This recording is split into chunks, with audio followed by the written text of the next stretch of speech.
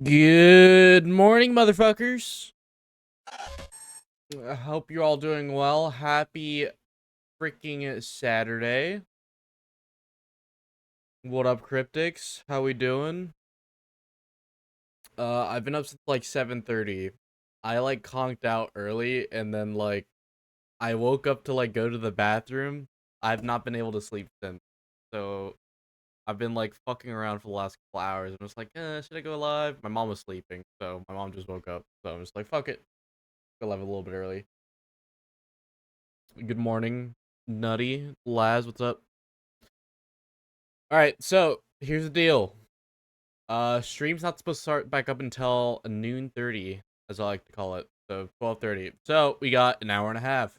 So we'll probably fuck around until about noon, and then HCS actually posted a recap video of yesterday. So we'll probably check that out. I'll grab some food, and then we'll watch the games. Should be a good time. But yeah, hope you guys are doing well. Gonna suffer on this video game for a little bit.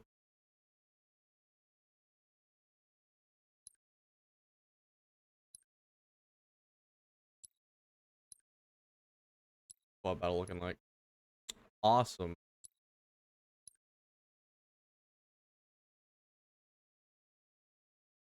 Laz, nothing you were saying makes sense. I want you to sincerely know this.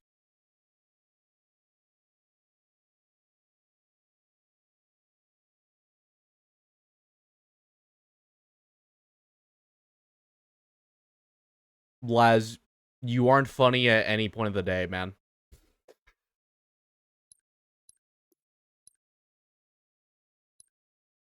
Starting off feisty, I apologize. I'm sorry. I didn't mean it.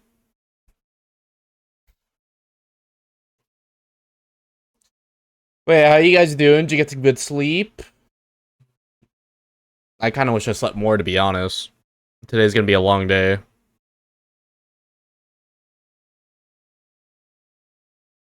You stayed up until 4:30?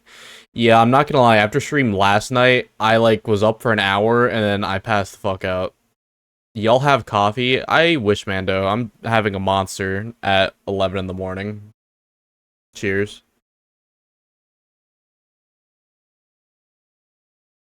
I did prep some coffee in advance, though, so if I get sleepy later on, that's on standby, I guess. But yeah, I hope you guys are having a good morning. Weird to say that, because I'm usually never up before noon. Hot brew? Both good. depending on the mood. I'm usually a cold brew guy, but sometimes you just need that warm hug, you know?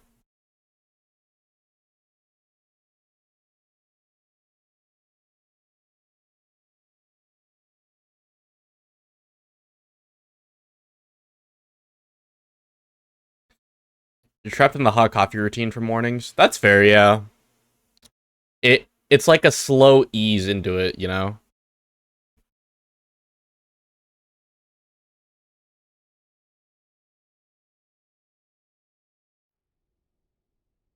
Capture the flag. Capture enemy flags to score. Starting up with Flood Gulch. Jesus Christ, I hope this isn't a reflection of how the day is gonna look like. My god. I'm gonna open up my lobby if anybody wants to suffer with me. It's CTF2. Oh my god. Alright. Let's just try to enjoy ourselves.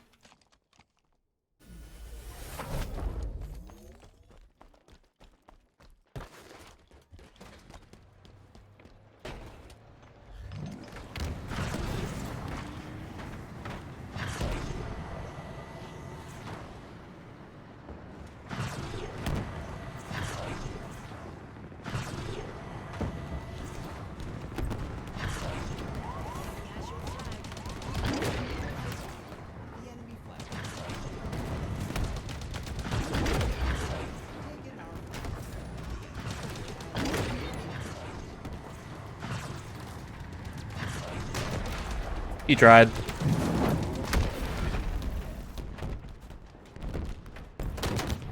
Putting with junk and CTO. Fair enough. Mind if you join? Fuck no. How dare you ever even think I would let you in here? Yes, you may join. Please join and suffer with me. I beg. Good morning, Hollow. How you doing, Naomi?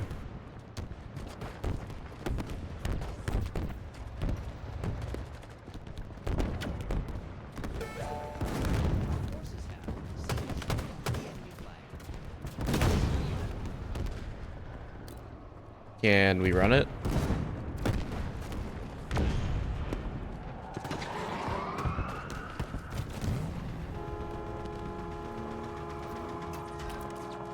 Felipe! Felipe! Thank you, Felipe. Good man. Good blueberry.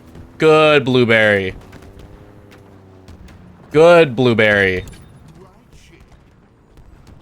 That'll be $5. Looking at the bracket, who do you think we'll see first on the broadcast? I actually haven't looked at the bracket. If somebody could send that to me so I can make a command out of it, that would be lovely.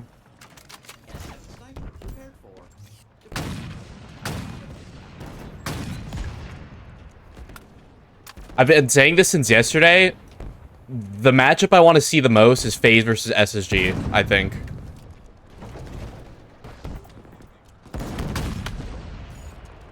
That's the matchup I really want to see.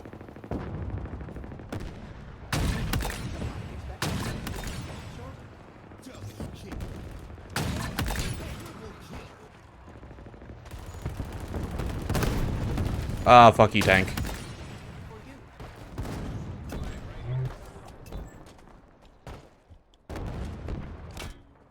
But thank you for the link. I will check that out. Why are you not opening? Optic versus FaZe, Rebellion versus SSG, Complexity versus C9, Nemesis versus Envy. Optic versus FaZe would be really cool to see. Formal's basically completely old team versus his current one. That'd be cool to see. I kind of hope that's up first. Nemesis versus Envy might be a fun one as well. So if I'm gonna predict how the series is gonna go, I don't want to like root in favor of Optic because like I feel like FaZe is more than capable, but Optic has looked so strong. I think they might take that series. Rebellion might take SSG. I see Complexity taking C9. Nem takes Envy. Those are my predictions. their Scorpion's gonna be up and I'm not gonna be able to grab it.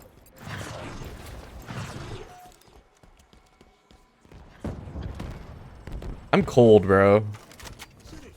It's like so cold in the mornings. You're rooting for Envy hard though.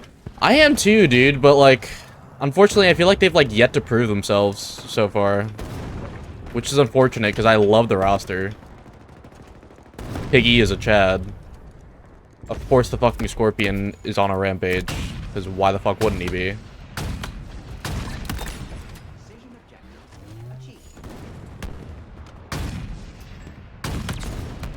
Of course my snipe doesn't do shit.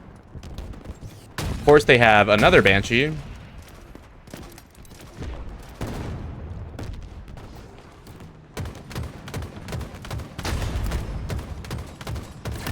Our Scorpion finally died. That's not great.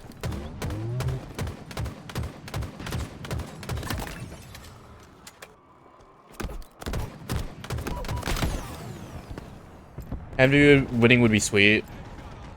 Nem's just crazy. Picky definitely deserves a win, I agree.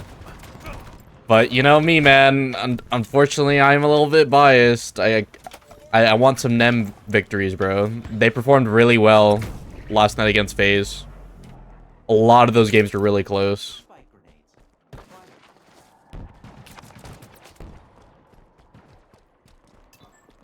I just want some good series, bro. I just want good games. At the end of the day, that's all I really care for.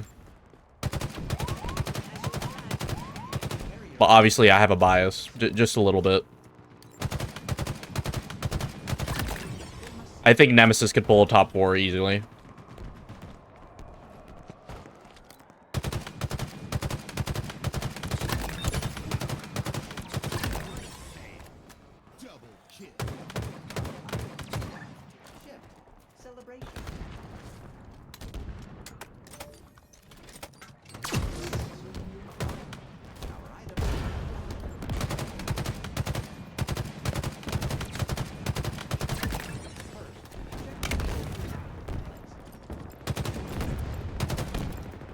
You met Friggy as Charlotte. Friggy? The frick is a Friggy. You met Piggy as Charlotte and he's so freaking down to earth. It's because I read frickin'. You also got to hang with him on Champ Sunday in ATL last year and he let you pick his brand about plays. Making you feel dumb. Yeah, a lot of the pros are pretty nice, bro. Piggy especially. Will I be at Worlds? Is that even a fucking question? Yeah, I'll be at Worlds. I will be at Worlds. Spartan blocked you. Oh, I'm sorry.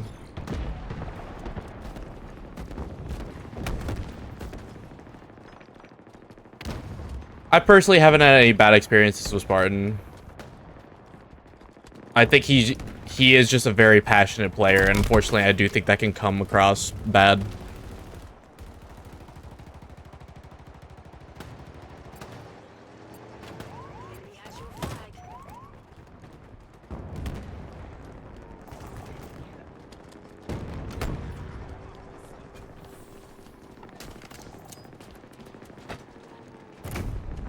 They caught our fucking tank, bro. What are we doing? Yeah, I'm not playing this shit, bro. I'm not doing any more of that, I can't lie.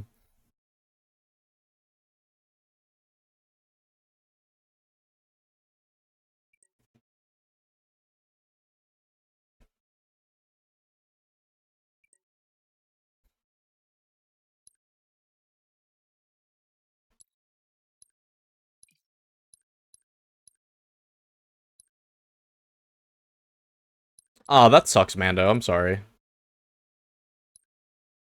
I really wish I could meet you. Wait, are you going to Charlotte then? Because I might end up going to Charlotte. I haven't decided yet.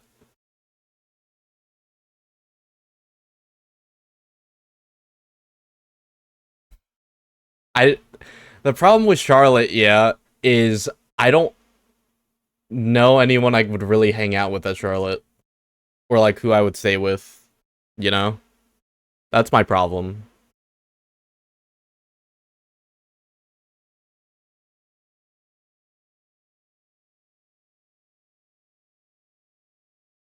Can't stay with you? What the fuck you mean we can't share a bed?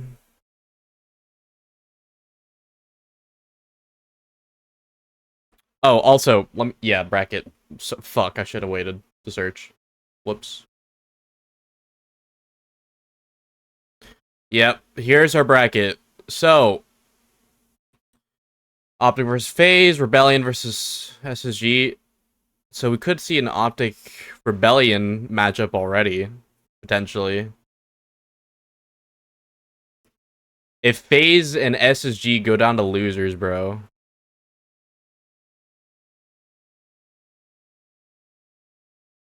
We could see the matchup right here.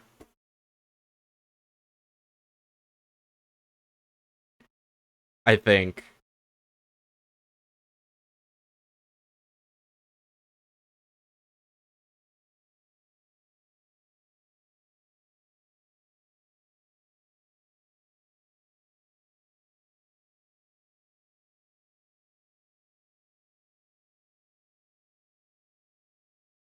No, we wouldn't. Maybe. I don't know.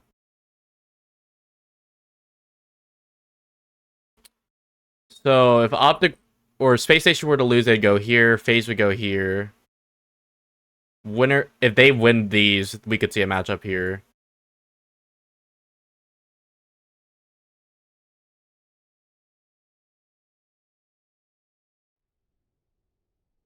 Capture the flag. Capture enemy flags to score.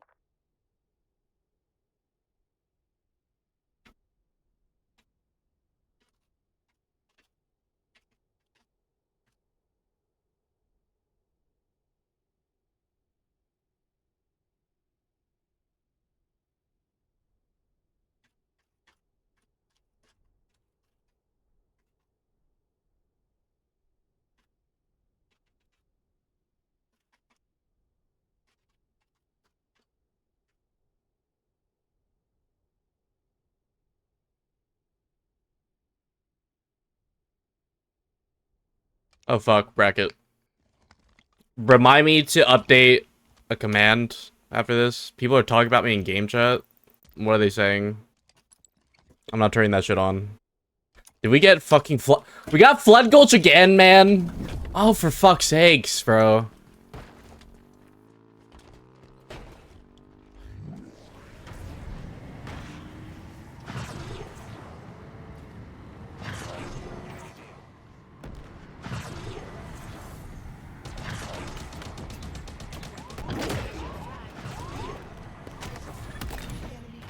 Once is just unfortunate. More than once is the game telling me to go fuck myself, basically.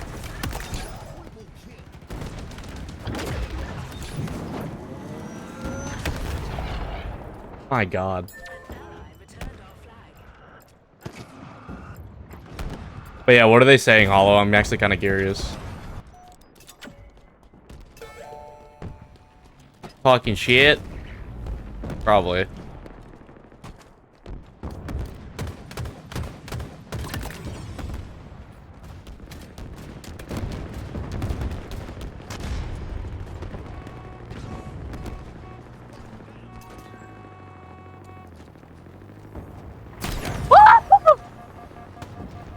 Go away, go away, go away, go away, go away, go away, go away, go away.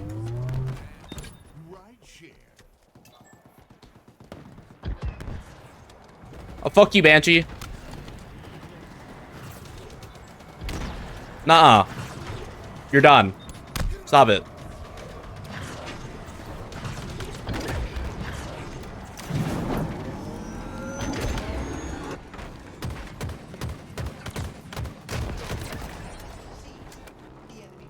Cap the flag, please. What is that guy doing?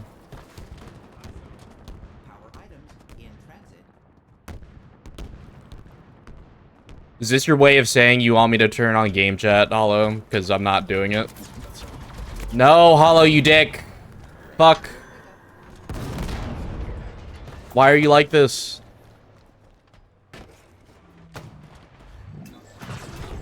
Too late now. And you gave it to... Oh, Hollow.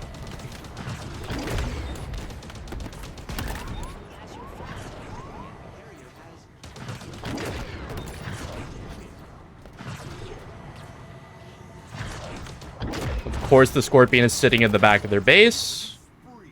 Fucking loser.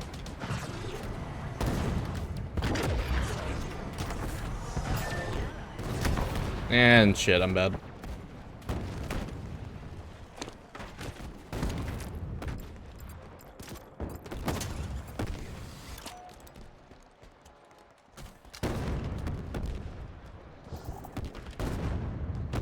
Wait, they got our fucking Scorpion? Are we fucking for real?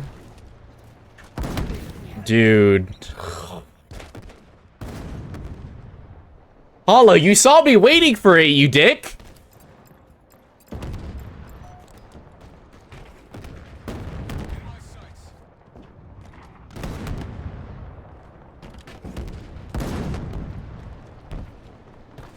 Oh my god.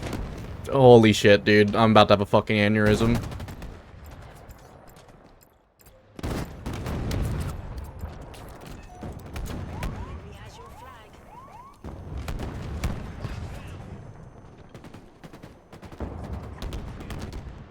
This is actually fucked. Bro, if they get another cap and one of these fucking Scorpions doesn't die, I'm leaving this game. I'm not dealing with this shit. I don't do Flood Gulch, bro. Why are you promoting me in the stream, bro? That's fuck. Why are you promoting me in game chat? That's kind of cringe, bro.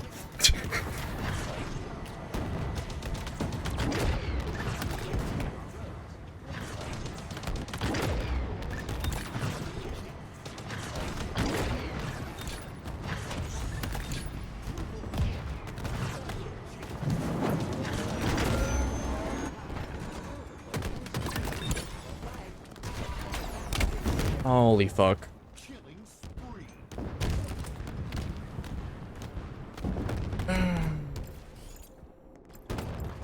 I'm tired, man. Why is this the start to my day? You see why I don't touch this fucking playlist? Do you see why I have literally abstained playing this playlist for the last 3 months? Do you see why? Do you literally see why?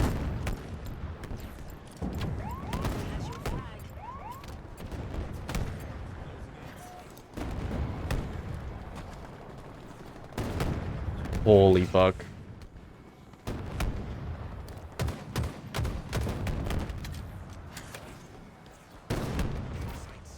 I can't play fucking squad battle because I can't find games. This is just lovely. No, it will not improve this. They just need to get rid of this fucking map entirely. Because what the fuck am I meant to do against this? Like, actually.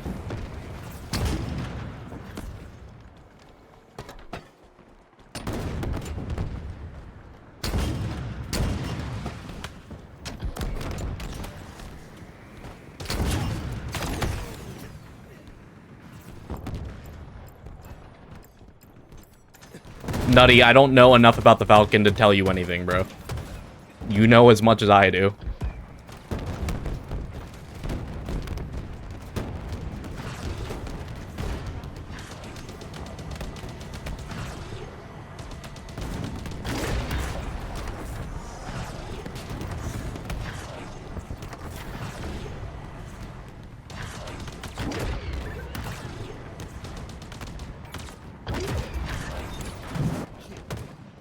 What the fuck? Why'd the game just launch me? Can we get the fucking tank, please? Can we please get this fucking tank? I swear to God.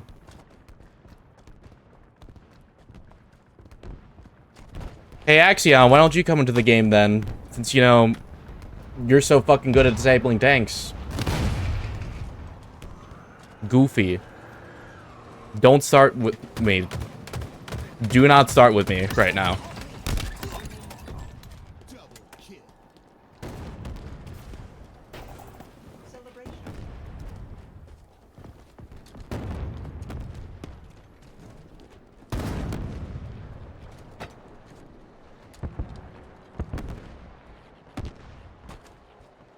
A Splazer ain't solving this, bro. I'm sorry. This whole situation with Flood Gulch, that's not being solved with this Blazer. This shit just needs to be nuked from existence.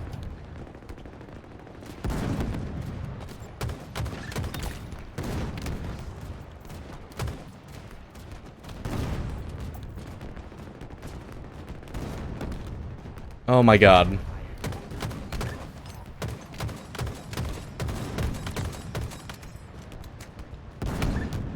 At least I haven't crashed out yet. At least I haven't crashed out yet. All I'm gonna say, man, that all started because Holotide took the fucking tank that was right in front of my face. Just saying, man. Just saying.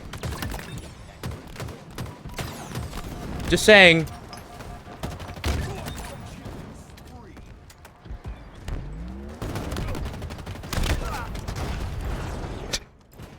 I'm fucking with you.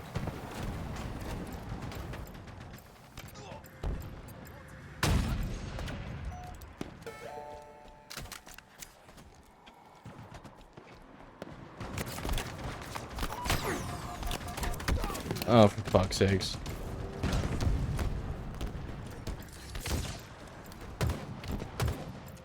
Enemy returns their flag.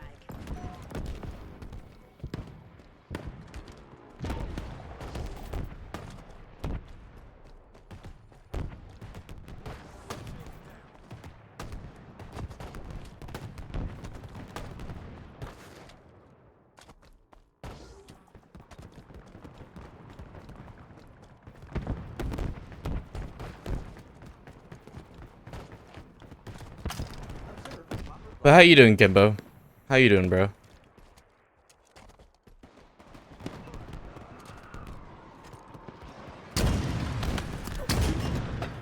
Nice, that doesn't do shit.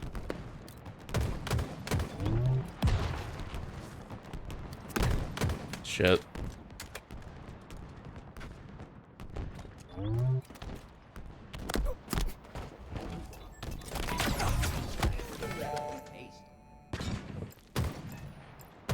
So none of us are just even going to attempt going for this fucking flag. 5 minutes remaining.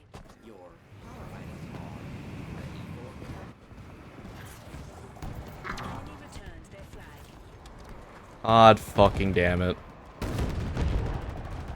The randoms got the Scorpion and are going to die with it.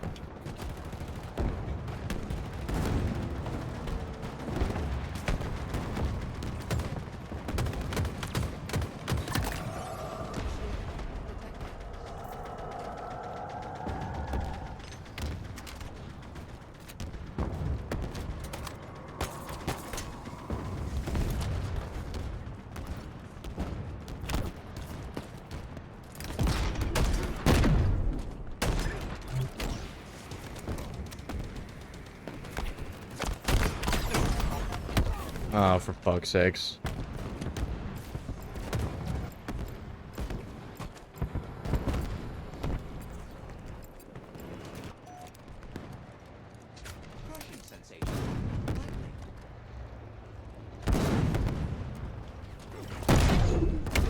Dude,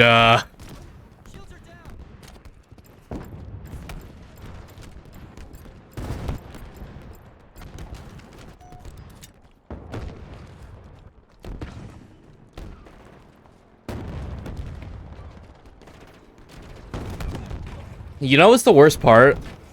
In situations like this where I do get the same map multiple times, bro, if it happens enough, I can actually get banned for leaving. Like, I don't even fucking know, bro. Like, at what point, what am I supposed to do?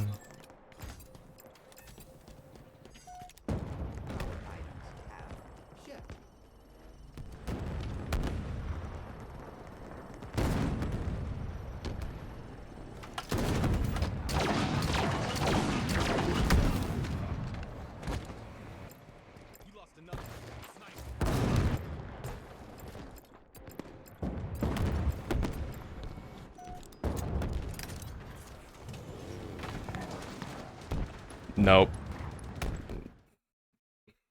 I should have left ages ago. I should have left after they got both tanks the first time, man. Fuck that shit.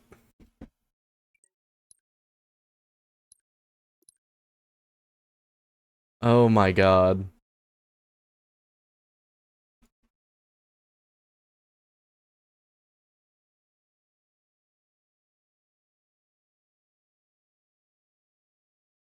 Yo, I have funny tweet idea.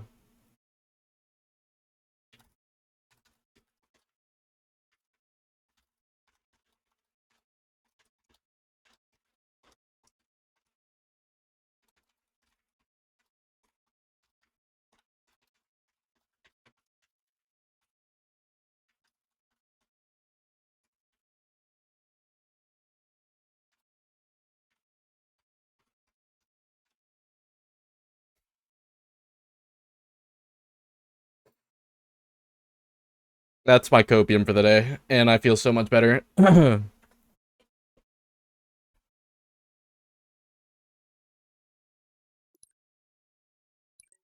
sent you an invite, Hollow.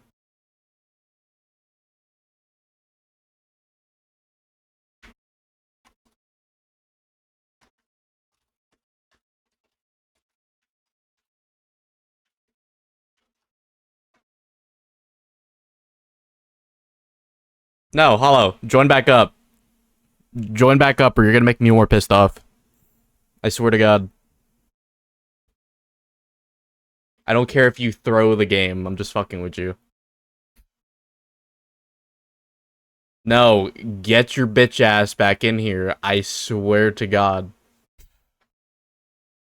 Don't do this to me. I can't suffer alone, man. I don't think you understand.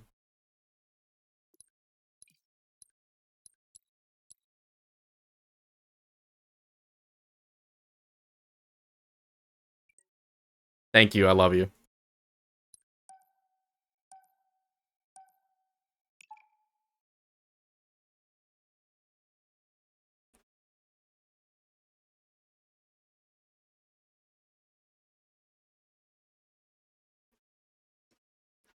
I bitch at you, but I'm more bitching at the game than anything, dude. Because what the fuck do you mean you're gonna give me Flood Gulch CTF twice in a row?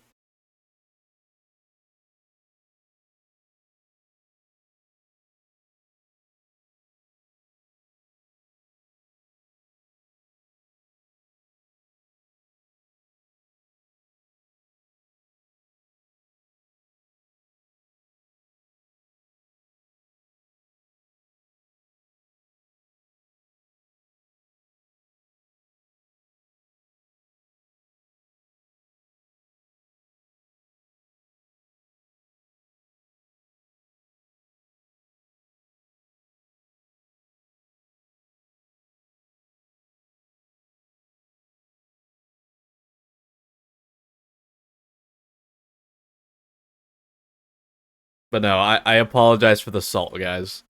I was trying so hard just not to crash out. But fuck you, Axion. Holy shit, that was not the comment I wanted to read when I'm literally getting fucked in the asshole by two freaking scorpions. Holy shit. I hope you're doing well though, Axion, you little shit.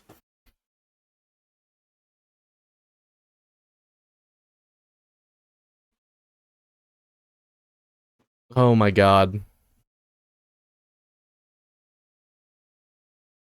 But no, now you guys literally see firsthand why I don't play this fucking playlist, man. If I could actually find games in Squad Battle, I'd be playing it right now. This is literally why I took 3 months off of fucking BTV, dude. Because who the fuck wants to play that shit?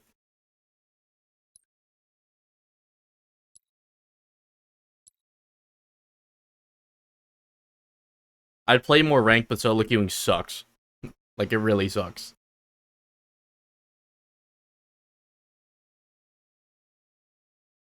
But yeah. I'm done bitching.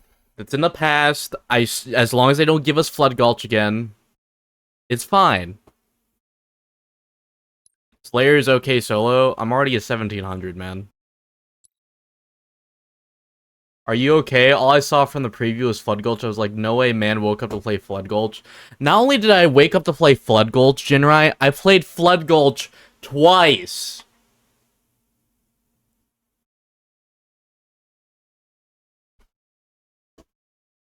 I got fucked by scorpions both times and I left the game. Both times. I swear to God, if this is also Flood Gulch, I'm alt F4ing, I'm not loading the game back up for the day.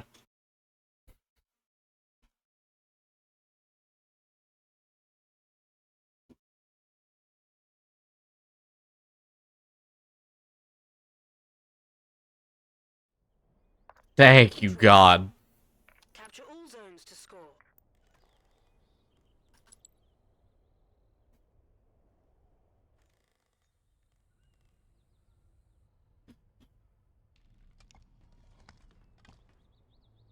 But other than that, I'm doing amazing, guys. Remember the moment you left me alone and broke every promise you ever made? Yeah. Hold all 3 zones for loyalty program reward points.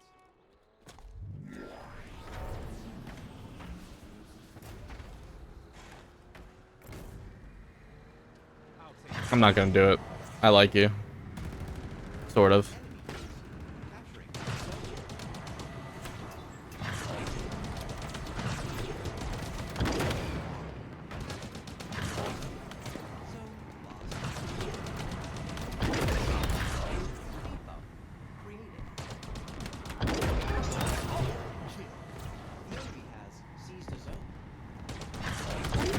I really hope Falcon fixes this problem next week. I'm sick of using this shit.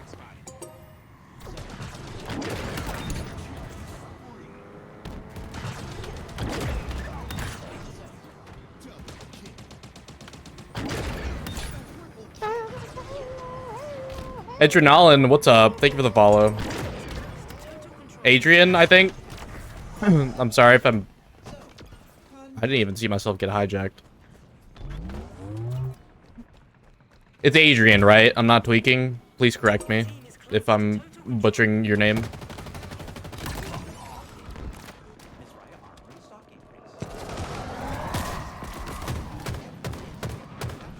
Adrenaline? I'm sorry.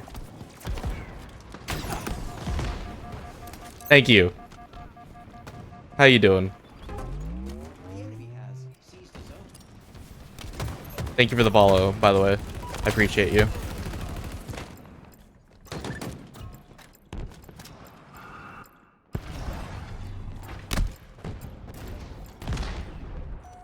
Thank you all for being here, though. I appreciate you guys spending your morning with me. It's, you know, starting your morning off to me, getting fucked by Flood Gulch. I appreciate you. I love you. Team member is capturing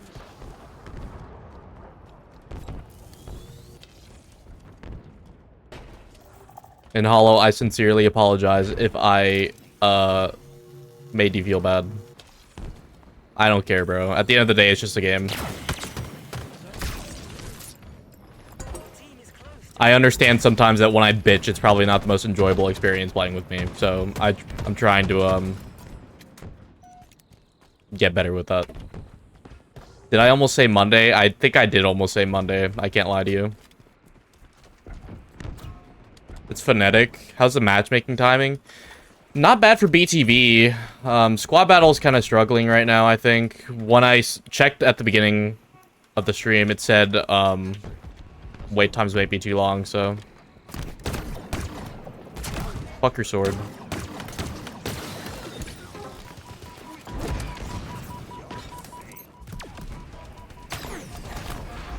Thank you, God.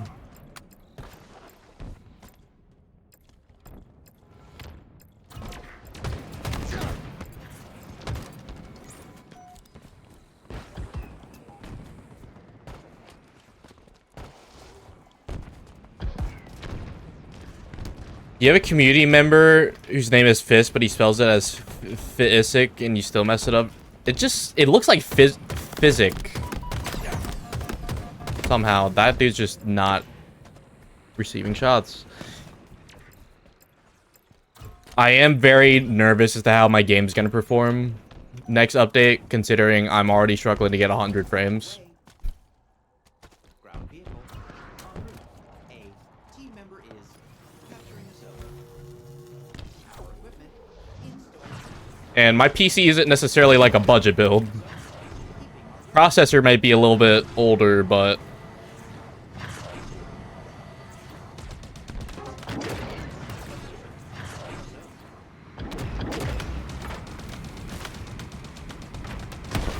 I would get skewered.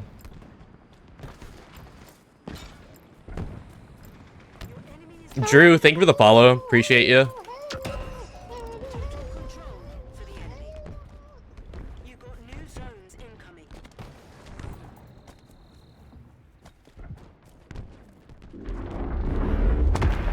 It does look like physics. Yeah, I'm not tweaking. I'm glad somebody else agrees.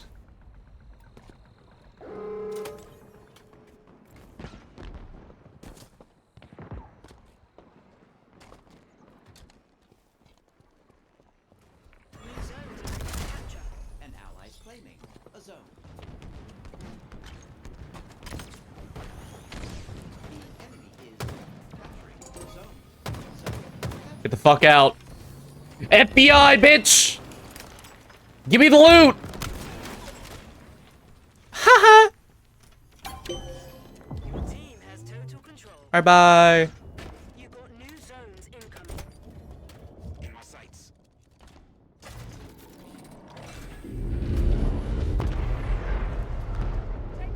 Next Halo is until 2027, so no need to upgrade PC just yet. So the one and only upgrade I want to make to this PC is the CPU. Other than that, I'm just building a whole second rig, probably. An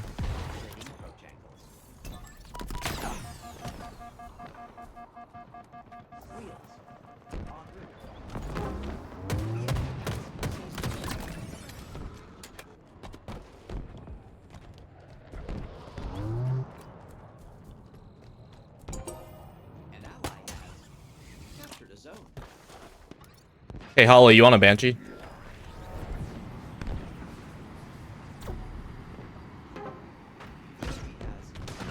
Hold up 1 second.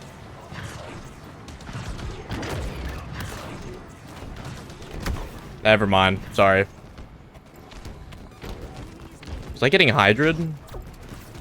That went down, like, really fast. An ally's claiming a zone.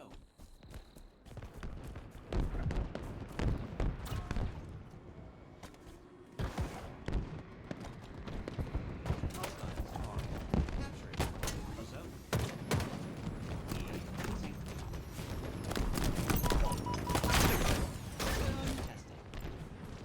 You love the Nemesis logo?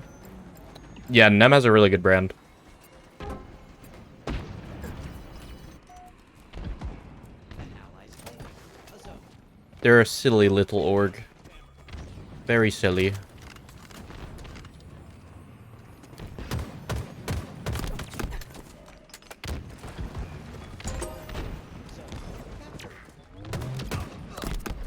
Oh god.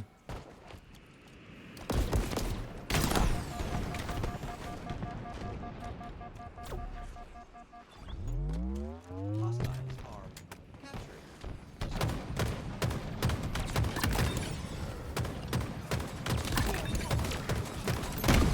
Oh god, they have everything.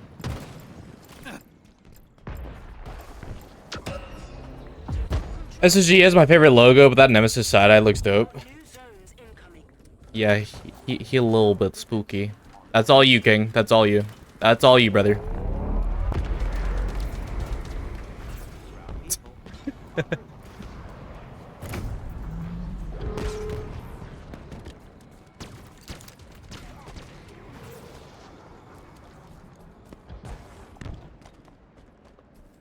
New zones are ready for capture. The enemy is capturing a zone. Remove the enemy infantry. Hostiles are capturing. Zone back. In play. An ally has captured a zone.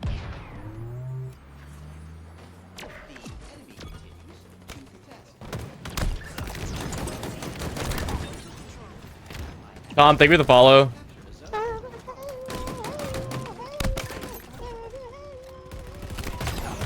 Appreciate you.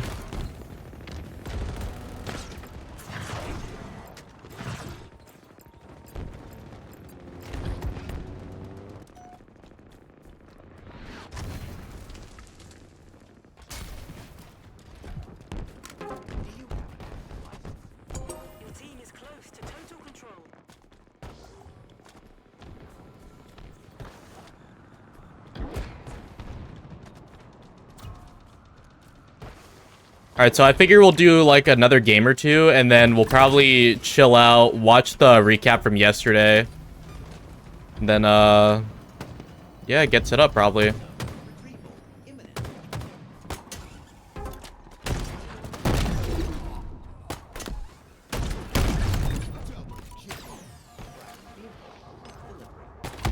Shit.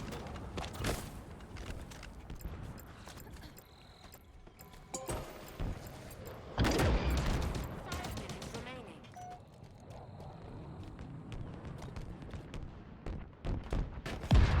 Enemy is capturing a zone.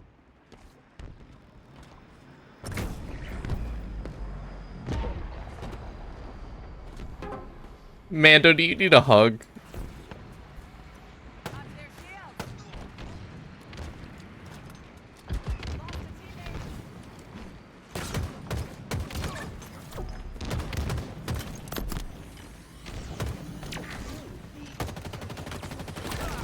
Nice repulse, bozo.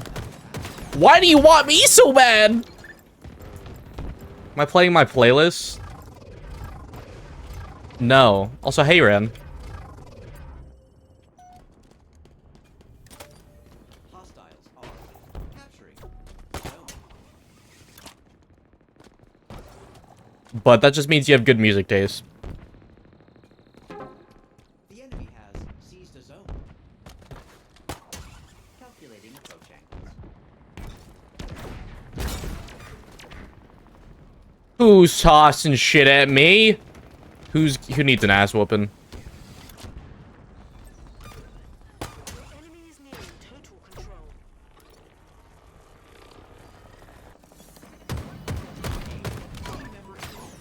Bro, who wants my ass, bro? I'm hot, but I'm not that hot. Please retain control. Watch this. Increasing. Haha.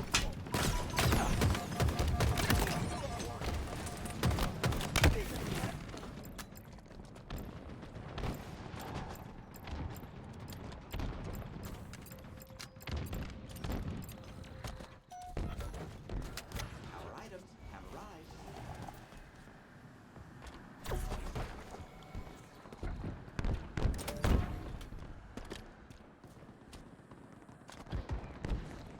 Hostiles are capturing a zone. Air vehicle requisition. Please carry me, Holotide, my lord and savior. Because I am playing like a shitter. I'll take both of those. Thank you. Alright, get on B. Let's get on B. I'm grabbing that fucking camo. Calculating approach angles. Shit. Shit. A zone.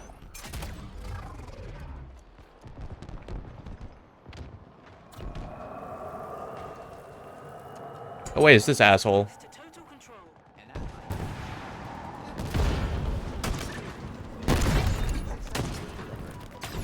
Nope. Your team is close to total control. Galactic holiday. A team member is captured. I'm bad. Team has total control. Alright, platinum career rank. Incoming.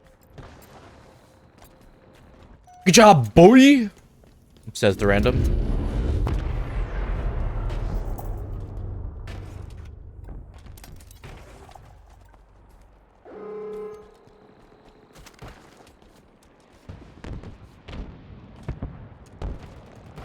Alright, Hollow. If you can get their Banshee, huge. We win the game. That's your mission. You died. You're fucking horrible. A zone. I'm kidding. Incoming power equipment. Mission failed. We'll get them next time. It's okay. Zone. Capture. 1 minute remaining.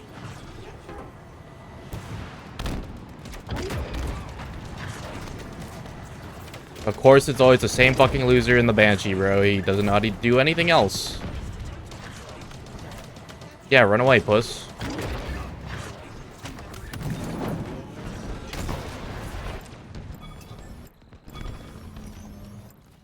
I might have distracted him just enough. GG! Fuck you, Simbon, piece of shit.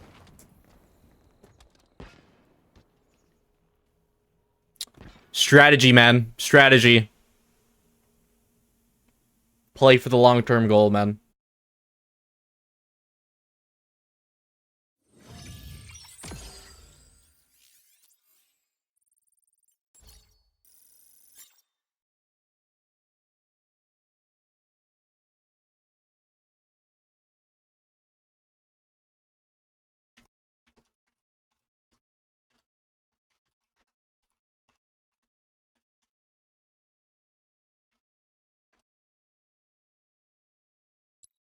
We cooked. Okay, we got a little squad going. Do I drink ginger ale? Sometimes, yeah.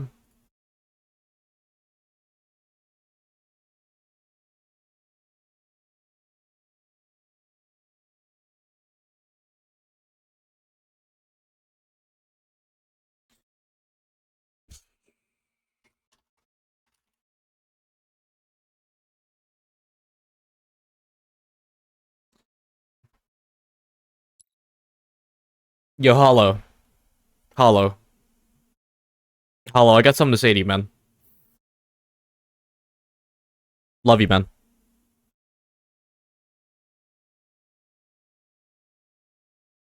I'll crank it a little bit.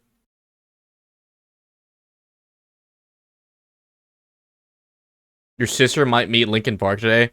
Dude, I saw Jarrell went to a fucking Linkin Park concert. And he was like this close to fucking Mike Shinoda. I was so fucking jealous, man. You have no idea. What the fuck, Ran?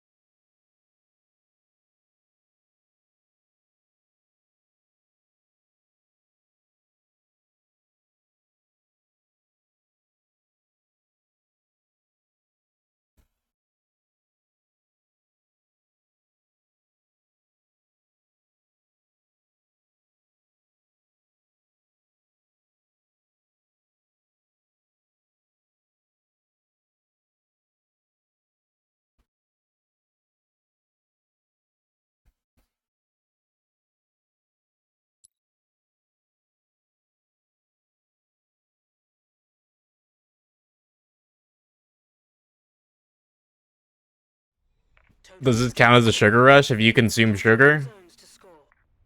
Shut up! Shut the fuck up, Laz!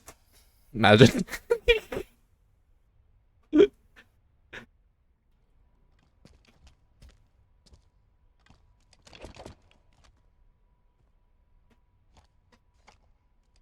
did I do?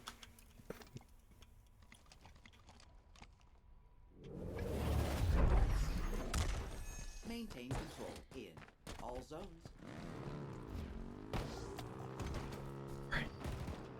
That just reminds me of like Full House. I forgot what it was, but like Michelle just goes, "What did I do?"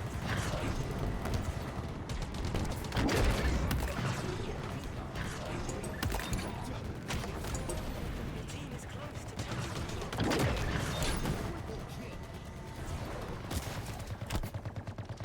You thought.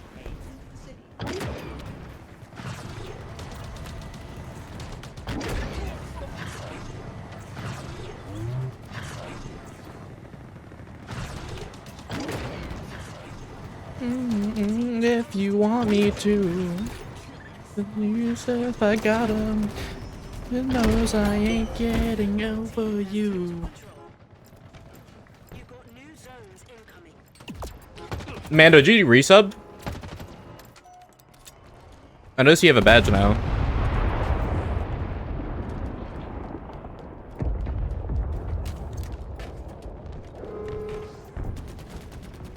You get the fuck out of my way, thanks. Not me. Hello, me. I'll keep it a secret. It's okay. A team member is capturing the zone. Thank you if you did. Fuck you. Accuracy increase. Zone captured. Hostiles are capturing a zone.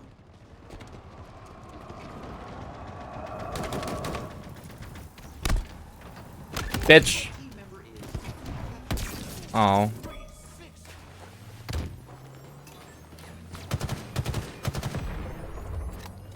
Team is close to total control. your power items are ready for pickup.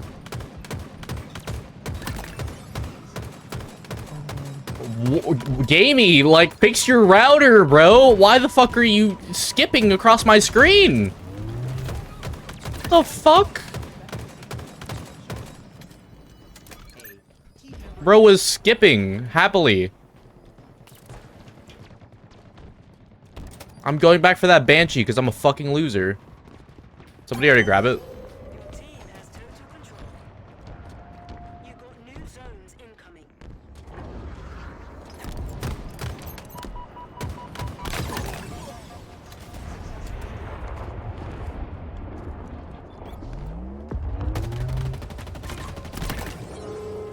successfully delivered.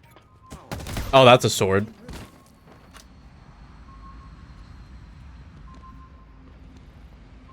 zones are ready for capture. Forgot the 10 megabytes straight. The enemy is capturing a zone. Zone lost. Zone captured. No, you're good, Mando. I'm glad you feel comfortable sharing. I'm glad you're talking to somebody.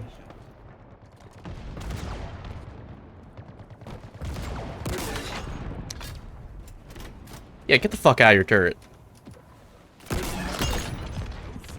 That was kind of filthy.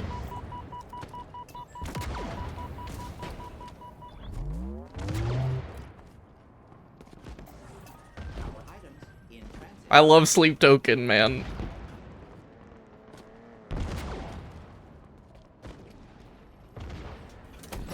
Please collect your power items.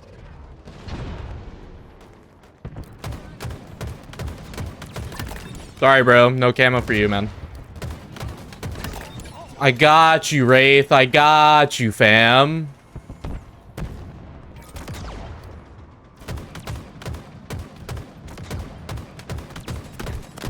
Shit. Thousands of calls.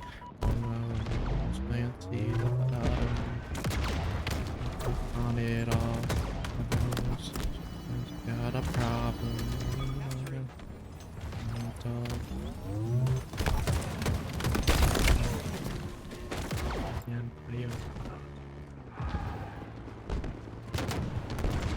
Yeah, this whole album is very excellent.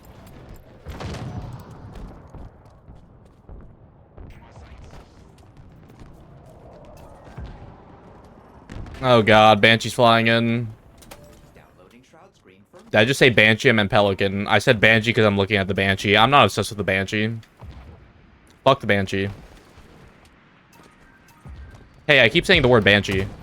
That dude has a frickin' rocket launcher. team member is Somebody get that Wraith, I beg. zone.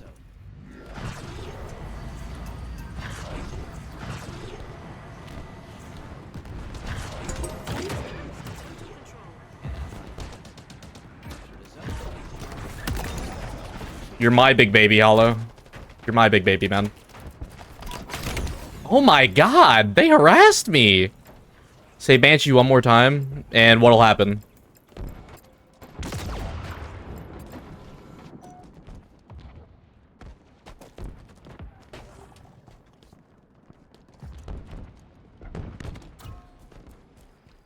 Your power items are ready for pickup.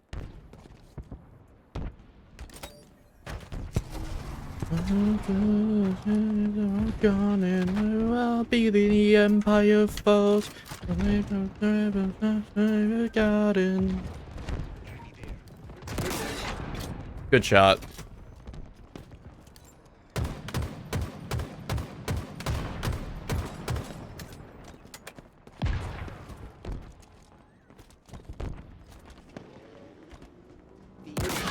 Fuck your chopper. Zone. Autopilot engaged. Celebratory parades have been. I'm bad. A team member is capturing the zone. Pride and adoration. Your team is close to total control. An ally has captured a zone. Hostiles are capturing a zone. Third unit has been called. Hostiles are capturing a zone. Zone lost. Hostiles are capturing a zone. Shit.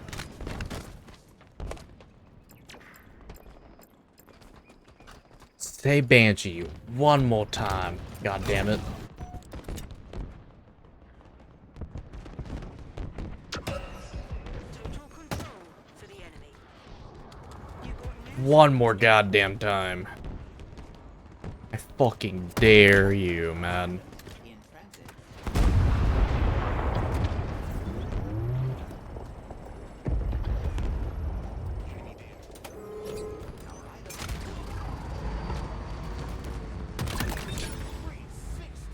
That's all you, Hollow? zones in capture.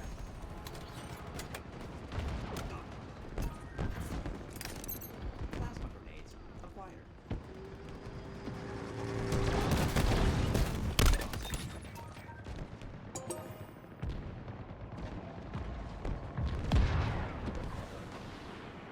Oh my god, why are you flooring it?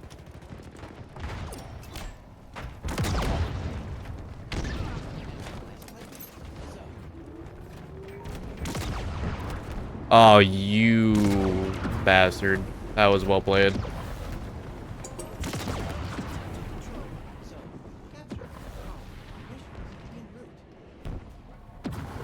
Dude, I don't know why. If you guys see the music video, my jam emote just reminds me of like the bit where like they show Joe with his freaking turntable. I don't know why. The way they animated Joe in that was so funny.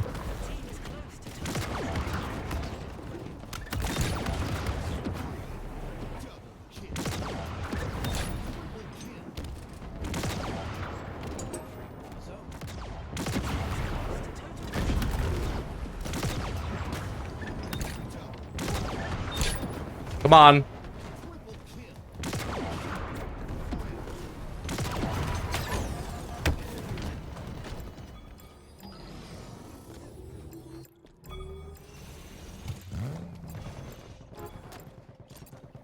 GG. Your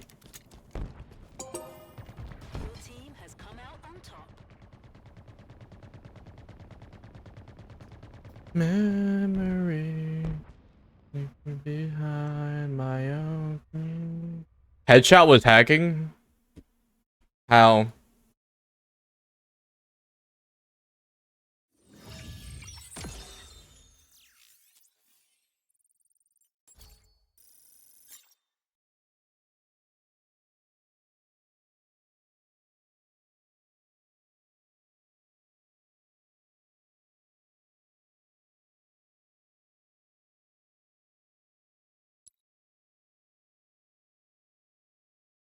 This song in Friendly Fire, I think, broke a lot of people.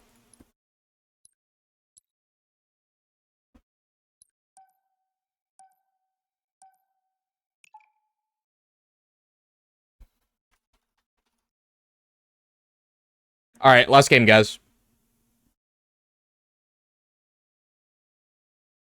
Let's make it a good one.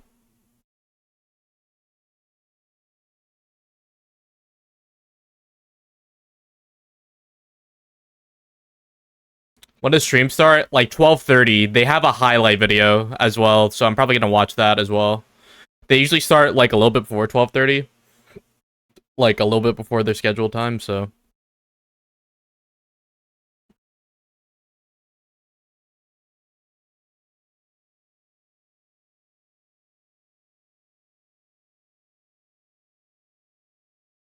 Did you get drops to come through on game?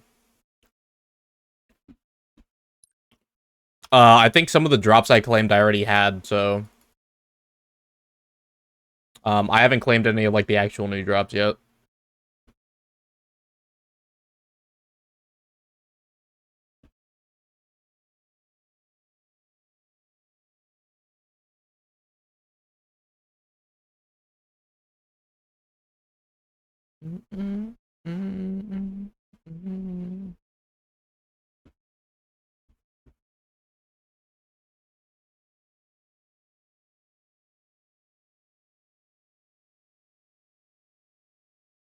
I got the 3-hour drops. I'm hoping to get the 9-hour today.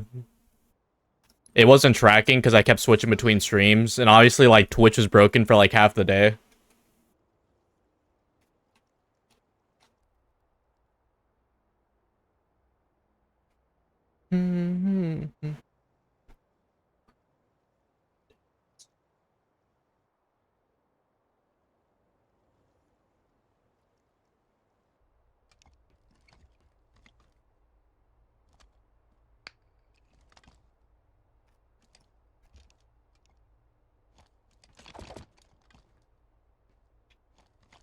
Yeah, Laz, same for me. Earn the skills to win. Then contact the authorities.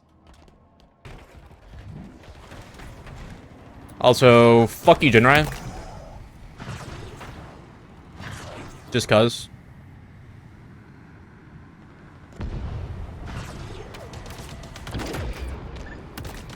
Speed bump. Cream.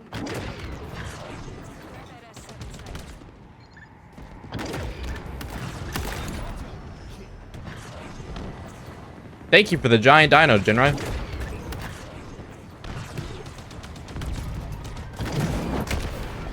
Alright, so he's just not dying. That's dope.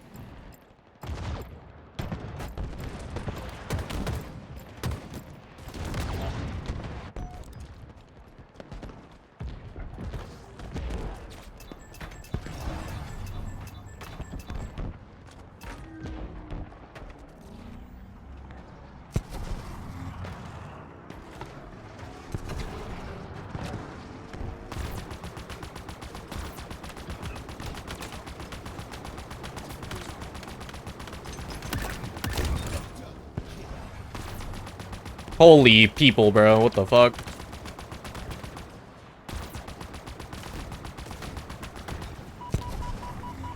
Oh, I'm sorry, Nutty.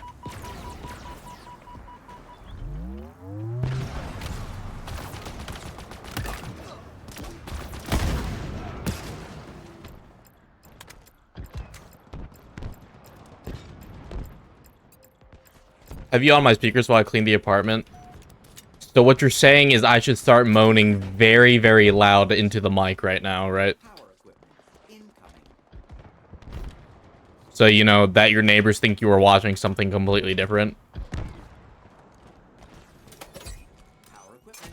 On the playing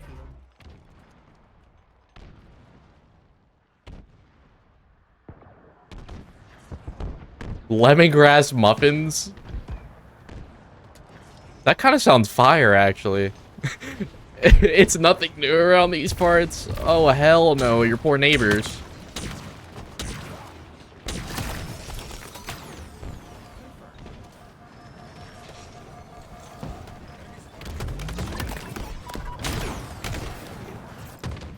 They have a screaming child. Oh, yeah, no, they're fine. Lemongrass. I love the flavor of lemongrass, bro. I feel like lemongrass muffins would kind of be fire.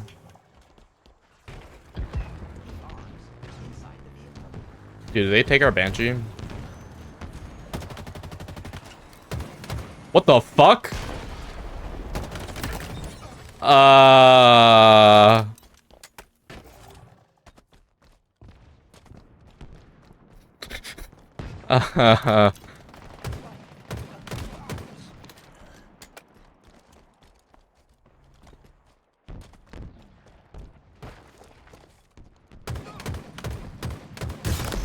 Nice coil, nerd.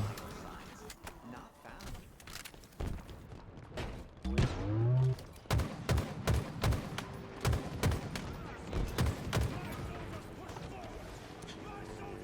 Yo, my goat contrarian, thank you for the raid. Go fuck yourself.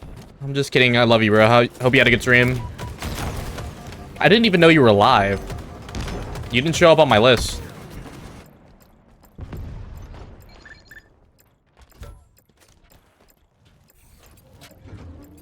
How's your stream, dude? Power equipment in stores now.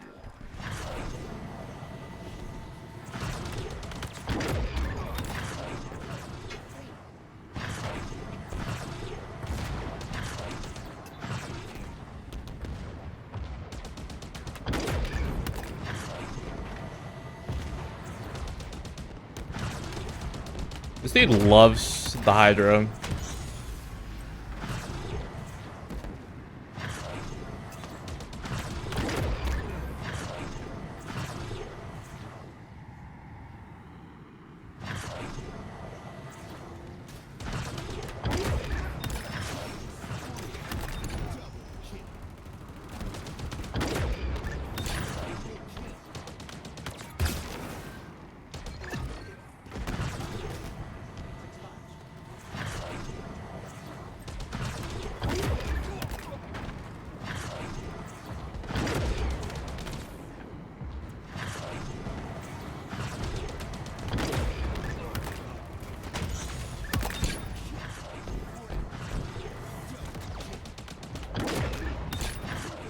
Got on at like 7 a.m. was getting hella games. Really?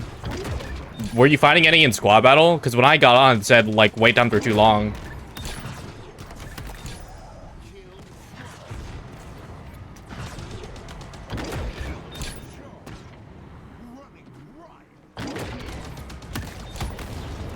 BTB only figures.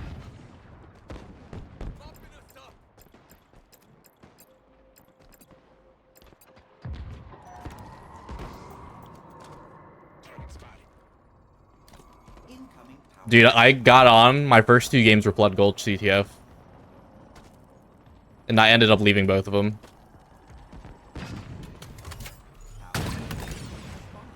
Off the rack. Playing a best of 5 series versus Stack. Jesus.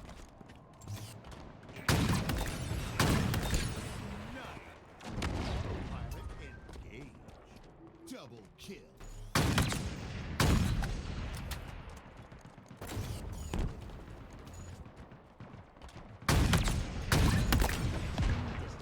Calculated. Victory is within reach. I'm the headshot master, bitch. Change your name. Free. Commendation.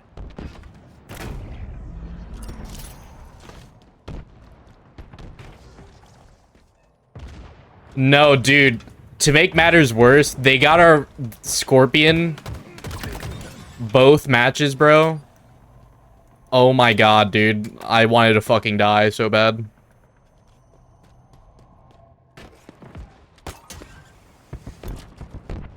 Like, that was actually fucking the worst experience ever.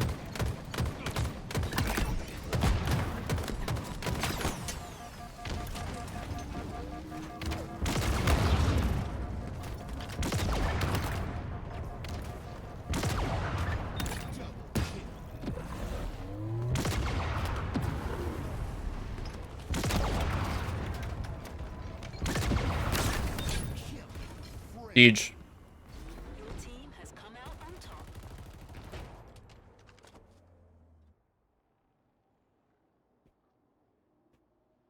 Dude, to make it a good one. You always make it a good one, man. You always make it a good one.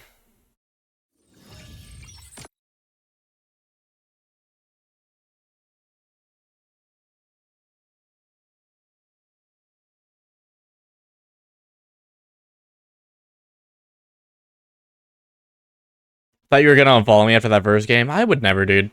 Like I said, dude, no matter how much I bitch, I'm more bitching at the game than anything else.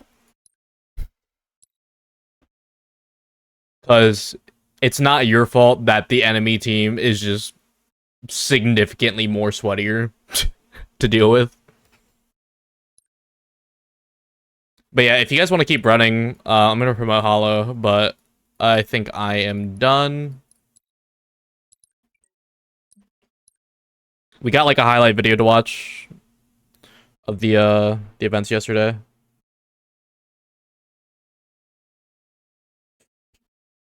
Can somebody also link me the bracket again, please? I forgot to make a command like forever ago.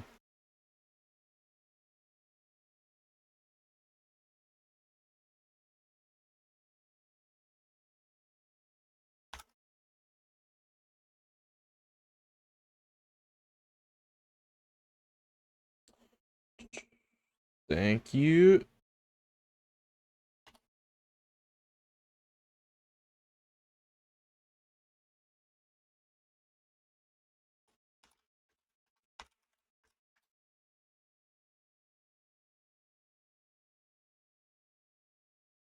All right. Here is the recap from yesterday. Well, hello Utah, and welcome to the HCS Salt Lake City Major 2025. Halo enthusiasts are pouring into the venue because they know that here in Salt Lake, with SSG taking the reins, it gets incredibly hype. And if you want the best seats, then you have to get here bright and early. This is going to be the final push for TSM. They need to make it happen right now. All dropped. Drunk with that red gun, wins the fight against Trippy. Do they go for the grab? That is huge because the numbers are there as well for TSM. They go for the grab. And off the back of the Crazy. 1v1 win, thanks to that Stalker rifle, TSM will close out round number 1. 3 dead here for TSM, 3 dead for both sides. 1v1 Tolik versus Lucid, as Lucid is just going to try to stay alive and once again see if he can challenge any spawners here. Flips the shields away This from was that. fucking disgusting. I remember this. God, and a touch and a snap. Wow. Onto Seeing the Vega. green gun be used at such a high level is wild. Snakebite's gonna fall, but Drunk is last alive. He goes down as well. But there, I think there's another one. 1 minute 35. There's another play he Here did. for FaZe to survive. Really good teamwork there from FaZe. You saw when Snakebite got a lot of damage. Team is able to clean it up. And now they get the first pick as well on Soul Snipe, which is going to buy them just a little bit more comfort. 2 dead, now 3 dead again. Last player alive, back base. And do you go for the kill shot here? Oh my god, the thrust! Do you go for the kill shot? It is going to be FaZe and Lucid who clear the path for this bomb. Oh, they're going to 3-man lane this, but the shots coming in from Lucid and the bomb arm coming in. This is looking like FaZe should take the game, that FaZe should take the series. At the last second, the stop Oh, in. I forgot about that, dude. Get the arm. But Oh, they got it. 4 dead will finally get the arm, and FaZe will close this out 3-1. I'm not gonna lie, I forgot how that played out. But in the series as well. A is going to be flipped in the side of Envy now. A little pressure coming in here from Formal. Formal, though, should be not long for this world. That's a double kill there for Descendant as well. You got to keep eyes, though, over toward... Oh, nice shot from Legend over toward... We just never had Envy in control this entire time. There's been some streaks of well-played lives from Envy. They get a couple kills here, there, they drop, but nothing has really streaked together where they get a few kills, keep Optic down, they have numbers, and they're getting 2 strongholds and are in a comfortable position. Yeah, it's never been a comfortable spot. Wait, what did that guy say? I'm sorry, my We OCD. never had Envy in control this entire time. There's been some streaks of well-played lives from Envy. They get a couple kills here, there, they drop, but nothing has really streaked together where they get a few kills, keep Optic down, they have numbers, and they're getting 2 strongholds and I can't even. I don't Yeah, even it's know. never been a comfortable spot. And good, gorgeous shot there from Renegade. too good these days. I know. They'll feel it in their 30s. Big kills, though, coming in now. That's going to be 3 down for Envy. Scratch that, make it 4. All 4 down for Envy. And Optic Gaming now on the path to be able to make a trip cap happen if they want. But look at the pressure now. Starting to come in from Envy. Rather, I should say recovery. They're trying to prevent the bleeding from being a little bit too out of hand because we're getting close to the wire. And it seems like Renegade and the rest of the boys in Optic are not stopping. Jeez. Just all those It's a different playground. engagements from Renegade just played that perfectly. Got damage. Yeah. Camo gets in Envy's hands and they pull off a big lead.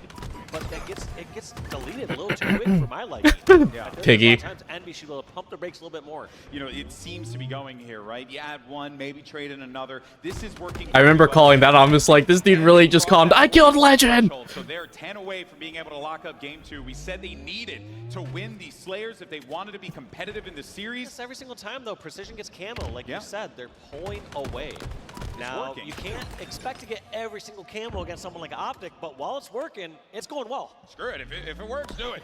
You know, like, might as well, right? But Precision knows he's going to be in a bit of a tough spot here, getting challenged. Wait a minute, though, a few big shots. It's a big win there for him. What will happen? Yes, it is. It's Yaxon. Action Yaxon now, trying to pull this one through. You got spawns happening over toward the corner. This was such a good pull. And that's going to be a dubsty. Looking for maybe one more. Legend, super weak. Yeah, Descending clutched up so hard there. Gonna win out on that fight, and that's It's too bad they got reverse swept. 49. They only need one more, and they're gonna lock up game 2. There it is. Hunting for it. Yaxon gonna knock it down. Beautiful. 50 to 38. Also a statement in and of itself. Go. Someone needs to pull from Reckless Play to get this flag stop. Great response there, rather, from Optic. We saw briefly the flagpole coming through. Looking for another. That's a double. Okay, we got it. We got it eventually. And Optic, like that, pulled of Legend, who's now here trying to hold things down and bring that flag back. Great nade, but he's the last one alive. He's gonna have to be a hero Dude, here. Legend living here was so crucial for this game, dude. Deal with him. The Rockets are going to be coming up in a second here as well, and this is essentially going to stop that flagpole. Look at this play. Legend just pushes over, and he still lives. He doesn't just stop the flag and goes desperate. Holy moly. Goes in desperate to the return. To make this stop happen, can anyone prevent this one from being locked in? No! And instead, it's Optic Gaming off of 2 back-to-back caps. It's a difficult map to make a push together on. Yeah. It's just such a widespread map, and unless your team is so well coordinated and know exactly how to play it out, there's so many times where a team will set up 10 seconds to make a push, they'll just die. And they're like, well, I guess we're going solo now. And then they try to make a new push and keep trying to push that advantage. And bound, someone like Formal is just preventing anyone from Envy really to push outside the elevators. He knows that nobody's going to be close over the Royal side. That's going to go 4 down, and they're going to secure this round 1. You know, if you're a Zerg player, right? Got to spread the field a little bit. Well, one thing I'd always say back in the day is, like, when we'd be in a worst case situation in something like Halo 2 with our roster final boss, is gonna be flying in. That's the only option they have. Yep, and there's no one around. You only got 3 points remaining, and Optic Gaming defeat Envy 3-2-1 to start Salt Lake City on the good foot. Pops the shields of Frosty, but doesn't manage to hit the head, so Frosty's gonna survive for now. Sitting back green. Ouch. Unfortunately, Collect did not clear it. You've got to clear your corners. Body shot from Frosty. Already finding great value with the sniper rifle. After Collect's, I don't want to say, I'm hesitant to say blunder, but it was definitely a misplay. Oh! Wow, okay. Jesus, I don't remember seeing that. You get that as a player if you have someone like Royal 2 on your team. I think it instills so much confidence in you. I think this is the series I missed out on, because I think I was watching Nemesis. You know he's making the right plays, and he is always going to be hitting those shots. What a triple kill. Speaking of hitting shots, to really lock it in and score as many points as possible. Sam's going to spawn over here towards A. Frosty hits the body shot. That's all he needs. Sam tries to run away, but absolutely Jesus fucking Christ. hits the face as well. Bro, if he hit that triple. Ran out of ammo. That's when Cloud9 started to put more points on the board, but now regaining sniper control. Can they take advantage once more? It's Frosty's time to shine, and again, just another no-scope. Big impact moment from Frosty. And we're not even going to get the opportunity here. Because Shopify Rebellion will close out the game. Could be another camouflage to work with here for Shopify. Remember, there was an 8-kill lead for Cloud9, and that has very quickly disappeared. Robbed. There was an unofficial 4 dead for a moment. Last shot should be able to bring this one all the way home without much contention whatsoever. Last shot slams it in. Shopify Rebellion complete the clean sweep. Just won't die. And has to use a little bit of extra ammunition to make sure that he finally is taken down. Plus a bit of nuisance, suppress. We'll deal with the pest, and now he's looking to hit some. Oh my god, yeah, I remember that shit. Suppress a double kill with the tower in their control, and Stella moving his way down the neons. This is how you. Oh. Wait, that's not how you. No, is this how you? That's not how you. Yep. That's not how you do it. Bomb is moving into the Omen base. SSG want to close this out 3-0. I'm reliving through some of these and I'm having like the exact same reaction. Is 2 dead. Might even be 3 yet again. The slaying control is out of hand. They should get the arm here. That's going to be it. 4 dead. Bomb armed. GG. SSG. They will take the series. They will take the game. And Space Station Gaming will win here on our main stage on their first showing in front of their hometown crowd, 3-1. Yes, I do. I got the man himself. Make some noise for Space Station Jesus. Gaming Salt Lake. your hometown team as they get a big win on the main stage. Stellar, a 3-1 victory here against your opponents. How you guys feeling coming off that win against Omet? Feeling good. I mean, game 2, we could have won it, but it was a close one. But not worried about it. I think we played good. Definitely played good throughout the series. You know, that game 2 was super close, but all the rest of the game modes were pretty clear and cut. Now, you guys got 2 new teammates, Suppressed and Falcated, on your squad. Talk to me about, you know, what type of team you guys are now with them on there. Do they allow you and Eco to kind of play the way that you guys want to, or have you had to adjust having these 2 new young Slayers on the team? Yeah, I think we all 4 just play the game how we want to. They kind of just do their own thing, and me and Kevin can play off them pretty easily. The communication's pretty like calm and not cluttered, so that's good too. Our team's good. I like it. Bad news though, Cycle has got the camouflage. He has the opportunity to make this very difficult now. I didn't watch Z10 or Rebellion either. Big game energy without a doubt. Trippy, bro. Yeah, Trippy was doing some crazy shit. That ain't coming. There you go. That's going to be 3. Not a triple, but you take the 3 kills out of that one, and now you're hoping for FaZe Clan to start to encroach onto this flag and make this pull happen. Yeah, Trippy's on his part. He's like, They can't move willy-nilly because they know they're going to be running into the cannon. Wootum was also doing some king shit, dude, with this OS. Getting the overshield, beautiful slide there to try and open things up now. He's going to just move as fast as he can, and Nemesis could very well be looking at number 1, and they are. We got a tied game. well played by Wootum, grabbing that OS, just moving in perfectly. Moving that sniper on the backside of Nemesis. One thing that I thought was actually quite fascinating here, David, correct me if I'm wrong. Disgusting. Oh my god. Okay. He's looking for a third, does not get it. His path of terror. He also has Lucid there to help him out. Never mind. Wootum just going to hit him with a clothesline from hell. That's going to be a double kill for him. Dude, this series was so good to watch. It was such a close series, man. The pop-offs from both teams were crazy. Look at this fearlessness. We got a minute 50 left on the Like, I wanted to be upset that Nemesis lost, dude, but like, that was such a well-fought victory, I couldn't even be mad. Looking for another one here. He's going to bring this one across. He's got the support. Is he going to be able to clear the 50-yard line? He does so, but is it going to be enough as his teammates are there backing him up? A couple big kills coming in. Somebody stole the OV, like, last second, dude. I think it was SLG. He stole the OV in, like, a freaking scramble and then got the flag. Everyone just battling towards back of tower and tower to try to secure that before grabbing C-Plat. Kills being traded back and forth. SLG, the last one alive here for Nemesis. What can he do? That's going to be all 4 down. And an overkill from Trippy when they need him the most. This is going to be Wootum and crew jumping right back in this hill. And they don't have a ton of room here. FaZe, they have to go. Yeah, it was fucking crazy. And they have to challenge it now. This feels like me playing Halo 2. Snakebite clutched the fuck up here so hard, bro. Does he get the 30? That explosion! Oh man, the remote detonation. You love to see it. But now, does he win this one out for his team? He's got it. Look how much time they had left before, too, dude. Oh my god, this one haunts me.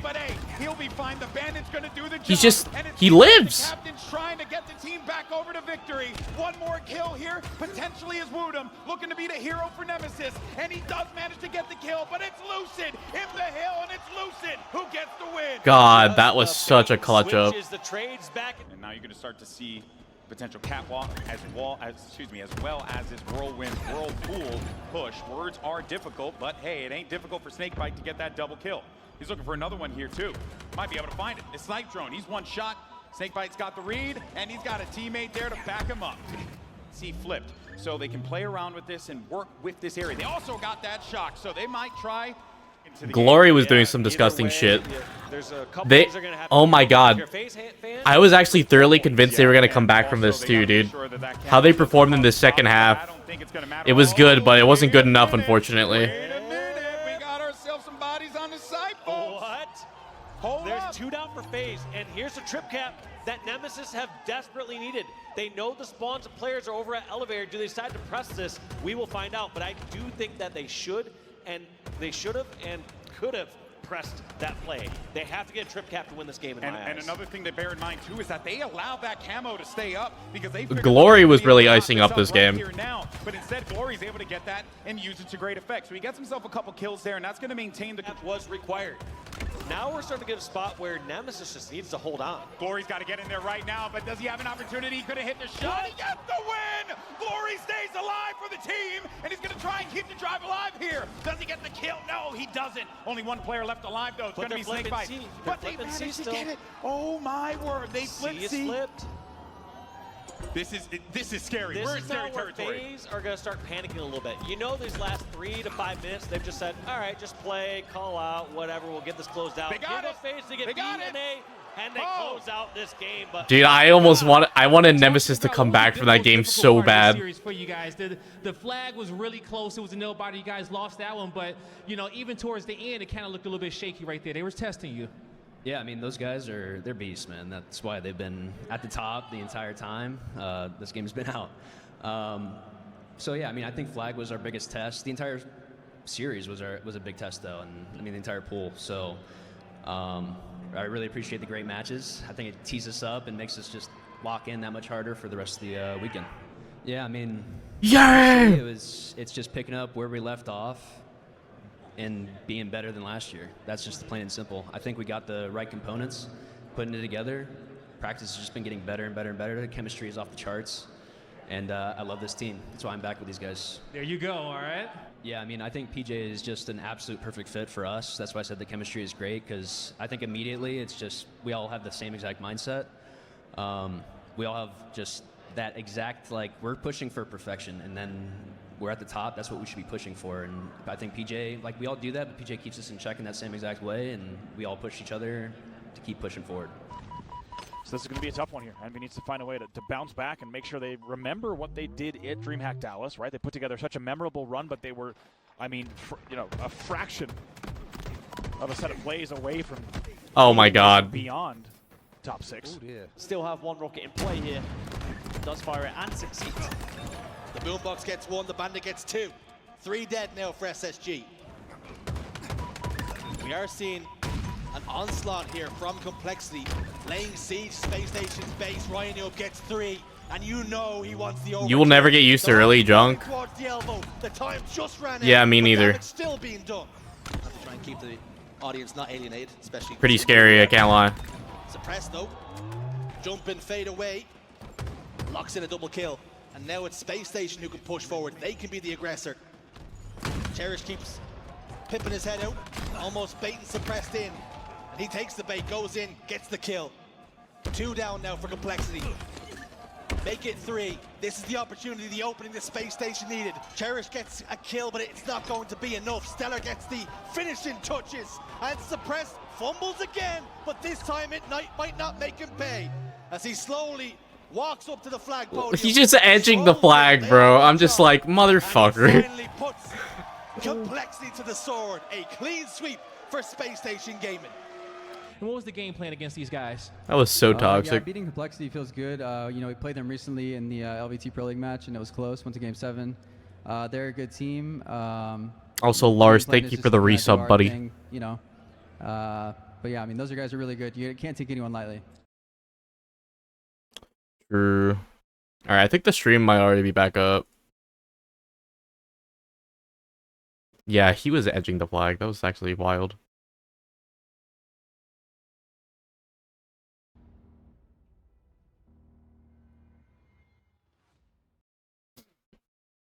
Oh, man.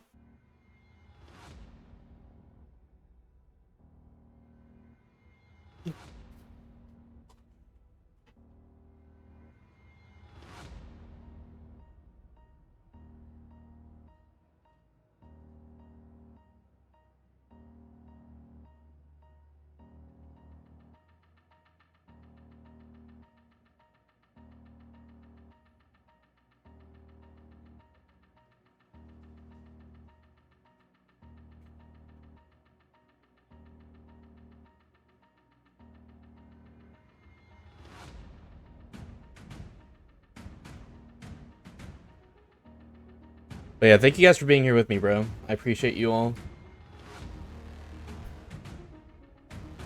I know this isn't my usual stream time, so I really do appreciate all the love.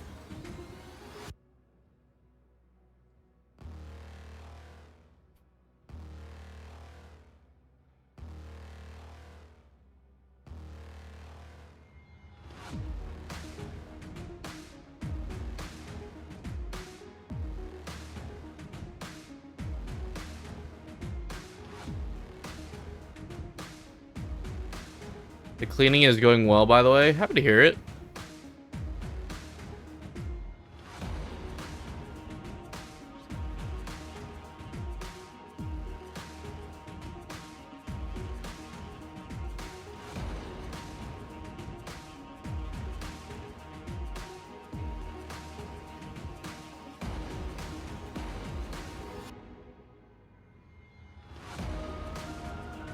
Bro, all the casters got turned into plushies, bro.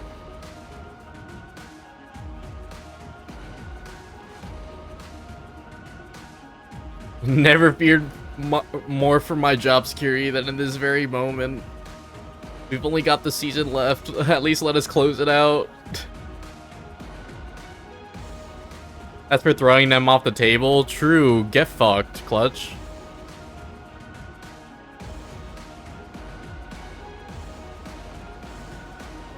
We love Clutch.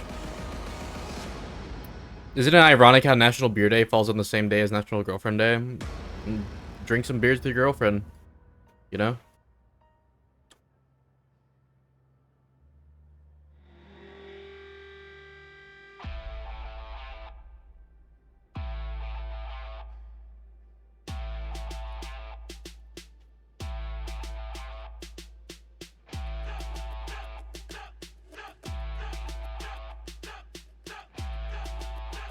HCS stream is also up.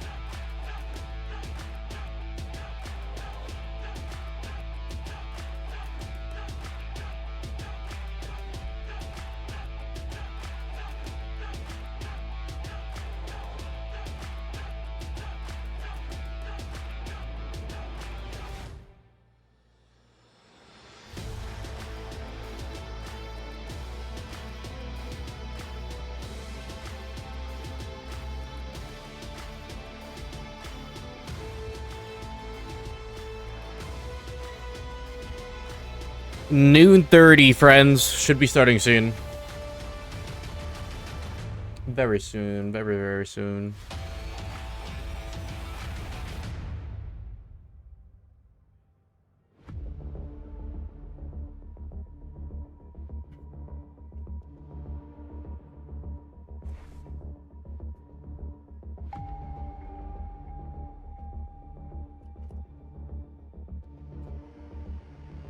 Starting off with Omit versus Alpha X Luminon. Oh, okay, so we're finishing the rest of the pools. Like open bracket, I think.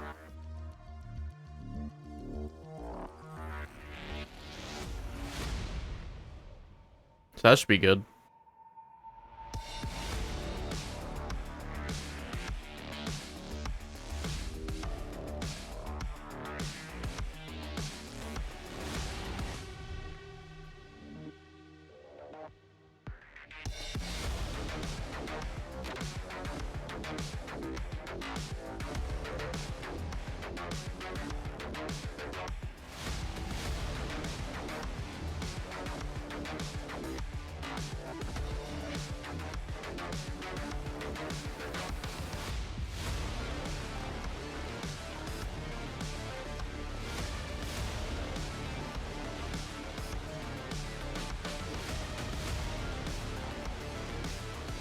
All right, so games we got going on, like for the series, we got Omit versus Luminon, Optic versus Kraken Seas, Cloud9 versus Mind Freak, and TSM versus Ether.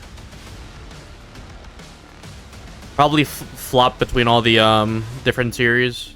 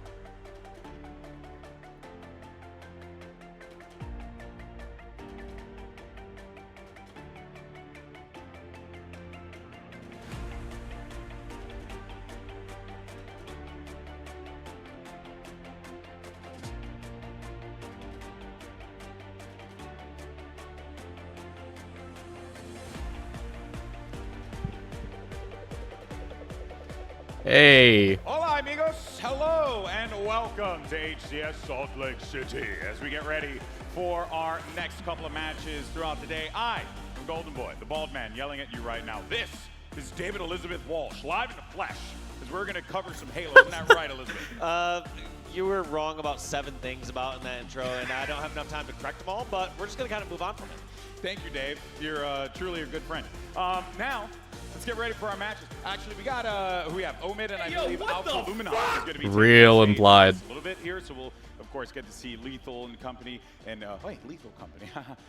Also, I feel like you gotta argue that in this pool, this is probably the most critical matchup for both these teams. Oh, man. Deciding who's going on to the bracket play and who's kind of going home. That's right. That's right. And this So- is like the very first match of the day, and so both these had, Kinda nerve-wracking. Omit, went 0-2 in pool, so they really got to kind of bounce back here and solidify their spot in bracket. Whereas, LFX Luminon, they have a couple chances. They have a chance maybe against Omit. They have a chance against Flexity, but Give me this is their Tuesday. best chance For real. by the stats. Oh, without a doubt. I'm excited for I believe, Tuesday. Alpha X Luminon team joining us from Mexico, so we'll be seeing what they bring to the table here. We've seen a lot of great Mexican players throughout the time of Halo really thrive.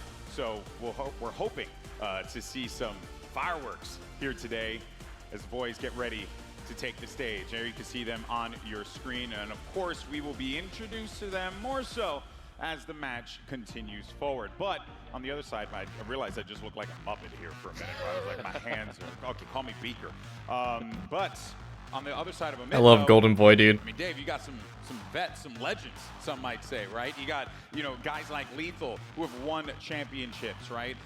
Spartan, same thing for him as well. And then on top of that, Huss, a great player in his own right there. And then you can see Lethal, who has been in the game for such a long time. You competed against him. You know his capabilities and what this team can bring to the table. And on top of that, coached by the man himself, Hoaxer.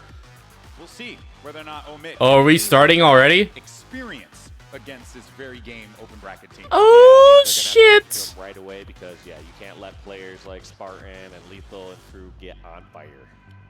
Spartan especially. This guy finds the rhythm that he wants, and it becomes very, very challenging to stop him if he starts to hit those shots. And we were seeing Lethal also find some brilliant moments in the games yesterday as well, so cannot sleep on him in the slightest. And I believe we're going to be jumping into the action in just a little bit. Tall task here for Alpha X Luminon.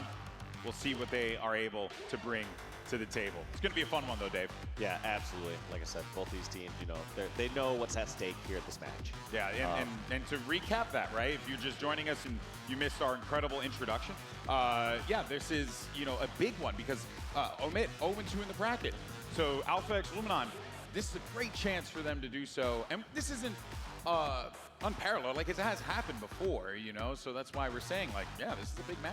Yeah, and it's pretty much, obviously, if Alpha wins this match, they're guaranteed into bracket. There's no other way that they can't be into bracket if they win this match. Yeah. I think there's some trickery if somehow they lose this, then they beat Complexity or get in some weird three-way tie scenario, then you'd have to go to some tiebreakers in this situation. But Sure. this is in their hands. Win this, go to bracket. Yep, exactly. And the literal same thing can be said for Omit, who are also in a bit of a pickle as well. No big surprises yesterday as well, Dave. It was all pretty. Yeah, we were talking about that as we were all just chatting. All the casters were like, wait, what were the big upsets or what are the big stories? You know, like, there's always just something that happens. Yeah. Not like every tournament's like a March Madness bracket or anything, but there's just always upsets. There's always I'm hoping for some upsets today, bro. Unexpected changes that take place throughout the tournament. And just felt like yesterday was kind of like, all right, just higher seed wins. Yeah, pretty standard. No real big surprises. And so I think that just means to say that there's probably got to be a couple shakeups here coming from open bracket. You know, I'm just going to say it's a little unfair for me because I haven't casted Halo since Worlds last year. And, you know, I'm watching the events, I'm seeing all these amazing things happen, and I'm like, man, I can't wait for Salt Lake City. And while I'm still super excited, all I wanted was one upset, you know, just one. We almost got it with Nemesis and FaZe yesterday. Wouldn't have necessarily been an upset, so to speak, but we of course, had that incredible game there between those two teams. I mean, there have been great matches, without a doubt. So at the very least, you know, you always know you're going to get that with Halo, but you just want to see a few upsets. So maybe you're right, Dave. Maybe today is upset Saturday. We'll see. Or it's just normie Saturday. We'll find out. We had to restart the lobby, and then we'll be jumping back in. So once you see the players giving a thumbs up, we'll be ready to go.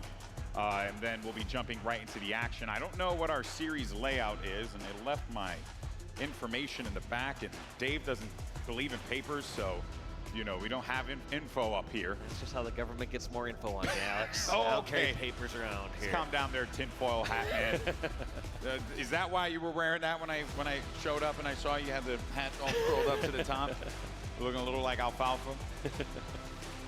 Oh boy. All right. Well, we also got our amazing crew, and by the way, this is not like. Lottie's not up here, so we're very just free flowing here right now. It's just a little wild west here until Lottie gets out here, and you know when Lottie's here, that's when the business starts. Okay, that's when we gotta be serious. But right now, me and Dave, we should be a couple knuckleheads. Absolutely. You know, it's pretty good. How are our friends doing over in the Red Bull seat section? You guys good? You chilling? Yeah.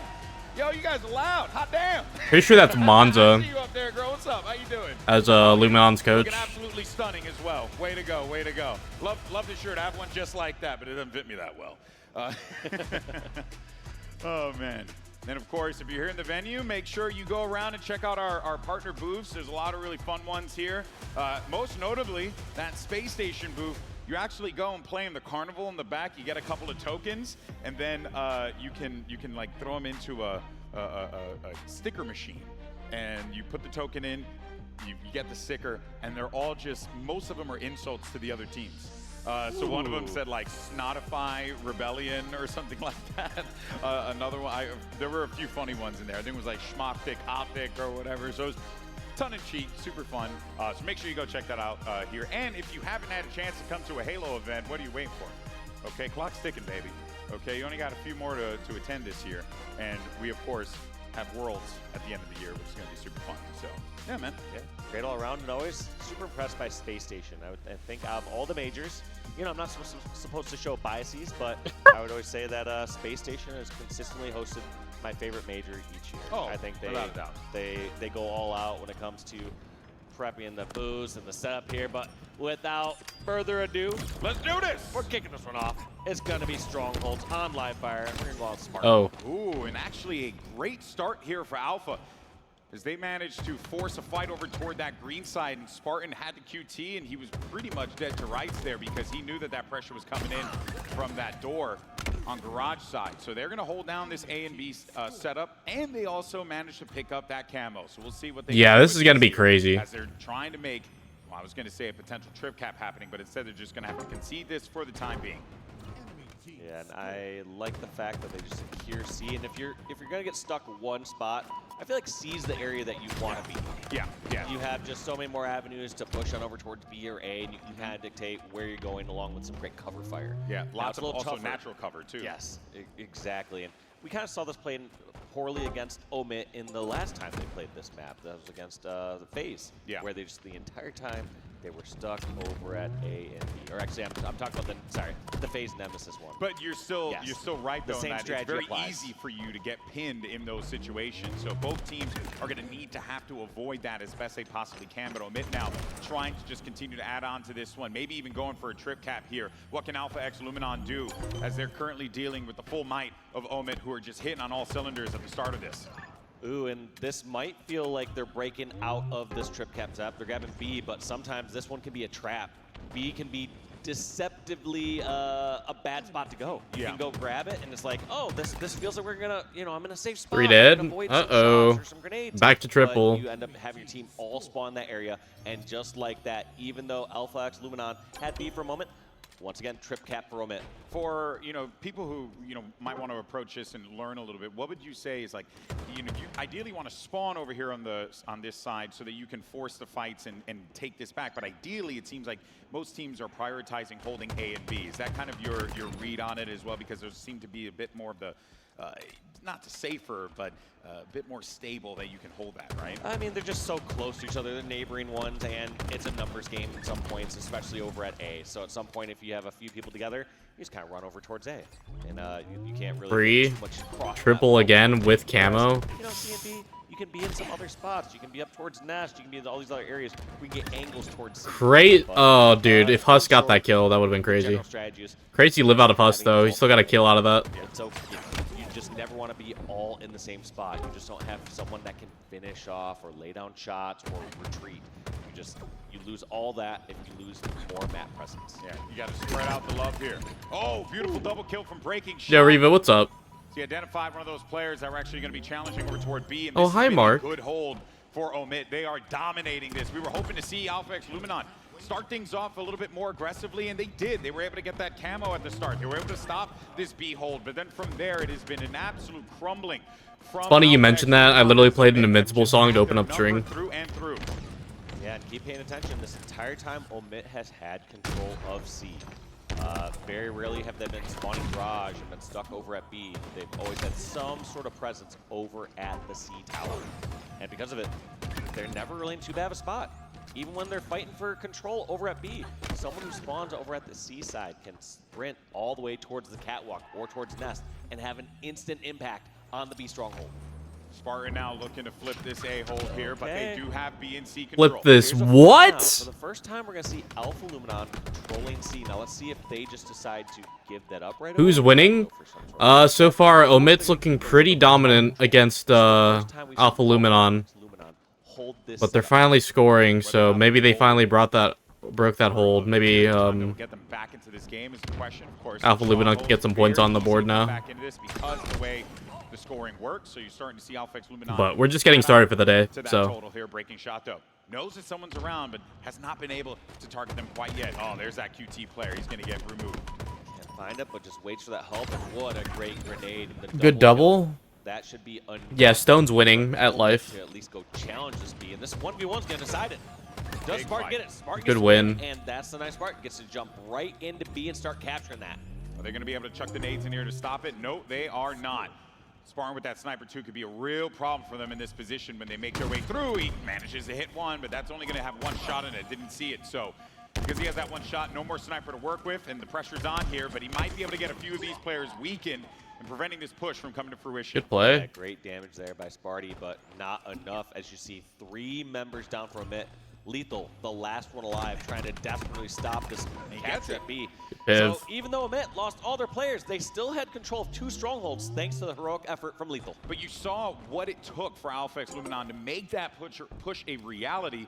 Yeah, Omit's looking pretty dominant here. On the Nest side, they were getting just berated as they were making their way over. A lot of one-shots, and you saw that 3 down there. So there, you know, I think it was just a great read from Spartan, really putting himself in a great spot to ensure that he could at least contribute, despite the fact that he was already in a difficult position to begin with here. And this has just been clean from Omit, honestly. And one thing that also just was, I would say, unintended benefit that you got from Lethal win that fight is spawns were blocked that entire time that they were fighting. And so Omit, if let's say Lethal won that fight earlier, there's a chance that they could have all spawned at green and been trapped over at B, but instead they got split spawns. They got over towards whether it's mud or training dummies, and they were able to grab C at the exact same time. Taking a look, you got breaking shot and Spartan. Oh, the triple. That's not good. Firing on all cylinders here. Oh, if Husk could stay alive, it would be huge. Hoping that they have a sign of life here in this game, but Husk is just being annoying as fuck. With this trip cap and breaking shots, got 2 members of Alpha X Luminon right in front of him, but he also has some support. 3 dead, dude. They're holding the triple. This is not looking good, bro. Get closer and closer to 250-point threshold, but this is as clean as it gets to start things off on Saturday. Look at this, spawns being so weird. Breaking shot weren't certain Good if they were kill. gonna spawn over at B or if they were going to get spawns near scoreboard or something, but they just have so much control across the map. And not only do they have to cap one to stop the bleeding, they have to cap a second one to Huge. end this game. That's going to be Omit. Wow. Just That was very dominant. Amazing start, 250 to 68. Didn't stop. They were relentless every single time. Every single time that they thought that they had an opportunity, Alpha Luminon, Omit was there. Big clutch plays, right? Lethal with a big win on that green side. Just kind of sealed the deal for them. Breaking shot, had a few big moments as well. Every time we've been on Lethal screen, he's got like a hangnail or something like this. I've just seen him picking at his hands for the 5 minutes prior. Yeah, I was wondering what was going on with him. Back at it. It's like, Lethal, do you need a nail clip, brother? Anyone here got a nail clip? Hit your boy up. Get that taken care of. That can't feel good. There's nothing worse than like playing and you got this like nagging feeling, like you want everything off your mind. You just want to be focused on the game, not being like, come on. Yeah. Or when you got to use the bathroom. Although I do feel Enjoy your shower, Stone. Enjoy your shower. I feel like that's never a concern for the players. It feels like the players at the quick swim, like, I gotta go to the bathroom. There's out. Yeah. They're like, all right, well, buy some time, some Cassies. I know, right? They're just making our job so difficult. All right, well, we're going to jump right into the next game here to get things going. But Omit looking like they have the upper hand in this series. Just based on that one alone, it felt like Alpha Luminon, whatever they had done in that open bracket to get them to this point, that's what they're going to need to channel here in order to take down Omit. And it will be so difficult to do so when you have so much experience on that other side of the field. Yeah, and it's tough, especially when they get a start like that. It just felt the entire time they're in control. You didn't really see any huge like momentum swings of, you know, Alpha none at all. Grabbing a huge double kill or triple kill. And even when we saw there's times where the players got cleared, like 3 members of Omit were down. Lethal in a crucial 1v1 wins it over at B, and because of it, Omit still keeps map control. That was a chance where they could have had a full-on setup and potentially spawn trapped Omit and start to make your way in. Yeah, just backfired on them. Yeah, they just sent the wrong amount of resources or just lost the clutch 1v1, and that's just how the game goes sometimes. But I will say, I was liking those initial starts from Alpha Luminon, so if they can continue Is Lethal okay? to do that and then build off of that, that's exactly what you would want to see. Issue is, Omit's not giving them much quarter in dealing with some of the more nagging issues that Alpha Luminon are having to deal with, right? Like, the positioning game, right? Like being able to win those 1Vs and those clutch situations. It's on his thumbs too. That sucks. He literally needs those thumbs, bro. He needs them in the best condition possible. Opportunities to make those pushes happen, like tower side, if you know that there's a bit of a rough fight there. But that's also a credit to Omit, not allowing Alpha Luminon any kind of comfort and no chance to get back into this game. Yeah, no, they just played it well, and they also didn't like overextend. You saw people playing their lives. Sometimes when you start to get a big lead, you can start to be like, well, am I gonna go just challenge this for the sake of challenging it? Yeah. Go for a montage clip, and no, doing just everything correct on their end. So Omit looking really strong in this one. I don't have my chair here, so now I'm gonna. This is gonna be bad for my knees, though. I'm 37, people. It ain't getting better. But oh, why? Thank you. Why? I think that was a nice thing. I hope it was. Okay. You're beautiful. Said I'm beautiful? Yeah. Ah, thank you. I know. I know. Now tell my wife. That'd be great. That'd be great. All right. We'll be jumping back into the game in a second here at Slayer. Great opportunity, though, for Alpha Luminon to come back into the series since we've been seeing those Slayers, you know, the game 2 swing kind of, you know, it goes in one of two ways, but more often than not, as we see with these teams, these scrappier squads, they tend to thrive. But I will say, based on what we were seeing. What else we got? Is this going on still?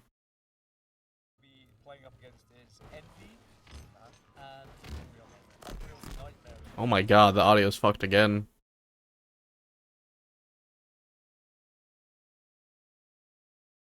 You have a good chance against both teams in the area. Some of these open teams are coming into a group where, of course, they'll be playing against like 4th, 5th, and 30th or whatever. Something like that. So you're unlikely to beat 4 and 5. You have a chance of beating that. That audio is not amazing.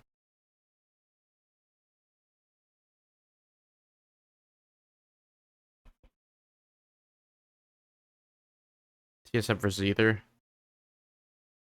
C9 versus Mindfreak might be a good one. Ow. Fuck. I had to crank it up for HCS. Ow. That hurt. That hurt so bad.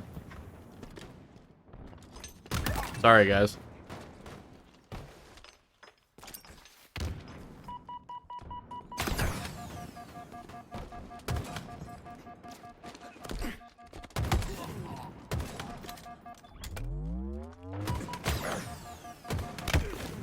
What's the beef, Riva? They're not that expensive.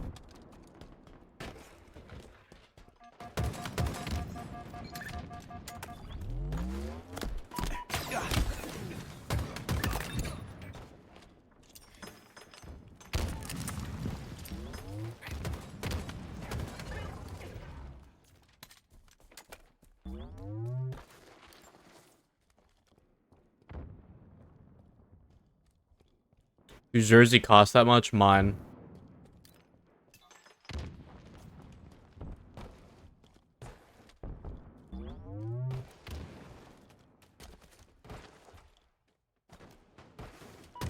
It's 5 bajillion smackaroos, bro.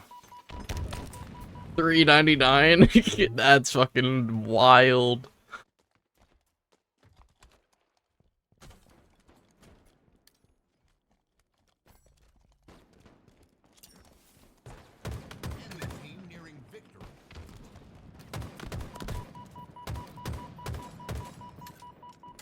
Yours is fucking 39 cents, Contrarian, and 0.9% of a penny, bro.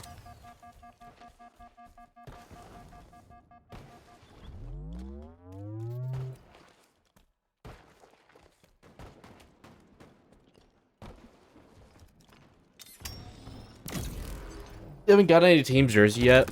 I think I picked up Rebellion's back when they merged with Moist Esports.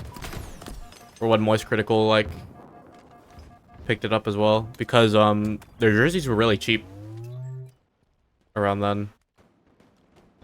Like it was absurdly cheap, I think.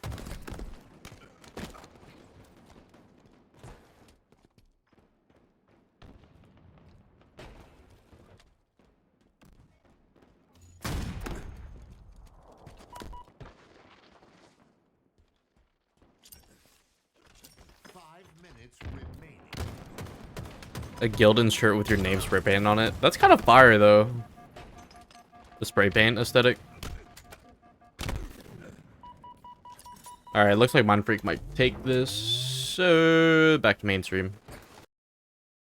Capitalize on that, especially after you've done so much damage. Yeah, you need in Halo to rely on the sum of all the parts in a lot of those situations, but there are times where you can have a big play that gets you kind of back into the game, motivates you, and lifts the spirits of the rest of the squad. But this is the part of the game as we get to the midpoint here where Alpha X Luminon need to be careful. They cannot give up too many of these deaths here. Otherwise, Omit's going to start to peel away with that lead. And before you know it, it's going to get out of hand again. Just like that. Who did mine free drop for barcode? Nice insta attempt. Seems like the I don't remember. player tried to escape over from top pink, but breaking shot just doing so much damage up there. Yeah, he's been. And also spotting great. 3 players. That's the main key is what he knew is 3 players of Alpha X Luminon are over on that side. He secures 1 kill and calls out the other 2. That gives so much freedom for Omit to push across the map. Yeah, now I was wondering where that player behind was actually going to go. He ended up heading on over to Util, and well, it's not going to be long for this world here. As Spartan has been living top mid. He's paying rent. He got a dog. It's great, you know. He really likes the community here. No one seems to be removing him from it, so clearly he has to live there now. This top mid control is going to be really important for Alpha Luminon, and they cannot allow Spartan to be able to just get all of this information with this camo. He is giving them so much intel, and he knows exactly where they are. And a slightly missed insta there could have went from 2 players dead or 1 shot to Spartan getting taken out with that camo. Once again, spotted out, barked out a couple call-outs there, letting them know they're in the util, and Omit going to clean those up. I actually don't know. Huss got the call out from his friend there. There was breaking shot to back him up. Or that was Spartan, excuse me. All 4 down for Alpha. Ouch. This is where they spawning. Literally what we were just talking about, how Blue at the flag. midpoint of the game, you simply just cannot be giving up these deaths. And as it gets more and more out of hand here, this is where Omit gets that confidence. And this is a little tough too. All members of Luminon are pushing towards blue util. Yeah. Nobody stayed flag. Nobody pushed towards fridge. And this is where they can get in some tricky situations. They get pinned in one spot. Looks like they now spread out a little bit more. Getting someone on flag. And because of it, picking up a couple kills. Breaking shot goes down. Huss goes down. It was actually a good read on that Yeah, one. jerseys in general could just be kind of pricey. Right? Look, in a game like this, so long as you do things together and you're making those call-outs happen, you know, what more can you possibly ask for? It did work out, but then you see the individual skills starting to shine through. Lethal's having a heater. This game's looking a little bit closer. Let's not forget, they're not getting those power items. And look at those Definitely predictive winnable nades. for both teams. That's what these top pros and players do. They get done with the fight. They know it's too good to be true. They Good, know that huge they're kill. one shot, so they know they're being called out. They're throwing predictive nades for somebody. Good use of the thrust there, just forced the trade. To try to turn that battle. So it throws a predictive nade towards bottom pink, and then throws it over at that corner. They could play for trades and be fine. Ones as well in that live fire game. Remember They have that enough one, of a gap. Predictive nade on the player coming out from that side. You know, it's just good reads across the board here. And an even Oh, better damn. one for Spartan. He sends that Triple? grenade. He'll take it. That's Oh! gonna be a triple kill. Sparty McFly living up to the name here as he is absolutely roaring in this one. Him and Lethal, the veterans, putting up big numbers. Almost 30 kills, 29 between the 2 of them. Does go down, but man, they're adding on to this. 5 kills remaining here, Walsh. 4 left. GB, I gotta know if you've ever gotten a triple. What is your call it after? Do you say triple or do you say where is it? I say, wow, I got a triple. Okay, so you really say excited. wow and you start high-fiving already. I think my main call is where is it? Because people know you just gotta find out where that 4th kill is. Yeah, so that they can feed it to you. Yes, is that absolutely. What it is, Dave? That's what a team's for. Oh, okay. Yeah, I wouldn't know about sports jerseys. Obviously, I'm not like a huge sports fan, so I wouldn't know. Could very well be this one here. Is breaking shots on the hunt. Shoot him right in the face, and that's GG. going to be GG on map number 2. Omit looking great as they win that one 50-35. Another strong scoreline there. I mean, as soon as you're getting around that 50-35 or even greater deficit, those are dominant Slayer scores. Yeah, it tells a especially story. something like Aquarius. Yeah, it tells the story of where Authentic ones are like you one. know, What the power fuck? levels of each team are, Jesus, right, why at so this point in expensive? time, where the rating, if you will. And I think if Alpha Luminon wanted a chance to get back in this series, that was it right there. They had those chances, they had those opportunities, they were close with them. There were some key things that we were seeing from Alpha Luminon that they were just unable to be able to adjust as the map went forward. One of those things was top mid control. I don't think at any point in time I ever saw Alpha Luminon with a confident top mid control hold where they can actually dictate the pace of the map, where they can pin their opponents in their base. But also Omit did a brilliant job of ensuring that they were never in a position where they were backs against a wall, stuck inside of their base. So you also got to give them credit, Omit, for never being in that spot, right? Yeah, they never got themselves trapped in those positions. Look at the map layout though. I quick pulled it up. We do have Origin CTF as our game number 3. And that is a map control heavy one, where you got to get that snipe side, you got to have that catwalk, you got to have presence on the map. And Alpha Luminon have showed so far that they have struggled to be able to maintain their presence in any of these spots.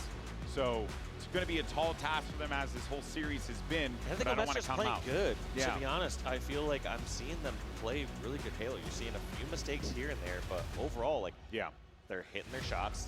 They're not losing their individual battles.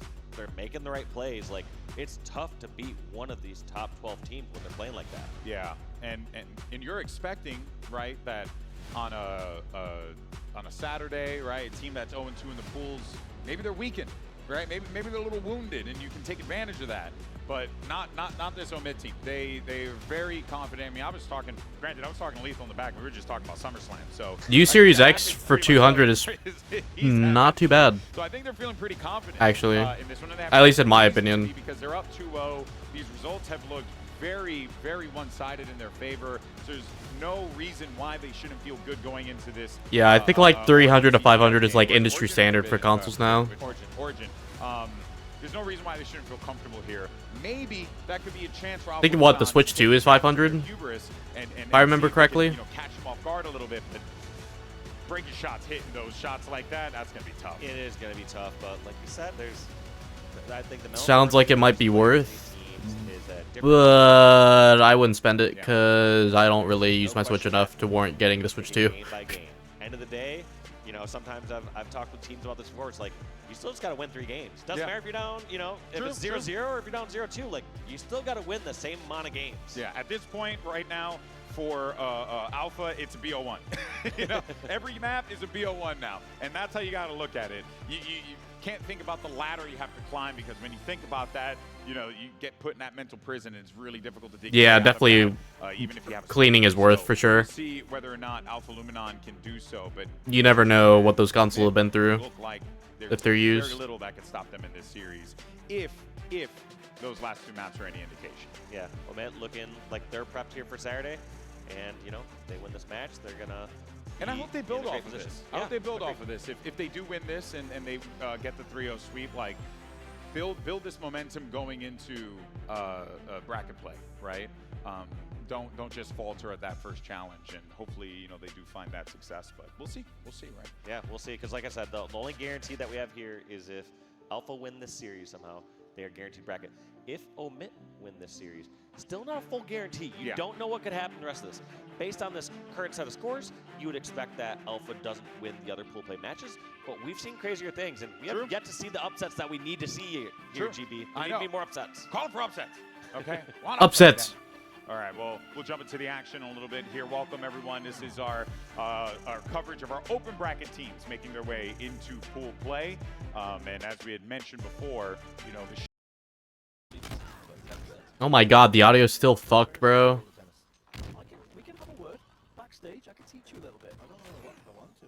There's a reason why I've done this battle for so long. I've avoided tennis, but Kraken could not avoid defeat in this series. A clean sweep to the green wall. Oh, 3-0. The final score. Okay. The Hill Live Fire game, and pretty dominant, pretty easy for Optic in the end. But like we've been saying, that's not the game that Kraken will be judged on. Did hear a lot of. I gotta turn this shit down. Is anyone mentioning the audio? Yeah. They're aware of it. they're gonna fix it.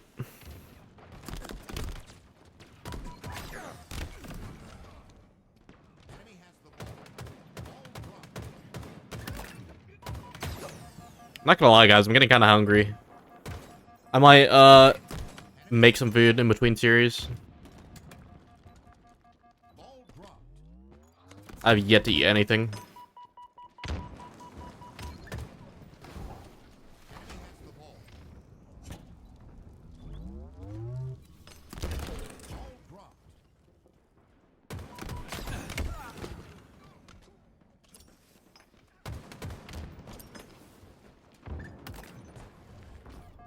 Enemy has the ball.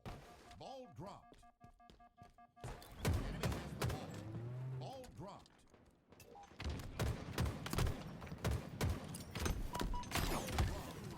Enemy has the ball. Enemy has the ball. It's pretty even, actually. It's almost like dead even. I think C9 is leading in kills just a little bit. bites into your omelet. All right, what's like your ideal omelet? Is it just straight eggs? Do you like to add like maybe ham, cheese? Dude, a ham and cheese omelet would fuck right now, actually.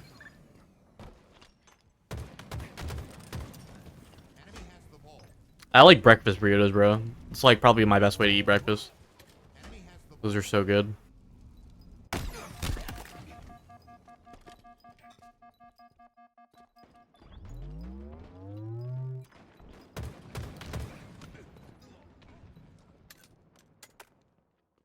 Alright.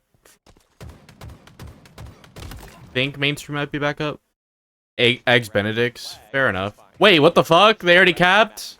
I was going to say, you could see what the game plan was in that instance, right? Let's just turtle in our base and see if Omit's aggression is something that works. Jesus, dude, I look away for like 2 seconds. But it was only at the bare minimum, and they weren't able to build anything. Got some French toast and y'all make me hungry again. I haven't even ate yet, bro.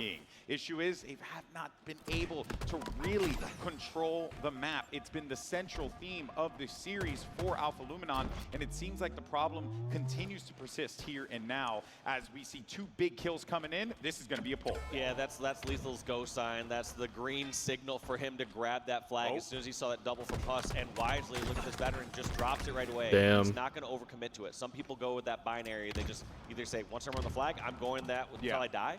He realized that the situation changed instantly as he saw 3 of his teammates go down. Green eggs and ham. Yeah, I remember it. Get away from this one. I think he wanted to dump that sniper off on the edge if he had a chance to, but instead, it'll go into the loving hands there of Omit. I'm sure they're looking to put good use of that one. Beautiful shots getting connected by Spar, and once this guy's got the sniper rifle, you need to watch your face.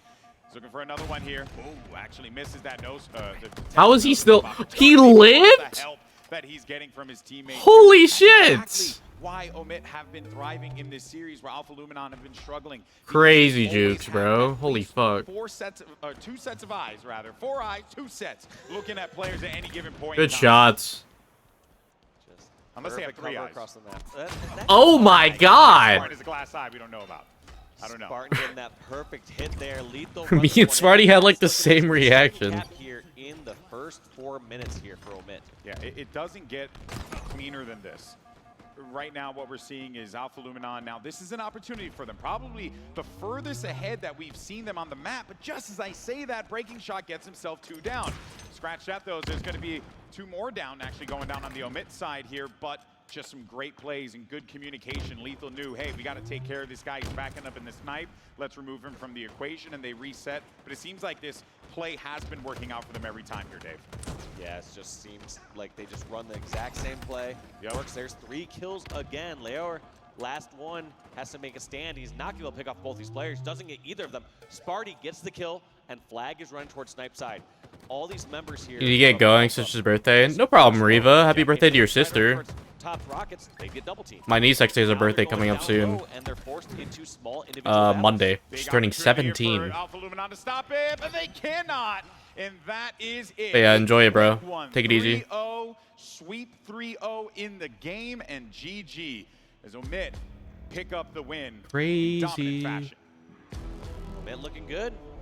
Now they just close series? Yeah, very close series. Yeah. And they just have to wait and see the results of their pool. So they did their part. They had a convincing victory here against Alpha. Yeah, job's done. Job's done from their hand and from their side and out of their hands now. Yeah, and they will be awaiting the results. And as Walshy had pointed out before, had Alpha Luminon won, then it would have been curtains and Omit would have been out. But Alpha Luminon still have an opportunity, 2 more matches. But I think Omit feeling quite good about that because let's not forget also the difference. All right, is this fixed now? I think they're fixing it.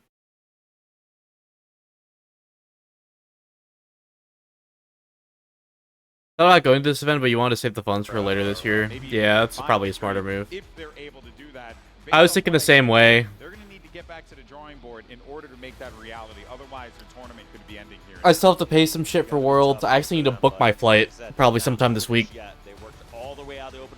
I will be right back, guys. I'm actually going to go make something to eat. I'll be right back. That's it for us. Hopefully you have fun. We did. But in any case, we're going to go to a quick break. When we come back, we have plenty more Halo live from Salt Lake City, Utah. Catch you guys on the other side. Enemy has the ball. Ball dropped.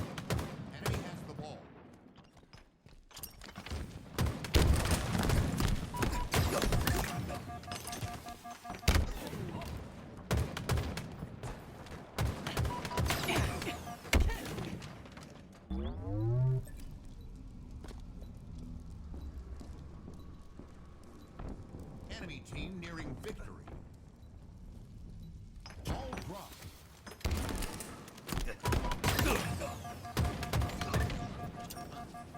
Enemy has the ball.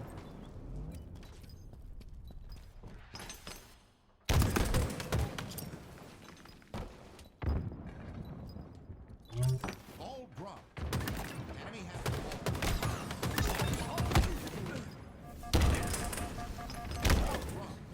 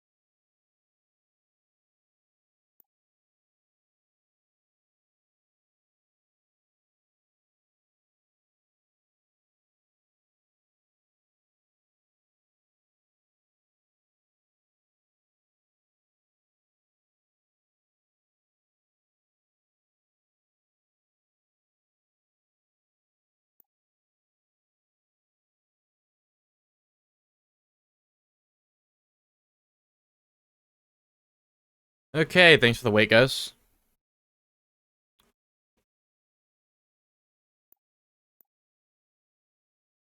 Cracked Seas, Unreal Nightmare. Assuming this is still an intermission. Yep. Fuck, is everything an intermission?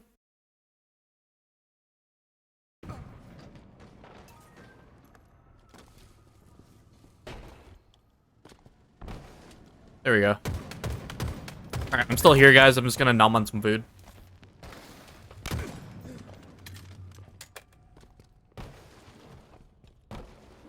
I'm fucking starving.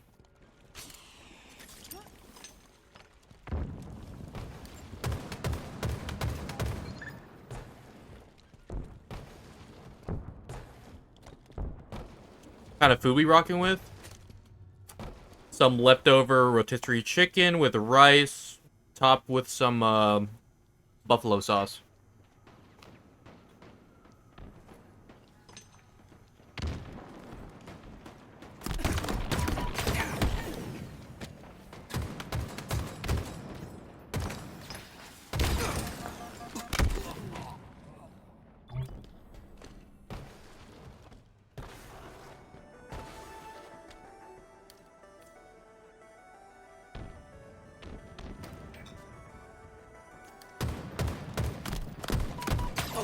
Bro, there is a fat-ass fly in my kitchen, bro.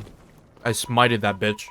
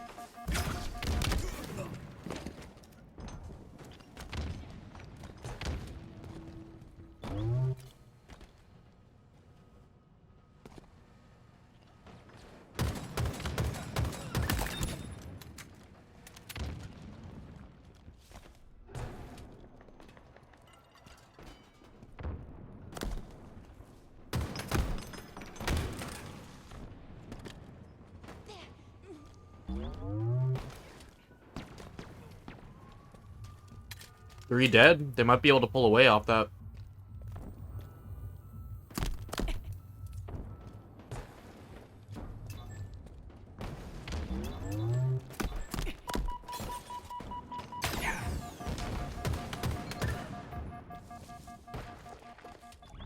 Enemy halfway to victory.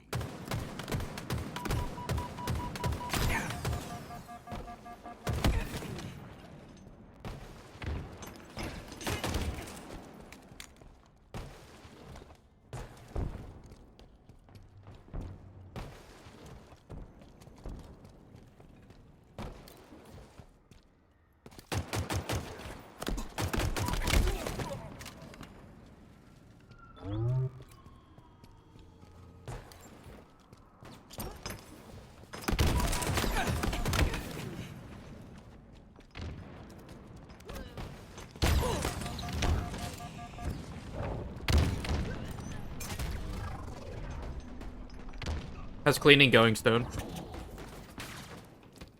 Or did you, like, already finish? Did you shower yet?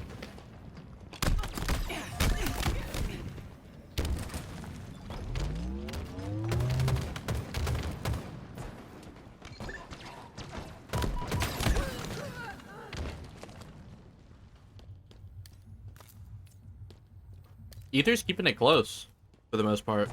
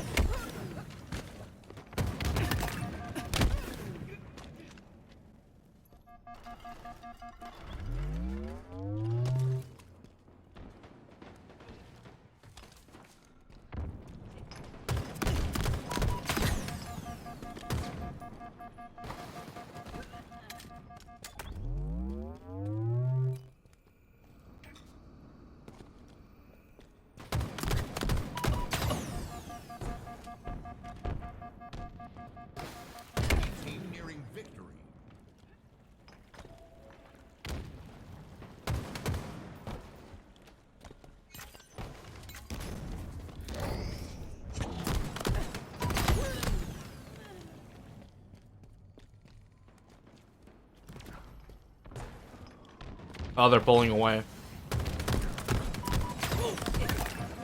I'm not gonna lie. Whatever sound was going on at Tram, dude, it sounded like a doorbell.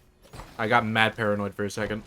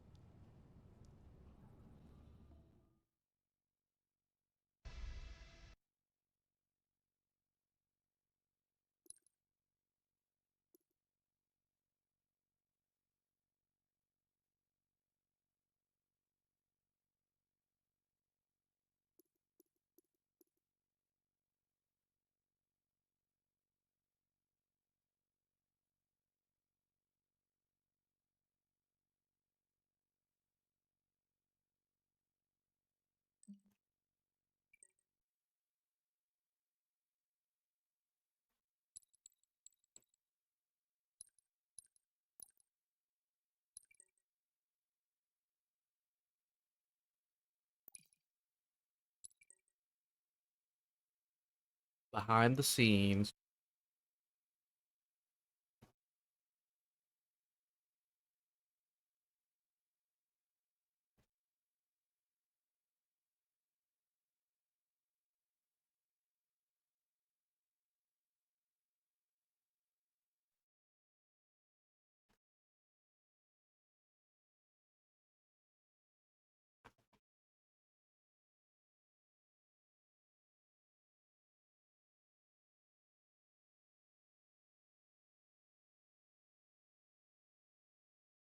Man.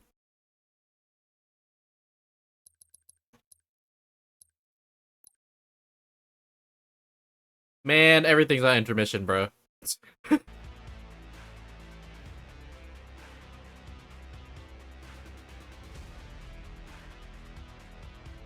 least I get to inhale some food in the meantime.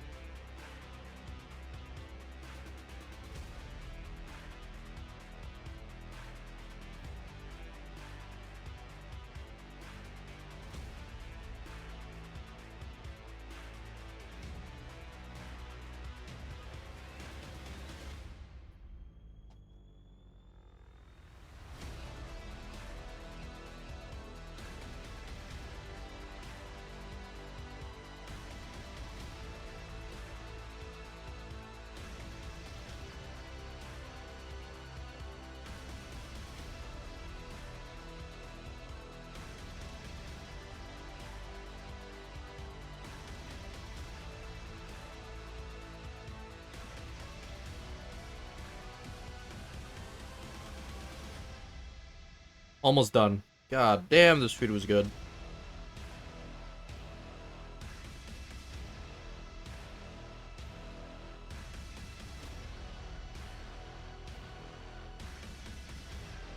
Buffalo sauce cannot be beat, man.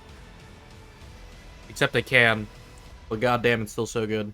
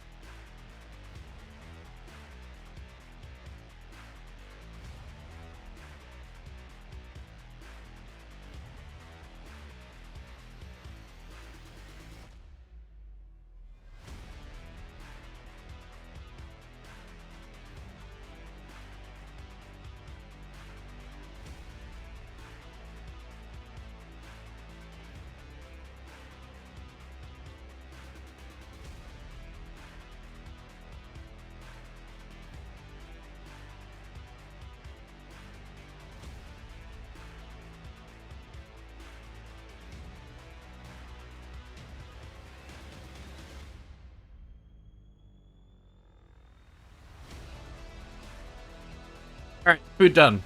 I'm gonna put my dish away and then I will be right back.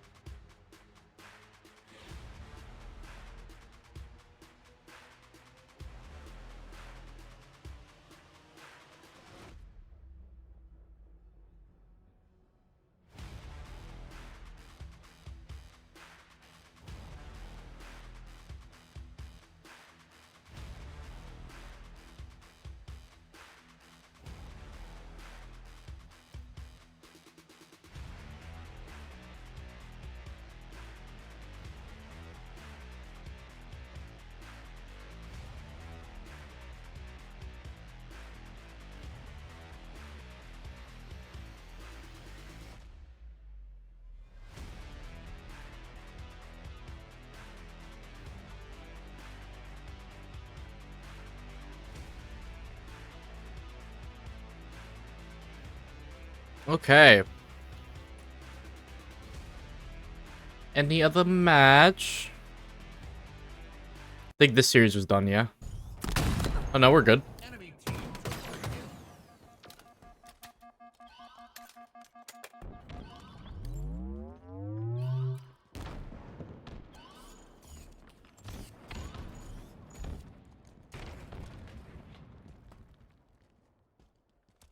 Tied game.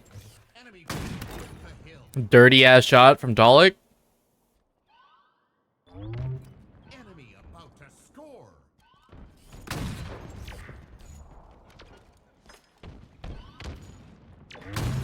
Enemy team took the hill.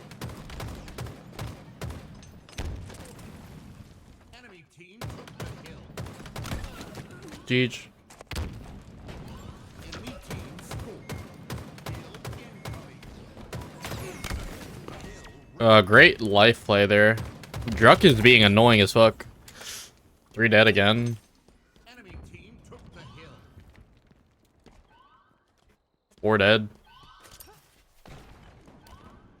This might end soon.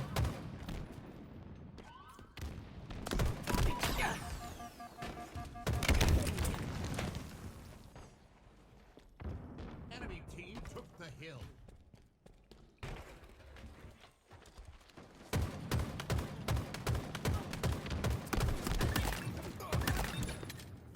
Good shots.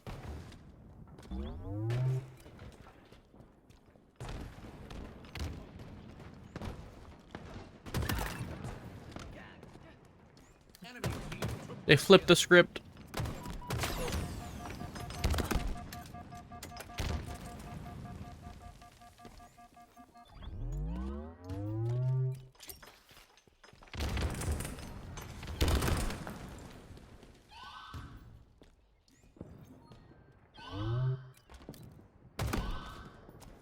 Enemy team nearing victory.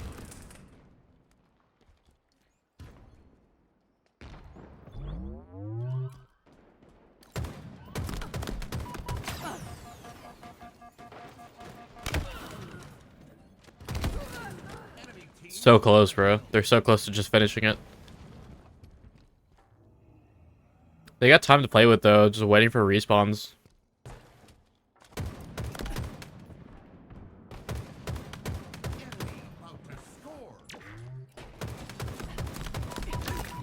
Huge win. Should be GG. Oh, the nade!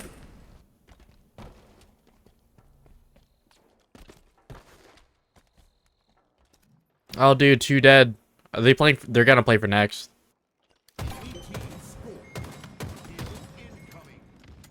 Damn. Damn, they were literally 1 second away from ending the whole series.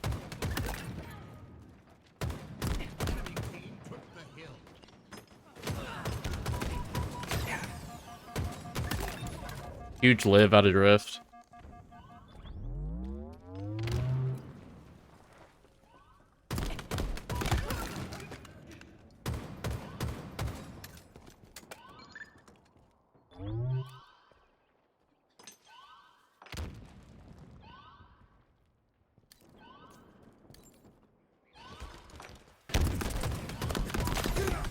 For free? They're getting this hill for free? Wow. Oh. They just stopped it. Manny can't die. Manny can't. Oh, that. Oh. Nobody's on the hill. Noble's last. GG's. Wow. That was a crazy ending to that game.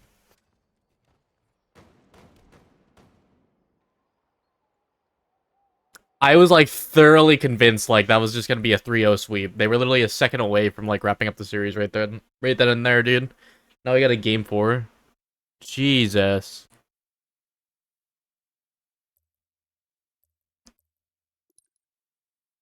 I think mainstream's back on. Pipe Complexity looking like they're going to try and flood through these numbers, but you can see a couple of kills are going their way. As Loire floods through, he will find 1, but it's going to be 3 dead here for Alpha Luminon, and Complexity look like they should be in a position to finish this hill. Should also mention here, of course, Complexity 1-1 in pool, so important series for them, and Never going to be an easy road when you talk about this level of Halo Infinite, when you talk about this stage, as that first hill will go. It takes a few extra seconds in the end, but it's calm and continuous control throughout that first hill really, Mark, for Complexity. Yeah, really well played there by King Nick as well. Just waited for the help to arrive, didn't over-challenge. Knew that the help would arrive, and now he's rewarded with not just 2 kills, but a couple of assists as well. That's 4 dead for Alpha Luminon. King Nick, he's got himself a shock rifle, and he's got some hill time. Going to comfortably hold. You could tell by the observer mode here, there's not really any pressure coming anytime soon. Ryanoob will eventually fall, but King Nick wisely makes the play. Over to Camo, gonna have to hit this drop, but I gotta tell you what, even with that many players alive, you thought he would have had a little bit more resistance on that entire play. Yeah, you gotta give credit to the rest of his teammates for putting that pressure on those respawners, not letting Alpha Luminon step out without taking damage, and with the Shroud screen in his back pocket, he's had to use that one, but now he's got a shock rifle and that camo in his hands, and Complexity controlling all of the goodies at the moment. It's been a really good damn. from King Nick. 3 dead though. This game, good shot. Wow, and to do so when 3 were dead on his team, it's a really big set of plays. Oh, another one here. Oh, he lives. Well. King shit. Say making it look easy, but pun not intended. Effort required to hit all 3 of those. That brings him now to 8-1. What a start.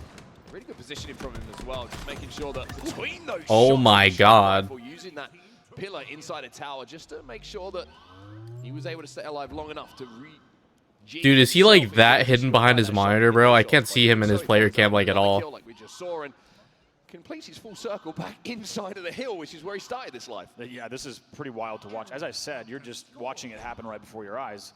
Alpha Luminon not getting the angles that they need, and I would even be pretty harsh on their timing so far. Good shots in the end from Strikey. He just has to force the stacks, but the pressure unsurprisingly comes in right away. Ryanoob is your last player alive, however. We'll see what he can do in the back, and while that will be a good trade, they will need to push yet again. King Nick is criminally underrated, bro. A good trade actually from Ryanoob. It just means that it's a 2v2, which means Complexity can get across the map and at least pressure this hill. You can see that Mental's already flooded through the front, and now Magico's going to have to flood in himself behind 2 players. That'll be 2 dead for Complexity, potentially 3 as he finds a nice double kill. Can he turn it into a triple? No, 4 dead. But that will be 4 dead for Complexity. Oh my god, dude. They need 1 second of hill time, bro. Oh my god, they're gonna lose this hill? No fucking way, bro. They're still slaying, by the way. What an unbelievable stop crazy. on a hill that looked like it was guaranteed and the most comfortable hold. And I'm happy to say they made me eat my words. I was critical of the timing. It looked like they did not have any pressure early on, but when they pushed, they made it count. And they get that second hill. We're tied 1-1. Just looking at the rotate here. Alpha Luminon did a good job of actually picking up 2 kills on that spawn of the elevator. The problem was every single player from Complexity spawned together in a squad spawn. And the numbers were just too much. So being able to survive and pick up those kills on Turbine on the Alpha Luminon players means that they have continued to respawn here. Now they have control of the Turbine and the elevator closest to that hill, which means that they can be closest to be able to step into it. So good perimeter set up on the map at the moment for Complexity. Alpha Luminon didn't really do too much wrong on that rotation, but it was the shots from Mental that really secured this spawn for them. Really impressed by that. And let's not forget, Complexity went 1-2 in pools in Dallas, right? This is not unprecedented. They've had rough pool play results so far this season. Of course, bringing in a brand new roster, they're looking to turn that around. 2 dead for both sides, but I tell you what, Complexity may be a wake-up call for them on that second hill, because this should be a comfortable series for them if you look at kind of the history of the players on each side of the stage, but instead, Alpha Luminon putting up a very good fight. Yeah, you got to remember as well, all these teams that come through the open bracket have played a lot of Halo on the first day, so they're going to be warmed up, they're going to know exactly the areas in which they not just have been performing well, but have to improve. And I think a team like Complexity, you can't be cold on a morning like this against a team like Alpha Luminon. We've seen them cause these upsets before, and with 3 dead, Complexity might be about to go 4 dead. 2 spawners arrive back on the map, but they're all trapped at the back of blue. And look at this progress, on this Turbine Hill. It's looking like this could be 2-1 if this push from Complexity will fail. And this has been uncontested. Look at the elevator flank. Should be able to get away with at least 1. Strikey does, the pressure comes in, and all the while, he almost clipped Mental. Bottom elevator, it's a beautiful pinch. They're going to get the second hill. Complexity already led about 25% of the way to 0, and Alpha Luminon comes back with a huge hold in Turbine to now lead 2-1, and all of a sudden, this series is a lot more interesting than I think a few people might have expected. Yeah, you can see the double up coming in from the gold push as well, taking down Mental. It seems like the teamwork is just starting to click a little bit here for Alpha Luminon. When they've got those numbers on their side, they are making the most of them, and that was 3 dead momentarily for Complexity once again, and Rosh has this shock rifle in his hands. 2 dead inside of the tower, excuse me, once again. That's going to be, like you say, 3 dead, and everybody trapped across map on the respawn once more. And knowing this shock is in play, they're going to have to double this cross.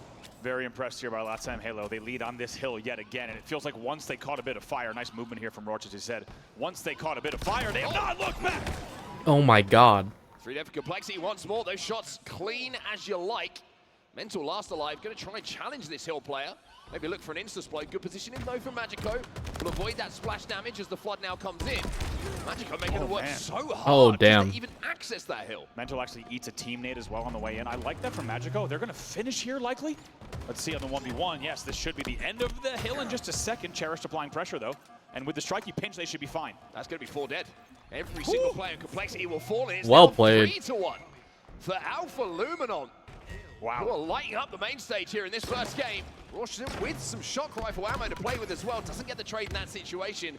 But for what feels like the first time in quite some time, Complexity get a 3 dead of their own. Same thoughts here. When have we last seen Alpha Luminon 3 dead? That's the first time in quite some time, and the scoreboard is certainly an indicator of that as well. So impressed with Magico's hold on the C plat there. I think a lot of players would have gotten the call out that Mental was one shot around the tower boxes and they would have made the push. However, you might have caught that there was a tower 1 spawner. That really could have spelled disaster. He instead holds the position on C plat, forces the action to them, and guess what? He's rewarded because they accidentally team nade Mental on the drop slide. So just really well done here. Complexity, however, not done yet.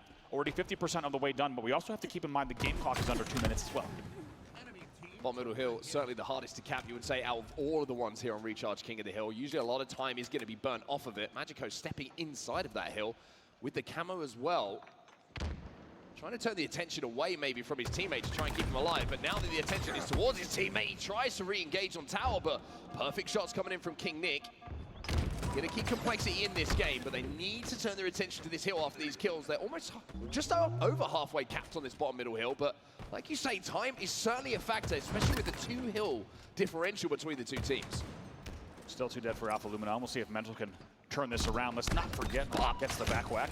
Lucky, we've all been there, regardless of which Halo. 3 dead, by the way. Lior's the last one in long haul. He's going to have to do whatever he can to stay alive. We've all been there, regardless of Halo title, as 3 will fall. Going to be a staggered 4 dead as well, where you go for the back whack at that angle, and man, are you ever rolling dice. You have no idea what's going to happen. So on the C-plat drop down, important kill, I agree, though, on King Nick. 1 second.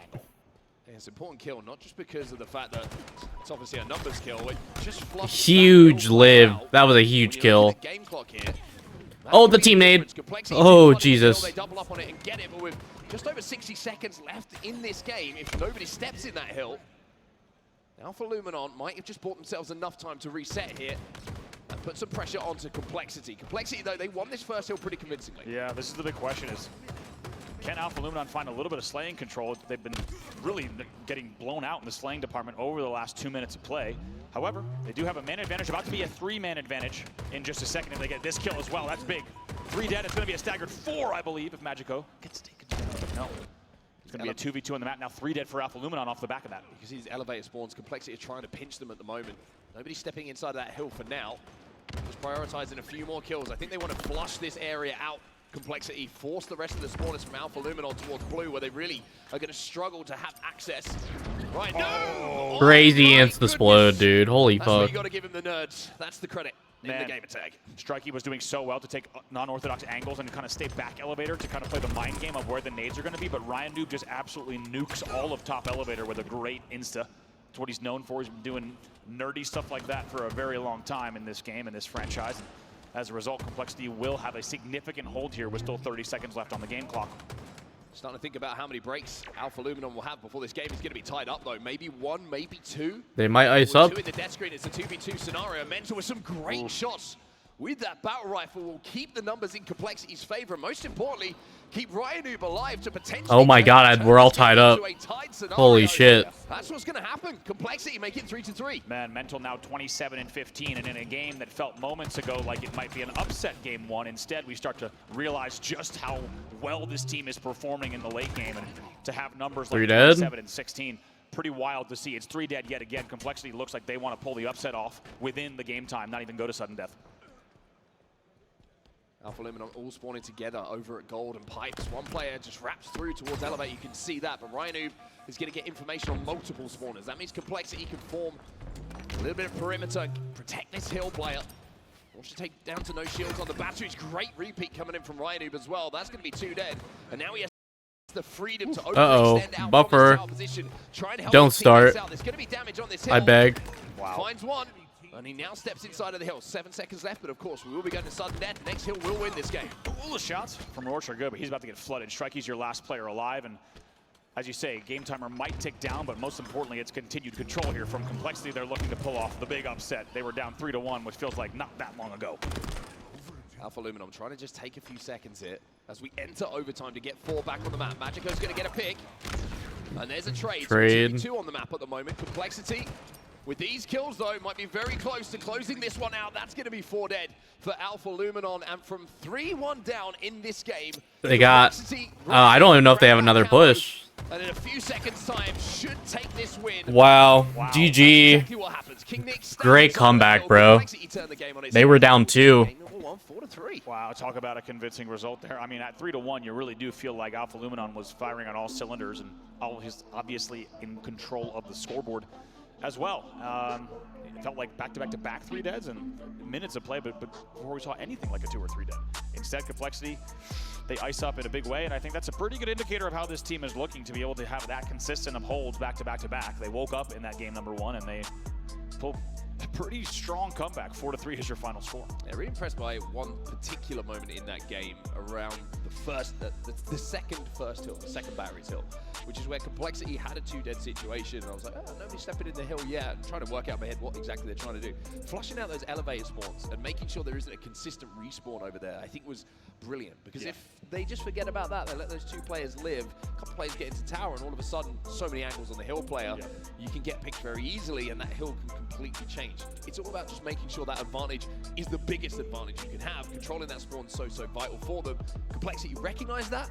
From that, we're able to control it, and then it looked pretty comfortable. It's a really strong play. It reminds me of a lot. There's a lot of order of operations plays throughout competitive Halo history. Things like you think back all the way to something like a lockout, right? The rule of we clear out this area before we go here. We clear out snipe before we even think about going blue, and that's what you have in some scenarios in Halo Infinite. And as you say, clearing out elevator to ensure that they were not getting pinched on the hill from all of that pressure makes the pipes control that much easier, and they knew exactly what they needed to do. And man, did they ever show up. Unsurprisingly, smiles on the face of Ryan Noob. He's got a lot to be happy about in that game, and we should also give a shout out once again, of course, to Mental. 28-18 in that game. To go positive 10 in a game that you were trailing 3-1 is a pretty big statement. Yeah, a really good place from Ryan Noob as well, around that elevator moment that we were talking about, that Insta-Explode, for example. Very, very impressive, just knowing exactly what the area of denial was going to be on it, so if anyone jumped up to try and get it.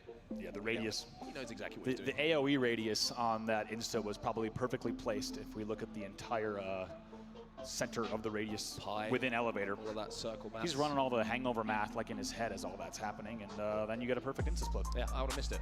Anyway, let's talk about game number 2, because obviously game number 1 is done. Complexity looking very good. Let's talk about what this means in the pool as well, because Complexity, like you say, 1-on-1 coming into this game, need to win this to continue their run through the bracket potentially a little bit later on. And I don't think they've struggled, so to speak. I think you looked at some of the teams that are in that pool, it's always going to be tough to have a perfect record if you're one of the lower seeds. But that game in particular, I think, showed us something about Complexity. It seems like there's, like you say, order of operations. They're not getting overexcited about certain scenarios. They're playing good Halo and not getting carried away by momentum that the other team has had. And I think there was some really good signs for them there. Yeah, absolutely. And they should, of course, exit this pool 2-1 if the series continues the way that it's looking like it will. And we should mention Alpha Luminon, I believe, would have needed something like a 3-0 to stay alive in this pool based on their 0-3 loss to Omid. So that already might be end of days for them in terms of the pool, but still very important to see what Complexity can do here in this series as we get ready for this game number 2. But I agree, for Complexity, it's a real story of where does the season go from here, because it's disappointing places, make no mistake, in Arlington and Dallas, and they needed to make a change not only to the roster, but also to where they're placing for the year if they want to be taken seriously. And I think this is a team that realizes, okay, 3 events left, not just in the year, but in Halo Infinite. Yes. There's you guys know how in Mario Kart World or whatever, like there's like traffic or whatever. Halo competitive multiplayer. I just saw a clip where like there's no doubt about that. right before the race starts, all the racers just got taken out by like this freaking semi that just like went through the whole starting line. Here for them realizing, okay, we can actually, like, when we think about It was so toxic. Where they've been, when they think about top 6, even threatening top 4, there's a real chance to do that for them. We'll have to see if they can put in the work. I think SLC might be too soon for something like that, but I think top 6 should be in their kind of line of sight for this event for sure. Yeah, and I think you're looking at how brackets potentially going to work out as well. That elimination bracket, you're not going to have the shark in the water like we've had very early on, where all of a sudden you're like, we're playing Optic, Elim 1, Elim 2, whatever actually, it is. right, yeah, and it's like, oh, we've ended up top 12. We haven't really lost too much wrong. Yeah, it's a tough one. So I think for teams like Complexity, who are probably looking at potential brackets, matchups, who they're going to be playing against, there's a clearer route to where they want to achieve before you get the big game, which can really decide the difference between what you expected to get coming into this tournament and an Peak Mario Kart, real. So I think the Hey Space, what's up? really does give a little bit of a Tuning in and hanging out. Hell yeah, happy to hear it. Glad to have you. Going in and out today, I feel you. Yeah, just kick back and relax, bro. We're chilling out all weekend. That they expect to see there, so there might be a certain level of, I would say, warm-up, familiarity, things like that, so that when they get into matches where they're fighting for top 8, top 6, top 4, they're not only meeting expected opponents at those stages, but they will have more series and games under their belt, instead of coming in, as you said, to a match, and then the story is, wait a minute, we lost to one team, and we were out of this event. Here we go now off the rip. It's going to be 2 dead for Alpha Luminon. Catching up on chores. Valid. Real shot instead.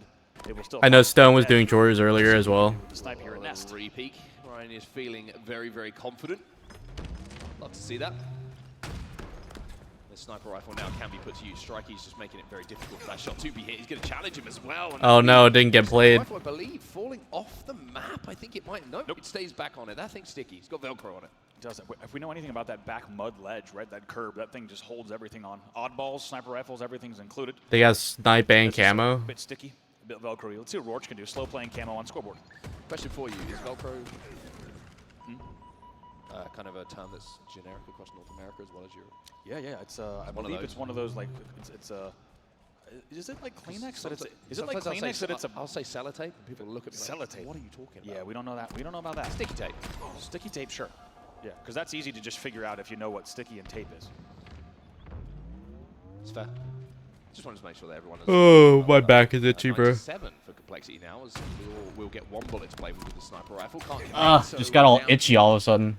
Old Faithful in that bandit for everybody on the map at the moment. Complexity now trying to make a push on this tower, trying to see if they can find anyone. But it looks like at the moment that a little bit of a hide-and-seek game going on for these teams, trying to work out where these spawns are coming in, and that's usually an indication that nobody really has 4 alive. It's just trades that are happening around the map. Early stages of this game, Mark, give us an opportunity to talk about mental as well, because I feel like the mental story is one that has been slowed down just a bit if we think about comparison to his entry years in Halo Infinite, a player who was talked about so much, who had so much promise and still does and still maintains, as we've already seen in this series, such a high skill level, but hasn't, I would say, gotten the exact placings that he would have wanted to have had thus far. I think the rest of this season is such a big opportunity for Mental specifically, the entire Complexity roster, of course, but when you think about Mental's story, it feels like there's a little bit of a fork in the road, right? As Mental, right now, he's already regarded as one of the best players in the game. However, can he hit a different tier and kind of get back to maybe those levels of promise in these last 3 events? I think there's a lot on the line for kind of his career and how he's remembered in Infinite. Yeah, I completely agree with you. The player that always jumps to mind, and it's not just because of the Gears of War comparison, of course, is Precision, right? Those 2 players came through together. There's been that kind of friendly competition, I imagine, between the 2. And Precision has certainly made a name for himself, as Mental has as well in the Halo Championship Series. But like you say, it's about defining your legacy at the end of the life cycle of esports for Halo Infinite. He's going to be looking to make sure that his name is remembered extremely fondly by fans and players alike. Yeah, I think there's a lot of players, interestingly, as we have 19 to 14 here for Complexity. We'll see what Cherish might be able to do. Runs into a little bit of pressure and actually gets singled out. What an eagle eye from Rat Tunnel. Somehow Roach saw something in the night, and they're able to neutralize that camo, which actually brings the game within 4. It felt like the game could have been blown wide open, but Ryan Noob just holding this angle. Oh my God, talk about a target-rich environment. 3 out of 4 players somehow sitting on concrete at one time, so now it's 22 to 17. Not the best configuration for Alpha Luminon in that situation when you've got 3 players at green staring at sandbags. Yeah, not sure about that one. I have to say, upon reflection, easy to say upon reflection, but you are essentially 3-man walking into one of the most exposed LOSs on the map. And Rhino, by the way, at the moment is 10-2, which is now incorrect because he's 10-3. He nerds. He nerds very hard. He's been nerding this series. It's 24/7 hours a day. 24/7 hours a day. That's a lot of hours. Do you guys nerd? Are you nerding right now? 7 hours each day, and that's why he is this good at this game. Right now, over triple positive in the Slayer. They're up by 4. I'm nerding it. Through the rat tunnel, but he'll be taken down as well. And the score is starting to get a little bit distant here for Alpha Luminon. Need to put not just trades on the board here, but kills that aren't going to be responded to by Complexity. A 6-kill difference with Rhino sitting at 11 and 3. Jesus, dude. Got to try and move and stay alive long enough now for Sleepy's hitting me already. That's not good. next power up that's popping on the map. Maybe look towards that sniper rifle time that's going to come up. But I think just keeping the deaths down at the moment, trade out until those points, and then try and make the run off the back of it. That play we just saw in the death cam was a really good indicator of how Complexity is playing this game, and you could even argue how textbook Halo Infinite should be played. Mental was able to fly out of rat tunnel and make sure to get a melee he really shouldn't have gotten away with. Hey, thank you for the alert, bro. Appreciate you. To then fly bottom middle and get that kill as well, and you just see them kind of making sure that they're getting trades that you really shouldn't. We're doing well, man. And when you're up by 5, that's how you start to pull away even more. Speaking of power-ups, speaking of camo, it is popping in 8 seconds time. That's why Complexity have decided to make this push off the back of it. There's a player one-shot bottom mid. You can see Ryan's just cleaned that one up, and Cheris is also still got 1 bullet of the previous sniper rifle left. So all the toys are going to be Complexities. And at 28, excuse me, as 1 kill does come in. A real opportunity to extend this lead to a point where you're thinking about this being 2-0 in the series. Yeah, I think we might already be there. Of course, anything's possible, but when you think about Ryan here with this camo, the pressure that's about to happen, already being up by 8, Complexity has really started to pull away here, and they've done it, as we said, just textbook Halo. Nothing fancy, nothing crazy, just making sure they're focusing on these power-up drops, and it's a back-to-back-to-back 3 dead just like that. That leads to a 10-kill lead. That was a triple kill for Mental as well. So speaking of Mental, you might have just, I don't know if he got the overkill, but unofficial, as 4 kills consecutively. God damn. To his POV in the feed. And Ryan Noob says, hey, I want one as well. He grabs another one to put himself at +10 for this game, 14 and 4. Mental with those 4 kills now puts himself positive as well, 10 and 9 for him. Man, this has been a very fast Slayer. Let's not forget there's 12 minutes in these games and there's still 6 minutes on the game clock. This one has been played very, very fast. Once we got to the mid-game, Complexity has shown no signs of slowing. Now a sniper in the hands of the man we're talking about. It's Mental. God damn. Easy no-scope beatdown, stays alive as well. Don't fucking do it. Very, very impressive. I would have had to take at least 5 to 10 seconds to Ooh! decide if that was a teammate or not. By the time I would have found out who that was, I would have died with the sniper rifle. Not Mental, though. 45-36, and as we said, once you establish a lead like this, it is pretty much the home stretch. It should be very comfortable for them. A few kills do go the way of Alpha Luminon, but this flank's going to help slow things down just a bit. Ryan Noob's everywhere on the map. Yeah, quite literally with this QT as well. 4 to go now for Complexity to close this game out and be up 2-0 in the series. Luar will find 1. But this isn't over quite yet. A little bit of a scary situation to be in sometimes, but a kill like that from Ryan Noob just kind of quells those nerves. That's Ryan Noob going down there, and it's 41-46. It feels very, very different with a couple of players. They can play for trades. Doing a good job here. All of Alpha Luminon trapped on the spawn in A. And it should be a case of now just moving in, flood this, find a trade, and Complexity will be up by 2 in the series. Strikey will be able to get 1, but Cherish cleans up Magico, and that'll be a 50-42 win here for Complexity. 1 game away now from closing this series out. Very comfortable from them. And even though we were tied, or the game stayed certainly respectable around the mid-game, it really was that single rotation, and Complexity pulls away. 5-kill lead becomes a 10-kill lead, and in the end, 50-42, I think is indicative of exactly what we saw. A few maybe extra kills go the way of Alpha Luminon, if we're honest. However, Complexity very much in the driver's seat in this series, without a doubt. Yeah, very impressive stuff. Again, just an element of control being shown at most points. There wasn't a 3-4 dead situation. Complexity played their lives extremely well, and it reflects upon the statistics as well. I mean, only King Nick going negative in that game, but still contributing to the assists. It's Ryan who leads the way, 18 and 6 in that game. Casual triple positive. Remember like early Halo Infinite live fire Slayers with the United roster that was Ryan who led? Yep. And King Nick. How innovative, oh yeah, of course, King Nick was on that roster as well, but how innovative they were on that particular game type. They were so difficult to play. They would just run away from camo players, burn that time. Very, very impressive stuff from them, and it seems like Ryan and King Nick still know how to play that game type pretty well. Certainly, I think what's interesting is the time that they really started to pull away was exactly what I talked about. It was the stacking and finding the trades, right? When it's so easy to pinch Rat Tunnel, but when you have Mental flying out at that speed and then coming around the corner and getting a melee he shouldn't get, you know, as we know at this level of Halo Infinite, one melee, right? Get a melee is what you hear so many times in the comms. Just get a melee. You don't even worry about the trade. Just get a melee, and the whole game blows wide open. Then someone, with the Rat Tunnel example, can poke Keydoor. They can poke Rat. They can even pinch from a pillar side, a dummy side. It's amazing how much at this level, and so cool that things like a single piece of melee damage can lead to what then became a 10-kill lead. And it was off the back of simply stacking their 3 deads. Everything started with kind of the right aggression and the right timing, and really they never looked back. I don't know why I'm like so sleepy, bro. One thing to keep your eye on as well, especially on live fire, is just the controller. I'm going to keep talking about controller sniper rifle. When you're looking at every time we saw a POV, it was Complexity who had that the majority of the time. Also, camos all going their way. So the fundamentals of Halo, Complexity know how to get it done, and you're still seeing that add up to a scoreline that we saw. Yeah, absolutely. And I think Complexity also, I think, is a team that when they're down 3-1 in a game 1 and they bring it back like that, it just adds a little bit more kind of momentum, mental fortitude, confidence, belief to this roster. So because we have more standard brackets that we talked about earlier, I think it paves the way for this team to put things like top 12, I don't want to jinx it here, but top 12 in the rear view and look ahead to what do the last 3 events of this season hold. And even for Complexity, it's such a storied organization. It's a storied roster in Halo, but even bigger if you think back to, right, the CS success, etc.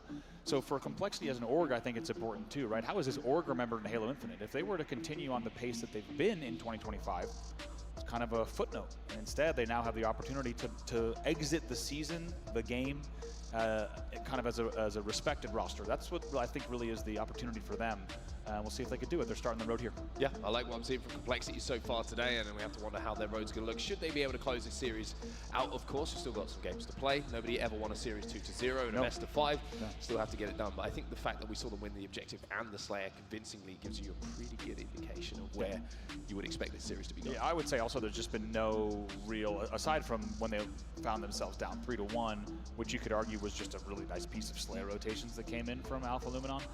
Aside from that, and I think that's kind of erased by the comeback, right? You're like, actually, they knew what they were doing, and they found a way. So I haven't seen a lot of signs of concerning things in this series from Complexity. I didn't get to watch, we didn't get to see their earlier series, but sometimes when you see a team who's playing a lower-seeded opponent, you might see kind of a little bit of gaps in the armor. Get a bit carried away with certain situations. Yeah, exactly, and things that you worry about.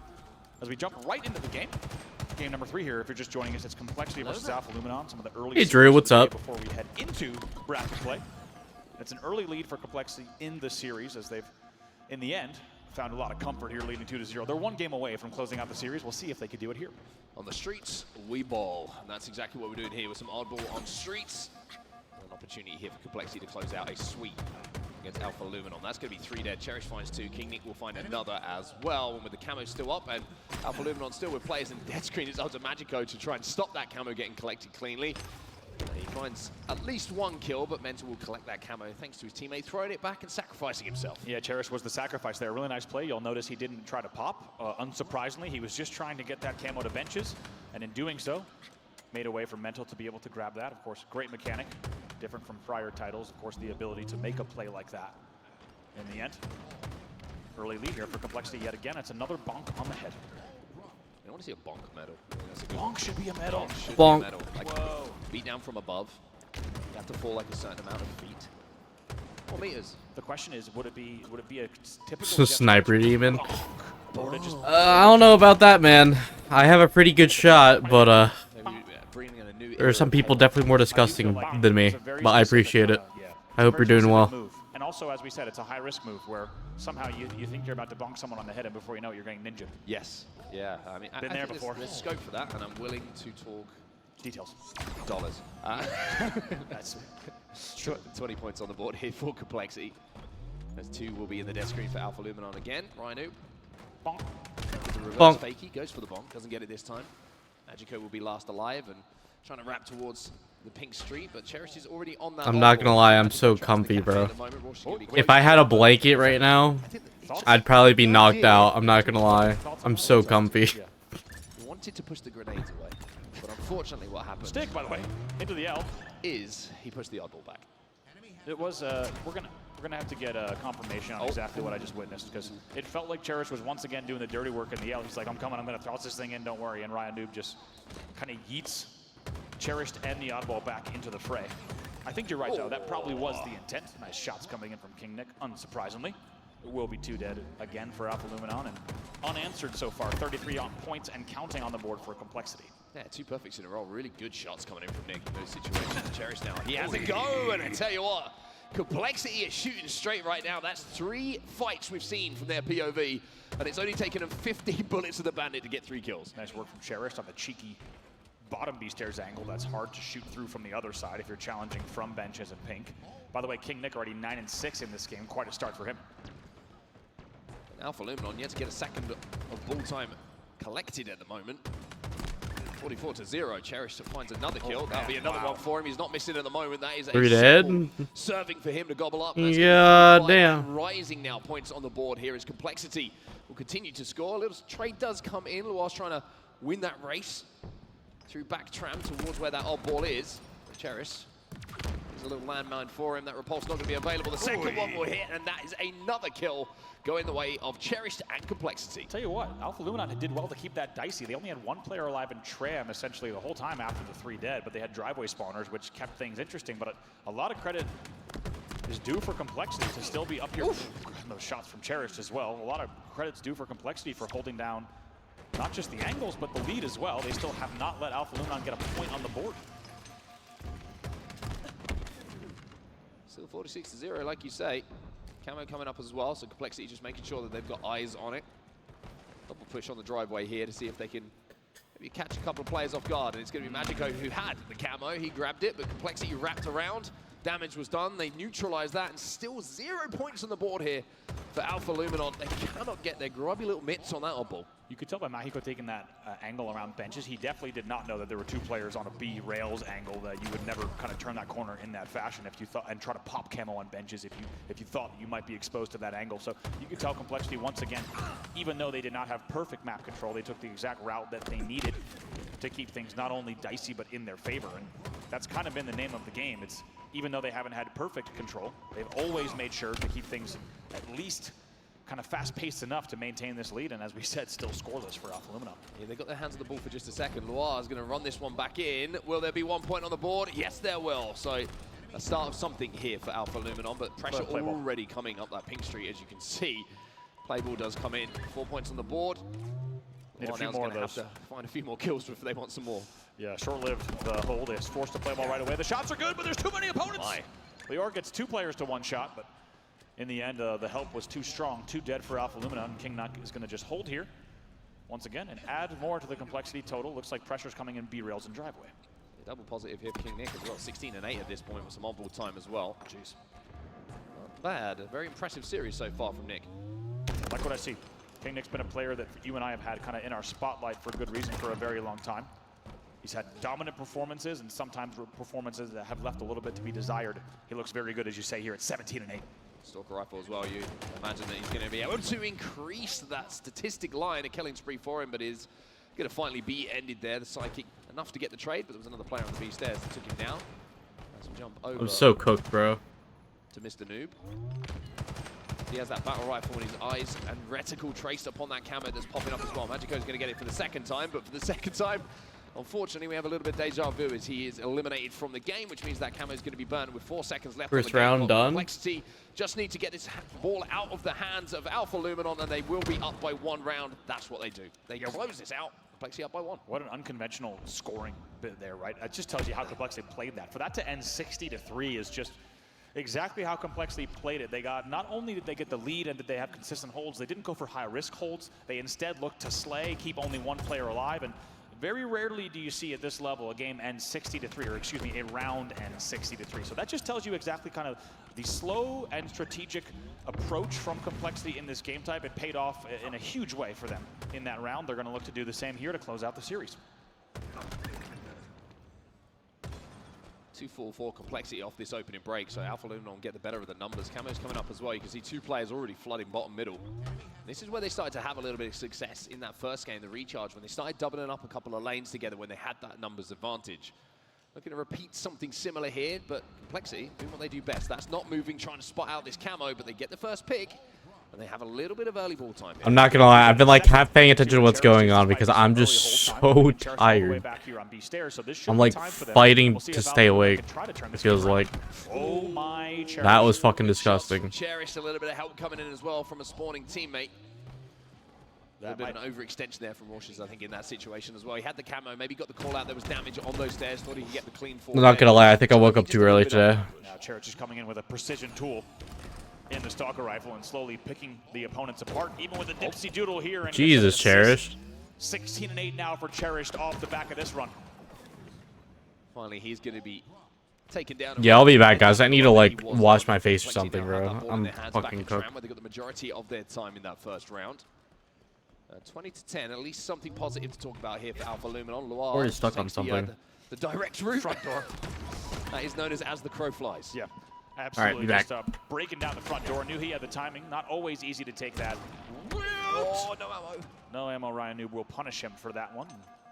Will also fly right back out to help. Beautiful timing there. He was still low shield and got hit by an extra nade, but that's the type of play that you need to be able to make, is identifying even when you're weak and have taken additional damage. When can you poke? When can you help a teammate and catch the opponent off guard to allow for a 2v1? That's exactly what he does there, and they will now take the lead. 3 dead here for Alpha Luminon. Last player alive is going to be here. Well, he was there, but it's going to be camo popped by Mental as well. Really smart decision from him. You heard probably the communication from Complexity there is challenge him. I've got your help. We can kill him before he kills you. That's exactly what happens. And now Mental gets away with that camo. Another perfect in the feed, by the way. This time it was Cherished who picked that one up. Oh my, look at this. Just beautifully Mental done, dude. looking for this double kill. He's going to start throwing dollar bills at this guy in a second. Mental comes in, and I think it was actually a teammate that, with a team nade, that gave him that kill initially, but the double kill was all him. I was hoping he was going to challenge it, and he does! Turns on him! That is disgusting, using the palm tree as a friend. Oh my goodness. And by the way, the entire time he had 2 spikes that he didn't even use at all in that engagement. Even when you had someone dancing on the pillar, what a piece of play from him. And I think everyone was hoping he would check trash or have a call out for trash. In the end, gets 2 shots down and absolutely turns on him.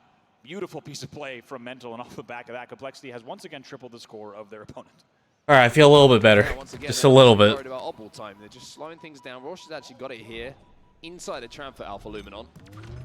But again, it's just momentary seconds. Nice little jump comes up. King Nick goes for the stick. Comes up unsuccessful.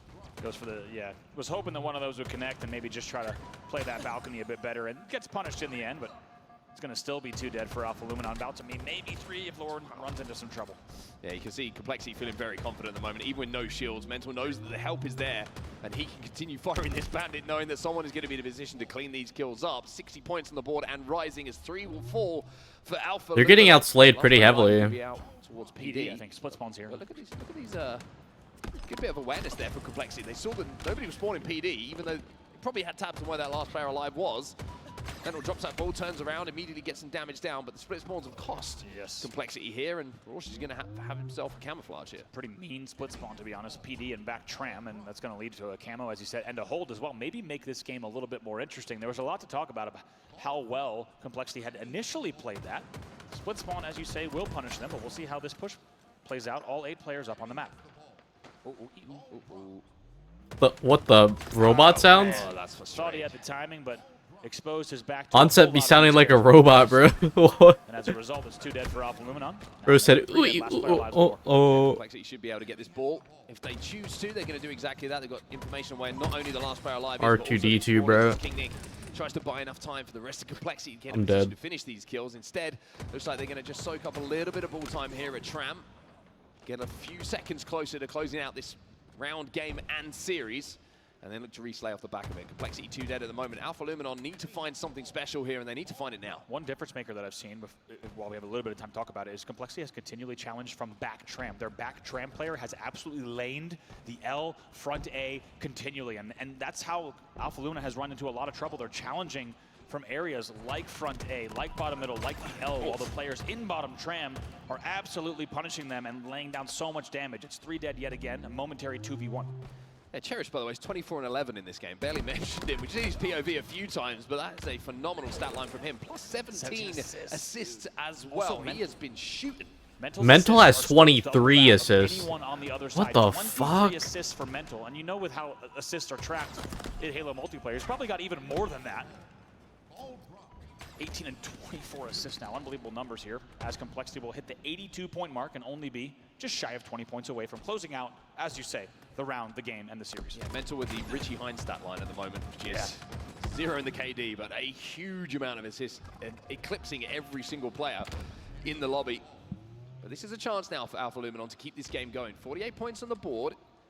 And it's rising, and they have camo in the hands of Magico here. Now, they need to play this well. The first pick's so important for them, especially when you have this power up. There's not really an excuse to not get this first pick, but it's not going to come. And it's Mental this time who hits the perfect. Yeah, Magico needs to figure out something quick. Needs to get into the fray here. At Ivy. He's able to grab one, but just going to trade it out. 4 dead. It's a staggered 4 dead. Royce is your first. He's going to be a PD spawner, and that could be it. Cherish with the first pick on the respawners as well. 88 points and rising, 10 more points, and Complexity will complete the sweep here and go to 2-on-1 in pools. It looks like no one from Alpha Luminon is even close enough on the map to challenge Rhino. That will be the game. That will be the series. Complexity with a 2-0 here, a 3-0 in the series. They sweep Alpha Luminon aside and will be feeling very confident going into bracket play. Certainly a lot to be proud of there in that series. They were tested. They were down, as we said, in that game number 1, just in case you missed it, to come back from a 3-1 deficit in King of the Hill recharge, instead winning that 4-3, which was the initial statement of the series, and really they showed no. I still don't even see King Nick, bro. Thereafter, a very good series and a very good pool play result. In the end, for Complexity, they'll be very happy to have turned around the pool play results, as we said, 1 and 2 in Dallas, and instead they can look ahead now to bracket play. Here's a look at the stats. Yeah, some statistics that certainly stand out are those of Cherished and Mental for different reasons, I will say. By the way, Ryan Noob still goes positive. Everyone goes positive, to be fair. No bad stats on the side of Complexity, but Cherished with the 26 and 14 performance, but those assists, 24 of them, and goes positive 1 as well. Mental's positioning must have been absolutely on point for the entirety of that upboard to come out of that with that stat line. Yeah, it's really encouraging. If you're fans of these players, of this Complexity roster, it's a really encouraging series to watch because, as we said earlier, there are times where you'll see a higher seeded team winning a series, but maybe showing a bit of weakness or maybe a tiny bit of lack of coordination or timing or cohesion or things of that nature. So instead, to see Complexity looking like they've got everything dialed, certainly a good result for fans of this squad who want to see them turn their season into a much better result.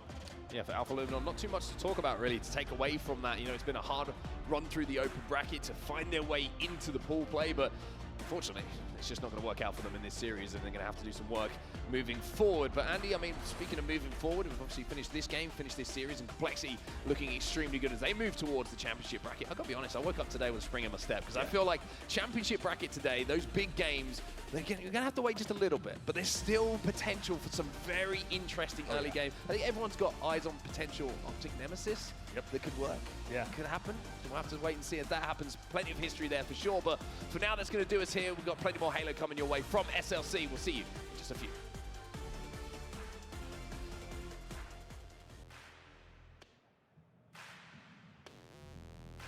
Hey, 3 more hours. And I get my mainstream drops.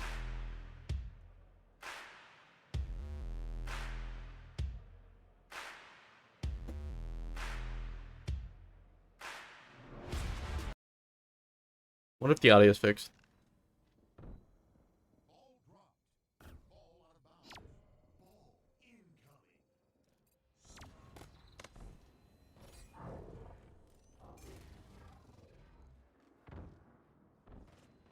I think audio on HCS is still cooked, bro.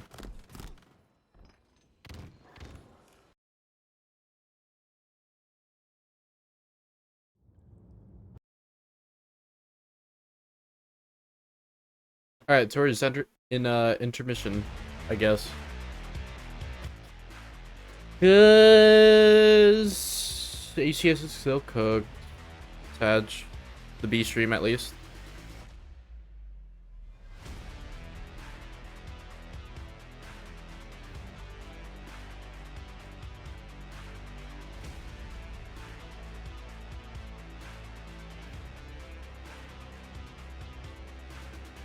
I'm not gonna lie, bro. If I ever get to the point where I'm on the verge of falling asleep, I might just call it. As much as I want to watch all the games, man. I'm going through it.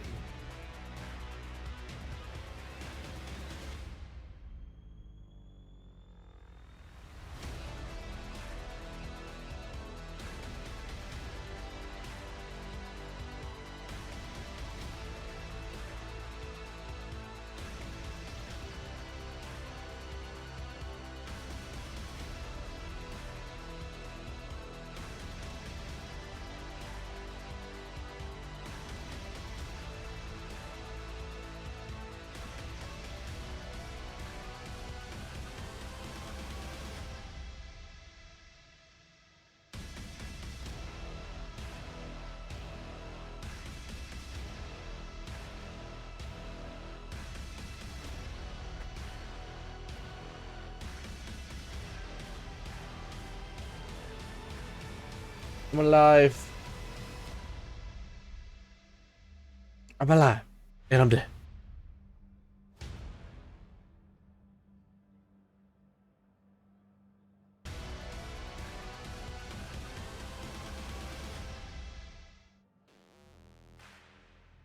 Do something, man. Wake me up.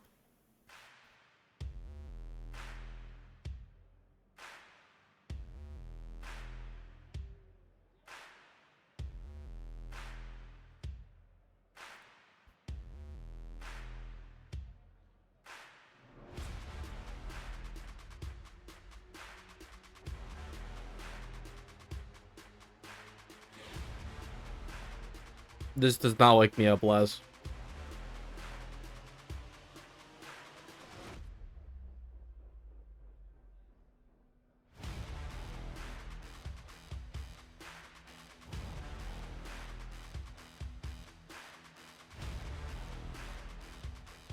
You tried.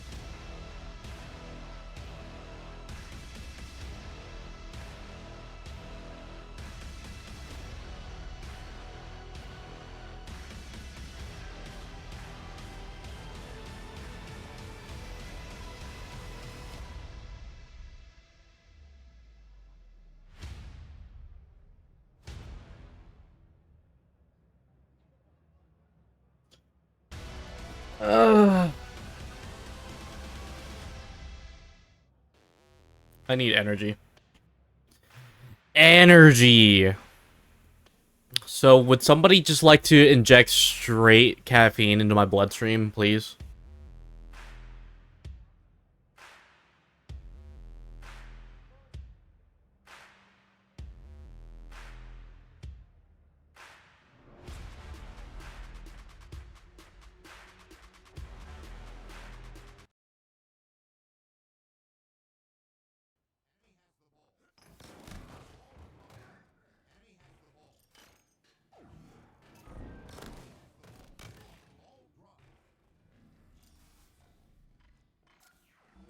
Audio is still cooked.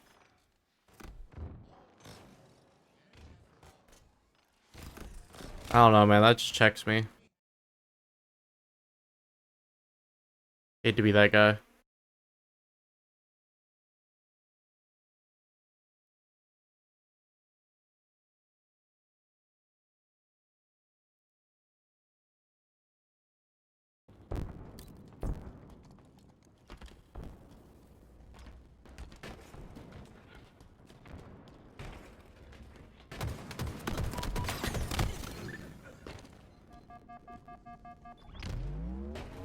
This audio is kind of staticky too.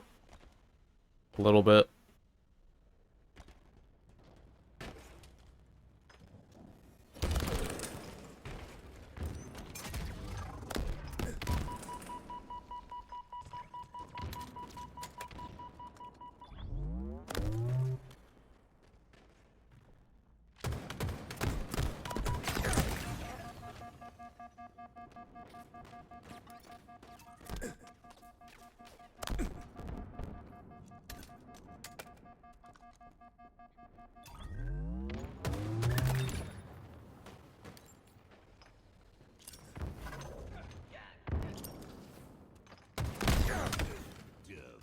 Jeej. Phaser already up 2-0. Very interesting. Very interesting.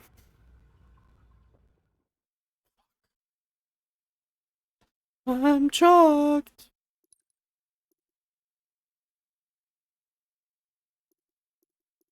And I'm alive.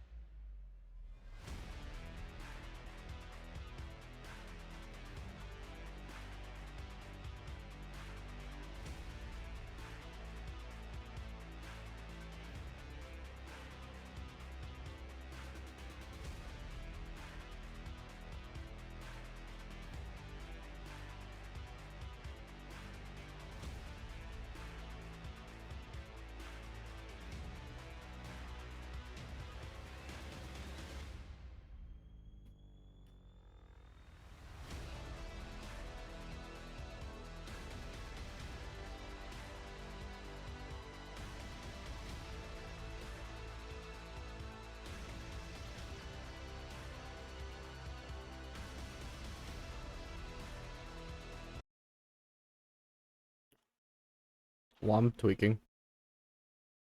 What about Z10? Also on intermission. Alright, sick. So we're just waiting again.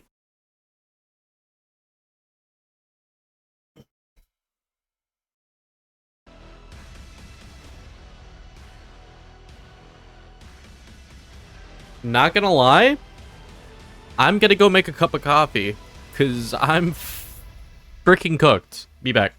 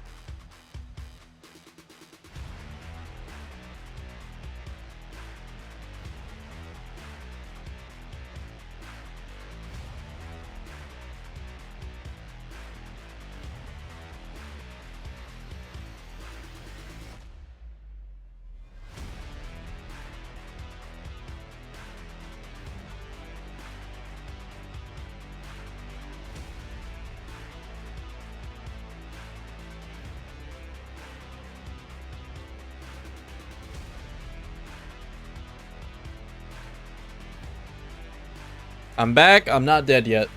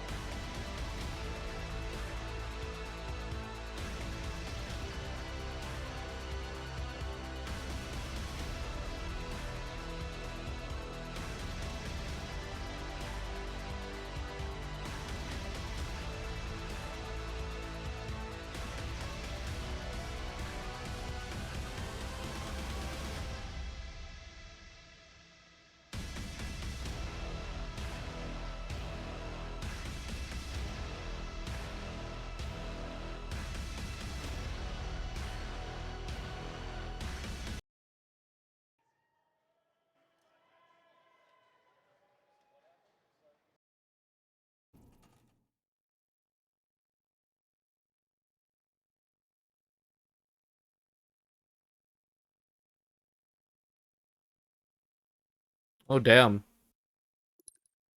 FaZe just 3-0'd Ether. Sheesh.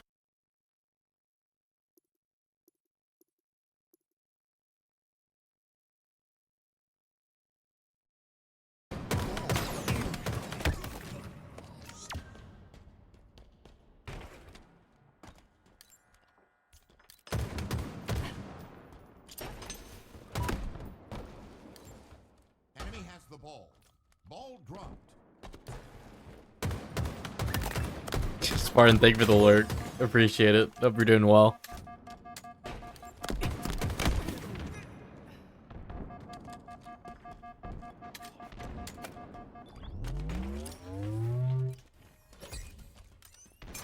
Crash boats on some bullshit. Just saying hi. I appreciate you. Happy you're not doing bad. I'm doing great. I'm just so tired for some reason. I'm feeling better now, but I was like half asleep in my chair earlier, bro. I don't know why I'm so cooked. I actually got like proper sleep last night too. I might just be in shambles.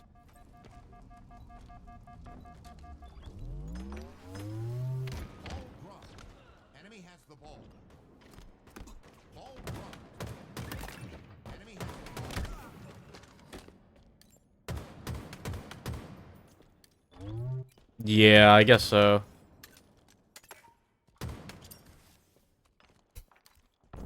Talk to you later. Thank you. Appreciate the lurk again.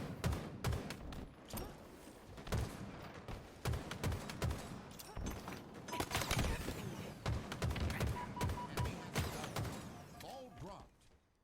Enemy has the ball.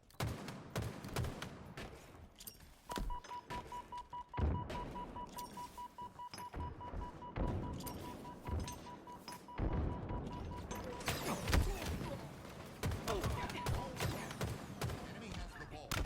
Enemy has the ball. Ball out of bounds. Ball incoming. 10 seconds.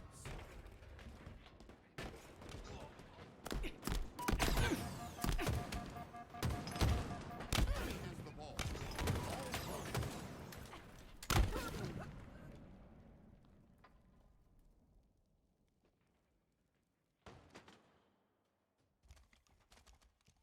Round 2. Ball incoming.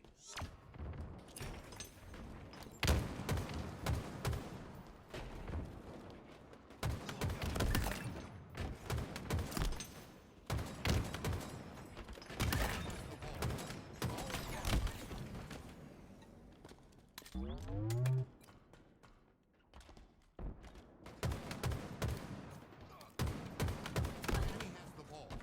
Ball dropped.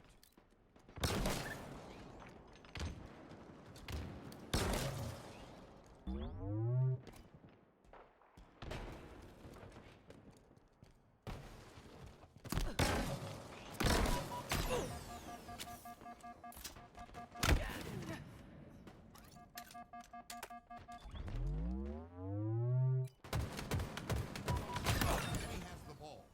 Ball dropped. Enemy has the ball. This coffee's waking me up though, actually. I made it a little bit darker than I usually do, so that probably helps.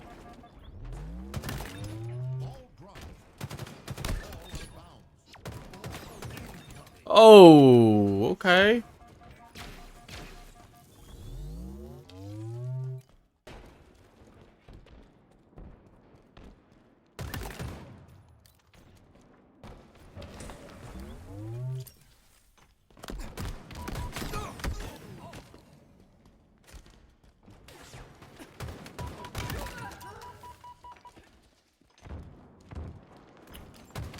Oh, Contrarian, if you're still here, I think Plasma was originally on Mind Freak.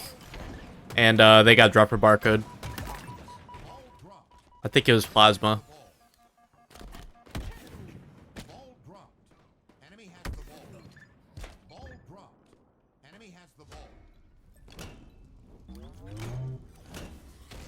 And you're going up against the best team, it could be a rough one.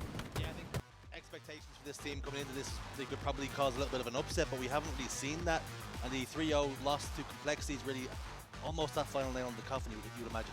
Yeah, I mean, if that wasn't the final nail in the coffin, this is going to be the third, fourth nail, banging them in, sending them home. But, you know, there's always that opportunity of the what if, the miraculous upset. We have seen Space Station in the past lose out to teams of lesser value, some might say, but I just think this one will be too tough a task. We have, like you say, we have seen teams cause the upset in the past. I remember way back LBT's team, King J, they caused the upset. And do you see something like that? Is there some sort of hope down the road that this could be a Game 5 win? Tell me. No. I would love to say yes.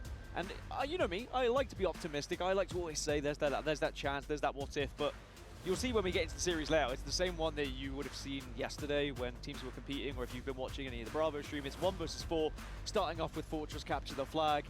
It just is not a good series layout for an underdog team to try and beat one of the better teams, in my opinion. You mentioned it when we were on B stream, Fortress CTF, usually the team that is more controlled, more set up is gonna win that game. I think when it first came out, maybe you've got a chance as the new team being like, oh, brand new map, you know, maybe we've got a chance. I can't see it happening. I have to be honest. I think it has to be said as well. Hey Shay, what's up? These teams. We're seeing time and time New again, Spidey outfit? two lap time teams. I saw it. It looks even you're seeing the likes of Ascendant decent. Didn't make it through this time, but you see the Mind Freak has made. I don't know. I was a little bit caught off guard. I was expecting, like, it. Maybe it's like the way it's angled, but like, and by we're not involved in it doesn't look quite the same. Like Latam and the ending of No Way Home. Once upon a time. And there was a I lot could more be players totally who wrong, were and maybe it's just the deserving angle, full but play. I like it. Keep making it back. That's all I'm gonna say. But I honestly think that's one of the better Tom Holland suits for sure. Probably need to try and be taking down one of the teams that is already in full play, right? So maybe it's the right decision. I don't know. Tough to say. Yo, Contrarian, you asked about Mind Freak earlier. Plasma got dropped for barcode, I believe. What is it you expect to see here? Because we already watched Optic Gaming sort of dominate their series against the open bracket team. Do you see this going a similar vein? I think Space Station will give them a walloping here. I think this is going to be very one-sided. A chance to. I think this is one of the best like Tom Holland suits. One of, yeah, for sure. Be expecting to win this one 3-0, not just in the series. I don't know. I don't really fuck with all the Stark suits. There's a lot of question marks coming into this. We spoke about it yesterday about SSG, about their practice building into things, but they've gone unbeaten in pools thus far, and it looks as though if things go and shake out the way they should, this should be business as usual for this SSG team. Yeah, Falcated at the moment is the KD leader. He was the MVP of yesterday's competition as well, and has he found the perfect blend of? Yeah, it's awesome seeing Barcode back up. He's a great player. Level and really show what he is capable of, because there's always been signs of Falcated and what he can do, but then other signs of, you know, should he have been doing this? Was he the reason why they lost that fight, etc., etc. So there's a lot of things that were asked about him, but now he's starting to answer those questions, and it just seems like he is in a comfortable position with his squad. And he's been no stranger to the top of the KD leaderboards. We've seen that time and time again, even on the FaZe roster, and I think, like you say, maybe other parts of his game came into question, but on the KD leaderboard yesterday, I think he was like 0.37 above the person below him. Yeah. So that's incredible stats he's been putting up. Yeah, and if he carries on playing in that way as they get deeper into this tournament, then SSG become a genuine threat to the top of this tournament as well, whether it be the likes of Optic and Shopify or even FaZe Clan, of course. I think that when you look at the power level of teams, you've kind of got Optic and Shopify 1 and 2, and then FaZe SSG should realistically be 3. Win. I was about to say shields up, weapons up, but that shield was a little bit low, so we are underway now. Fortress CTF on board with Falcade. Not a bad place to start, but we're very quickly going to switch gears over to Suppressed. Reason why? He's got that overshield. Yeah, overshield in hand, in chest, wherever, it doesn't matter. I feel like the transitions have been like pretty late this event. Station could already run this one, and I believe this is going to be a cap within about 40 seconds. Like, we missed the initial start, and I feel like that's usually crucial. Speaking about marathons, not sprints. Well, Space Station Gaming. Quick flag, holy shit.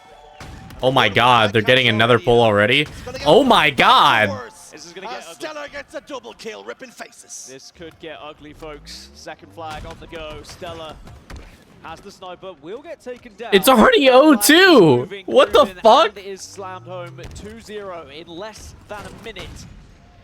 Space Station coming into this one. Oh my god. Whatsoever. They want to get this one done fast. It reminds me once upon a time of Eric Brona, Mr. Snipedown, saying the game has started to his opponents and finding themselves down. Bro, they're pulling again. Being pulled here, 2 down by Alpha Luminon. Another face being oh my god. Almost before it even began. This game, as long as that flag starts running, is going to be over. But I think holy maybe shit. enough they have just to stop that one. You can tell SSG wanted to keep it going. Eco says, actually, I'll have a go as well. They'll never expect it. They would have never done that against another team, by the way. After the second person dies, SSG would have just let that flag go. But they were keen on trying to maybe set some records here for the fastest flag game. We did see some very quick ones yesterday, actually, here on Fortress CTF. And we were joking about we're going to have to start timing them. Space Station now off the back of losing that map control. Nah, dude, 2 caps in under a minute is actually diabolical. At least start to gain a little bit of map here and maybe push for a flag of their own. Perhaps just starting to find their footing. The overshield will definitely help things, but burnt overshield. Down. Eco's got a double kill. Did the overshield get popped, or is it still down in bottom middle? The answer is there it is, right in front of us. That means Lure can get himself a pretty routine kill. Couple kills go in their favor as well. Space Station down by 2. The remaining 2 are in the base, so this should be some late aggression onto the base now. But these 2 members start to delay. That will mean that the teammates can spawn back up. So again, another round of slays required before Alpha Luminon can pull this flag, and those slays. Now they're pulling. Suppress is going to be a little bit of a nuisance. Gets 1, but is ultimately taken down, and that's good from Suppress, prioritizing getting the flag kill. Yeah, recognizing that if he can stop that flag, it gives the spawners a chance to take the fight. Just gives them the extra few seconds, and it has done exactly that. The flag has not been able to move as far as they would have liked, but now it is being transitioned again. But there are members of SSG on the map, and there is a sniper rifle available. Strikey's going to be grabbing this one. A chance to try and gain a flag here, actually, but it does get returned. Ooh. Here we go. Here's the danger position with a snipe. The danger man, Strikey. Set up over towards the snipe side. Just whiffs on Suppressed, and is that going to come back to bite him in the backside? We're about to find out. Peek over towards the armory, but if yep. go down, just that one missed shot can be enough to make that push crumble. Got to be hitting those. He'll know it as well. And now there's only 1 member left of Alpha Luminon, and Space Station can start to regain a little bit of control after their explosive start. But Overshield's up in 20, so I'd imagine they'll be a little bit hesitant to get too aggressive here. Probably play this one a little bit safe. Perhaps Alpha Luminon just stunned right off the break. 2 flag caps in very quick succession, it must be said. Roarch, though, fighting off the back foot, settles for a trade. Suppress has got sniper rifle in a very powerful position over towards top middle, looking to provide some cover fire for Eco. Instead prioritizes the overshield, which is a heads-up play from him, and now they can think about a push of their own. Yeah, it's 3v3 on the map. Oh, if he had hit that, that would have made a real difference, but Stella's going to do the job anyway, and now it is going to be... Should be able to run with that OS. On the map. There is going to be a couple of kills going Strikey's way, so that might help them stop this flag, but the trouble is the overshield's just going to allow Suppress to get past that initial wave of bullets, but Alpha Luminon wise to it and do get aggressive in the right area. Stanner putting down good damage. Falcate was down to no good shield. Did try and get the flag touch. A lot of pressure being put out there, a lot of output, but fortunately for them, flag has got sent home. Space Station have got to think about doing it all again. Well, just like that, suddenly it's pretty even on the slays. It was very one-sided to start with, but since those first 2 flags have gone in and Alpha were able to stop the third, Still kind of is they're one-sided actually a little really bit. finding a rhythm in this game, and they are making it difficult for SSG. Especially this Like, besides Rorsch, obviously, it's pretty one-sided. Kill on the board, and is really trying to propel them into having at least an opportunity to get back into this game. Magico having a bit of a weird game. 3 and 12, you think that's terrible, but he's got 10 assists, so he's involved in a lot of gunfights, and those kills are being converted. Actually, So kill-wise, it is about even, actually. Am I having a bad game? Is that player having a bad game? Magica's got 10 assists, though. Outputting so much damage. So yeah, it's fairly even. They're starting to build something now where I can math, I promise.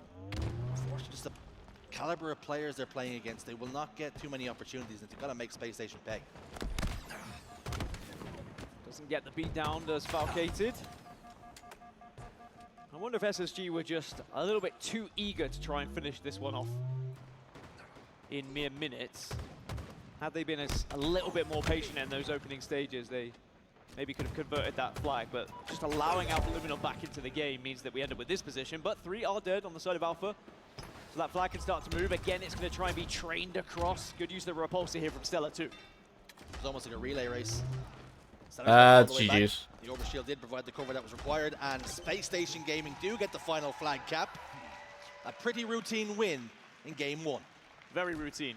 Almost embarrassingly so to begin with. It was almost a 3-0 with a couple of members getting 0 kills, but credit to Alpha Luminol, they did do very well to actually get back into that game, especially in terms of slays, but never really showed enough control to get a flag really on the go to get back to their own base. I think SSG were victims to their own play, to be honest. Had they played that one a little bit slower at the start, I think the game would have looked a little bit different on the Slayer front. But all that matters is, they won it 3-0. They find themselves 1-up here in the series, and they're looking pretty comfortable.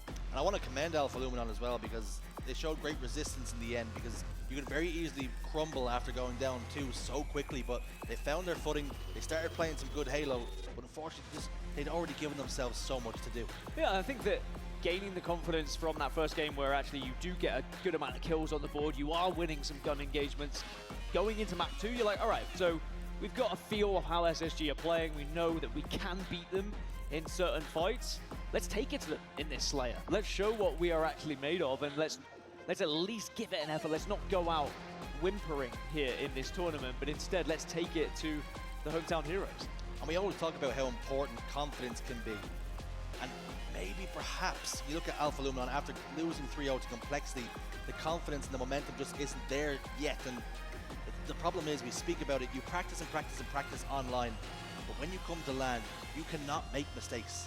Because when you do against the biggest and the best, they'll punish you. Yeah, sadly, if you're losing out to Complexity and Omit, and then you have to run into SSG, it just goes... Honestly, it's progressively the bracket looking like harder. We often speak about when you come into these pools, who would you rather play first? Who would you rather play last? I would have preferred to flip it around. I think if I was Alpha Luminol here, I would have wanted to get SSG out the way. The reverse Mortal Kombat ladder is what exactly. you're looking for. Then have a I'll fight Goro first. Yeah, but let him absolutely batter me first. Then I'll go into the second game against Complexity, give that a good effort, start to get a few jabs in, and then you go into the series against Omit, who in theory should be the most vulnerable. Well, if you think about maybe a boxer going in against 3 fights in one night, you're coming into that third match pretty battered and bruised by the time you do meet Omit, but unfortunately they find themselves now up against Space Station. And you speak about game 2, Street Slayer. Tell me something that Alpha Luminol can build on. They were doing well in their gut engagements. That's something that's important. I mean, genuinely, I troll, but they genuinely can build off the fact they were winning a few 1v1s and they are shooting straight. I think, had you asked me that question and it had been a 3-0 in 2 minutes, which was very close to, I would have said, well, this is going to be a whitewash, this is probably going to be a steak dinner, but actually, I think they have a real chance of getting a map on the board now, just from watching how they were playing. I mean, we know these guys are good players, don't get me wrong. They're just not going to have the same kind of chemistry as SSG have to offer, but they've certainly demonstrated that they can win these 1v1s, so we'll see what they can do here in a Slayer. See a lot of fist bumps, and more importantly, we see some smiles on their faces as well, so they're still enjoying themselves. And shout out Monzo, the coach from behind, made the trip all the way from Australia, so a long old flight to come back, come and coach some boys. It's not every day you get to be on the main stage, especially 3 times in a row. Sometimes it's going to be a bit daunting. You know, you get out of the open bracket and they say, all right, tomorrow you're on the main stage 3 in a row. Good luck. And we've seen you get excited. You get excited as well. We've seen many a full victim to the 0-3, 0-3, 0-3. And you've got to come into it expecting that to be a real possibility. So it's about what you take away from Hey, this. yo. You are going to be the highlight. What do you mean by that, You've contrarian? got a chance to hit that clip, be able to put it on your socials, but also you're playing against some of the best teams in the world. You can learn a lot from it. I think that's almost the point, isn't it? You can be on the main stage and get the clips, or you can be getting clipped.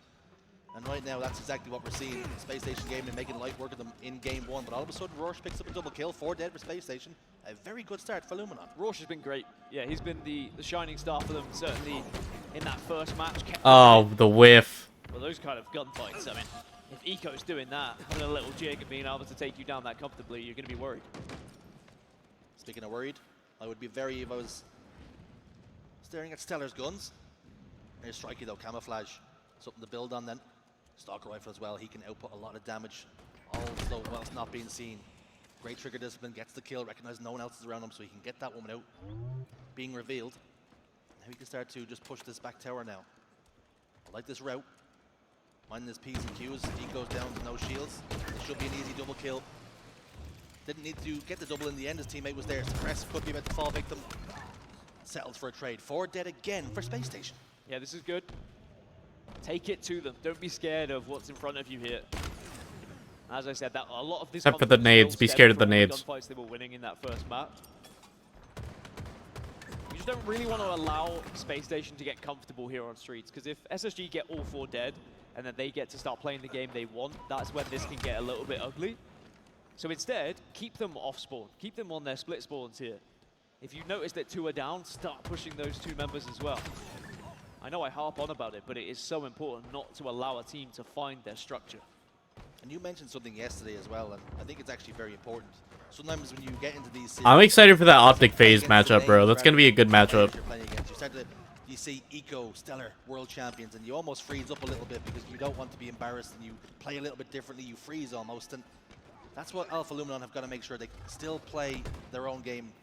Play the way I got them a ticket to this dance. Yeah, I don't think it's something we talk about loads or often enough, is the mental battle against certain names. Not just the big names, but also throughout Halo when you are constantly being outgunned by someone. When you see them, naturally your brain says, I don't really want to take this fight because I know what's happened the last 3 or 4 times. And that's a difficult thing to push past as a player. And I think for the last 20 years, people have been trying to work out how to do that. I mean, is there a... Turn player names off. Well, I've spoke about that. You know, do you turn player names off? It becomes like harder to call out then. Is there a way you could add an anonymous mode, but also, or get a grip is also what, that's what Wes would do. Get a grip. Get a grip and just lock in. Right now, Get a grip, contrarian. Get a grip, bro. Locked in. Strike is over towards Heaven. Roche will step out to finish the kill. It's an awkward fight. Suppress gets it. Double. Stalker rifle to play with as well. We'll be looking for these fresh spawners. Magico stepped out before minding his left and his right before crossing the road. The streets can be very dangerous out here, not from traffic, but from stock rifles in the hands of Suppressed. I don't think we've actually mentioned Suppressed as much as we could have as well. I mean, was part of that change, of course, between FaZe and Space Station. An incredible player. When welcome back, gets Space. Going, he can be a game changer. He can carry a game by himself. And I do think he's an excellent addition to this SSG roster. I think with names like Eco and Stella behind you as well, they do give him similar freedom to how Falcated has. I mean, Falcated and Suppressed very different players with the angles they take, the positions they find themselves in. But Suppressed really can dominate a game here. And at 29-29, Space Station were behind it a little bit, but now they've been able to wrestle this one back. And for Suppressed, he's 1 of 3. He's a triplet. He's got 2 other brothers who also compete in Halo. Do you think there's some real bragging rights that he's the best, not only in the house, but most times in most servers? For all I know, they could be swapping a different player plays each time. Oh. You know? Yep. How do you know? Yep. I mean, you would know. People have to keep tabs on that. That's important. I joked about it earlier, saying when you come into pool play and you play against the open bracket teams, could you bring in the reserves? Just like in sports, but... Rest the main team. Keep them fresh. injury-free. Bring in the sub. Allow someone to have an extra couple of hours of sleep. 36-36 though. And Alpha Luminon are certainly keeping this one competitive, and they really want to get that map on the board. And especially with this camouflage as well now, they just need to work with Magico. He can feed them that information, and then they can go for some sort of pinch. A little bit of poke damage from Magico. Unfortunately for him, as soon as he was revealed, Space Station pounced. That camouflage not able to do much. I'd be annoyed there if I was Magico and I'm the camo player. I'm going through middle and my teammate just starts stomping through and makes noise. This is an even game. That's not what you want to achieve. You want to be sneaky with the camo. You want to get into a position. You feed the information. You do damage from behind, and then everyone else joins you, rather than just trying to brute force it through the middle. Not capitalizing on the. I would say next camo is going to be huge if it even gets that, but we've all seen like how fast camo can be neck and neck heading towards burnt. the end game. It was a 1v1 on the map for a short while, but both players, a lot of distance between the two. Now both teams back to a full complement of players. So, just Luminon. They can make it work. That camo literally will be the game deciding factor. Towards the pink street, you can see over towards Cafe. A couple of kills do go in favor of Space Station. That means they have a 1-kill lead and camouflage about to pop up. Yeah, this one's tight. And I think that this is where the heart starts to race a little bit for the Alpha Luminon players. They are close to taking the off of Space Station, but as I say that, a couple of kills. Oh no, they're pulling away. The way of Space Station. 46-44, 4 away now. Make it 3 for SSG for trying to close out this second map. Eco's being hassled, he's been harried. Oh, and SSG's got camo. Between the two of them, they have got some power weapons on the map. Stalker rifle and camo. Luminon fell at the worst time. I think that's GG's, bro. They just need to pounce on one person. Don't clear their corners here. Here goes Stellar in for the fight. Roche goes down. Space Station do claim victory in game 2. And it certainly wasn't a dominant victory. They pulled away right at the end, bro. It was a professional one. They went behind a little bit. They allowed Alpha Luminon to have their fun, have a little lead, have their moment on the main stage. Then SSG, they knuckled down when they needed to. And just showed great professional ability there to close that one out. As soon as it did, Hey Mega, how you doing, dude? SSG very much changed the way they were playing that game. They were kind of free roaming for a short while. Fucking hate that Not to emote. say they are underestimating their opposition, but they certainly recognize who they are going up against and that they are the superior team. But when it was a little bit close, they started to say, all right, I think we need to stay a little bit closer to each other, hold hands a little bit more, get these trades, and perhaps... Just woke up, was up until 2 AM watching K-pop Demon Hunters, was damn good. I heard good things about it, yeah. I'm tired as fuck. 3-0 this series, Good morning, though, bro. 3-0 in the pools and topping their group. I've been up since like 7 this morning. 10 and 5, a good performance from him. We already spoke about Roche, how he was the shining light. And I'm definitely feeling it. As well, but looking on the other side, Suppress 15, 12, and 5. And Falcade actually with 12, 11, and 11, so not his usual damage output in terms of slays, but a successful result in the end. Game 3 is going to be live fire King of the Hill, Dan. And that typically goes the way of the higher seed as well. Yeah, I think that was the chance, that previous game for Alpha Luminon. I think that going to live fire the King of the Hill, it's a very structured game. It's a chance to set up each time. Again, if SSG take the lead here, this could be a 4-0. Maybe there's a chance that Alpha Luminon, have a great starting strategy. We spoke about this yesterday. A lot of these teams that are maybe newly formed or a team that is not as well practiced. One of the things they usually lock down first is starting strategy, so sometimes you can surprise some of these squads. Maybe they get a good starting strategy, get this first Nemesis goal, versus Ether. there's a chance. Well, you always talk about starting strategies, particularly with live fire King of the Hill, is do you head towards green and try and get that guaranteed time, or do you set up the camouflage about to pop up? And it's always that dance that you have to play around with. And if you go for the hill, do you leave yourself too much to do if the camouflage player comes at you? And it's always that gamble. The age-old question. Ever since this map mode combination was introduced, I think that people were trying to debate that and which one is better. Do we have the answer? He is pretty Irish. Because we've seen teams benefit from doing both strategies. Some teams have been able to really lock down that first hill, find the camouflage. I think that's the key thing, is trying to find where the camo is. If you're very good at sniffing them out, which some players seem to have a sixth sense when it comes to finding that camouflage, then great, just allow the other team to have it. But if you do struggle with finding it, then yeah, I'd probably try and at least put one player to compete with it. Now with Space Station and the way these pools have gone, have you been impressed by their performances? Do you think you've seen enough where they will be a problem, they'll be pushing towards Championship Sunday? Yes, I think they are going to be a problem. I think that their performance against Complexity in particular was an impressive one. I want to see them against a Nemesis or a FaZe to really say where quite are they. I do think they're in that top 4 bracket at the moment, right? The FaZe, Nemesis, and SSG. I think they're all there or thereabouts around. And like, I kind of think Complexity are still close to that. I think in another series, Complexity might be able to still have a better chance at taking down SSG. But right now, for me, it's still FaZe, SSG, and then maybe Nemesis just behind, depending on how they play today. We did have the player cams there, but for a brief moment, we've seen Elamite in the background of the SSG boys, and I think he's using an Etch-a-Sketch to coach that. Is he really? I don't know. It looks like that's what it looks like to me. That would be difficult to do, wouldn't it? But also very impressive. Very impressive. Have you ever done an Etch-a-Sketch? No, not in a long, long time. Okay, potential final game here for the series. The last chance then for Alpha Luminon. And they're already 3 dead. Not a great start. In this series, but in this tournament as a whole, because if they lose this one, they are out and they will be going home. Whereas SSG, if they win this one, they will be topping their group, which would have been the expectation coming into this tournament. 2 very different outcomes here. Different goals, different ambitions. Space Station wanting to win tournaments, and for Alpha Luminon right now, it's just about surviving in this tournament. That's a camouflage now for Eco. And as they move over towards green, they've not only got the camouflage, but they've got full map control as well.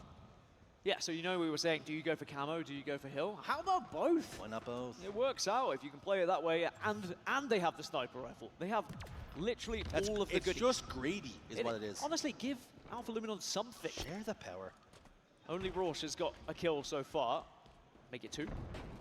Again, he has been the player for me that has made the difference on this roster, that has kept them in it, certainly in that first map. It was looking like it was going to be embarrassing. And at the moment, though, Stellar is just on the hunt. You can see he was a little bit uncomfortable. He didn't know where to look. Trying to get information for his team, trying to find a shot before dead for Space Station. So Alpha Luminon now. They can set up of their own. Lure with the sniper rifle, misses with the first. Falcate is trying to head him off with the pass. Gonna run into a couple of grenades. He goes down, double kill for Lure. Starting to cook now. Starting to make real progress on this hill as well. 3 dead again for Space Station. This is much better from Alpha Luminon. Yeah, Luminon did really well initially of avoiding Stella's sniper rifle. They purposely took angles where it was going to be a difficult kill, and like you said, Stella looked a little bit lost trying to find them. 3 dead though, and Lure is going to be the last remaining player with this sniper. Needs to hit one of these, but doesn't. And sadly, that probably means SSG are going to convert this first hill. Warren shot across the bow. Stellar jumps in and out of the toilet. Toilet. Ion Pillars, killing spree locked in for Lure, but unfortunately for him, Space Station still have full control of this hill, and the first score should go their way. And immediately thinking about rotating. There was a moment of hesitation there at bottom middle where they were like, should we, shouldn't we? And they waited too long, but then one of them committed and said, no, we need to get the hill, and then just got absolutely blasted by grenades. That decision needs to be made quicker, of just either commit or don't. There can't be hesitation where you then go to commit because you're just too vulnerable and too easy to take down. Space Station Sounds like a good time, Space. Not only that, the decision is okay, stick or twist, but the problem Good is luck with the one jump person hunting, my goes, friend. and if nobody else does, you've done neither really. So that's where you set yourself up for success. If you're gonna go together, fall together. Making moves out of desperation more than anything else right now. Magico's got top tower though, and the camouflage still to play with. Trying to keep SSG at bay. But Suppressed has now just whisked away the sniper rifle. He heads towards sandbags. Eye trained over top middle now. First shot won't find a home. But he's not done just yet. He really just wants to take this player off of tower, or the player he thinks it's tower. Does find a double in the end. So Oh, Kimbap is so good. Picking up kills of the damage that's being done around him. Again, that's what I'm saying about the team that's been built here. That's exactly what Suppressed can do. Just be that final little bit of firepower you need after doing the initial damage. And now he's in prime position to protect this hill whilst Eco is going on a madness apparently on the other side of the map. Picks up 2. And it's because Eco's got this good angle as well. Like, this is perfect because they can watch sandbags from various places and they can force Alpha Luminon to make an awkward rotation down through the bottom. You essentially force them bottom middle or out by the power up, and they go power up side. Suppressed got the sniper rifle, so their only real avenue is Only had going some bottom hot middle, Cheetos for lunch so far. Hell Because yeah. holding down green, it means We they love have to hot go Cheetos. pass through a crossfire. He is essentially the first line of defense, and they finally dealt with him. Fuck hot Cheetos, bro. Cheetos is the real thing, bro. Really trying to go with a flick of a wrist, or a flick of a thumb, should I say, but not able to hit either of those. Those would have been the game-changing shots to try and make this 2-0 for Space Station, but it looks like now Alpha Luminon will have a real opportunity, but Eco hits the jump, Eco hits the shots, and now the nades to follow up. He's well aware of a player just going to be arriving, but he does get tagged by his own teammate. Lure will step up into the wait and go into Space Station Gaming. And Space Station do get their second point on the board, and good work from Alpha Luminon in patches, but how many times do we see this? The underdog does put in some good work, but just can't put the finishing touches on the objective. 2-0, much to the approval of the crowd in-house here, and I do want to give a shout out to the crowd. We had so many people here yesterday. Other day, I made a delicious Ethiopian roasted chicken thigh, and Jesus fucking Christ, that's human juice. Damn. On Saturday as well. So thank you everyone who's shown your support for this SSG. Jelly. And of course, for the HCS. As now 2-0 for the SSG, but Alpha Luminon again have showed early presence in this hill. They've done this time and time again, but can they hold this one? We see them get to this point. They struggle to hold. Magico, though, putting in some really good work there on the scoreboard. Suppress and Eco, they fall. Falcate is top middle. This could be Alpha Luminon's response then. This is how they're starting to react. Finding their foot once again. Unlike the flag game, there's a lot more time to play with here.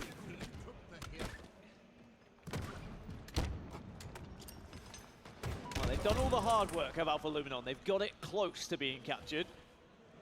But now they just need to break once. But sometimes that is even harder than getting the majority of the hill. There is that point, isn't it, when you have it so close that you almost just keep pushing forward. What can go wrong? Oh! Scheiße. Suppress can go wrong. Magico, last man alive, over towards green. Bro's getting chased. Suppress is on the hunt. He wants that +1. Magico made himself a very difficult kill, but he was killed nonetheless. And all of a sudden, all that good work once more. Space Station have almost completely undone. You think you have time in King of the Hill. You really do not. You cannot afford to make mistakes. Lure falls top middle. Strikey almost the victim of Suppressed as well. They're trying to make this break. Space Station almost there. But Alpha Luminon do step in. Stellar's on scoreboard. He goes down. The Good help. Now 2-1. And they'll be happy that they get rewarded for their early presence in that hill, and they keep this game alive. They keep their tournament hopes alive as well, albeit now very slim. But you've got to play until the final whistle comes through. No, I mean, yeah, it could be a whistle. By the way, side note, just saw Penguin's dad. Oh. Just celebrities walking around everywhere. Lovely, man. We do get a lot of family support here in HCS. It's very good to see. It is. I remember my parents taking me to my first event when I was 13. They were terrified. They still are. What was your Even first at event? 33, they're still terrified. Dad, please be safe. 20 years on, still worried about their little boy.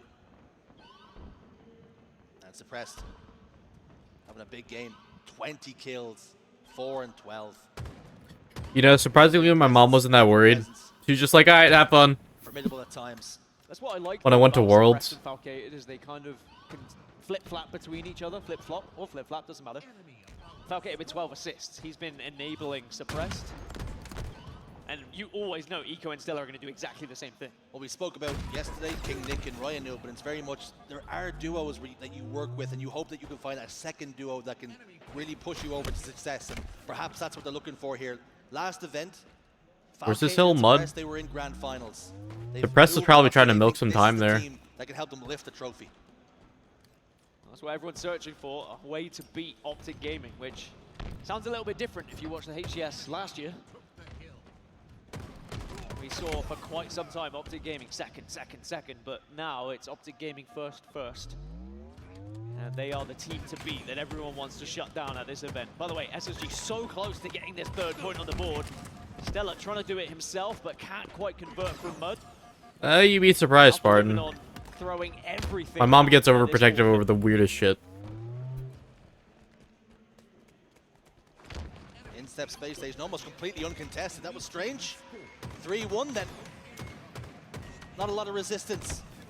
Magico and Strikey do combine to get a couple of kills. 3 go down for Space Station, but that was a gamble that was worth it. They stepped inside the hill, they get the point. They just sent pure numbers at it. 3-1 the score. Yeah, I don't know if Alpha Luminon just lost SSG members or what, but I feel like you have to try and compete there because you look at the clock, 1 minute 24, and if you're going top middle, which can sometimes be one of the longer hills, even if you do convert this one, you are going against time, but SSG take down all 4 members of Alpha for a short while. And now they've got control of the hill, and I think this is the beginning of the end here for this series. We spoke about nails and coffins. We're getting very close. Unless Alpha and Luminon have a little bit of magic left. They have a magic co. But right now, they are in big trouble. Suppressed almost gets the kill in that 1v1, but gets shut down. 3 down once more for Space Station. Eco staying alive, back tower, using the repulsor to get himself top tower, changing the angle, changing the trajectory. Now bottom tower. Good recovery from that whiff melee. Great heads up play. Wow, great fucking nade play. All 4 dead again for Alpha Luminon, and I wonder whether that Might is be going it. to be it. They're just playing out the hill. They have to now start hurtling themselves towards the top middle hill, but I think SSG are aware of the spawns there. Someone's called it, because you can see where the nades were heading. And this is going to be a last-ditch effort to try and survive. Lures inside the hill, Strikey dives forward, but had no information. Trying to work it out when he got there. Unfortunately, he got there a little bit too late. As Space Station Gaming put their final point on the board. Final map in the series. Rip Alpha Luminon. It's been a very impressive pool play stage for They Space did Station Gaming. pretty well though overall. How would they perform when they get to this event? They held up answered pretty every decently. question that's come at them so far, but now they move into the championship bracket. They will be in the winners bracket. That is worth being stated here. And of course, they come in as 4th seed, so it is not going to be the easiest game that they'll be going up against. I think maybe it's Cloud9 they play against, but we'll find out. It doesn't matter. Either way, SSG, very good. I think that they'll be delighted that they didn't really face anything that caused them too many issues here. Yep, Space Station Gaming for the most part completely untouchable in pool play. Try as these teams might. The true test, you were talking about barometers, you want to see them against a Nemesis or a FaZe. Those tests are yet to come. Yeah, and we've got to give Alpha Luminon their flowers as well. Absolutely. An incredible open bracket run to make it onto the main stage, to get the reward of playing back-to-back-to-back games on the biggest stage of all here in the HCS.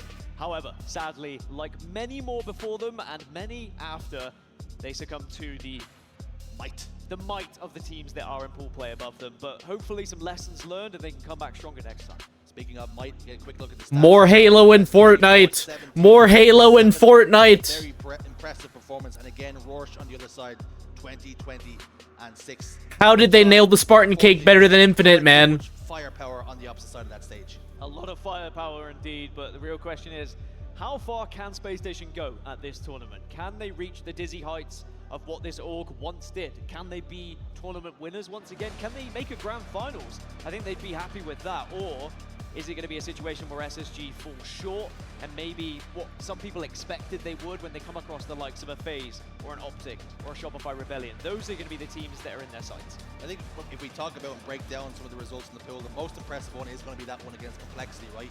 A 3-0 sweep, which that should have been a far more difficult task than it really presented itself to be. So I think so far, Space Station Gaming have handled every single test that's been thrown at them. Yeah, I don't think that they'll be worried going into this one, but Winners Bracket Round 1, I think we'll learn a little bit more, but Winners Bracket Round 2, I think that's where this tournament is going to be truly defined. And we have seen a lot of Winner Bracket Round 1 banana skins as well, the likes of a Nemesis in there. We could see them be truly tested, and they'll need to find a response. Yeah, because I think Nemesis come in potentially playing Optic, if I'm correct as well. There's a chance that that could be one of those banana skins. Other than that, though, this has been a pretty chill pool play. We've not had any crazy results. We've not had one of those teams just kind of fall to nothing and suddenly one team is higher than they should be. Instead, everything.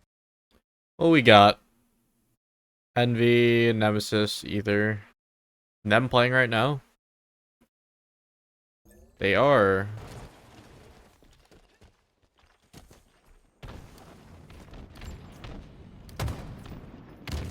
Already 1-0, hell yeah.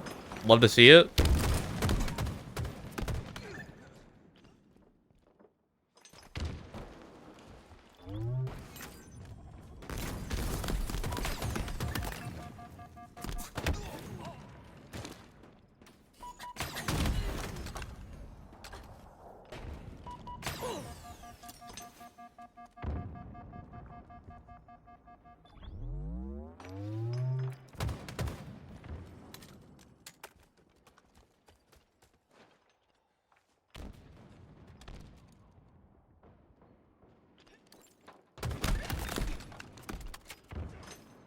Go, my goats! Go! Go!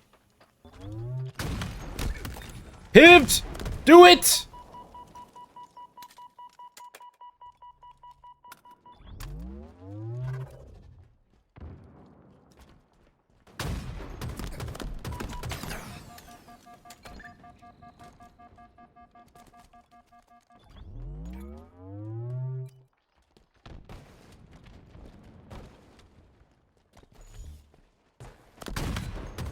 Oh my god.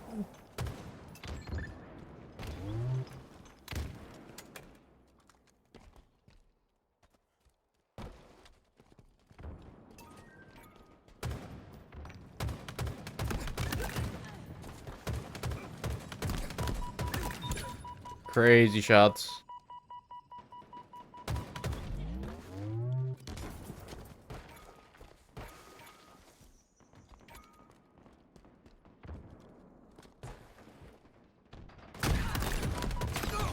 Oh, huge trade.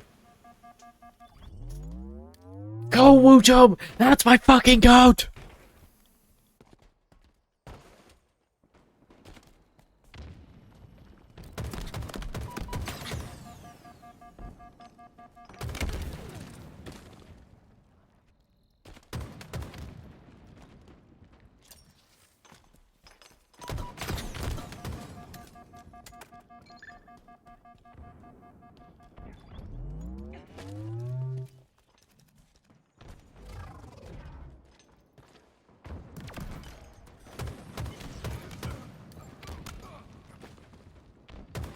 Enemy halfway to victory.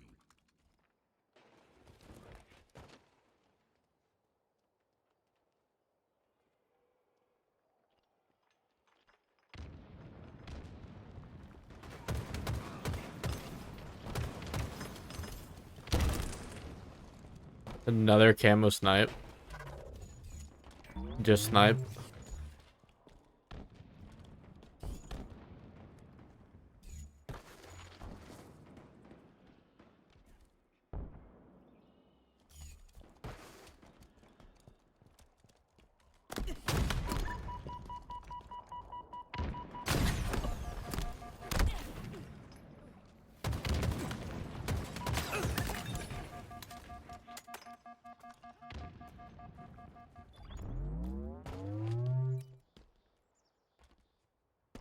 It's oddly peaceful watching this.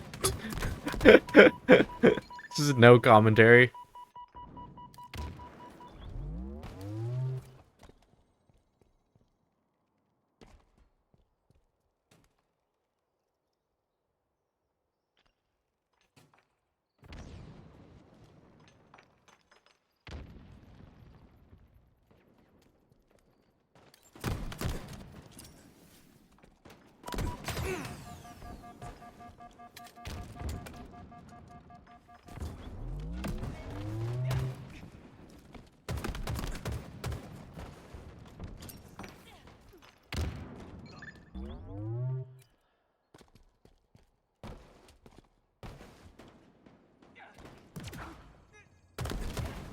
Oh, crazy stick.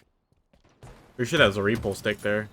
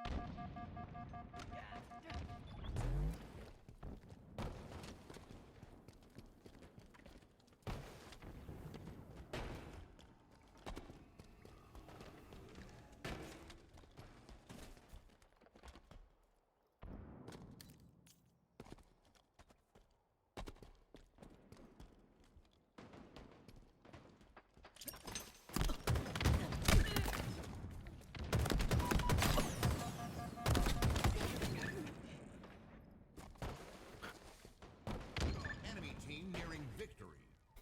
Oh! That's unfortunate. Sometimes it be like that.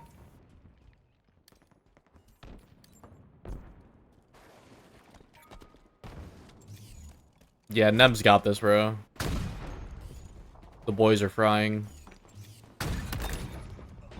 Told ya.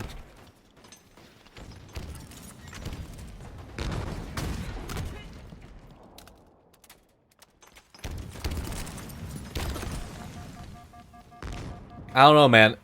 Anyone who has snipe has just been doing some mad work with it.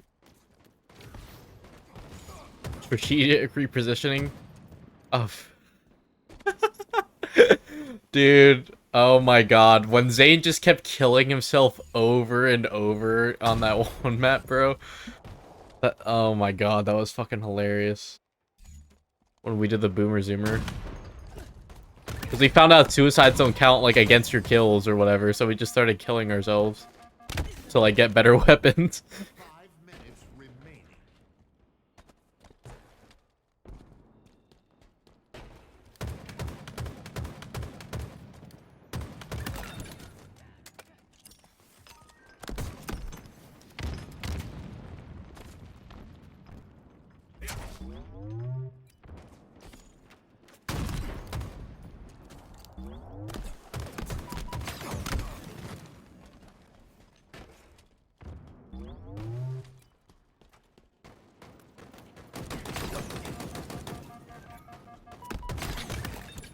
GG.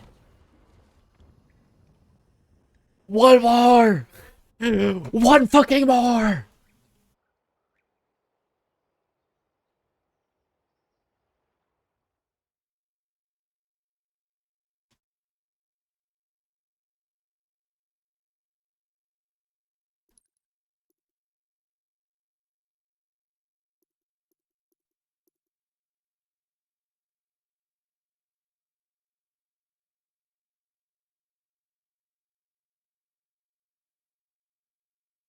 One more, boys. One more. That's a cute emblem, actually. Is that a freaking hamster? I'm looking at, like, the observer.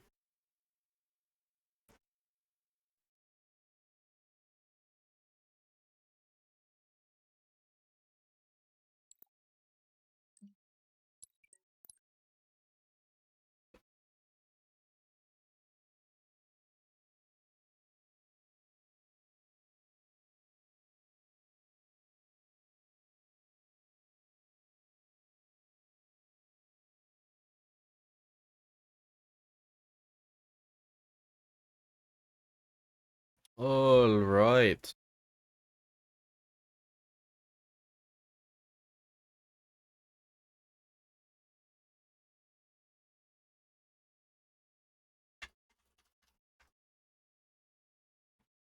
Oh. I said one more game, baby, and I got deleted.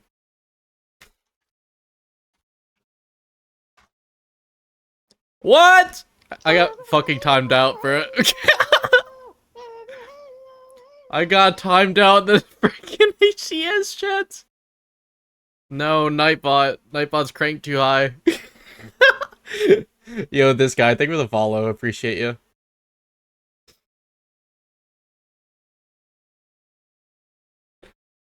Your boy was a little bit too hyped. We got timed out in the HCS red chat, bruh.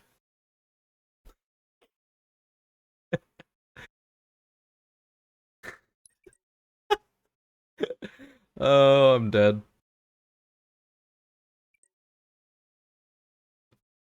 Glad you got the Discord notification. I am too, man. Shout out to Nem for the shout out. We love Team Nemesis. Showing the community streamers some love. They're actively getting the next game set up, man. I can hear it.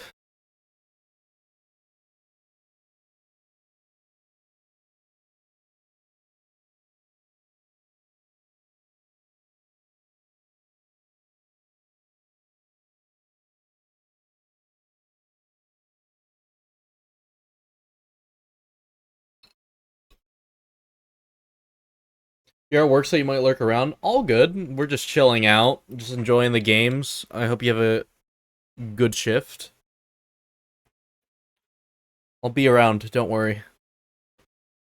Trying to watch all the games I can today. Stocking up on caffeine.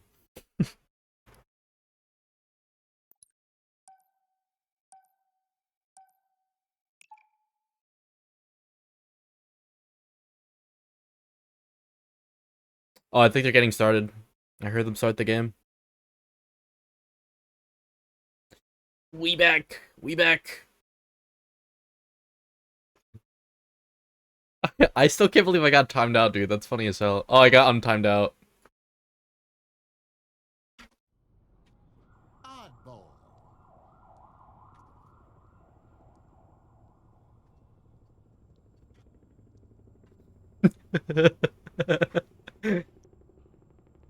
I said, I'm sorry, chat. Well, let's fucking go, Nem. Let's do it. About to grab another can. Yeah, this weekend, I usually pull long hours, so not too much time for sleep.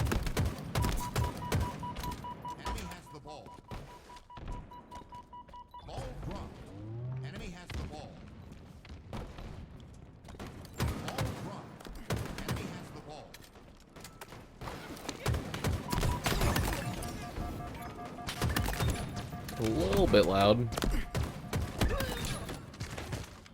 Triple! Let's go!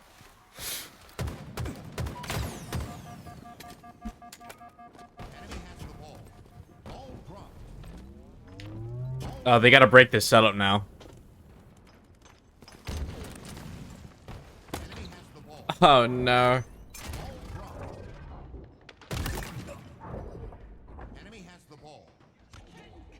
Three dead, nice. Last alive is camo. Yeah, get him.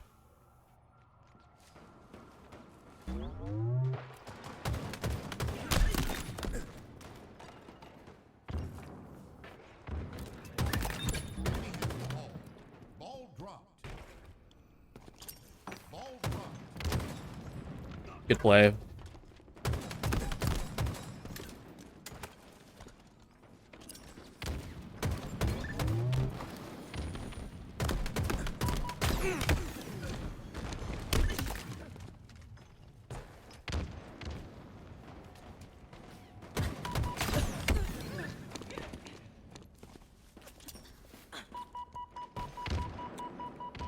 Pretty even slay-wise. Glory already has 7 kills. He's been kind of cooking this tournament.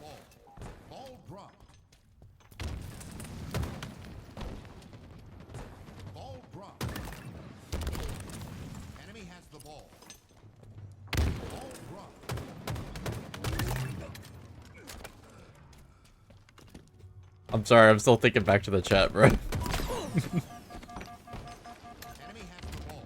I'm traumatized.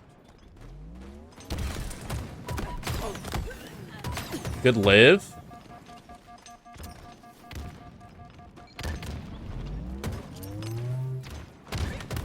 Shit. 3 dead, both sides, 1v1.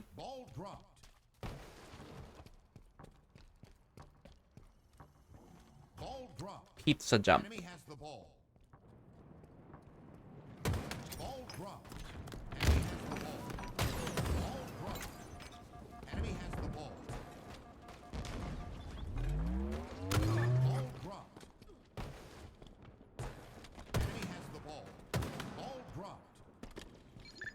I think Huckner said it was Automod. Yeah, it was Automod for sure.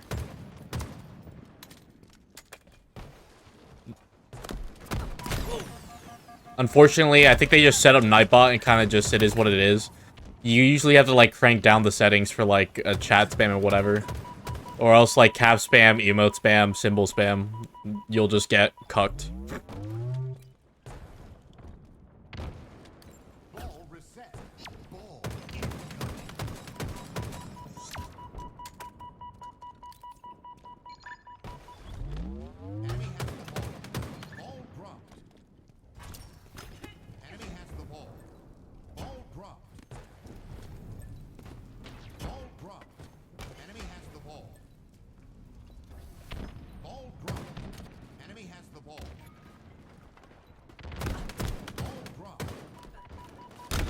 Drift is looking very good as well. 12 kills already. I think Ether's actually outslaying, but Nem just has like more time. But man, Mega, I saw the new suit. Looks really good.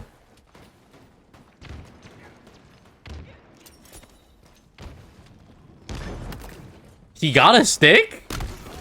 Shit. Good trade. 3 dead. You have 2 gripes, but I love it. Those gripes being... I think the blue is not as shiny as it was by the end of No Way Home. That's like the one gripe I have, personally.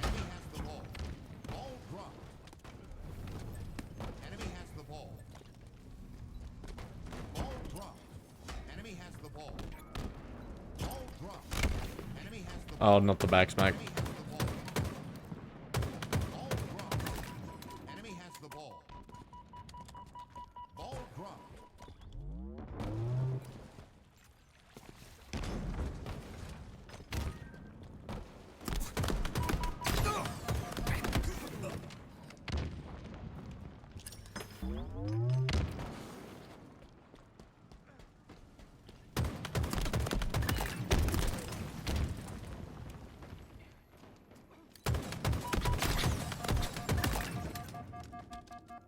I got you, Mega. Yeah, I agree. I did think the logo was a little bit, low.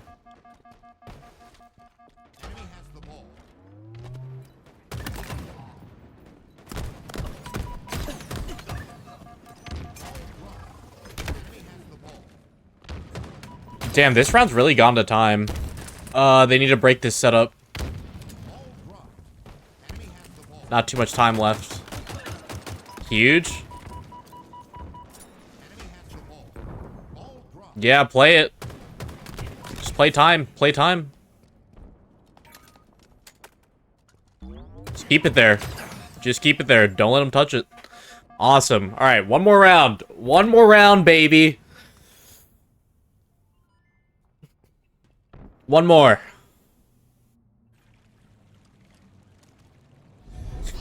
Can't wait to get the new pilot helmet for your drip. Deep violet to reflect in the new Halo update. Hell yeah. Yeah, I'm decently excited for the new update.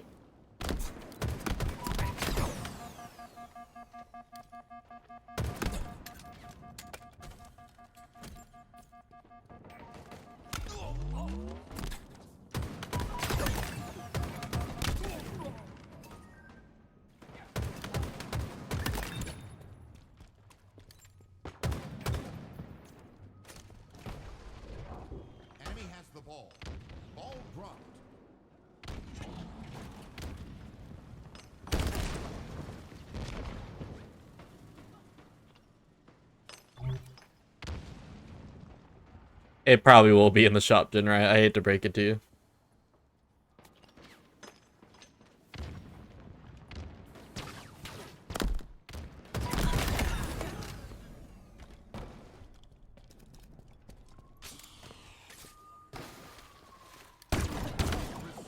There's some prizes. I'm not sure how many of them are actual surprises. I've seen things already. I feel like.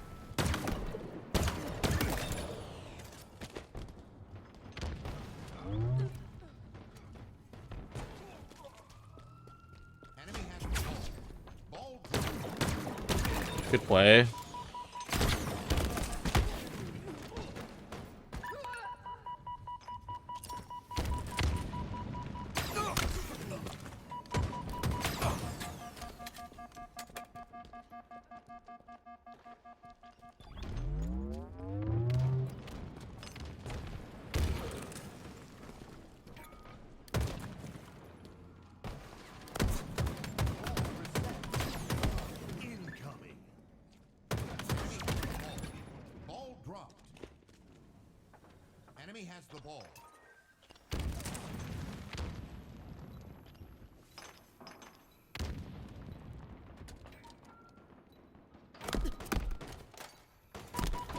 Ah, that's unfortunate. Got sussed out.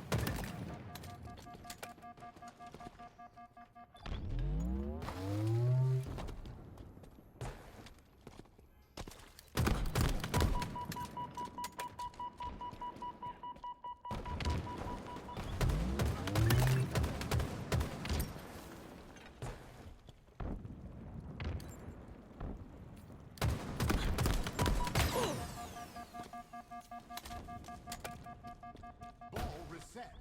Ball incoming.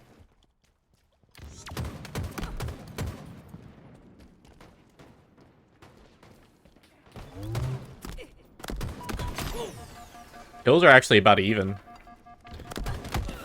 Pretty even.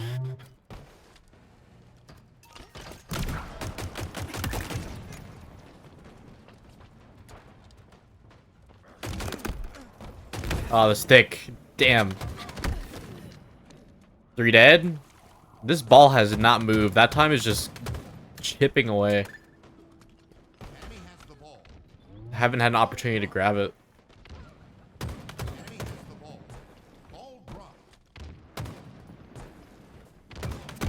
Got some movement now, sort of.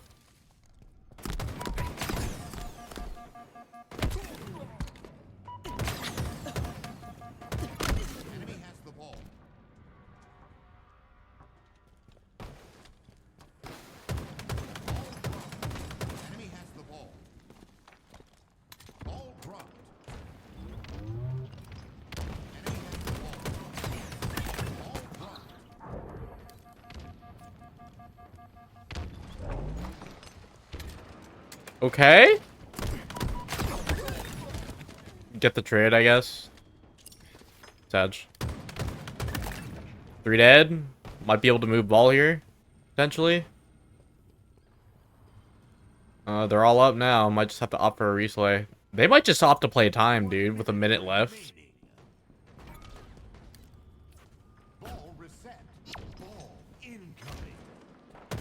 They've been playing these rounds very slow. The last round went to time, too. Last round was only like 60 to something.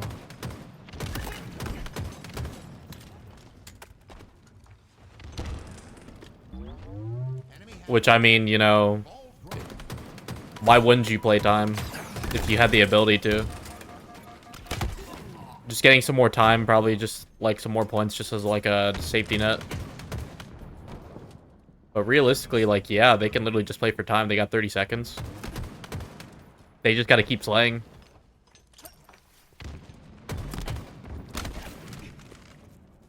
Not the back smack. Yeah, if Ether's looking to win this, they need to pick up the ball now and they need to live with it. Yep, there it is.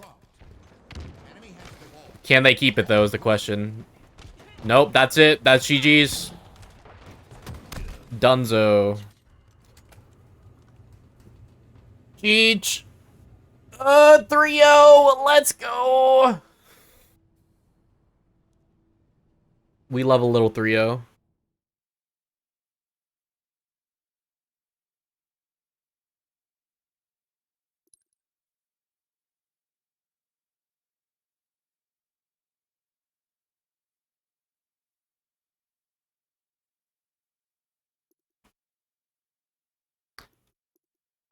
Yeah, there are definitely a lot more younger players like in the scene now, for sure. Nemesis definitely has a lot of younger players.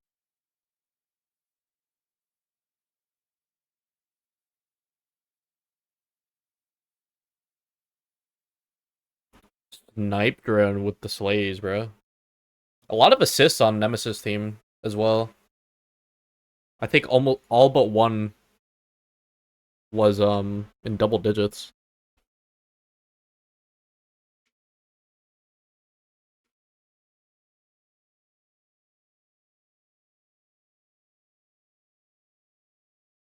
All right, what else we got?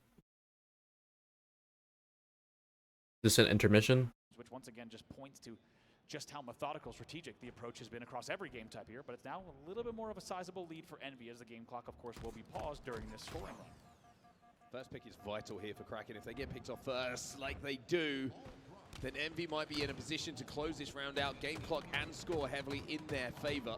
Oh, and through the shroud, through the smoke, Yaxin will put the final player into the grave. Kraken 4 dead, and Envy now straight towards a round 1 victory. Man, we were just tied at 31. This has been an unbelievable hold from Envy in the end. We were just criticizing kind of the slower play. However, looks like they're going to end it right here, right now. Yeah, look at how this game is going versus the series we just played, dude. Literally the same exact like map setup. That's going to be the final kill of the round. These are actually going to score, bro. Envy. They will be 1 up now as we head in towards our second round. Really nice. Crazy. If you watch the first opening of that game, or you could even really argue the first, let's say, several minutes of that game, you really didn't expect to see that for Envy. It looks like they found another gear in the late game mark. Yeah, the tram setup, that was the difference, right? The tower setup, like I mentioned, a little bit flaky, very easy to break. Kraken felt comfortable in being able to steal that odd ball away, but as soon as the ball went back, ironically, towards tram from Kraken, that was where Envy broke, and then were able to hold extremely effectively. Kraken 4 dead off the rip here, and you can see the odd ball has immediately been picked up by Envy, so they will continue this round 2 where they left off in round 1. Camo now, Precision takes a very nice B-stairs angle, catches one off guard. Ooh. Does not trade out either, however. In the end, one of them will go, but it keeps things a little bit mixy. Beatdown comes in, that'll be cleaned up. Once again, the importance of a beatdown when you've got no shields, very, very important. That was 3 dead. Last player alive is going to be Super CC. He's looking for somewhat of a play, and a spawn coming on that. He makes the play. Oh boy, this is big. Uh-oh. He's currently 19 and 11 in this game, and it might be 20 in a few seconds' time. He's going to have to settle for the assist this time round, but Suspector and Envol still putting pressure on. Jackson's putting down so much help here. Should be taken down, and I think they know where Suspector is inside of PD as well. Oh! Holy fuck, that was a jump scare. That was a jump scare, bro. I can't lie. Likes to play this to be annoying, to be obnoxious, and it's worked out yet again. Oh my god, he's absolute. At this stage, 36-1. Yeah, very strong start this second round here from Envy. It looks like maybe just blown the cobwebs to let game 1 off a little bit. Shaky game number 2, but closed it out. And now game 3 starting to just look a little bit like the Envy that we saw back in Dallas, where the teamwork is starting to look strong. The individual fights are going their way. And if they continue like this, then Kraken might be on the receiving end of a potential 2-1 series where they are chasing the game. Camo card up in 10 seconds.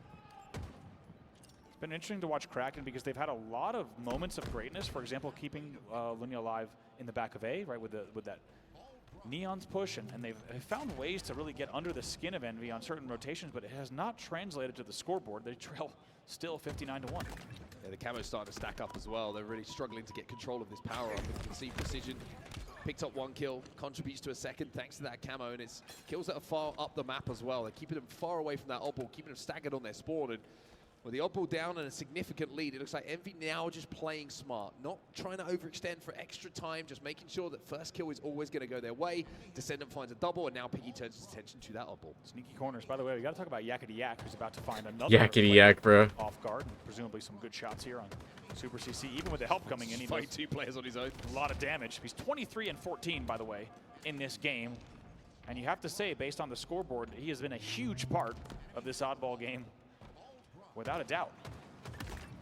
So shout out to Piggy in this game. He's 14 and 13, but has 95 points of the total ball time that's been picked up by Envy. Yeah. So he really is doing everything you could ask of a player. If you're holding that oddball for that long and you're still positive, you're doing everything right. I mean, absolutely. And also Precision as well. It feels like we're just going down the list, but for good reason. Precision's 14 and 17 with 16 assists, double that of anyone else on the team.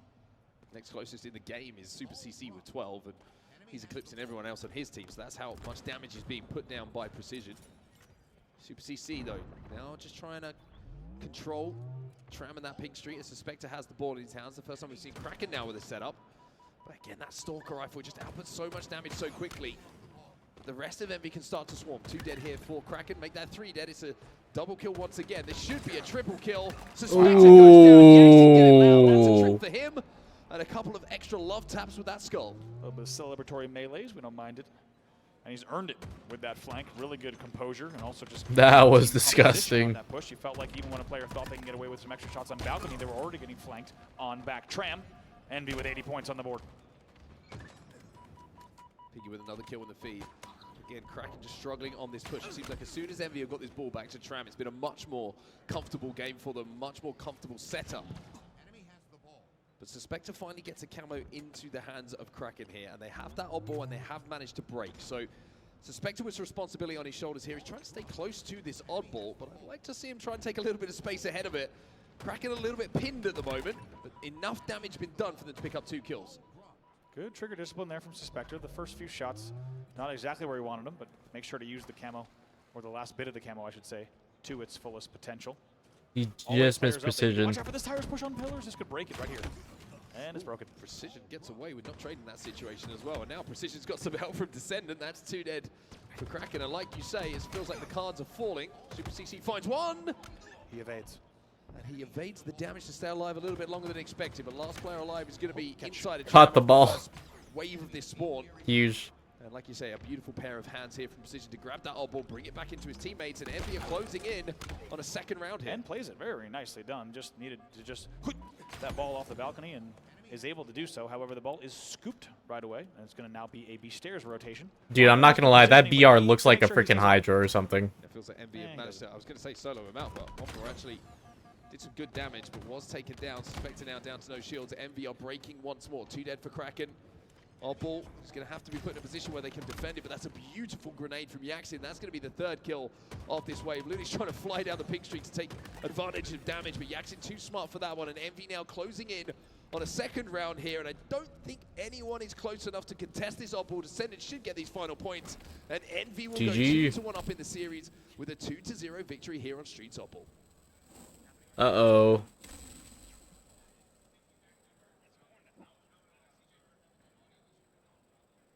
I hear some audio, fuckery.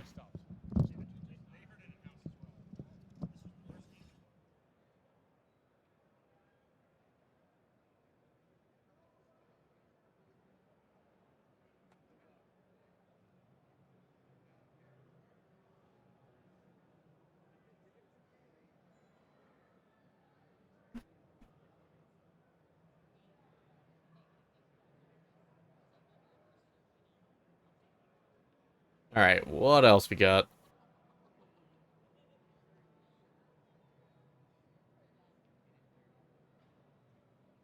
Rebellion versus Mind Freak. Is that still going on? Nope.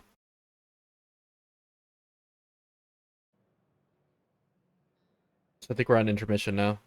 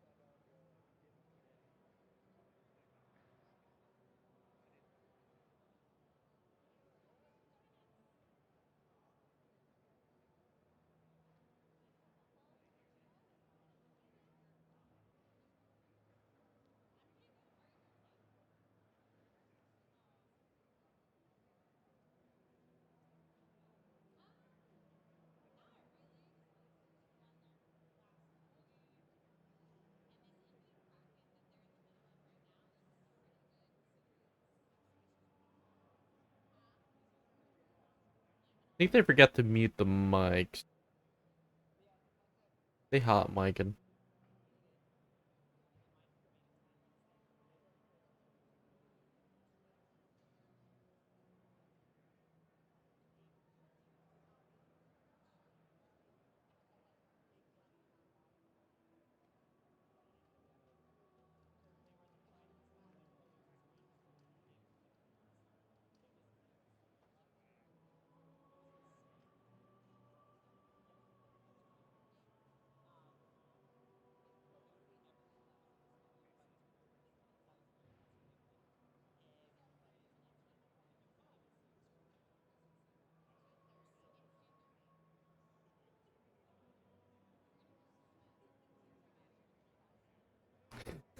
Someone asked, is there any filler matches while we wait? And Hockner's reply, that was the filler match, man.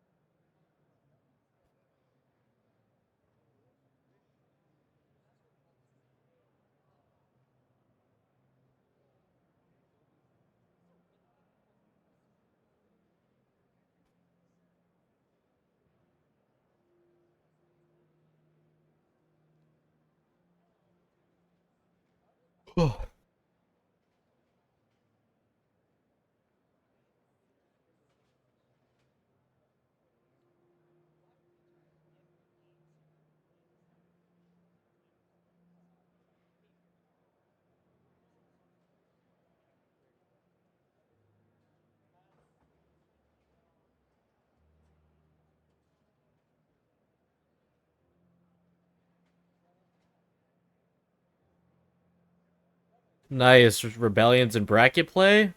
They take down Mind Freak.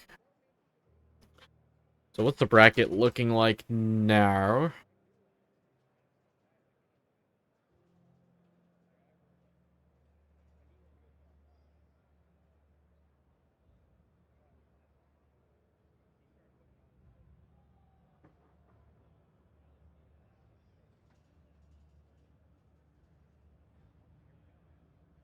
Okay. We continue here between Kraken and Envy to close out Pool A. Kraken coming from, of course, the open bracket to face off against Envy in this series. It's been a close one. It's been Optic versus FaZe, bro. That's gonna be interesting to see. life a little bit these two previous games, especially in that oddball, and especially here. Oh wait, it started back up. Well, shit.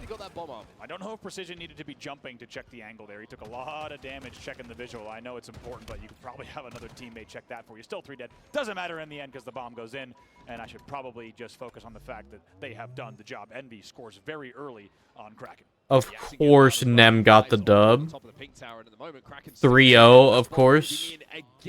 Yeah, that last oddball game was interesting, bro. They didn't even, like, get the full score. They just played to time both rounds. It was interesting to watch. He's going to start in D. He's getting ripped from top. But yeah, welcome home, Grisilla. Hope your night is going well, brother. Do want to be fighting from those top mid angles to help your spawners be able to get a little bit of an angle, but he's going to continue arming. Yeah, Precision gets a kill. I think they're trying to bait these last two players in. Suspector is here. He's going to try and throw that bomb out. Will be able to do so. The fuse will slowly tick down, but with 3 dead, the toss and the bomb thrown back up. Super Alley-oop. who could stop this one. Well, And there's the nade. From Descendant will add up to 5 in a row for Descendant. 2-0 already. Oh my god. And within a few minutes, already Envy up by 2. Bro, this is this is looking like the fucking SSG CTF game, bro. That was wild. With a well-fought battle, but this game could not only be an exception, but also the end. 2 more dead again for Kraken. I can't remember them in 4 alive. They're icing up, bro. Wait. We will have an issue on our stage. No. An update on exactly what's going on, and we will update you when we're back.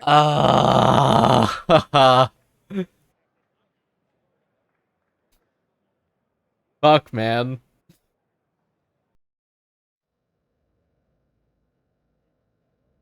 Dude, that was looking so good.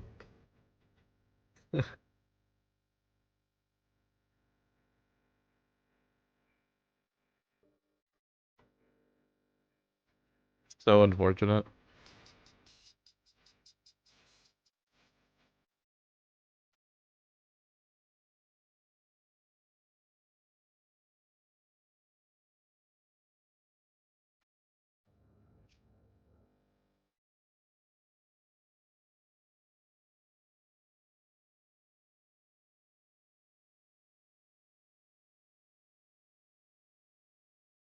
You had a bomb game last week on Aqua where you capped in less than 3 minutes. Sounds about right, yeah. That just reminded me of that CTF game that SSG had against Luminon, bro. They got 2 caps in under a minute. And if they played just a little bit more careful, they probably could have gotten 3. And gotten, like, the fastest flag game ever.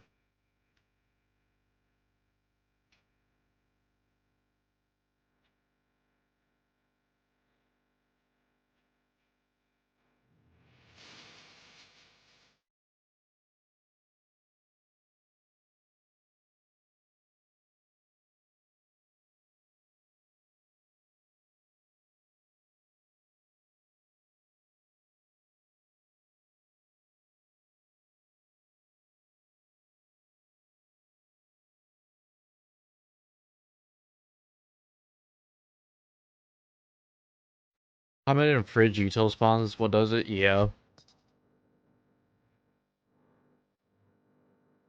Because they can't move. They can't. Even if they can, dude, like, most of the time they're moving into the base already damaged. So easy to just clean up. Yo, Gurzilla, think of the lurk, bro.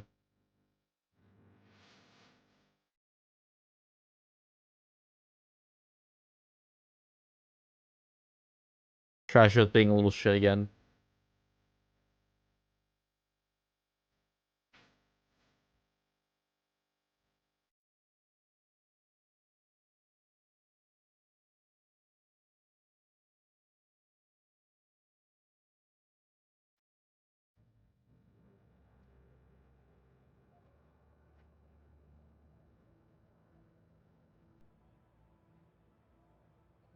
Yo. What up, Gildars? How you doing, homie? Hey, buddy.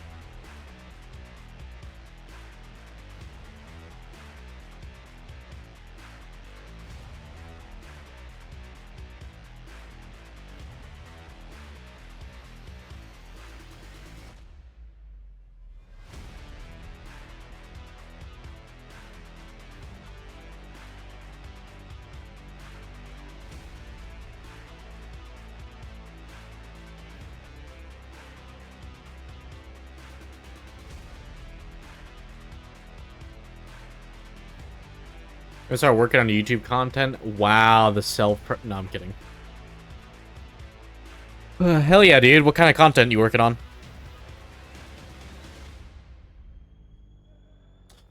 You're doing what I have been struggling to do all summer. I'm hoping when school starts back up, dude, and I start getting into the groove with just, like, working more and start just being overall more productive. Hopefully, like, that motivates me to get some content out.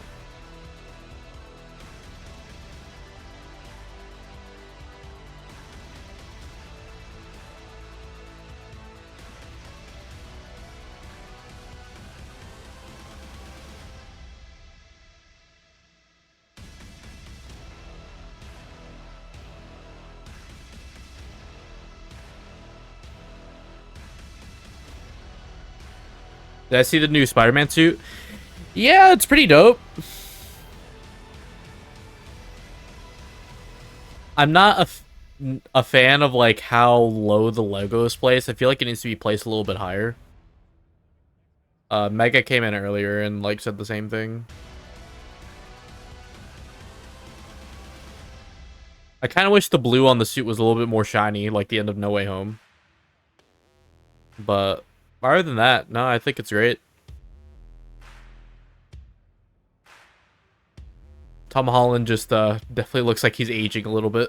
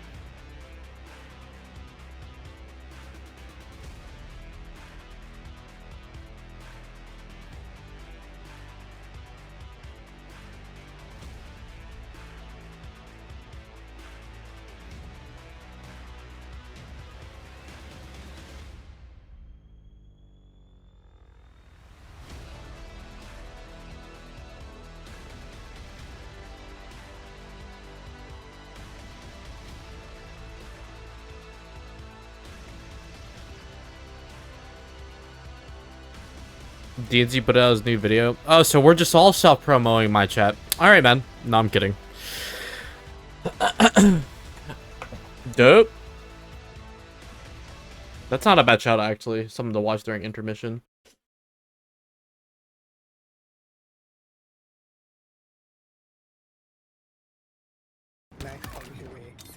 Oh, you're saying this because you're right at the start, you fuck. No, I'm kidding.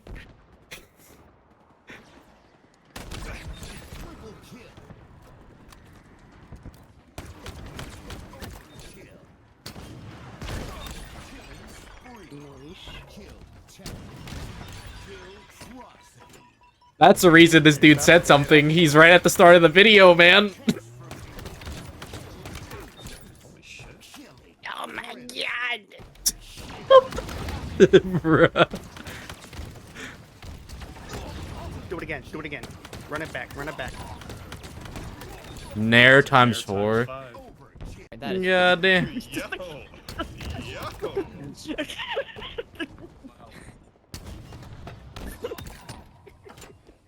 Dude, I've never been to Mexico. I don't fucking... Hey, is that Jubs guy? Fuck that guy, man. No, I'd imagine it'd be nice. Somebody let me know when the next match starts.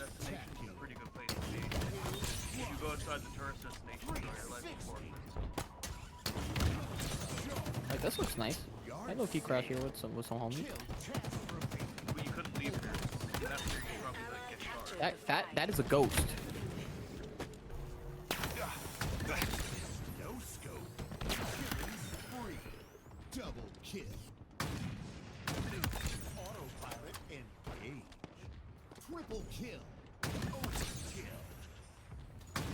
Okay. Okay. Okay. Okay. Okay. Oh, he choked. Sedge. Oh yeah, we Sigma farming. Hey. Oh. Yo, Apple Ninja, what's up? Craft with me. I'm this one. This guy's gonna have it though. Oh fuck. Oh, I killed her. I forgot that kill through. Holy fuck. Yay.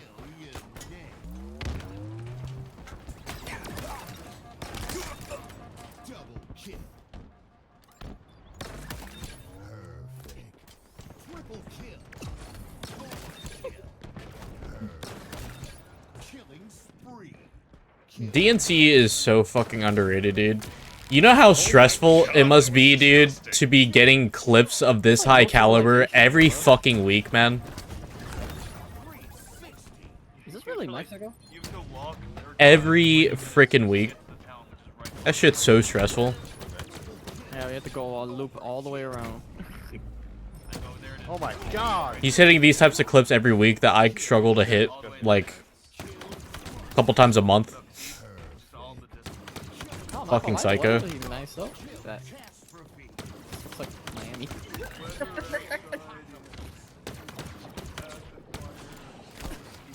No, they hid.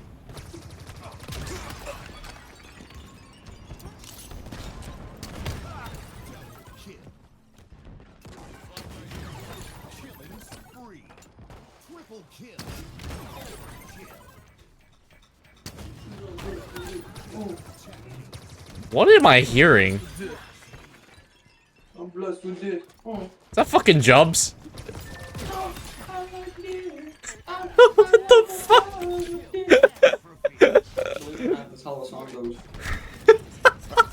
What the fuck? Just heard him slide behind him. What's it?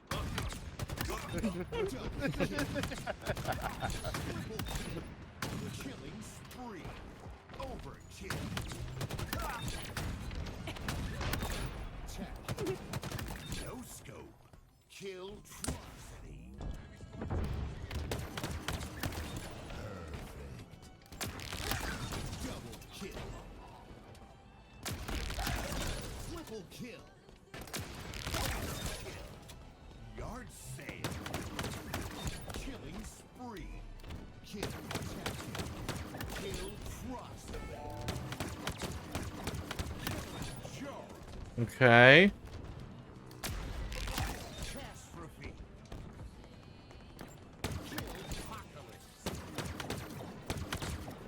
No. Yes. Thank fuck.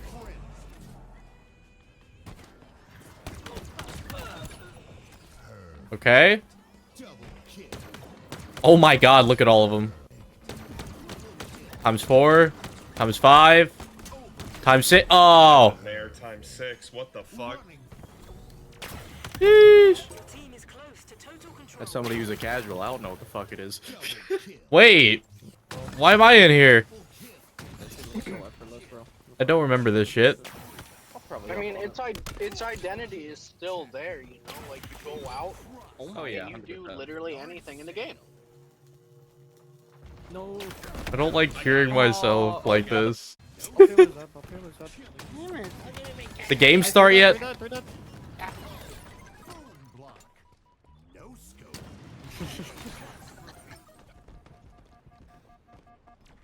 No, of course it didn't.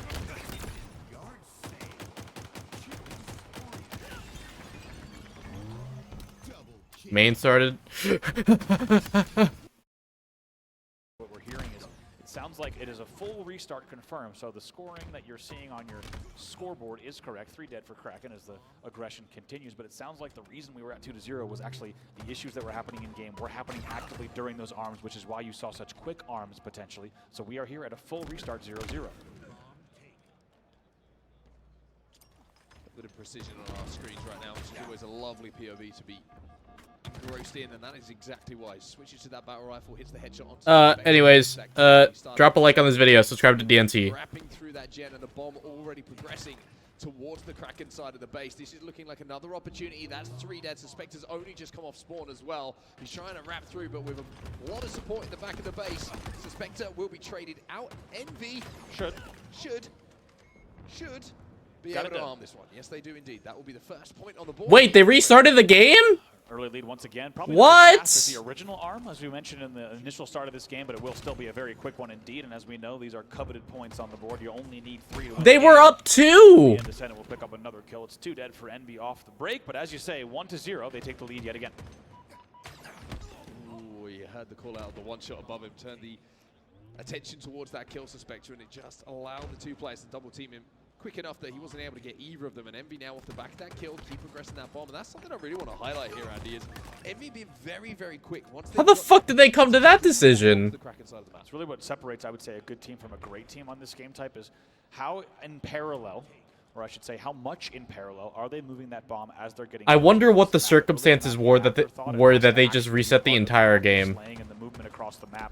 We've seen too many times talented teams that are out slaying, but the bomb stays at the halfway mark. And you should. I mean, if they agreed to it, fair play, I guess. Who's running bomb, right? That needs to be taken care of beforehand. If not, I genuinely do wonder what the circumstances were that they did a full reset. No right to get out of that situation with 2 players hunting him down, let alone with his life. Even less so with a kill. Now he's taking this fight across map. That player is down to 0 shields, P2, and he'll be dealt with as well. So 2 dead here, and once again, that bomb is in the Kraken courtyard. And if this kill goes down, Descendant's going to immediately turn his attention towards it. Piggy's going to 1v1 inside of that base. Super CC will be taken down thanks to a combination of players. Now, there are a couple of Kraken players who have managed to wrap back into the base, but Envy is starting to swarm here.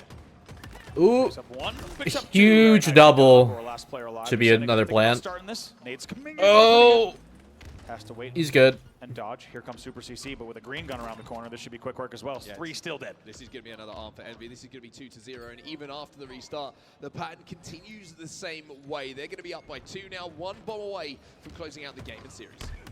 As you said, it might have just been a little bit of a delay in terms of getting back to a 2-0 scoreline for Envy, and regardless of what issues might have been present in the initial restart, 3 dead fall for Kraken yet again, and we're right back where we left off at 2-0, and with 7 minutes on the clock, a lot of time for Envy to end this one in terms of the scoreline.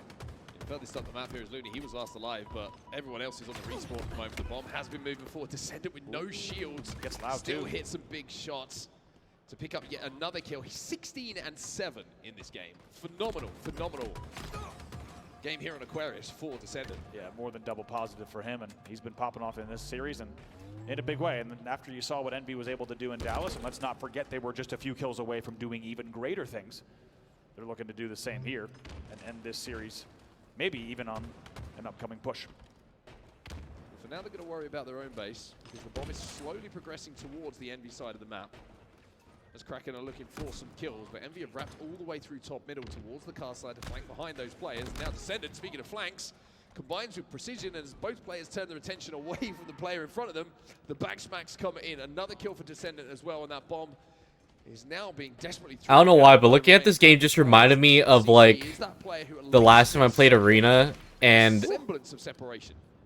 It's why I will never solo queue Arena again, dude. Dude, it was like 1-2 on Origin, yeah. I have the game-winning flag in my hands. My teammate has rockets. He team kills me because he wants to get the cap. Not only does the team get the re, we get back capped on. On top of that, then they pull our flag and we lose the fucking game. And I was literally milliseconds away from capping the flag. For whatever reason, this game makes me think of that. But like, I was so fucking livid, dude. Like, I could literally feel my blood boiling. I was so fucking pissed. But like, that was the last time I solo queued Arena, dude. I was so pissed after that.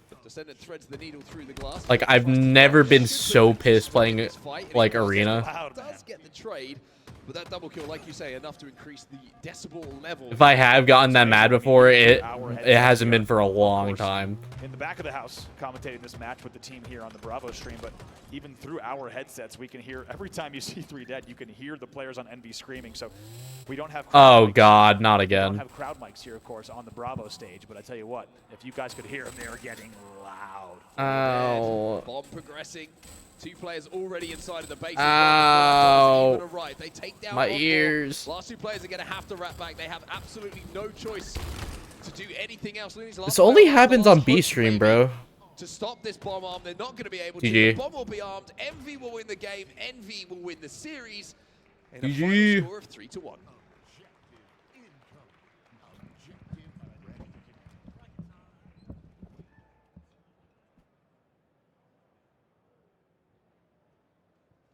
But yeah, sorry for the yap, but like for whatever reason, that game just made me think of it.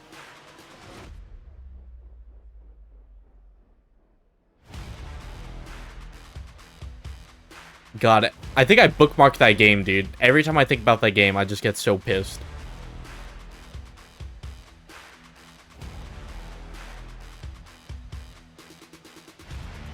I think I D-ranked it for that game too, I can't lie.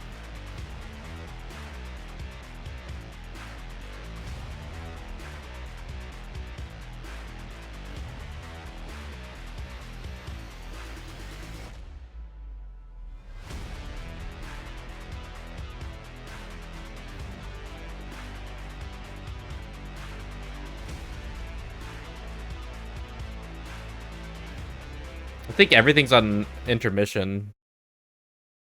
So, I'll finish the rest of the video. That like actually scared me. I said I'll finish the rest of the video.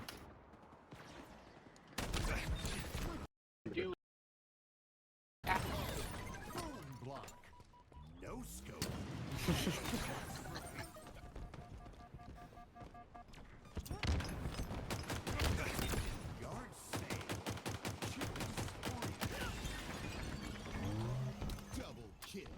Not the bag.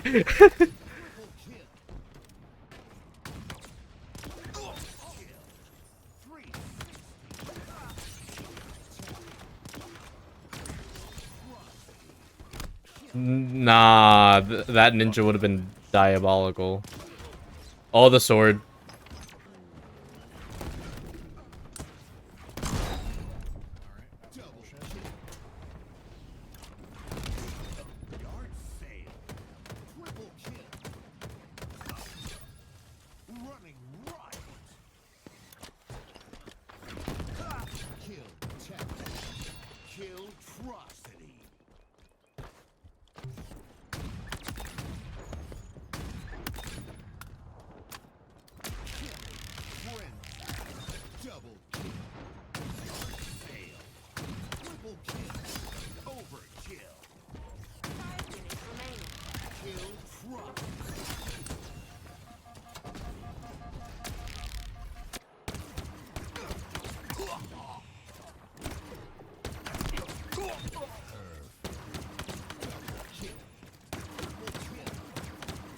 How? No, the whiff.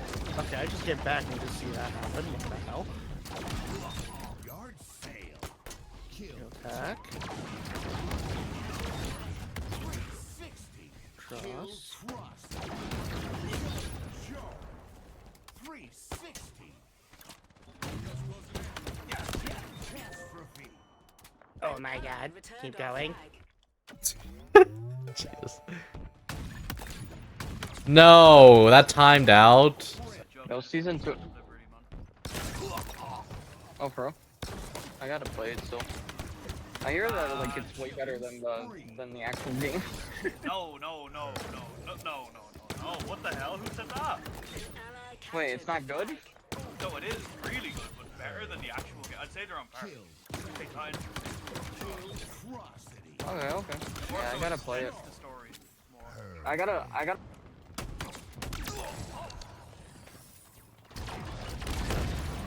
Kill. Killing spree. Triple kill. Kill. Kill thrust. That's a jar.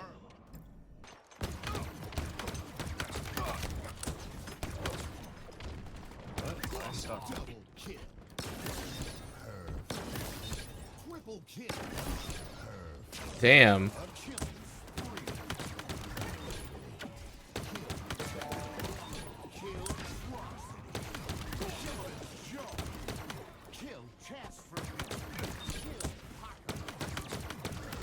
Yay.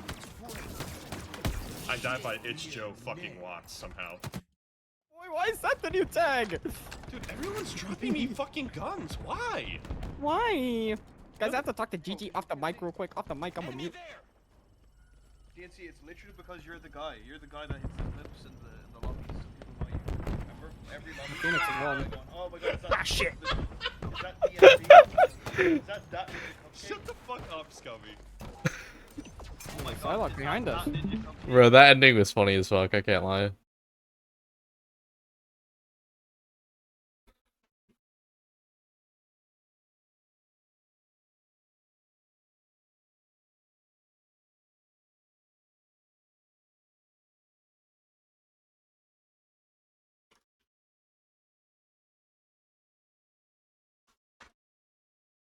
This is G versus Alpha Luminon. Where's that old?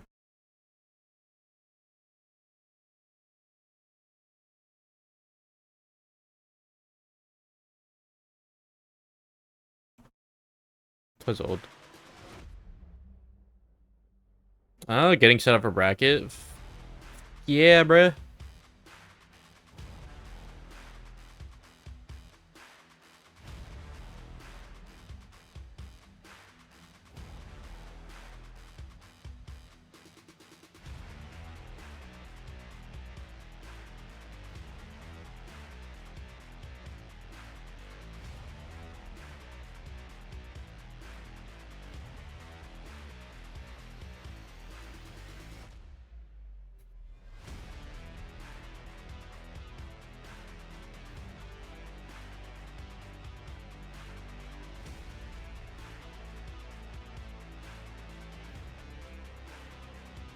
I would be carrying every team if they picked you up.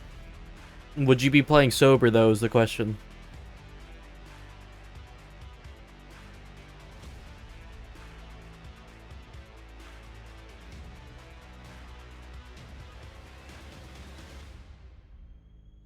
Absolutely not. Crazy.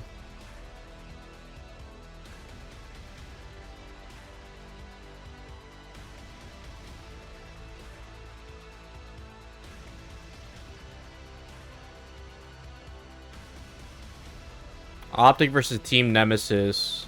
SG versus C9. Rebellion versus Complexity. FaZe versus Envy. Oh, this is looking good.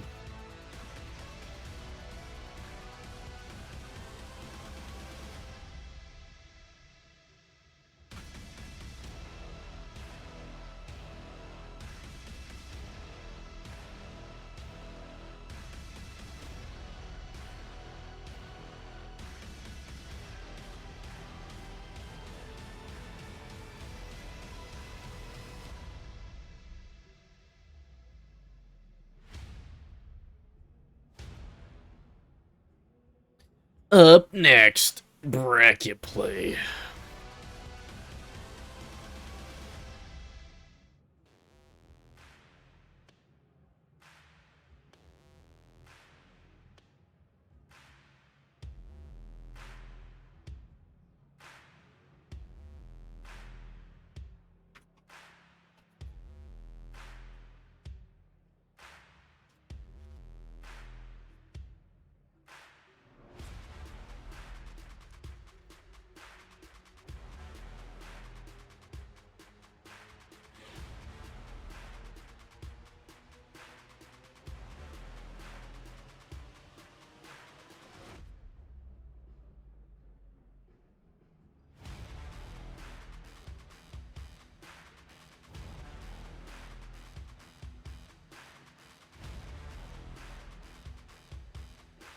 Dude, there's a fucking gnat flying around.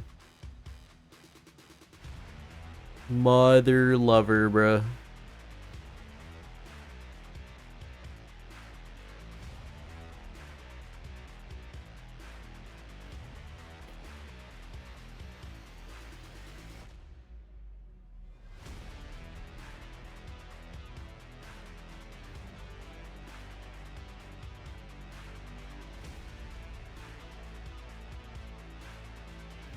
Buy your flight to Worlds right meow. I'll do it this week. I'm not gonna do it right now. But I do need to do it.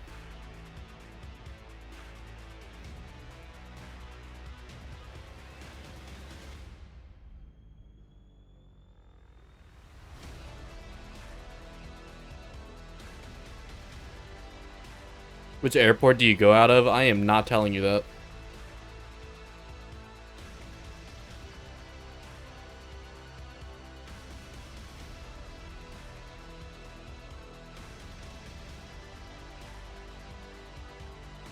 I mean, I'll DM it to you, yeah.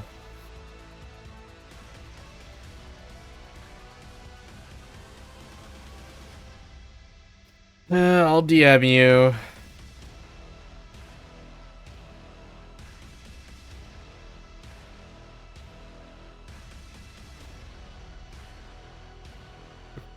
Sorry if I dox you, Stone, but for those of you that don't know, Stone is actually a travel agent.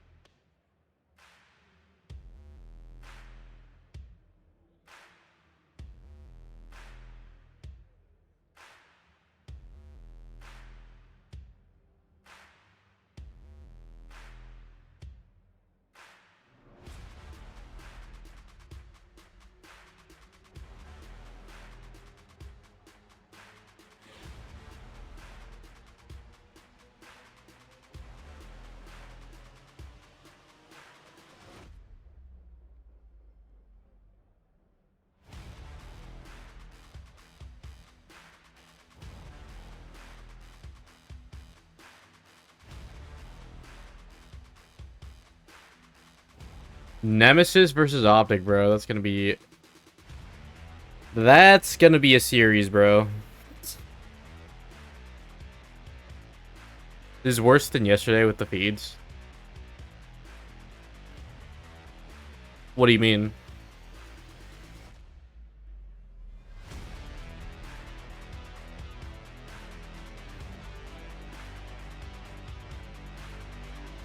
Oh, on Bravo stream. Formal just tweeted out.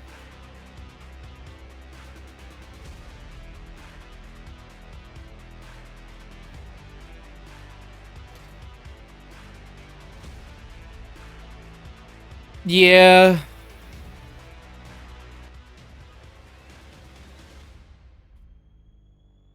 To be fair, though, they're wrapping up a lot of stuff today.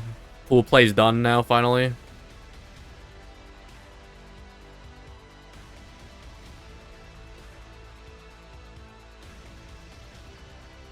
Alright, so I think B stream is going to be Optic versus Nemesis. So we'll check that out for sure.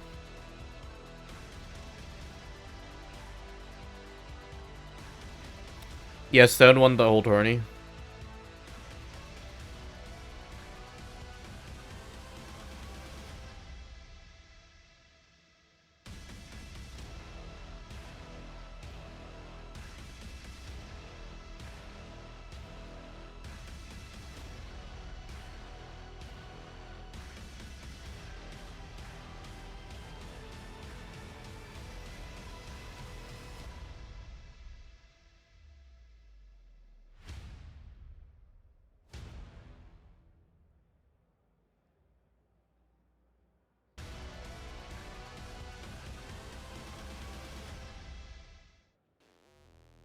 I don't know, man. I've been finding ways to kill time.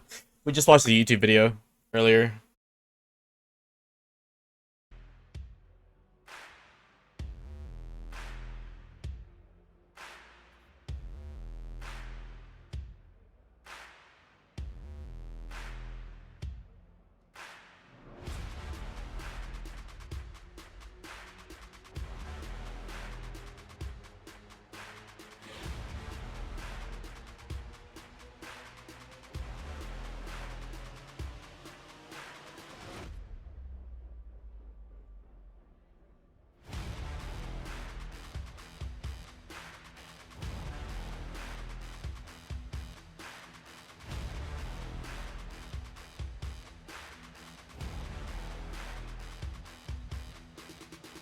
That's not the middle of nowhere, man.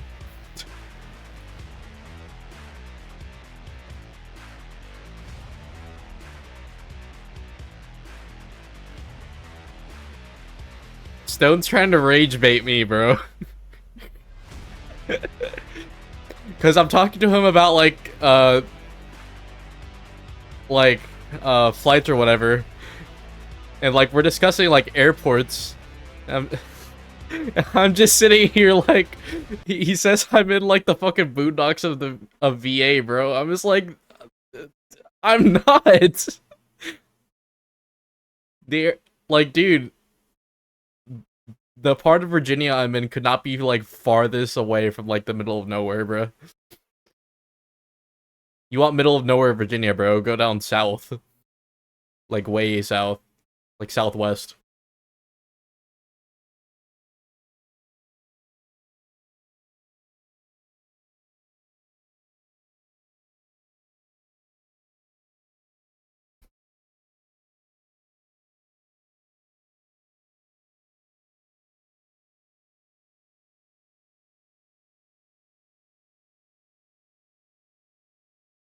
Stop gaslighting me.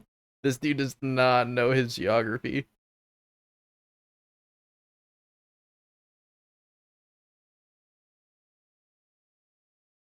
Fucking boondocks, head ass. I'm dead.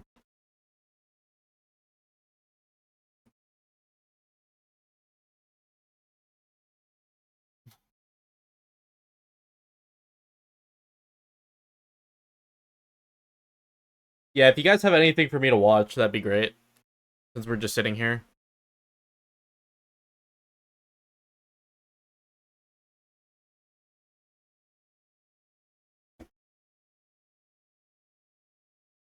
Jobs probably is in the boondocks. That's probably right.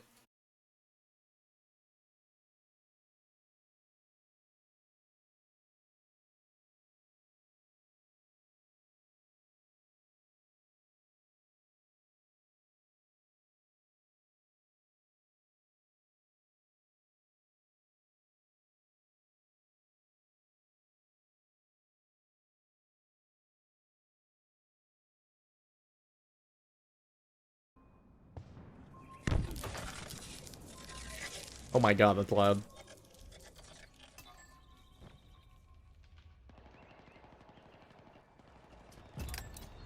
Spike grenades acquired.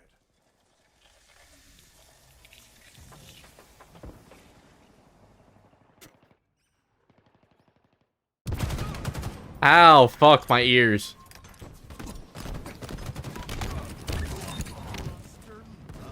Okay.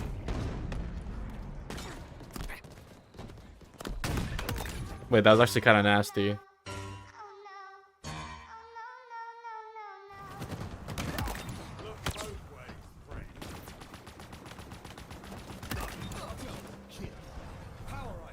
Thank God. I'm glad to know Stolas is one of the competent teammates, bro. In BTB.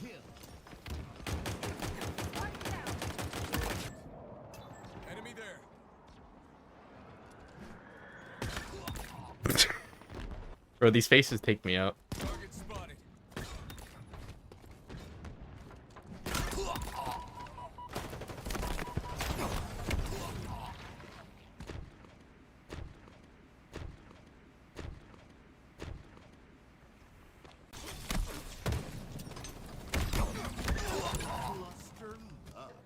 Double kill. What in the fuck? Shot call.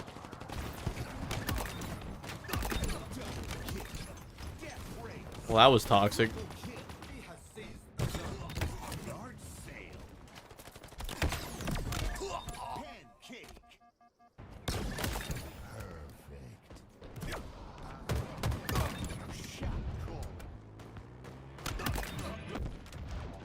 Just wasn't enough that time, Spartan.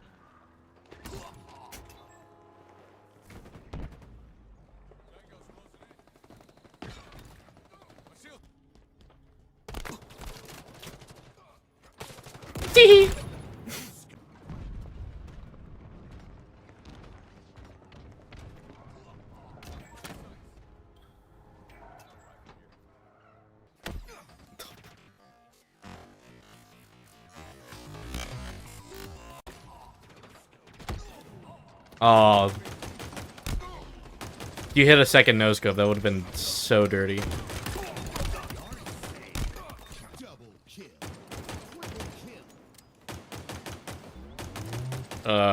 Mid off? Mid off? Mid off? Yay!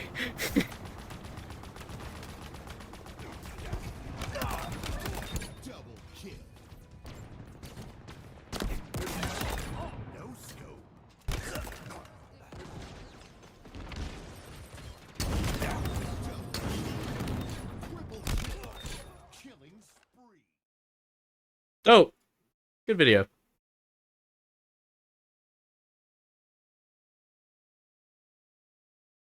Please tell me Twitch is not broken again. We're still in intermission. Alright, chat. I gotta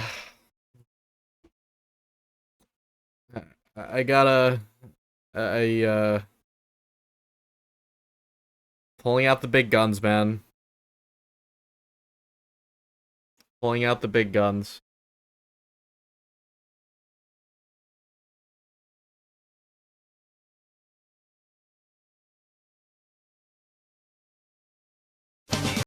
Ow, fuck my ears. Forget how loud this is.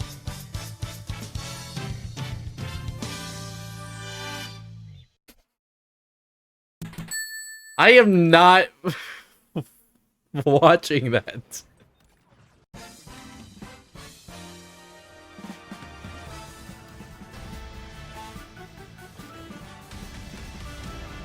Wait, I hear things. They knew I was trying to self-promote, bro. Oh, fuck, it's just music. Never mind. Never mind. Never mind. Fuck.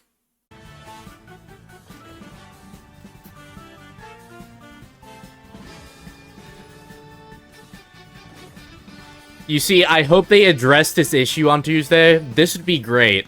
This video highlights a very big issue that I hope they address on Tuesday. I'll let you guess what the issue is.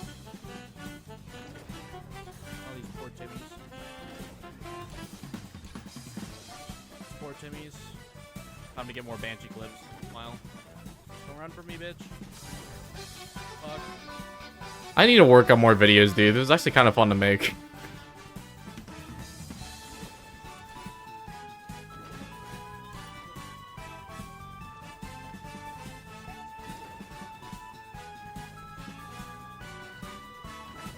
Stone, you're my issue, okay? Sorry.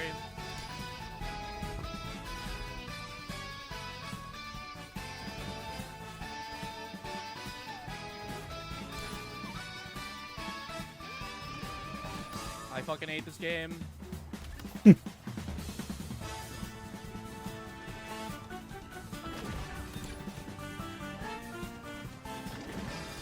Nerf M&K Banshee. Nerf M&K Banshee, dude. Or buff controller. And then remove Banshees from like half these fucking maps, please.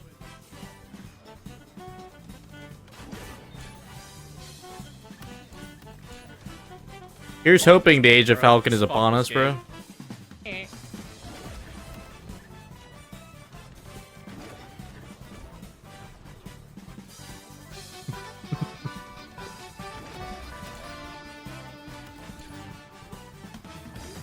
Yeah, I clipped Jubs.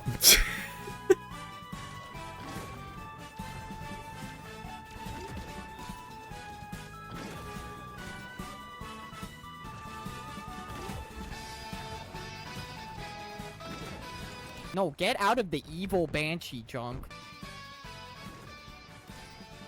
Suck it, Jubs! No!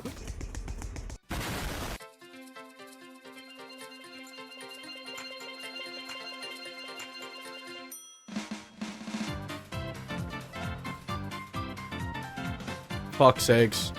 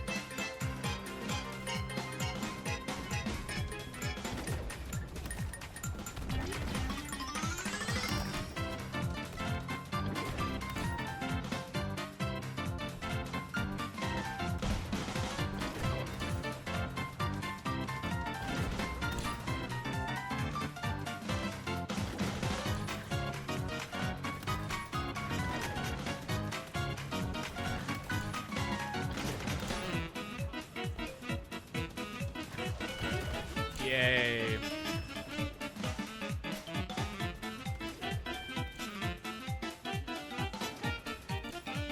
I don't think the Sriracha stream's coming back, man.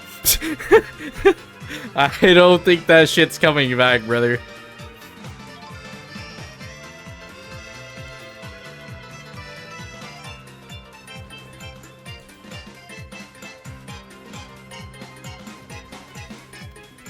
Yeah, that's fine.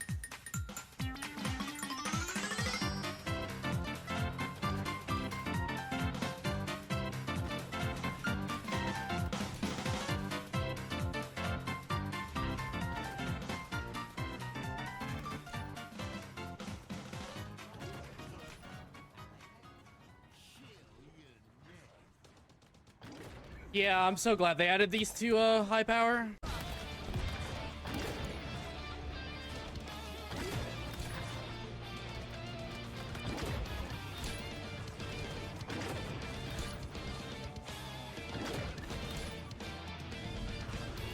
I want you to know I hate myself watching this. Fuck this vehicle, man.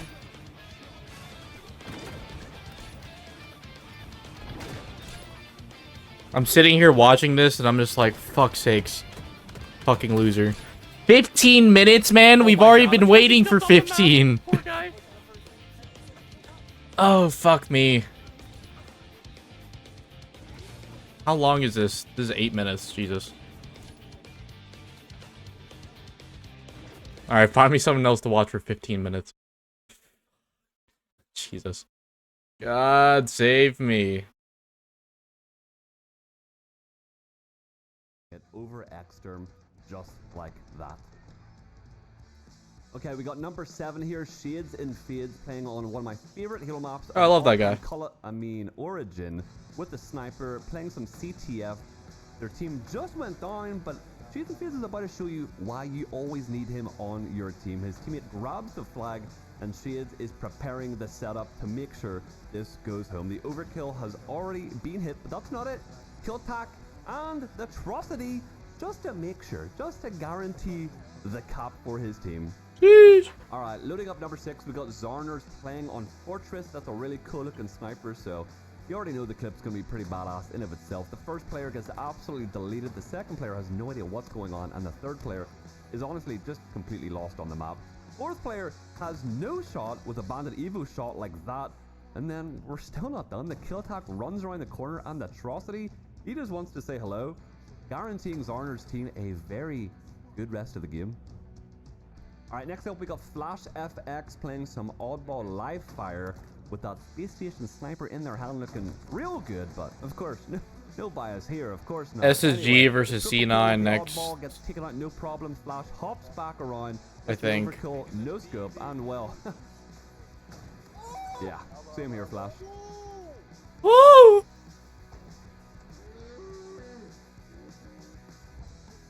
Alright, we're in the final countdown. Number 4, we got my boy Ronin playing on live fire once again with the sniper, so you already know it's going to be very dangerous. The double kill is hit, no problem at all. We got Tusk for the challenge and a little no scope to shut him back down.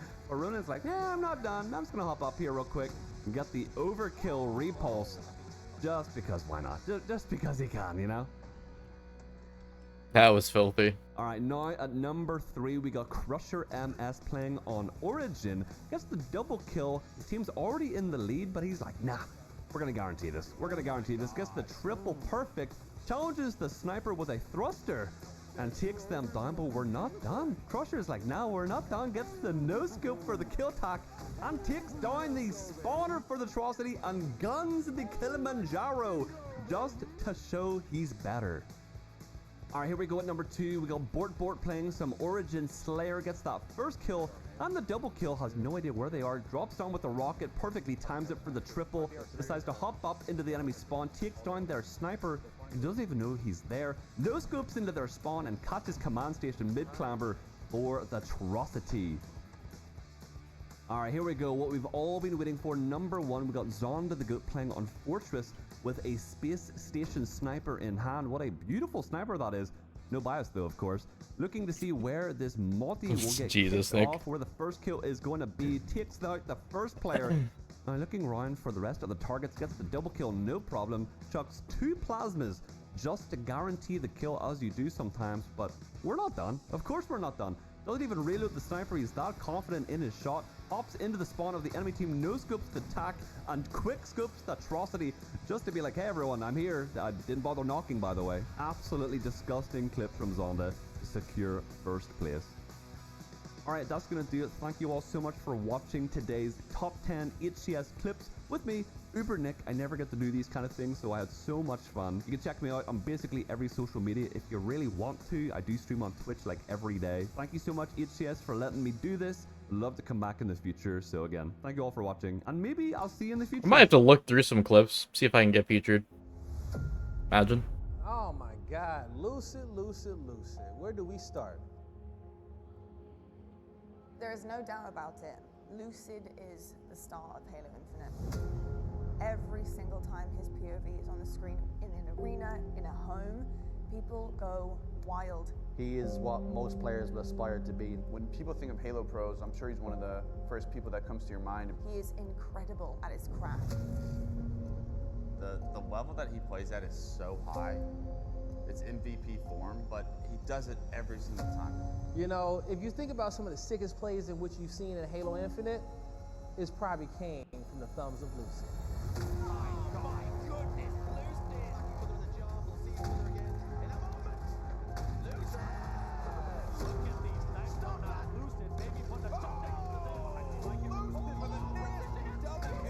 Lucid really is an animal, bro. He hit one of the most disgusting, like, HCS clips ever, bro. This one, dude. This one. This was fucking filthy.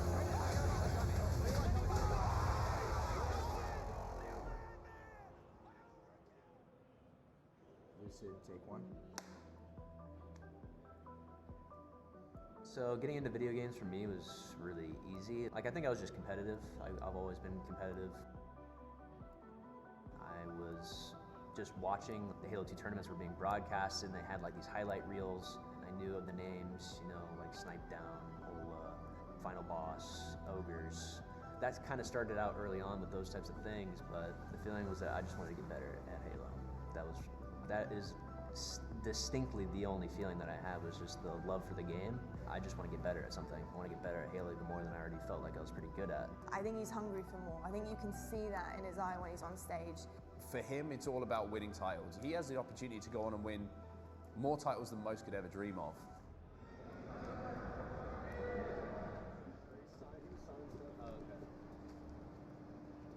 Oh, quadrant.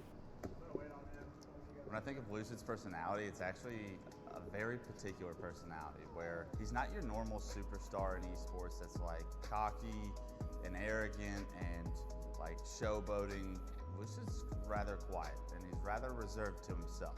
He really does have a calm, collective arrogance to him, which you kind of need to be one of the best players in the world in terms of confidence. He's very humble, but the fans go wild for it every time he's on the stage. It's exactly what you need to be one of the fan favorites. He's very relaxed. He doesn't raise his voice very often. He's very calm and controlled. I think the quote is, you shouldn't be afraid of the loudest guy in the room, you're afraid of the quietest guy. Dude has the best posture in HCS. I would say he has the most famous posture in all of Halo. Yep. It summarizes a lot about his personality. A lot of players will be seen like right up at their screen, you know, locked in completely, and Tommy's just like this.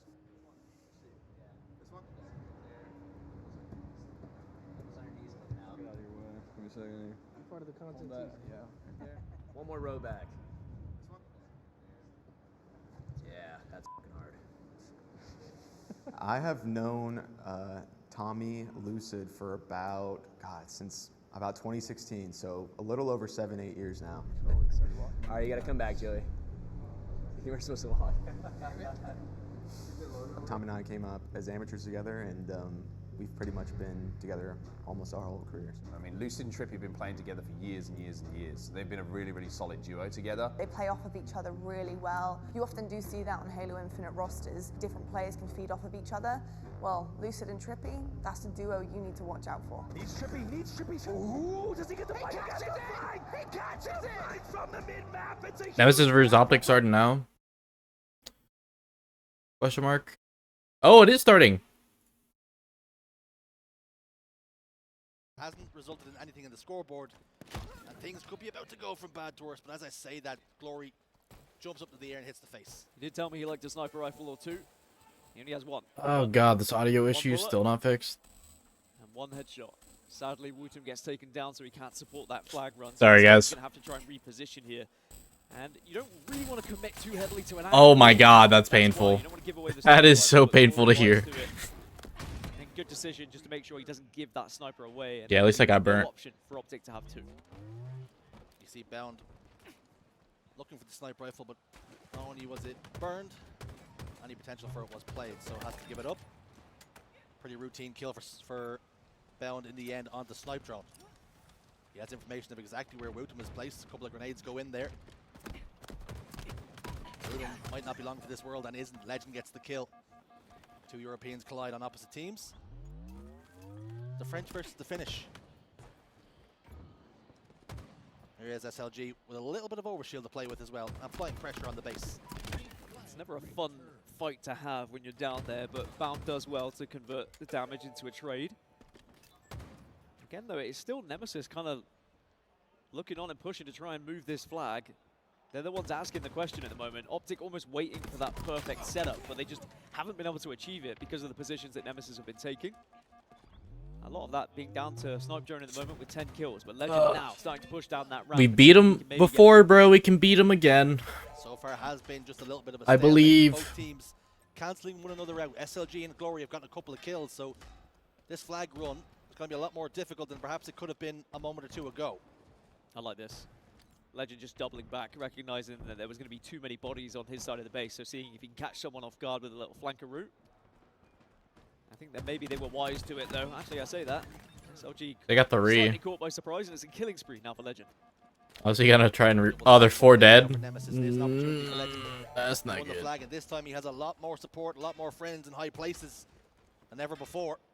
This one should go. Damage being done, but Legend will get around the corner as he tiptoes his way up the ramp.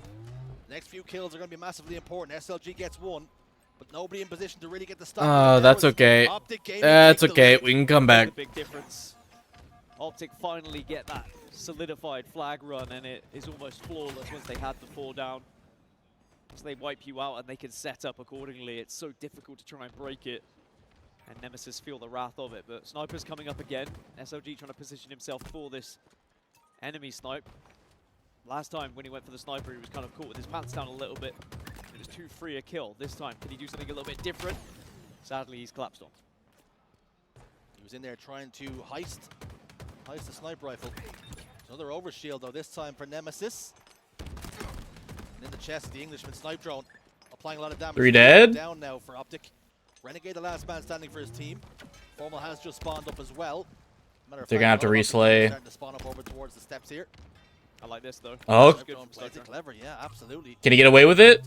Around the corner? Just like Legend, he Oh, fuck yeah. up the stairs, 4 dead, once more for Optic. Snipe drone, my king. For a back-to-back flag cap here. Yeah, this is Fuck yeah, dude. The real question is anyone in position to pull it again? The answer is no. So Nemesis not trying to overdo it here. Recognizing who they're going up against, it probably would have been a little bit of a risk to try and go for 2. Instead, just keep map control, keep high ground, try and take that advantage now. But Formal just solid shots to force Snipe drone back here. Big grenades go down. Oh, is that a self nade there? Stay alive. Glory just didn't connect with the sticks, and he falls. That might be a sniper rifle for Renegade to play with as well. SLG trying to get away with the flag like a thief in the night. Woot him. Good trade. That was a good trade from him. He was down to no shields. Renegade will send the flag back home, and we're back to a stalemate once more. The map should equalize just a touch. 4 minutes and change on the clock as well, so that will start to play a factor very soon, as we could head into next flag win sort of territory. And it's tough to call which way this one's going to go, because for the most part, Nemesis have been in the ascendancy, but when Optic get that control, it looks like a guaranteed cap. So I think Nemesis just have to be aware of that. If you see a couple of teammates go down, maybe don't overextend, don't give Optic that freedom. Instead, just keep someone back, play a little bit ratty, and keep someone in position just to try and disrupt that full setup from the green wall. Optic Gaming truly are black belts when it comes to the video game. And when they get you in position, they punish you, they will score. For Nemesis, they Good can get nade. themselves in a lot of good positions, but don't always capitalize. Might be able to get this OV. Oh, that's unfortunate. Overshield has fallen down. Snipe drone didn't quite get the chance to pop it. That means Oh, can step yes, forward. Glory. Glory. The Irishman. Oh, didn't quite get it. Just a touch. This overshield appears to be cursed as 3 members seem to have fallen down. It is finally Yes. of Wooten. Oh, that's huge. That's a huge OV here. That's a huge OV. You can get some slays. Slay his hitbox just around that pillar. Nice, Woodham. With a double kill, he's doing the damage. He's Renegade last fucking man alive. huge. Great grenade from Wootum. He can continue to run this flag, and unless Renegade is in a very high position to try and stop this one, maybe Nemesis are going to take advantage and go 2-1 up here, and it looks like that is going to be the case, because Renegade is being pressured here. Wootum pops it in, and the Europeans take the lead. And all of a sudden, Optic Gaming being tested, questions being asked. Legend has fallen off the map. That's going to hurt their cause just a little bit more. Now, just over 2 minutes to play with. Top middle kill for Bound. That means they have prime real estate. Formal's got sniper rifle as well. Immediately trains his eyes towards the opposing sniper rifle tower. And you know why. Someone's eventually going to try and get there. Snipe drone trying to avoid this. Snipe has now got the information of exactly where that player's position. Oh, Taken no. care of. Formal does find a home, does connect. Oh, that was looking mad scary for a second, bro. I thought they were getting collided. Up the sewer. As him and Legend were competing for territory, competing for the possession of that land. Snipe drone slides out whilst no shields. That was ill-advised. And now the pressure's coming from Optic Gaming. Kind of had to slide just because he was worried about the nade. He was dead to rights Oh. either Oh. way. Speaking of dead to rights, SLG bamboozled, 4 dead. That was Now filthy, I Optic can't Gaming lie. flag of the road. Overshield's popping up at the most opportune moment as well. Spelling bad news bears for Nemesis. They're going to give this one up, it would seem. This one's gone. No chance. We're going to be all tied up in just a moment or two. The issue here is Optic Gaming still have a lot of land, a lot of room on the map to play with. Formal's overshield's That's not being conventional. ripped away. And they're holding for him now. But there's a counter pull here. This is huge from SLG. Just goes behind enemy lines. He's been pulling this, but that is good awareness from Bound. You had to shut him down quickly, otherwise that flag almost got too far. Ah, shit. Bound Spider senses were tingling. Okay, equal footing. Both got their Haven't rees. seen that in a long time. Haven't been able to say that in quite a while. Oh, the Another one. fucking dynamo, bro. Jesus. Buses, when you're waiting and waiting and Fuck waiting, the you're dynamo, going to man. them at the Fuck same the time. dynamo. But enough about public transport. What a game we have in our hands here. Down to the final minute now. 2-2 the score, and it is well and truly next cap wins. And overtime. Nemesis, they're starting to pull it.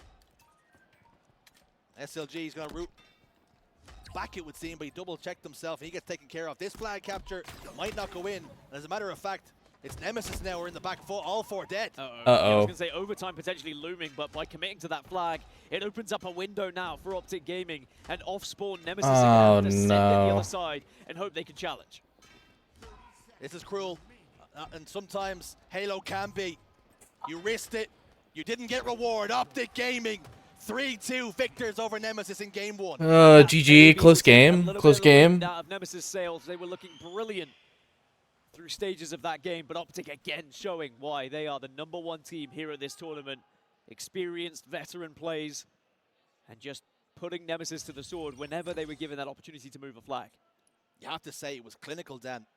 When they had the chance, when they got those flag pulls in the end, they made them pay. And looking at the damage, Wooden with 6,900 for his team. All that work, all that good aggression that Nemesis were putting on the board. Unfortunately, I'm not gonna lie. I thought Optic sold trying to go for a double cap there earlier. Cap, so Optic very good efficiency there with their flag pulls, but that was a great first game to kick us off here for this series. Of course, we're going to go for a quick break. When we come back, we'll have map number 2. All right, I'll keep that on deck. They've handled them. Well, I think for those two in particular, I don't think there was really all that much surprises, if you will. Right. FaZe versus Envy, Surprises actually Rebellion came, versus when Complexity. you saw the likes of like Kraken going up against.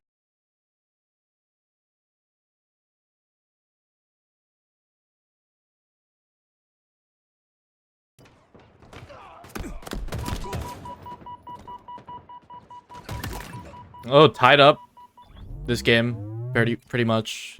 FaZe already took a game. You messed up on a proper lyric. How are the games going?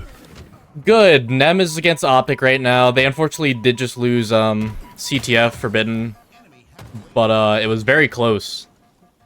Just a few hiccups, but it was a very close game. That series is on break right now, so we're just checking out some of the other games that are going on at the moment.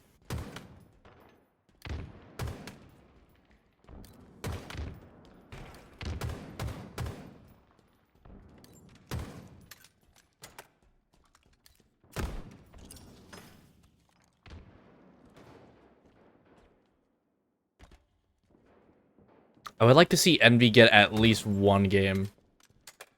Yeah, it was a 2-2 game. And unfortunately the boys just died at like the worst time. They got their flag taken away because of it.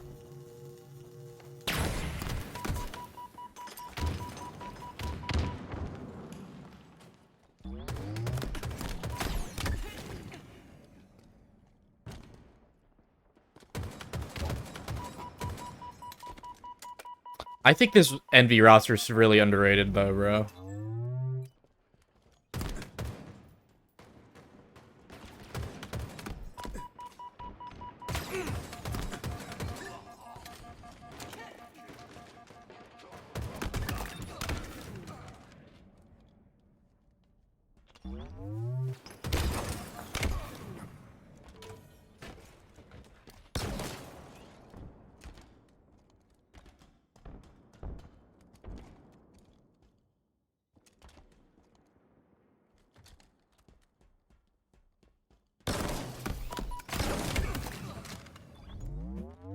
Tied up again. Yeah, icing up for sure.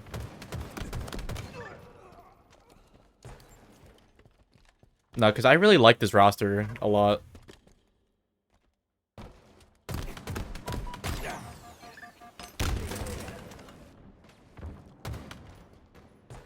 Precision has been frying. Like all tourney so far.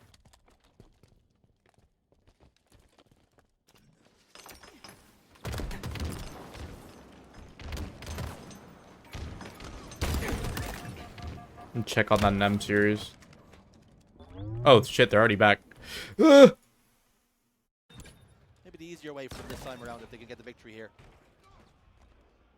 Oh, SLG almost. Any major pool play upsets? Honestly, no. Everything's been kind of as you would expect. The map at the moment, 6 kills to his name. But you're right, the last 2 times we've seen Optic win a tournament has been from elimination. Yeah, Flag was only game 1. If I'm them, I mean, just keep the same thing going. Give Nemesis the win. Yeah. You'll come back later. You have the blueprint. Why mess with it now? Yeah, it is insane that Optic have done it twice now, and all jokes aside, they will not want to find themselves in that position because I cannot imagine how stressful it is trying to battle your way through elimination bracket, albeit very fun when the day's over. But Nemesis has put Optic down before, dude. They can do it again. Play. This time it's going to the Renegade. It is crazy to think as well that not so long ago, a couple of kills have gone against them in 2 different tournaments, and we're looking at a top 12 and top 8 finish. It's crazy how it can go, and they go on an unbelievable run and win the tournament. A 1-kill game though. Renegade with that camouflage, looking to shoot, looking to reveal himself. An easy kill down bottom middle on yellow door. SLG providing good fire there. It's a 2-2 trade for now. Make it 3-2 as Legend gets the kill along with Formal's damage. So it's a 2-kill game. Nothing to separate them, and this is what you expect from these 2 teams. You can certainly feel the tension between it as well, because the way it's slowed down, so much respect between these 8 players. Legend would have certainly warned them all of what this Nemesis team is capable of, but I think Optic already know that the names are going up against. It's not like the days of old where you're surprised to see Europeans competing in a match like this and making it competitive. It's the expectation, especially from this roster. Yeah, this is a rivalry now. And whilst it I love was this a matchup. disappointing tournament for Z10, I'm sure they'll come back bigger and better. The eyes are always heavily on this Nemesis team. They truly are the crown jewel for Europe. Here's Bound doing a lot of damage. Damn, those shocks from Renegade. Fall victim. That's fucking brutal. Gaming tandem. And now what was a 2-kill lead all of a sudden is 6 and starting to look a little bit more comfortable than it was before. This is what you start to worry about. Nar. Renegade starts hitting shots. And boy, has he been hitting shots. 15, Oh no. Renegade's taking over this game. Yeah, you can't allow They're this to pulling happen. away. As Fuck. well, and Nemesis can't really afford to No. be giving them up freely to Optic Gaming. You can see they are trying to make a play to get angles on it. Renegade has 16 kills, bro. He is half the team's kills right now. To pull off something against He's Snipe frying. Drone, he's wise to it. Brave from Snipe Drone, but we saw it similarly previously. Snipe Drone is not afraid of challenging a sniper rifle. Sometimes you have to. You can't allow them to just walk around without being challenged, otherwise they do what Renegade have been doing previously. Shit, I think they got away with that A little camo. bit of help here, a little bit of luck. This Slayer starting to slip away. Renegade's got another camouflage. They seem to be getting it time and time again. Snipe Drone's in trouble once more. Oh Kill for my. Renegade. 18, 2 and 5. A lot of kills still left in this game. A lot more food and drink that he can consume. SLG will go down, as will Renegade. It's a 10-kill advantage, and now you start to worry, now you start to fear that this game's beyond them. Renegade, the Galactus of the HCS, just 8 down, still constant winnable. Hunger, the want and need to have more. And take Ice down up, more boys. enemies, get more trophies. It's been 5 in a row in HCS. Looking to make it 6 in a row alongside Legend. Now Glory. having a much slower game by his high standards, 4, 7, and 9. A lot of assists, so involved in a lot of gunfights, and maybe he was getting a little bit unlucky with the final touches, and you can see why that kill got away from him as well. When that keeps happening, you'll see the game slip through their fingers. SLG has to settle for a trade, and they're not good enough in this stage of the game. 20 kills. I mean, this is the game you don't want to see Renegade having when you're going up against him. Tough to see a road back into this one for Nemesis now. 10 kills behind, only 6 required for Optic Gaming. And another camouflage is popping. Is Renegade going to end up with it once more? It looks like they're going to back off slightly, mainly because the call was made that there was a couple of players that were going to be weak, and it is just more fuel to this Renegade engine. It's not looking good, man. And he wins it with 5 shots, not missing. Optic Gaming not missing right now, punishing at every turn. Snipe drone goes down. 1 more kill required. Formal will get around the corner to survive for a moment. SLG drops down to get that kill. But it's when, not if. Woodham desperately trying to stay alive. SLG gets 1. Woodham is in on very not great spot right now. Shit. And it's Optic Gaming. All right, reverse sweep incoming. Reverse sweep incoming. Sweep on Nemesis. Reverse sweep incoming, man. We hadn't seen an Optic player in that top 5 KD leaderboard. Well, Renegade said, well, maybe it's time to turn it on here. That is the Renegade we're used to seeing when it comes to Championship Sunday, but he's turning on a little bit earlier to ensure they can take down Nemesis here. 50-40 in the end. 20+ kills for Renegade. But the damage done by Bound and Formal, really. And Renegade was just there to kind of clean things up, finding himself in very commanding positions to do so. A very impressive performance from Optic Gaming. Nemesis not quite able to handle the aggression and the pressure that was put out. Now they're looking at... I'm sorry, guys. I'll be right back. Run to the bathroom. Map series advantage here. 1 away from being sent down to the elimination bracket in winners round 1. All right, well, that's map 2 concluded. As always, we're going to take a quick break. When we come back, it'll be map 3.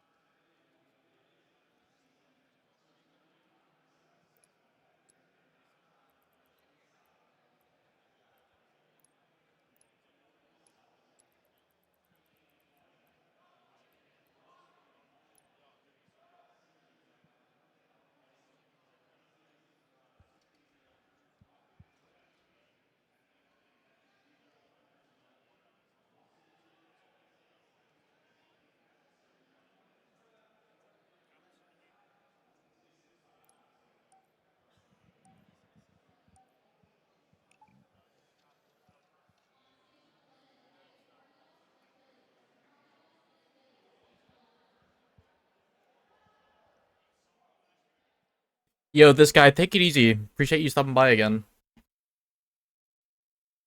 Much love.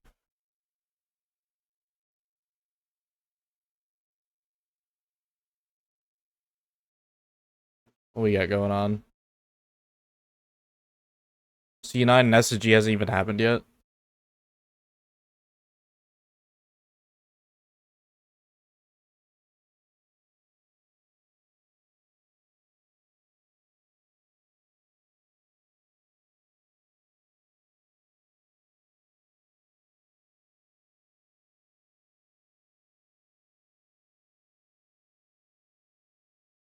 Perfect starming.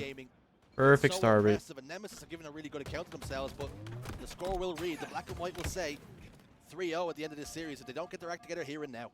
I believe. Finally gonna put an end Reverse to sweep. Winners bracket round 1 curse for Optic Gaming, and see them progress in not only just walking through, but waltzing through the first round with a 3-0.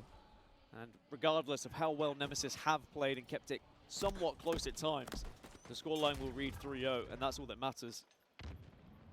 And it would be a disappointing exit for Nemesis down into that elimination bracket, but again, not the end of the world. There is a real chance they could still come all the way back and maybe even make it as far as top 6, top 4. But it's a long old road, as Optic know all too well. Renegade going top tower. Sniper rifle and camo to still play with. Optic is kind of split across the map right now. 2 in house and 2 over towards tower, and that means Nemesis over towards green, who've now made the rotation to house. Ball's been scooped up by Legends. That should make Nemesis move a little bit. They have to solve a puzzle. Bound gets the opener. Oh, shit. Shield. Renegade locks that one in for his team. So this hole looks pretty good in this wave. Should get shut down. Glory. Oh, body? He's going to be on staggered spawns if he dies here. Good pressure being applied though, as Glory will get a double kill. Spins on a dime after getting formal. Now it's SLG with the sniper rifle in his hands, and we know how good he is with this weapon. Yeah, I do fear that this game type heavily leans towards Optic Gaming. So you're going to need someone to step up and make a difference, make it easier to actually get some ball time under your belt. So that could be leading from SLG in these snipe shots. Just about converts the kill onto Bound. Bound did very Yeah, well. I don't think Optic's the type of team where you want to play out the rounds until time like they did earlier Also sacrificing the chance to do anything with the sniper with rifle. Streets Oddball. I think Nemesis has to Seems play this for like Optic score. roster is on form in the early stages of Saturday here. Keep him They've dead. not missed a beat. Keep scoring. Signs for the competition. Don't play it out too They're long. making statements here in winners round 1. Camouflage about to pop up, and it's Legend pushing forward to go and secure it for his team with the sniper rifle in his hand, using it almost like a shotgun at times. Optics still remain on top here, holding the ball, applying the pressure, and still Nemesis have not been able to break this setup. And it's Optic into a 40-second man. lead now.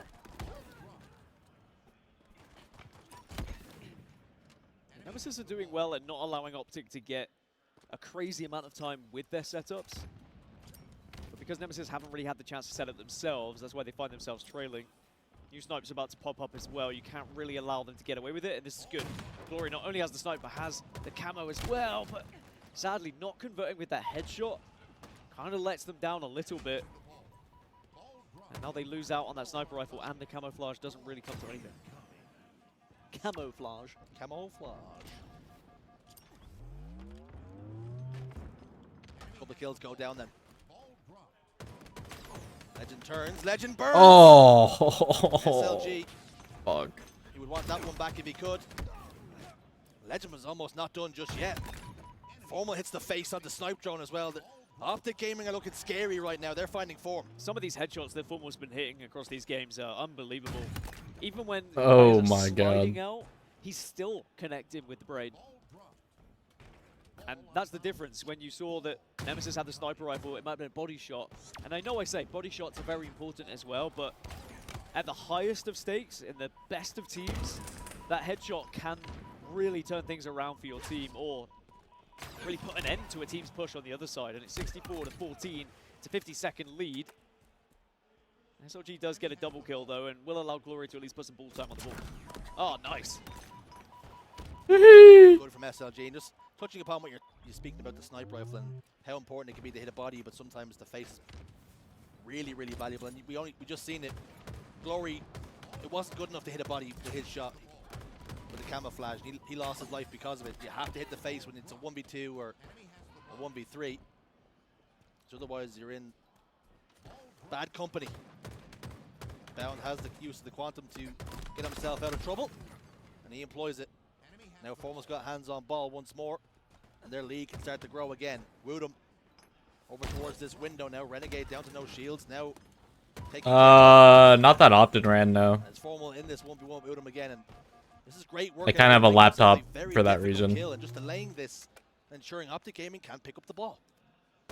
I will say every player on the map doing very well to find what they can to have something up their sleeve at the moment, whether it's the QT, the repulsor, plasma grenades. I'll put Twitch up on my TV Always making sometimes sure you've got a as plan well. B if Just the bullets depends. aren't shooting straight, or whether you're just in a sticky situation, you have something to help you. Maybe Optic Gaming doing it a little bit more than Nemesis, and perhaps that's why they have a little bit of a lead here, but it is not a guaranteed round just yet. 29 points the difference. That certainly helps from Bound. Still doable. Nemesis off spawn now are going to try and work together over towards green. Formal against snipe drone. Legend is there though, ensuring it would not be a 1v1. 3 go down for Nemesis. You can see Formal getting himself nice and comfortable here on top sandbags. Seems to have information from his team that the spawns will not be pushing over towards green. And that's why he starts to lean this way. Snipe trying to move him, do get a couple of kills though, so the insurance policy that was sent forward in Renegade and Bound, they went down. Formal has to spin around here. SLG will get the kill. But here's the issue with Formal and his teammates only requiring 13 more seconds for this round 1 win. Nemesis are all out of mistakes, all out of errors. Good from Glory though, being a little bit aggressive there. Not just allowing someone to walk in and pump him, instead a little bit of movement to get aggressive and get in the face of his opponent. Certainly something that Optic have been doing very well as well, being aggressive at the right times. 40 seconds left for Nemesis, and now it would be not so bad if Optic Gaming just kind of held them off the ball, but oh fuck, not again, man. 10 seconds, so they're also going to go for Oh, my ears. Final seconds dwindle down, and Optic Gaming will continue to hold. Round 1 goes the way of the green wall. The series heavily leaning towards Optic Gaming now, if it wasn't already before. 1 round away from a clean sweep in winners round 1. I think if it does end 3-0, Nemesis will be a little bit disappointed that they didn't put up a better fight. They were very close in that first map, and it's always the what could have been. I don't know what it is. It's been happening all weekend so far. With that bullet, it just shouldn't happen. Specifically on B stream, bro. I don't know what's going on with the Bravo stream. Really has been such an incredible addition to this Optic roster that was built to win championships. Sometimes think. Oh! Oh! Huge double kill from the Demon. Oh no, that was fucking filthy. Disgusting. Like I said, this isn't even him at 110%. Oh, you can't do that to my boys. He's ready to consume this entire tournament if he can. Oh no. Against him when he's in this kind of form. The same could be said Oh for no. roster. No matter where you look, superstars, star-studded team. Self-made. Like the Chicago Red Bulls. But only they've got 4 Michael Jordans by the looks of things at times. 52 seconds in climbing in round 2. Off the back of Renegades. Impressive work. Crazy shape to Scottie Pippen, has to be said. How dare you? Where's Dennis Rodman in all of this? On the bench. 70 points now for Optic Gaming, and have Nemesis maybe This is looking rough. allowed this one to drift away a little too far. Not for trying though. Nemesis have thrown everything at this series it seems, but just have been bettered by an incredible Optic Gaming that look like the real deal here in Salt Lake City. It's been a very professional performance. Sag. Unlike we've seen in pool plays or winner round 1 of the past. They cannot afford to fuck up. Again. Learn from them. Adjusted and adapted. And they've come into this game and into this series a different beast.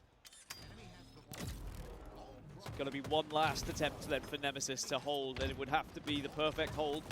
No mistakes, but Legend gets Jesus. through Yeah, no, they can't get 2'd like that, bro. That's not good. Applying the finishing touches to what has been a flawless series so far. And barring an absolute miracle, Nemesis will fall victim to Optic Gaming, as so many have done before. The final seconds tick down, and the green wall. Damn. They stand tall. Clean sweep. The European That's unfortunate, bro. bracket. Unfortunately, Optic was just looking so fucking hot, bro. Renegade especially was a fucking monster, man. That's unfortunate. GG's. Extremely close, but maps 2 and 3 a little bit more one-sided. Y'all failed That us. is the Optic Gaming roster. Dude, they were just looking so strong. Them go again all the way to those finals, but this time they're not going to have to go from elimination round 1. That's for sure. Instead, it's going to be winners bracket round 2 and potentially a matchup with the likes of SSG when they get there. We get to take a look at the statistics here. Kills all around the place, but it's Renegade. No surprise. You've seen the performance he was outputting. 19, 11, and 8 with a 10.7 KDA. I would not be surprised to see him somewhere in that KDA leaderboard end of day. Oh, well, Not out yet. The first series on the B stream in winners. Not yet. For a somewhat timed break, and when we're back. Nem just has to work their way through losers bracket now.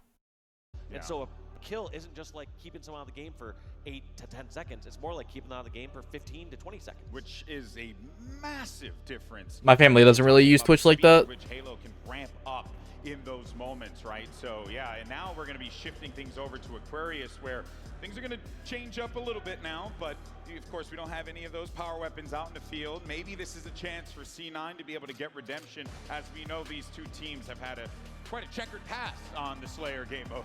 Yeah, but they'll be bouncing back from that one. Like I said, these guys, they are pros. They're up on that stage for a reason. That's right, but let's not forget though about the 6th man, right? This amazing crowd that's here supporting SSG, hyping them up, proving that the hometown advantage actually does matter. That's not Sab, man. That is not Sab. That was not Sab. Some of the slaying leaders from Falcon and Sab. We've had a mixed picture, but That was not Sab, bro. Are going to be your 2 players that you're going to be looking for on these rosters. Honestly, like it's yeah, Sab's looking a little bit different, man. When it comes to KD as far as Slayers for a squad, but also I believe Suppress has been up there in the top 5 overall for the tournament from Pool Play yesterday. Yeah. I really want to see what Eco does. Real contrarian. Holy shit, that's funny. A supportive side as of late, and you know I remember so many incredible plays that he's had in his career. So I'm looking forward to seeing what Eco could potentially do here in this Slayer and how he's going to help SSG move forward. But it is also the sum of all the parts with this team, as we saw in that Forbidden CTF. Like this play from Suppress, just giving that. But yeah, Ren, none of my family really use Twitch like that. Ledge, giving these picks, and even just the early reposition all the way through long haul to keep and open up the spawns at Hydro. Perfect play from Suppress there. I think most other players, myself included, I think I would have just probably beeline it in the center of the map there just to make sure you secure that camo. Yeah, his speed is actually quite incredible, as you noted, Dave. Really has been lights out for this SSG lineup. Could be just what the doctor ordered in order to take this team to the heights that they have been at before, the heights that Stellar and Eco have been at before. Just listening to every call out, you're seeing him react to his teammates, helping lay down all these shots. I know it sounds elementary or simple where it's, oh yeah, of course, listen to where teammates are calling out and finish off weak players, but there is so much chaos in the comms throughout these games. So to be able to differentiate between a call out that's relevant to you that you can pick off and just to other nonsense that you need to ignore and reposition. It's a work of art. Yeah, not all call outs are built the same. But they're all called out the same. Yeah, they're not all the same level of importance, but you know teammates are calling out like it's the most important thing in the world. And at the very least, you're saying it for 3 to 4 times. Okay? Guys, one shot top gold. At the very least. All right, well, looking at comment. As they've been able to separate themselves just a little bit here. But a big win there from Avusi actually is going to give them a double. Get a little back into this one. But it is a 2-kill game separating. Laboo-boo-doo-boo. Oh my god. Yeah, Boo Boo set up really nicely on these stairs, getting a little bit of damage, but no one really in position. I know Collect's kind of over there, but there's really no one in position to charge these fights. And it seems like they're kind of sending players one by one. Free camo? Oh no. Allows SSG that can't just to happen. grab this camo. Yeah, and even though he has that camo, he ended up losing a lot of players, so he's got to stay alive. Oh! He does. Of course Huge he live. does. It's Stellar, but everyone knew, guys, we got to kill this guy. We got to remove him from the equation, and they do just that. Otherwise, that camo could have potentially been a problem for them. Oh, hey, look, it's Snakebite. On to Suppress is going to bring them within 1. Look at this, just aware of the rest of the locations on the map, knowing that he can reposition, just sprint all the way out. Sab trying to get out of that blue tunnel and stay alive. He's got his teammates now. And look, I believe they're still looking around for him. Oh yeah, they knew someone was down there, and the fact Oh, that the Sab team was nade. so quick, they're still looking around for someone at Hydro. This is going to delay their push a little bit. A little friendly fire cause Sab to Ouch. slow down, but a great shot there from Eco. There we go. Talking about wanting to see him step it up. Massive shock rifle kill there, and every kill at this point is going to be huge for each team because look at the difference between them. They are just jockeying kill after kill. It constantly goes back and forth. Yep, last shot coming out. That's going to be it from the shock rifle here and for Eco. Now that's going to be Boo Boo actually charging right in. As soon as he saw that shock rifle coming out, he wanted to get that weapon out of his hands. A lot of times shock rifle can be a lot more difficult to track about how much ammo is in that one. You're not tracking the same as something like rockets or sniper. Yeah, it's a, you know, the values are different for that one for sure. By the way, while all that was going on, you ended up seeing Cloud9 take that 1-kill lead. Kind of going back and forth here, exactly what we expect. But Vusi has been pretty instrumental for them. The amount of times you've seen him pull off a double kill that keeps them within striking distance, massive for that young man to be able to really contend against some world champs on the other side of the stage. Well, that's a great angle there too, shooting above Dorito to get that player weak and help push in that whirlpool. But eventually taken down 1 for 1, but end of the day, if you're able to go in and take a few of those fights, you go 1 for 1 every once in a while, sometimes you go 2 for 1, your team's gonna come out ahead in those Slayers. Camo's available for grabs here, but look at the patience and the concern that everyone has. 3 members, as a matter of fact, inside of the pit though. Savage probably made that call, able to get that one connection there, massive onto Eco. Now, I think that was the Camo, I believe, but we'll see in a sec. We head on over there. Might have actually picked him off right as he activated it, which again is exactly what you want to have happen here. You cannot let these teams, no matter who it is, both Cloud9 and SSG, have a field day with that camouflage. Boo Boo getting double. That's unfortunate. This could be Eco giving his teammate suppress to help. SSG. This game is as close as it can be. 1 kill separating these two. Every moment has such impact here for both teams. They've been playing low, trying to see where those win conditions are going to present themselves for SSG.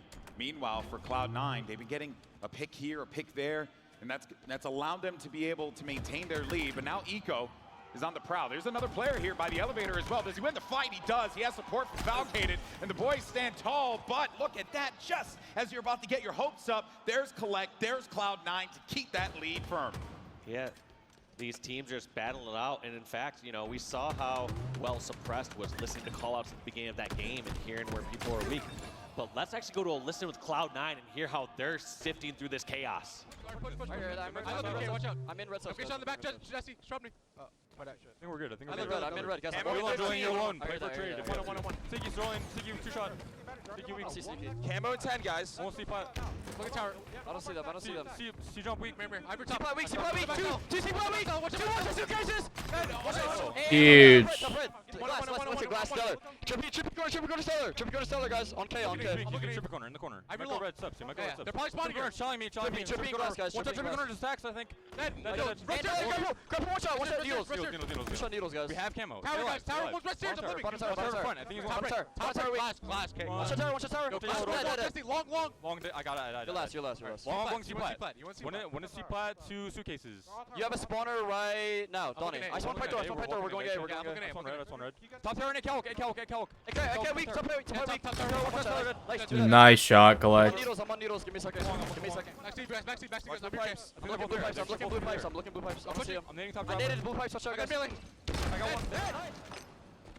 Nice. There you have it. I mean, Cloud9, right off of that listening, started to really gain momentum, and that lead has really gone out of hand for SSG. Huge. You still have a chance to be able to come back, but you cannot sacrifice any deaths in this situation given the scoreline. Yeah, you heard a lot of intensity for some of those call-outs too, like I'm getting shot in the back or someone over towards top red. But seemingly working through it all, even though sometimes when it sounds chaotic, as long as your teammates aren't panicking and overextending a situation they shouldn't, and they're still hearing the calls they need to, that's all that matters. And that's why I always predict or always preach, you should practice the same way that you're going to play in tournament. Yeah. If you have that same intensity in callouts and scrims, you better have the same in the tournament. And it's working out for them. 8 kills separating, 2 remaining for C9 to get map 2 and tie this series up 1-1. 1 kill remains now. Collect's on the move. He knows that he smells blood in the water. He got a couple players. They're going to be one shot there, but get blown up at the worst possible time.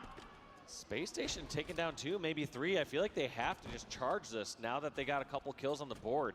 The only real way that you can get back into this is if you have the opposing team overstep and then you try to get them on some sort of spawn trap. You can't expect to get 7 unanswered kills. Boo Boo Doo Boo with the grenade, Huge. and that is a little anticlimactic, but regardless, they lock up the win, 50-43. We're all tied up 1-1. No shocker that this series would be close, given the history between these two teams.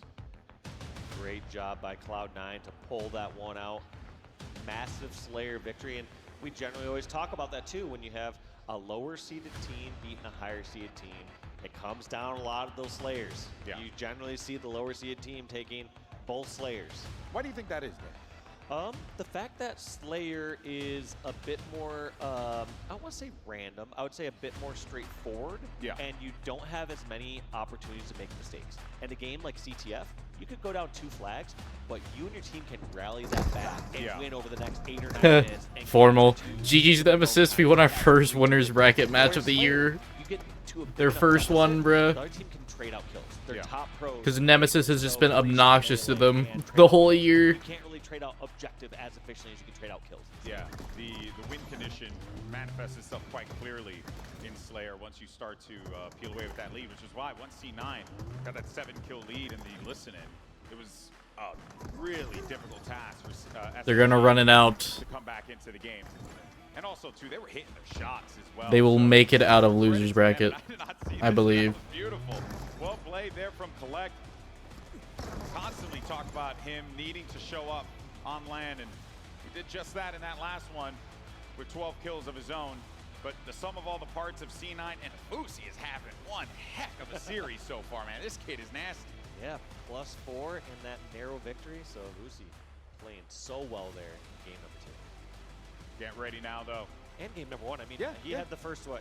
I believe during Forbidden CTF, he had 9 kills, while the rest of his teammates combined had 10 or 11 kills, and rallied that first flag, all the way back. Yeah, he's having a great series, so he certainly needs to be proud of himself here, especially with that map 2 victory. Now we're heading on over to live fire on Oddball. Of course, you saw the C9 players take their bio break here for a sec, so we'll catch up with them the moment that they walk onto the stage here. But yeah, that live fire Oddball, the series has definitely opened up here for C9, and I mean, I don't know, I think like there's an opportunity for C9 in this instance, but I do have to go back to how well we're seeing SSG play their slays in the objective. They're really, really efficient with those movements and ensuring that there's no wasted movement. On a map like live fire, which is small, condensed, you know, that right there I think is going to pay off dividends for them, especially if they control the map the way that they did Forbidden. And it feels like with the objective pressure on the map, it felt like SSG were more on top of power-up/power weapons. Yes. When you consider map number 1 in Forbidden, you saw Sniper quickly in the hands of Stellar. You saw them rotating, grabbing the majority of those overshields.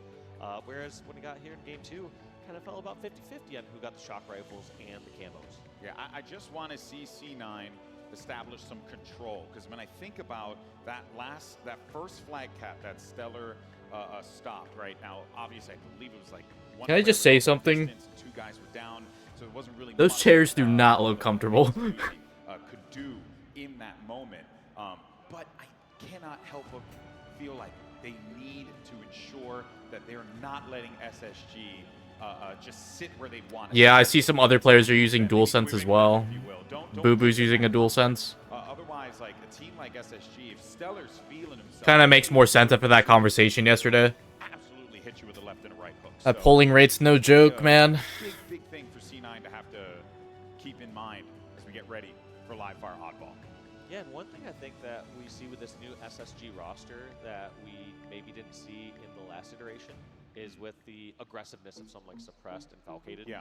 I feel like that kind of replaces, in some ways, you'd consider like the aggressiveness of someone like Abound before, who's kind of there, up in the front action, starting all the fights, stuff that they can capitalize on. And so I think you kind of Mind Freak versus Nem. more of that aggressive play. Like Elmite said, he felt that all 8 players kind of ended up in better spots, with better mixes of rosters. And yeah, and you know what? I feel like you gotta say that too. It's a political answer. no, but the thing is he's not really wrong. I mean, I remember watching the beginning of the season. Is that going on now? Not yet. And then just didn't reach what I felt was their full potential. Yeah, but sometimes, you know, like things like that just don't pan out. Whereas we've known Stellar and Eco to have this like system of, you know, the way that they play, the way they hold hands and work together, so that this way they could effectively clear areas in the map and always support one another. And I think Suppress and Falcade coming to the team and fitting into this might just be a recipe for success here, given what we've been seeing so far. Let those guys go. Let them be unleashed and do their thing, and they will shine, as we saw in that Forbidden game at the end with Suppressed. I mean, that's exactly why that guy was brought on to this team, for that kind of impact in those high-stakes moments. Absolutely. And looking like we got the Cloud9 boys back on the stage. They're prepping up here for Game 3. And I can't wait to see who takes the lead in the series. Yeah, I am also interested on those initial strats there, right? Cloud9 has to prevent... Wait, FaZe Clan versus Envy, Omit versus Envy, so FaZe just beat Envy. We'll see whether or not they can take advantage of that. But of course, SSG, more than aware of what needs to be done. And then, I guess, Rebellion beat Complexity. Feel a little bit more confident, have a little bit more cushion to work with. And we got Nem versus Mindfreak. Certainly has their eyes set on being able to lock up this oddball game. We'll see how teams decide to go for this initial snipe. We always see the kind of rock, paper, scissors mentality. Some people rush for it right away. Sometimes there's the fighting back and forth. Sometimes it's both sides flanking. I think it's going to be a rush. Mad dash for the snipe at the start here. And there's going to be somebody down in the rat tunnel ready to kill that person who's got it. Immediately. I believe the game should be loading up here. So once it is, we're into the action. Here we go. Map 3. It's oddball live fire. And we did get to see a little bit of that mad dash at the top part there. We didn't get to see it on screen, but we did catch a bit of it. One thing I like about Collect there with a QT is not placing it all the way at back green. You see so many people instinctively just punch that right away, and then they run all the way towards top center and get some fight at backs, and they put themselves all the way back at back green. Nah, you want to be able to put that... Oh, crazy Biv. Like I guess the totem, if you will, like in an area that gives you some cover. How many? Oh my God, Sab. A spot where you can be back in the action shortly after. You don't want to have to sprint all the way back from green, because yes, you can put in some cover in back green, but you're kind of too far away from the meaningful fights that are taking place over at A or C flat. Oh, and wait a minute. I actually was quite surprised on that one. I was going to comment on how C9 managed to get everything. They got the QT, they got the sniper, and on top of that, they also got the camo. But when you look at what's going on the scoreboard, who's got the ball? It's SSG. So if anything, all those power items, all those things they got, and really only able to get 9 points out of that one, you certainly would hope to have been able to extract just a little bit more with all of the things that you got available to you. Yeah, they need to get a bit more value out of that. Here's going to be Collect, the last member alive here for Cloud9, doing everything can over the scoreboard. That's going to be Sniper and Ball. Only maybe one bullet left in that snipe, but Ball going in the hands of Suppressed. Curious where that rotation read will come from. Once Suppressed identifies, and you can see it kind of happening in real time, right? They're shifting over on that right side. It's kind of making Suppressed have to consider maybe going over to the left side, but he does not have the opening to do so. Great plays from Cloud9, preventing SSG from being able to freely move that ball over to an area where they could play it, where they can cause an issue for Cloud9 when they would get that connection, when they would find those kills, and it does not happen. Yeah, you need a path cleared, or you need some kills in order to rotate that ball, and neither really happened. You saw Suppressed initially try to push that over towards green, realized his teammates were losing the fight over there, brought it back towards window, and by then it's too late. You can't really get a play ball in that situation, so he just had to fight. Yeah, and then they ended up going back for round 2, and they won that one. They get the ball right back exactly where they want to be, by that green area there, to be able to play that ball once the pressure starts to come in. It should be happening in a moment here, but if anything, we're actually seeing the ball hanging out over toward the nest, so no play ball. They're bringing this one on over to that, I was going to say, to that tower, but Stella's like, nope, I'm going to get out of here. Yeah, and that's, yeah, like you said, generally rotation we don't see as much. By the time it usually gets to green, most teams are committing to play ball that, or they're prepping for a rotation all the way back towards garage window. Yeah.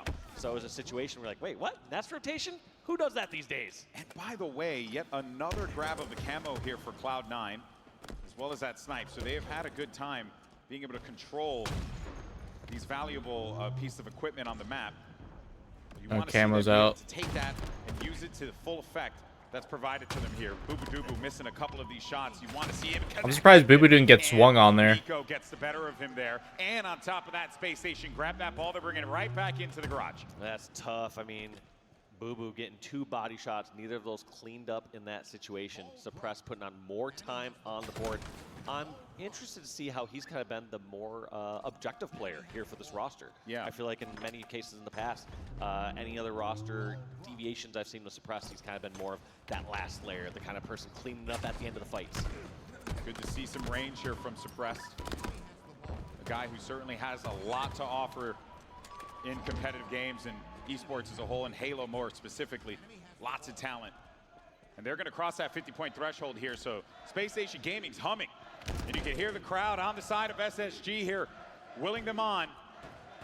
And it seems like nothing can stop this train as it stands right now. Great reads, good repositions, exactly what SSG and these fans want, but wow, what a win there. Falcated almost finished off Collect there after being down a few shots. Those rarely happen here on the main stage. He almost, you know, Collect almost kind of botched on that one, so that would have been a rough one for sure. Enemy has the ball. Now here, as we see Eco, he's kind of giving them the lay of the land, right? Where these players are going to be positioned. Good stops, and they have been able to move this ball around the map willy-nilly like it's nothing. Yeah, and I mean, it helps when you're just racking up all these kills. I mean, you look at every single member here from Space Station Gaming, they're all positive. So, yes, on one hand, you can talk about Cloud9, about being more objective and efficient, or trying to push and hold some area. But at some point, end of the day, you need more kills. Yeah. If you can match if you can match Space Station Gaming in Ooh, firepower, man. in the Slay department, the objective will come. Easier said than done. Yeah, just got out slay one of the best teams in the world. No problem, right? Yeah, exactly. And one of the first camos grabbed is not going to make that challenge any easier here, especially in the hands of Suppressed. They see where that ball is. And with that pistol, too, the high rate of fire is going to drain those shields if he manages to find someone up close. He's going to back away here. There it is, that pistol, right? Gets him one shot. Teammate might be there for the stop, but instead, no. It's actually going to be 2 players down. 3 now for SSG, but they got 78 points on the board here. Oh, They 4 can go down. for a little bit of a reset. Not too much, so, because C9 in a Oh, the matter of seconds, spawn we shots, come back too. into this one. What Damn, interesting spawn pressure killed. we get over here, all the way at back green. Seems like Cloud9 collapsed on the area, wanted to bring the ball into a play ball scenario. When you have the ball in a play ball scenario, you're going to see the rest of these members of Cloud9 spread out a little bit more. Maybe get towards Nest, maybe get towards C-Plat, because they realize that Space Station are put in a difficult position. They have to send the exact amount of people towards back green in order to stop the ball and get the kill, with still keeping people out across the map and keep map control. Yeah. A little easier when you have a sniper on the Nest bridge, though. Yeah, exactly. But, oh, man, Stellar was so close to being able to stop that play ball, and that might have been the round. But Vusi does get that snipe. He's going to bring that back over to his teammates. Now, they're anticipating some pressure coming in from the dummy doors, from top mid as well. And Vusi pulls away the crosshair just at that moment. But they now know where things are going to be coming from. But whether or not they have that knowledge doesn't matter, because those kills are starting to fly through here for SSG. And they got that ball back. Only a couple more points, and they'll lock up this first round. Yeah, Vusi playing that snipe, but doesn't really matter here at the end. 10 points and the ball all the way at back tower. People are going to have to start chucking nades. Sad really the one that can stop it, trading out that kill. And this is going to be first round going to SSG. Well played by the hometown team. God damn. That trade was pretty important as well. Could have been a bit of a problem if they did not handle that one, or if he just got a clean kill on that player that was by that dummy's ramp. But here we go.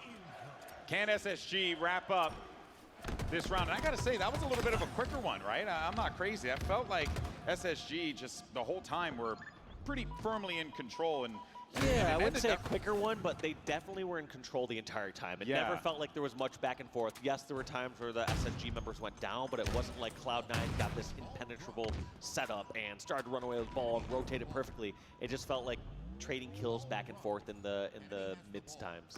Ooh, ouch. Nice from Boo Boo Doo Boo trying to get away with that repulse. Actually quite like that one, and he'll have that repulse to get up on top of the control tower too, which is where you want to be able to use that item, but also doesn't need to. Enemy has the ball. All right, let's see what Collect decides. He just hit another This headshot. Camo Wow. sounds like he's more on a defensive end than an offensive end. Generally, you want to have this Camo kind of grabbing more info, like you said, GB, being like that UAV, going and grabbing as much info, getting some kills, but kind of a little too late. Ends up The sprint. all the way over at the cuts. That's Yeah, unfortunate. One of the things that kind of confused me out of that one was, rather than the info, it felt like he was more just looking for someone. And he didn't really find much. Yeah, there was little tidbits of info here and there, but man, oh man, that was a Collect just fishing for some resources there for someone to take out. Instead, though, it's going to be now 2 down here. Good QT for Collect, bringing him back over to the nest. They're going to rotate that ball over to Green, and we're seeing a much better round here from Cloud9 than what we saw in the first exchange between these two teams. They're holding positions, they're rotating very well, and most importantly, they're able to play that ball. But wait a minute, they got to get that ball over to the ledge there, and they're kind of stopped. Well played there by Boo Boo. I like this. Not forcing the early play, waits to the last second, and then tosses this out. The thing I kept saying about before about having a ball near a play ball scenario is that you force the team to put the right amount of resources. If they send too many people over there, they're stuck in a bad spot on the map. If they don't send enough, they don't put enough pressure to make that ball be played. But right now, I'm seeing Cloud9 up 40 points. We've been talking about SSG kind of going in the lead this whole time. I want to go to an SSG listen and hear how they're going to bring this round back. Crazy stick. On ball. I spawn green. Near ball somewhere. Last one in Camo 5. Coming. I'm going to rotate. Yeah, they spawn elbow. Dummy door. Bit one. Dummy doors up. Knee cuts to top. Camo to top. Shelling it. Die speak. And tires. Going down cuts. Yeah, he's stuck. Weak cuts, really weak cuts. Shelling, watch out. Yeah, guys, I'm flanking A. Nice. They get came up. Yeah, they just grabbed it. He's got dummy half. Dummy on me. I'm one. I spawned A. Yo, Camo's on Camo. Camo. Yeah, he's still Camo. He's still there. Watch out, dice. He found people. It's our nest. Don't die. Don't Camo is die. dead. Just don't do anything. 5. Just don't do anything. Yeah. You got tires. Tires to dummy door. Tires to dummy door right now. Top cuts again. Good job, Brayden. Stay alive. He's right here. Watch out. Better. These nice little calls from Elamite here. It's nice hearing that. He's here on me. Weak. Watch out. I showed up, I have to leave him. On pillars. Nading nest. Is that A-Plat going top mid? Top mid? Okay, there. Half shield's top mid. Top mid right now, 1 J. Half shield's boo top mid. I got ball. Last guy. He's bottom mid. Go to Key door. Key door weak. They're gonna spawn weird. Run right. Alright, so you guys live. You You Donnie. All you Donnie. back up. Stay with me, Mike. Stay with me. Here. Trying to watch training. They're gonna be green. You're alone, Donnie. Gonna be mud soon. Yeah, one's hitting mud now. Donnie, have your left. Cuts now. He's at B play as well. QT 20. Two box. Wait, cuts kill me and there's Top mid, overshot. top On mid. overshot. On double ramp. On me, double ramp. Coming out. Double ramp. On you close. Felt like a lot of great call-outs, but it didn't seem like it translated to as much time as I expected. It felt like they did such a good job positioning at tower, hunting down those kills. Yeah. And in the end, yes, they put it together about 15, 20 points, but not as many points as I'd expect to see when you have sniper, when you have tower control, when you have the ball on your side, when it was a misplay ball. Sure, but here's the thing to bear in mind, though, Dave. When we went into that listening, Cloud9 were at 47. They were only able to get 5 points from all of that. So something can be said that for, on the other side of SSG, they were sitting at 6, 7. So a considerable climb up for SSG in that whole exchange. But you're right, though, in that you would have liked to have seen just a little bit more control, a little bit more aggression there. But honestly, what we got is not half bad, because look at this. They're coming right back into this game. Next step's looking a little better, but yeah, I think out of one of the best teams in the world, I expect when they have a full setup, I expect them to run away with 20 to 40 points. Interesting that they played the ball there. They must have gotten a call out because no one was under any pressure.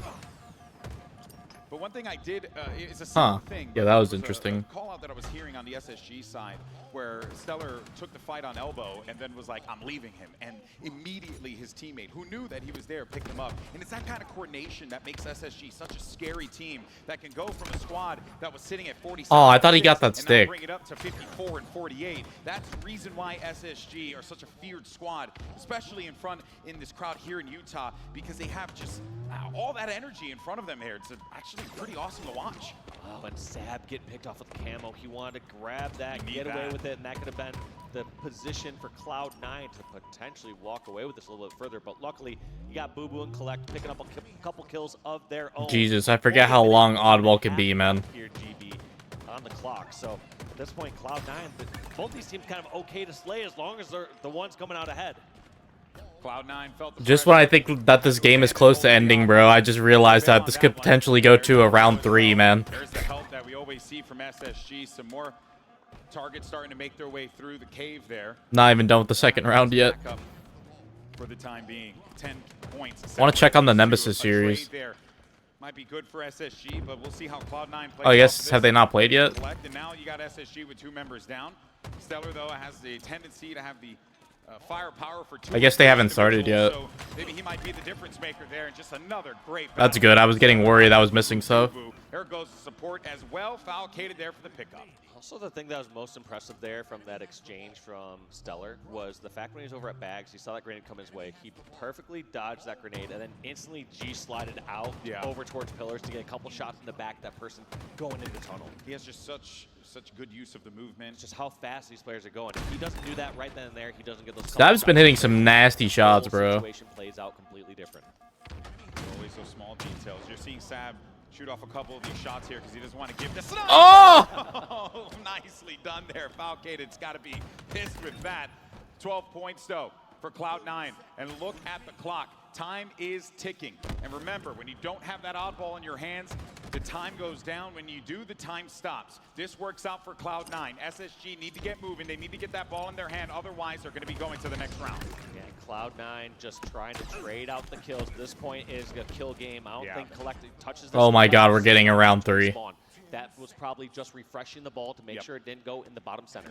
Yeah, there you have it. Just play ball for the last couple seconds, and that's going to be GG for round 2. Oh my god, there's a whole other round. Why does that not shock me, Dave? Because our first game was 3-2, our second 50-43, and here 1-1.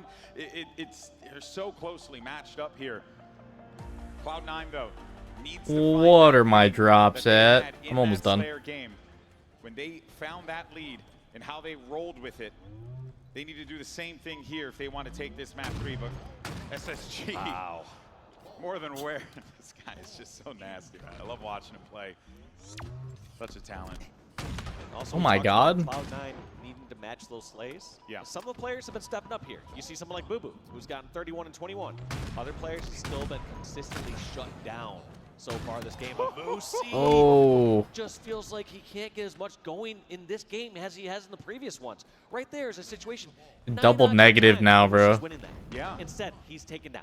He's got decent assists though.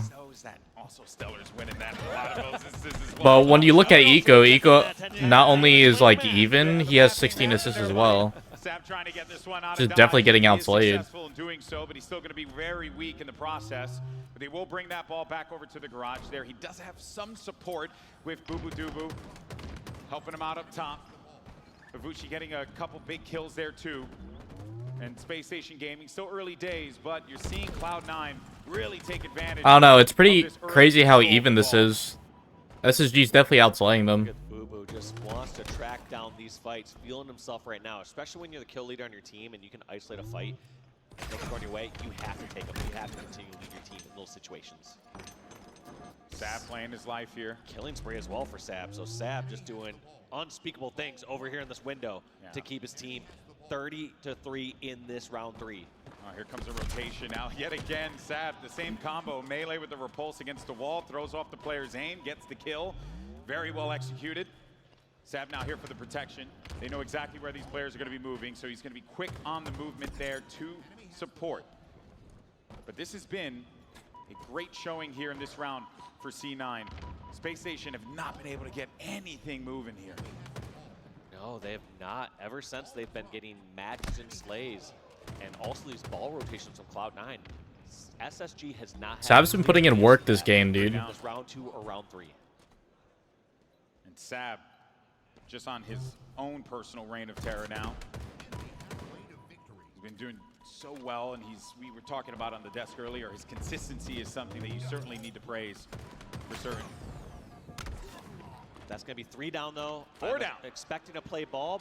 No play ball, so that's going to be a free setup here for SSG. They're going to have camo. Let's see what they do. They started the setup with only 5 points. You can tell how good a team is playing and how good their full setups are by how many points they get out of these. I need SSG to get at least 30 points out of this if I have some confidence in them to come back in this round 3. Well, Aspen you might receive, Dave, because they are doing it. They were down a considerable amount, There's just 20 like they points. were. Yeah, just like they were in that last round. Down a decent 25. chunk. And it is getting a little scary now. All right, so 27 points Did they play so that full? far in this full setup. They've got 30 points now in this full setup, but now players are starting to fall. That Stellar going out and snipe. Suppressed, taken down in the tunnel. Saw that ball get rotated over to the garage here, but Eco ended up getting hit by that snipe. So Vusi, great read there. Now time to see if this guy steps it up. Still, great exchange there from SSG. They got a 30-point full setup. They just need to now break the setup and run it back again. The problem is, though, is that when you think about breaking the setup and how long it took for them to do that and what the deficit is right now, it's a little bit harrowing here for SSG. Good burn. But they knew Oh, they had to those aren't eradicate gonna get this cleaned garage up. area with the Shit. sniper rifle. Otherwise, it could have That's spelled unfortunate. doom and disaster for them. Two members of Cloud9 going to be sitting outside, suppressed, unable to survive. But like again, he's got that teammate there to back him up. Right now, time is not the factor for SSG. It's just going to be, do they die and does Cloud9 get a setup? They don't have to worry about grabbing the ball right away or getting scrappy with it. They have to secure kills, and they have to get either a full step or a rotation for a play ball. Well, that might not happen here, Walsh, because that ball is out in no man's land, and Cloud9 have all these players surrounding it. Manages to get hands on it, too. That's going to give him 80 Oh, this might be points. GG's here, potentially. PlayStation Gaming 2 dead. with those kills They now, might have to have the reslay. numbers to be able to make this push a reality, but they got to sniff out where Vusi Ah, is. no You lunge. need to see the miss melee there. The lunge does not connect for him. Doesn't even get the lunge in that one. And that Space Station with control on this side of the map yet again. New camo coming up. Last time we saw the camo in the hands of SSG, they got their full setup. They got a 35-point run. If they were able to recreate that, they would take the lead. Let's see who gets this camo. Is it going to be SSG right here? Not Stellar, that's for sure. Yeah, he's going to be sleeping with the fishes for the time being. Sab actually is the one who gets that camouflage, so that's another Cloud9 pickup for the power items. And on top of that, they have that ball. 15 points left for C9, and they'll lock up map 3. This one's going to be tough. All spawning at green. They have to just fly out. Oh, They don't no. see him. I like this play. Just take some guaranteed damage. You don't need to be the perfect hero. Sab does what he needs to do. Now only 6 points separates Cloud9 from winning this game number 3 and a 2-1 lead in the series. This fight, Boo Boo Dubu's got to go big here, but he does not have the chance to do it. And that gives the ball to Eco again. 5 points. SSG need to be perfect. Why is timer frozen? When you hold the ball, the timer stops. Can pull it off. Space. It is SSG, but C9 know that they have them on the ropes. Cloud9 has 2 pushes. Let's see how this first one goes. So much damage going across Yeah. there, but that's going to be 2 taken down. Sab and Avusi. What are Collect and Booba going to do? Are they going to try to pick off a kill here, or are they going to try to wait for the teammates to spawn and try push number 2? Just look at the way that Stellar just goes for it, man. He's no fear in that Staggers guy. to death. Now I feel like you're going to see Avusi and Boo Boo both charge and try to force some action here. If Avusi and Boo Boo charge here, they are going to only have 1 push left. This is starting to look really good for SSG. 20 points. Oh my. Bring this back. This is close. And the ball rotation. This is really close. Cloud9 spending time going to Oh net. my god. First tower. Ball is now moving towards the garage. Oh my god, this is getting close. Oh my god. Oh, Boo Boo! Boo Boo! No fucking way! Yo! Fucking clutch, bro. That was Bro, the sigh of relief. First, SSG were doing such a great job of getting those Holy shit, the sigh of relief, bro. following pushes. And just like that, so many players were weak, and in the chaos and in the madness, Boo Boo just scoops up that ball, grabs the last 4 points, and says GG. Yeah, and that's all they needed. We said it before. SSG needed to be flawless. And damn it, they were nearly there. It's just that Oh my in God. those moments in the chaos. Following this dude's career for years, that's not a shocker from him. A great heads-up play from, well, I would say a veteran of Halo, which is kind of crazy because we were commentating this kid when he was. All right, NEM series started. They're already up 2-0. Alone says Space Station, but obviously when it comes to Oddball, you never know. Yeah, you never really know. Well, we'll get confirmation of that very soon. But either way, we have more to deal with on this side. 4 dead now for Mindfreak, and this could be the end. If Boot moves this bomb forward and they can get another round of slays, Nemesis will take the map. And unfortunately for Mindfreak, Nemesis have already taken control of their base, so it's going to be fridge spawns again. Scoopmeister on the face. The base gets taken down. And Woodham will slide back in. 4 dead for Mind Freak. Oh, And that's that will mean GG's. The bomb will start to plant once again. Even if Woodham steps out for just a second, that will be the end of the game. As Yeah, they Nemesis just gave bounce up, bro. back from that defeat against Optic Gaming and get right back on track against Mind Freak. A very confident and comfortable first game with Assault on Aquarius here. Sometimes can be a difficult game type to navigate, but Nemesis seemed like they very much have it locked down, the perfect strategy each time they're trying to plant it. And just confirmation, it is Cloud9 who are leading Space Station 2-1 on the main stage. Now we're going off the information that we do see them celebrating on the stage, so it would be very weird to celebrate when you've lost. Yeah, you lose, you're like, woo! Let's go. All right, well, that's map 1 done here on the B stream. Of course, keep the main stream open as well because some good games happening there. But until then, we're going to go for a quick break. When we come back, it'll be map number 2.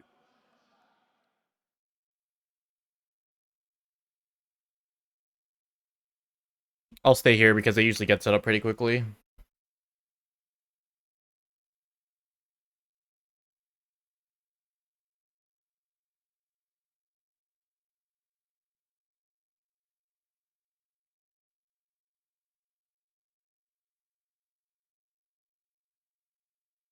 FaZe versus Rebellion.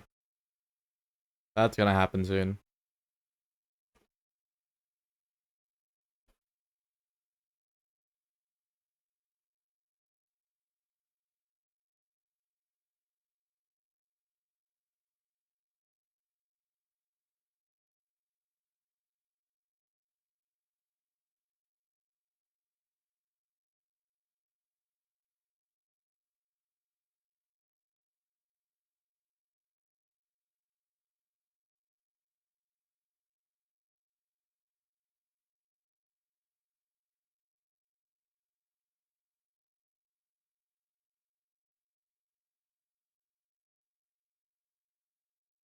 If I turn away, it's not gonna start immediately, right?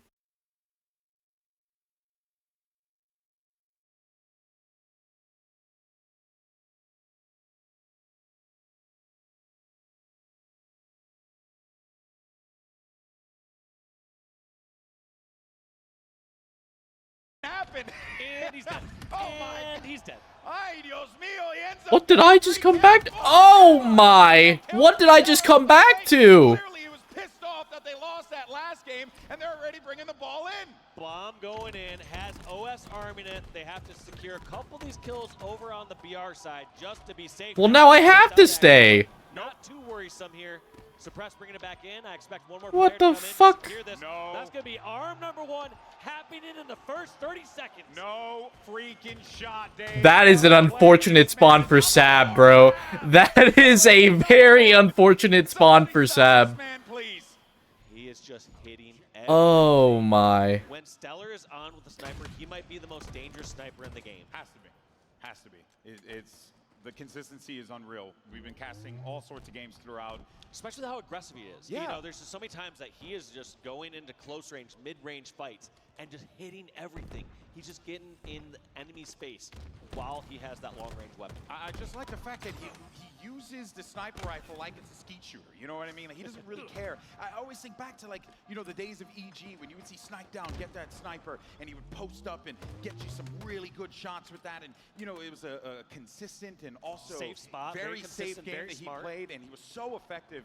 But it's such a difference of approach from Stellar, the way that he is just, he's a rabid animal with that gun. The games got faster and more aggressive, and those players that can pull off plays like that are rewarded immensely, as we saw with that first capture in the first 30 seconds. He takes out their snipe.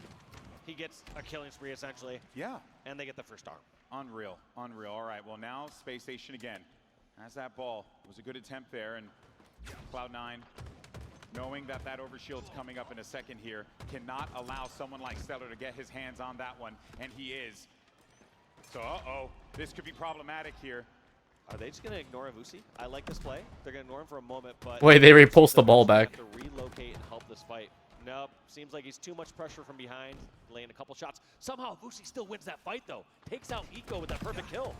Now, actually, Cloud9 are in a pretty strong position. They have the BR side, as you have Avusi behind enemy lines. Spawn them over at elbow. Big kills there. Also, you see those snipes coming up. And someone has to be calming and saying, He's someone been here please for so remove long. this man from the base. Please, please, please. And SSG have essentially been trying a strategy of ignoring him. They're saying, hey, we got bomb on their side. Let's just push towards center, ignore this. But when he has a battle rifle and just laying so many shots in their backs, look at this, just being such a nuisance for the last minute. Playing his life so well. He hears all the footsteps around him too. He's just trying to stay alive, and if he does so, that'd be nasty. But finally, Suppress is going to remove that nuisance. Suppress said, "Get the hell out of my base." That bought so much time for Cloud9. However, it didn't feel like they were able to fully take advantage of it. No, they were not. I thought Sab was just gonna blame his teammate there for a second. Has the sniper on the other side, and of course, Stellar, the madman, has the sniper for his squad here. He's on the lookout for it, and Sab, he's just trying to play the angles here because he knows that there was going to be a player actually on the right side of their base. It's Falcated. And look at that. Stellar knows.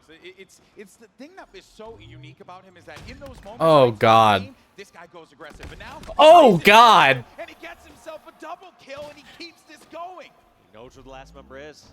He knows it was. Oh, you saw him. Spotted it out. We got a sniper duel, but instead Stellar trying to take up more ground, pushing over with his teammate Suppress. What can Suppress do?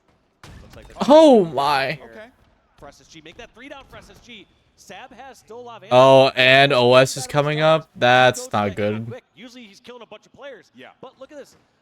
Cloud9 still have half of their sniper. Yeah, sometimes it could be a little bit of feast or famine, right? Yeah. You think like, hey, I'm going to get a lot of value out of this. But then, you know, you have instances like that where, you know, even when he grabbed the overshield, and, you know, just a lot is like definitely resting on this guy. But he is the kind of player that will show up in those moments as we see on that scoreboard there. 12 kills.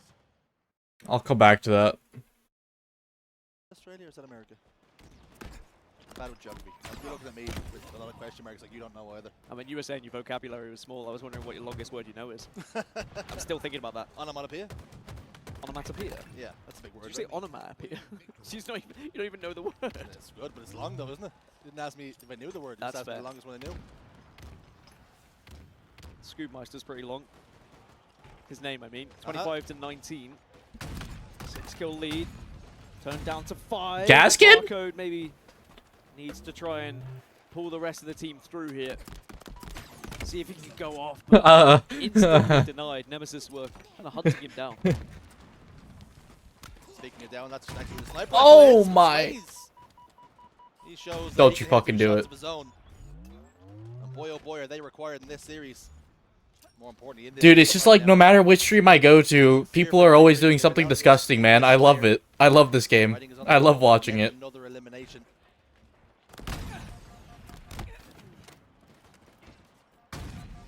Must be said though, not all terrible news. They're in losers round 1, so it is a top 12 finish regardless. But you know they want to push further and beyond that. They want to make that top 8.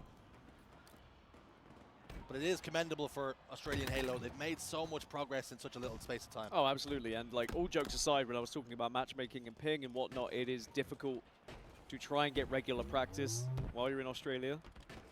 It was something that Europe suffered quite a lot with as well, like practicing against the best teams, because North America has been the dominant region for quite some time in not just Halo esports, but console esports in general. PC is different, but console, I mean, controller, Halo has always been North America, and yeah, the Aussies have done well, and sometimes even without boot camps, they found themselves coming out here and still finding themselves in pool play, getting that top 16, top 12. Alas, now they're trying to push for top 8, but maybe Nemesis just standing in their way here. The diff. Perhaps just a step too far. Woodham's 10 and 8, Rice is 4 and 11. Roadblock. Unfortunately, But they cannot get around. I say that because Rice is also an MNK. That's why. Dude, he's got 9 assists to be fair. He's putting down damage, good damage. Just keep going, change nothing. The strategy's in place. Woodham is going to space apparently. Control now from Mindfreak, and this is where you can start to turn the screw. But down goes the Rockets. SLG will have that information, as will Mindfreak, so there's going to be a tussle down bottom middle, you would hope. As a matter of fact, SLG's managed to get them for free, and he will take them back home. 2 guaranteed kills here with the Rockets. Might just Oh, not the burn. Guaranteed kills. In fact, not even a rocket fired. Barcode wins that fight as well. Snipe drone On the other side. Oh, those rockets are not going to be good. But Mind Freak doing their Can't grab him. Can't grab him. back into this one. Can't grab him. Snipe drone needs help. He needs help. Grenade hits them. Good SLG nade. goes back off the respawn to scoop them back up again. Had Mind Freak got them, we might be telling a different story entirely, but SLG pushes the cave. Player was down to no shields. In the end, didn't need the rocket, but the Frenchman's going to guarantee the kill for his team. And now just 2 away from a 2-0 series lead. Scoop Meister's Oh, nice, SLG. and it's Nemesis. Fuck yeah, dude. 1 more on the board and 1 away. One more game. One more game. Few spicy snipes as well we saw from Glory on one side to really give them that advantage. And All right, let's check back in with this. Oh, they got another cap. Nice. He grabs the bomb. He doesn't have his gun. He's by himself, and he's now cleared out of the base. So great recovery there from SSG. As Suppress now gets to snipe. Remember what he did. Why do you for keep Finn popping and, up? Stop being weird. CTF at the end Stop of being that weird. game and how instrumental he was. Stop Looking to being find that weird. team Go match away. here. Trying to see what pressure he's receiving. Dude. Over from the Cloud9 tower. Why are you like Trying to this? Take a shot carefully. Not much ammo to work with here. 1 shot. Like, the whole fucking UI just keeps coming up, and I don't know why. To any bomb arms. They have been frustrating to play against here on this map. Very rarely has Space Station just been able to get some kills in the middle and know that Cloud9 are all on their half the map. Instead, they get a couple kills in the middle, and they have to put their head in a swivel. Yeah, and that kind of goes back to what we were talking about before, where everyone was a bit, scattered around the map. But it does actually, work out-ish for Cloud9. Where you want to see it work out more so is in some points, in some bomb plants, so that this way they can get back into this game. And with 2 minutes and 40 seconds and counting, as we get closer and closer to that 2-minute warning there, I mean, Dave, it's going to get even more challenging if this is what it's like to just get 1 plant for C9. Look at Stellar being a little more passive this time with the sniper, realizing that he doesn't have to be aggressive, doesn't have to risk potentially losing this in the middle of the map, and just has to get some slays and some trades. Now that 3 are down, he knows Collect's the only one that's pretty far up on the map, and there he is spotted. Does he get away? Wow. Somehow repulses up towards top center, dodging all these players from SSG. Look at them, though. I like this. You got to get aggressive this point. Yeah. I don't hate this play at Good all. win. You have to try to force some ground for your team and have them push across the map. You see how Space Station Gaming, where everyone's at. This bomb needs to be pushing up at the same time that they're getting these kills. Nice kills there from Collect and Boo Boo.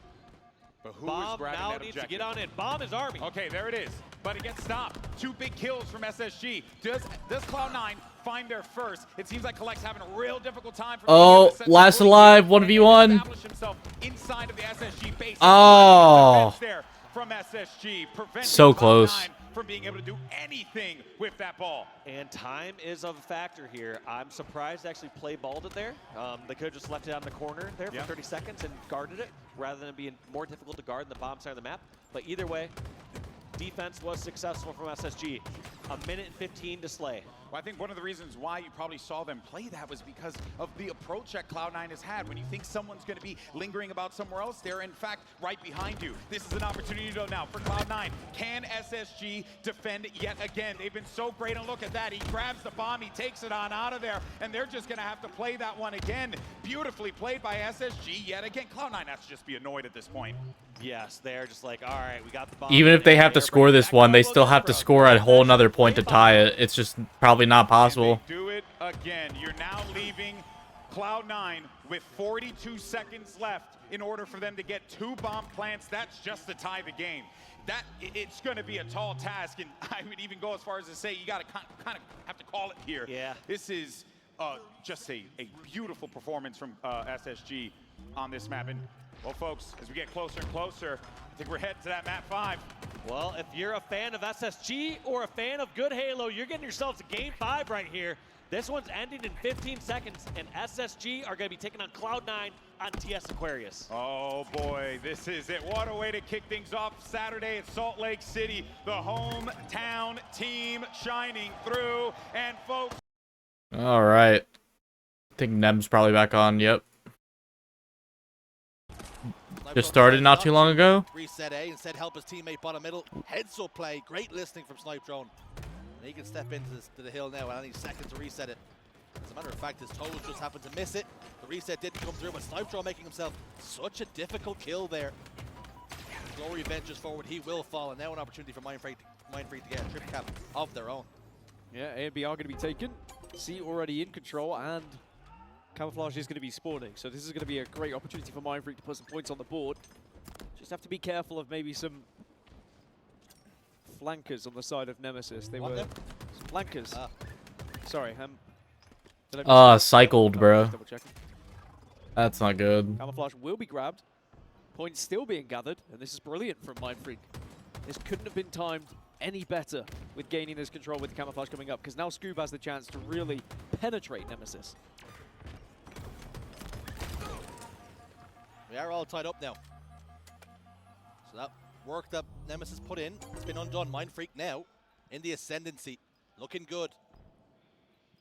How is the hold? Glory receives a couple of shots from across the map, and Scoobmeister is punished for revealing himself that time over towards tower. That will mean now Nemesis can venture out and start to capture things.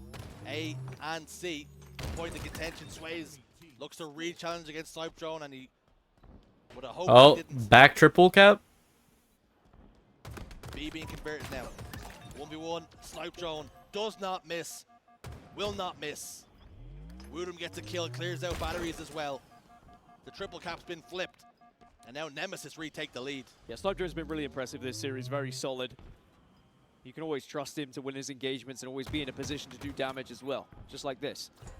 Holding and locking down this stronghold to ensure that no one's going to be able to comfortably push it, and now he can look across to B as well, converts the kill. And he's listening to every single call out that's coming through, making it look easy, and it's going to be a triple. Oh my god. Consistently makes the right decisions. King shit! Goes under the radar, does Snipe Drone. Certainly one of the best in the world. And he commands his region. Any good work that Nemesis do is usually off the back of some of the good work Snipe Drone's putting in. Currently sitting 11, 6, and 4. You see that turn? He's putting on a Holy clinic, M and K, bro. making it very difficult for Mindfreak to breathe. Now Wootum just equally showing that he can hold his own in any gunfight as well, and can hold down a stronghold on his own. There's one, and quickly turning his attention just in case he was going to be pushed for the challenge, expecting the trade to happen. And when it was equal earlier, around 60 points, it looked like Mindfreak maybe had found a rhythm here, but Nemesis quickly stunned them out of it. And now Nemesis closing in on a 3-0. Mindfreak in danger. They have stabilized for now though. A and C in control. It's never comfortable to hold both of them because you don't have sightlines on both strongholds. And you're forced to then move and give up the elevator spawns, which Rice has been forced to here. SLG's gotten a double kill. It's down to Sways and Rice now to hold C. SLG is still there, but the distraction being made by SLG might be enough. But Sways and Rice combined, huge defense from them two, massively needed. And they lock in a triple cap. There's certainly signs for Mindfreak that they can get it done. Right, they're getting the trip cap, they're forcing Nemesis back, but then it's just when they get that one opportunity to break, Nemesis break heavily, and then are getting heavy control of their own. Mindfreak need to make it a little bit more scrappy and make it more difficult for the B control to happen for Nemesis. The triples have been flipping all game, man. I say slowly. It's been kind of crazy. Catching up because they've got 3 strongholds. And it is going to be the B attempt from Snipe Drone. Someone needs to be there to try and take this fight, which Sways tries. Good live. But they hold strong to Nemesis, and they stop the bleeding, and because they committed to B, they are going to take A as well. This game's back and forth. It's a good showing from Mindfreak. A couple of triple caps have bore a lot of fruit. Shock rifle for Wooten now. Good enough for the body. Camouflage is down there, and you can see Glory is getting touch tight to Sways, and he gets 5'd by Rice sitting on plat. And now Wooten's in big danger. As I say that though, he finds the face of Scoop. His mouse and keyboard counterpart. B's being converted. Sways with that camouflage now. Will venture forward. Picks up 2. And it could be another triple cap here if Nemesis are not too careful. Nemesis do spawn over towards C, so they'll be able to at least get, as I say that, I was going to say they at least get it, but they step out. Barco gets the kill, and it will be a triple cap. Man. C's going to be contested again from Wootum. I don't think anyone's in the area This has time been to very stop back him, and so forth. Will ensure that no triple cap's going to happen for Mind Freak, but they will continue to score, and now they are set up. They are holding. You've got someone watching long haul and over towards Catwalk as well, trying to hold the cross to ensure that this is not going to be an easy push for Nemesis. We see this hold time and time again. You keep a player in gold, you keep a couple of players over towards Whirlpool. What on earth is happening here? We're seeing 2 bodies hanging from the ceiling. Not sure the rating this stream needs. It sways, still holding A here. Glory's gonna get close, Glory's gonna get 2. And that's gonna open the door now. 4 dead triple. for Mind Freak. And their tournament is well and truly on the line here, and they could be about to get uppercutted out of the championship. They did tie us up briefly though. But again, this is what I was saying about Nemesis. They allow Mind Freak in, but once they then get that break, Nemesis start to put big points on the board. They had a trip cap temporarily. Now they're going to take the fight towards C. If they win these engagements, they win the game. Brawl goes down. Mind Freak hold. 2 go down for Nemesis. Crossfire in place from Snipe Drone. A lot of members already covered the distance to get to top A. Woodham makes a decision to go and contest for C instead. But Mind Freak knocking on the door now. Applying more pressure than they have before. These next few decisions for Nemesis are going to be pivotal in what way this game shakes out. Sway stands Huge strong. kill. Good for 1. But that's all. Snipe Drone then sees barcode. Gets the information he needs. Oh no. But that could be just exactly what they needed. Huge. Scoob's going to track over towards tower. Capping C. 2 members of Nemesis Nice. over towards A now, but they've no defense over on B until Snipe Drone gets close now. They get A. They have B.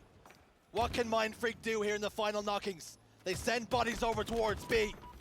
A lot of resources sent this way. And they will convert B, and they will score. Yeah, huge fight over towards B, and now suddenly Mind Freak. Oh, they need to get. They need B here. They need B. They need B. Their tournament life alive, but maybe Snipe Oh, Drone can deny clutch. it. They're capping A A is now though. gonna They're be the capping focus A. point here. Wootum. Yes. Oh my. Woodham gets the reset. Oh. Rice has got to be quick. Snipe Drone. Drone's there. He gives Yes. but Snipe Drone stands strong. Oh, He gets the kill. clutch as fuck. And Nemesis Holy shit. Mind Freak eliminated from the tournament. A top 12 Damn. for them, which again, we will commend. They got into pool play. Rip They Mind got Freak, into the bro. championship bracket. Oh my god, that They game fought was at so their first close. chance in the elimination bracket to, of course, a very impressive Nemesis side. They just couldn't quite rescue that game back. A very good effort, though, considering a Strongholds game. Part of me wanted know them to are win, very dude, good just at. so I could see more games like Nemesis that, will man. progress into the top 8. That was So they'll wait crazy. to see who they can face to try and push a little bit further into top 6. What a performance from Snipe Drone. 21-12. Rip and Mind 11 Freak, with bro. 12.7 KDA. And on the other side, Sways almost matching them stride for stride. 17-11 with 10 assists and a 9.3. What a game that one was. The series may be flattered to deceive, but that game right there was exactly what you expect when these 2 heavyweights start throwing shots at one another. But that's all we have time for now. More series coming up very soon.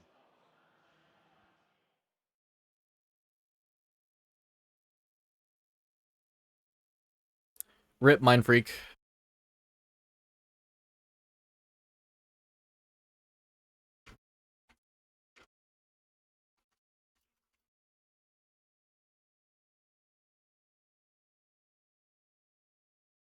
What we got? Beautifully read play there. Game 5, baby. Themselves a few big kills now, and that will continue to maintain this lead. They got a 5-kill lead, and it just keeps again. That's where they're Oh sitting my at. God, Falcated. Somehow getting that finish over on the blue flag as he had another player Oh, there the in live. bridge. Also, that extra second or so allows Eco to get the damage and then get the kill on Avusi. And extend that lead to 7. Look at where Cloud9 are positioned inside of that yellow base. Jiggle peeking around the corner here. Great use of the movement. And he's just really trying to draw that fire there, giving his teammates time to be able to pincer and push on the flank here, but Avusi was there for the read. I like that play too. Eco just saying, I can peek out 1 extra shot of damage. I know they're all pinned in the space, and they're not going to push out Fridge side. If he's going to wait till he gets his shields back anyways, doesn't matter if he has to wait a quarter more second to take that shot back. Some good heads-up play here. Both teams really giving it their all. But This is where things are getting a little out of hand here. Let's not forget that in that last Slayer that we saw that Cloud9 won, it was pretty much neck and neck. They were trading the lead back and forth, and it wasn't until the tail end of that game that Cloud9 started to separate themselves with a 7-8 kill lead. Versus on the other side here, SSG, they're doing this early, which is going to put C9 at quite the deficit to have to deal with this. Maybe that nade connects, but it doesn't get the insta off of that one, Boo Boo Doo Boo. But he'll be happy with that because he's got that camo. Yeah, he's taking a lot of attention here too on pink side. This could actually go very well for C9 if they collapse in on this area. Looks like Boo Boo's going for this first finish. He knows there's someone else at bottom pink. One problem though Cloud9 seem to be having is they have these players from SSG in poor positions, but they're still giving the trades with the deaths. I was gonna say. There's gotta be times where you have the numbers advantage. It's okay to take 2 or 3 shots, but get out of melee range. Just trade out the damage and let your teammate finish it out. But it feels like SSG does a good job of trading out some kills when they're at a number disadvantage. And that, I think, is the most important thing to note there, Walsh, because it shows how SSG recognize what those win cons are in those moments. And he'll take that one. Good grenade. Great job. Gotta love those ones. Well played there. It's that 7-kill lead still continuing to work out for SSG. 13 kills remaining, and SSG will win this series. And what a grueling one it has been thus far. And Stellar leading the charge here. Him alongside Suppress, slaying their hearts out to get SSG to that next Stellar round. not getting finished, even though he's exposing himself over in the courtyard from utility. You gotta imagine that comms gotta be so chaotic here. Heart rates are up. It's game 5. Both these teams want to go on to round 2. And it seems like SSG are the team that's on the path. Cloud9 have really been struggling to hit that 40-point threshold, and SSG have held them down every single step of the way. That camo's up. Suppress has great vision. He's giving them the comms. He sees exactly where these players are going to be moving now. Trying to get this 1 kill, but Sab with the recovery. 10 kills though, Dave. This is so difficult. And now with 4 left, you cannot give up any kills. Yeah, and if you're worried about SSG being good about trading out their lives when they're outnumbered before, can you imagine how well they're going to be playing this out during these last 4 kills that they need to trade out? But look at this, not playing timid. They know they got them cornered. Oh, Boo Boo. That's going to be so much pressure. Oh, there's 3 of them in fridge, bro. He's trying to stay alive. Chuck a nade in there. Chuck a nade. So many players weak. Oh, 49. GG's. That's going to do it. SSG dig deep. Despite a great start from Cloud9 to get those map 2 and 3 victories. It was SSG who somehow, someway, well, honestly, I shouldn't even say somehow. It's that guy right there, Stellar, with some massive plays, suppressed as well. The entirety, the sum of all the parts of SSG in front of this Salt Lake City hometown crowd shine at the opening bout here at HCS Salt Lake City. SSG pushed to the limit here in round 1, but ultimately pulling out the victory. Keep in mind, last time they played Cloud9, it was an elimination bracket match. Went to game 5. They beat Cloud9 by 1 kill. Oh my god, I saw APG. Oh my god. Take anything away from C9 here. They played a great How's my series. goat? We'll see them in that lower bracket. But man, SSG, give me more of that throughout the weekend. And I want to see them go for the top of the mountain if they're playing like that. Well played. Shout out so to Ivusi as well as Collect. Ivusi though, only 1 game really, but outside of that was quite consistent throughout the series and was a good hand that Cloud9 could rely on, Dave. And even Boo Boo Doo Boo had some excellent moments too. I know Moments, those guys but are just gonna not kick enough themselves. in the end. You know, they're gonna go and review a couple of these games. Aquarius just got out of their reach. Yeah, really understand where things started to get a bit absurd there, right? Because unlike that map 2 win for Cloud9 to 50-43, this was not that at all. 50-36 tells you that All right, SSG bracket was check. in no position to lose that game because they had so much presence from start to finish. So what a great recovery from them. All right, so we got Optic versus SSG, Rebellion versus FaZe. About the very beginning of this game. Nem is facing the winner of Cloud9 versus Kraken Seas. And then we still have these series to go through as well. It's going to be a long day today. That's right. Well, folks, that's going to do it for us here. We'll send it down to Guy Blaze, who's on the floor with one of the players of SSG.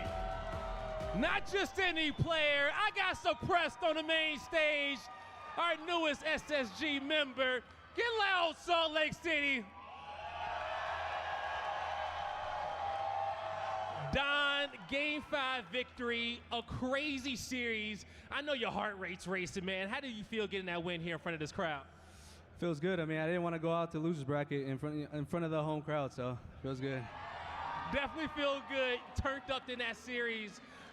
You know, kind of going into the Game 5, what was you guys talking about? What was the initial there, you know, kind of going into that Slayer? Because you guys got a great start and then kind of maintain that lead throughout the map. I mean, we kind of talked about it, like no scamming at all, just like working together at all times. Like, if they give us the one, you know what I'm saying, we'll play for it. But for the most part, like, we prioritize camos, thrusts, you know, stuff like that, and we kind of just took away the lead. There you go. We saw some big thrust players coming out of Falk there on that map. Definitely be able to keep that lead for you. Now, it was two big moments in this series, and I want you to tell me which one was greater. Was it Stellar's snipe to stop the flag in map number 1, or was it Stellar's opening in map number 4 to set the tone for the assault? Which one was better for you?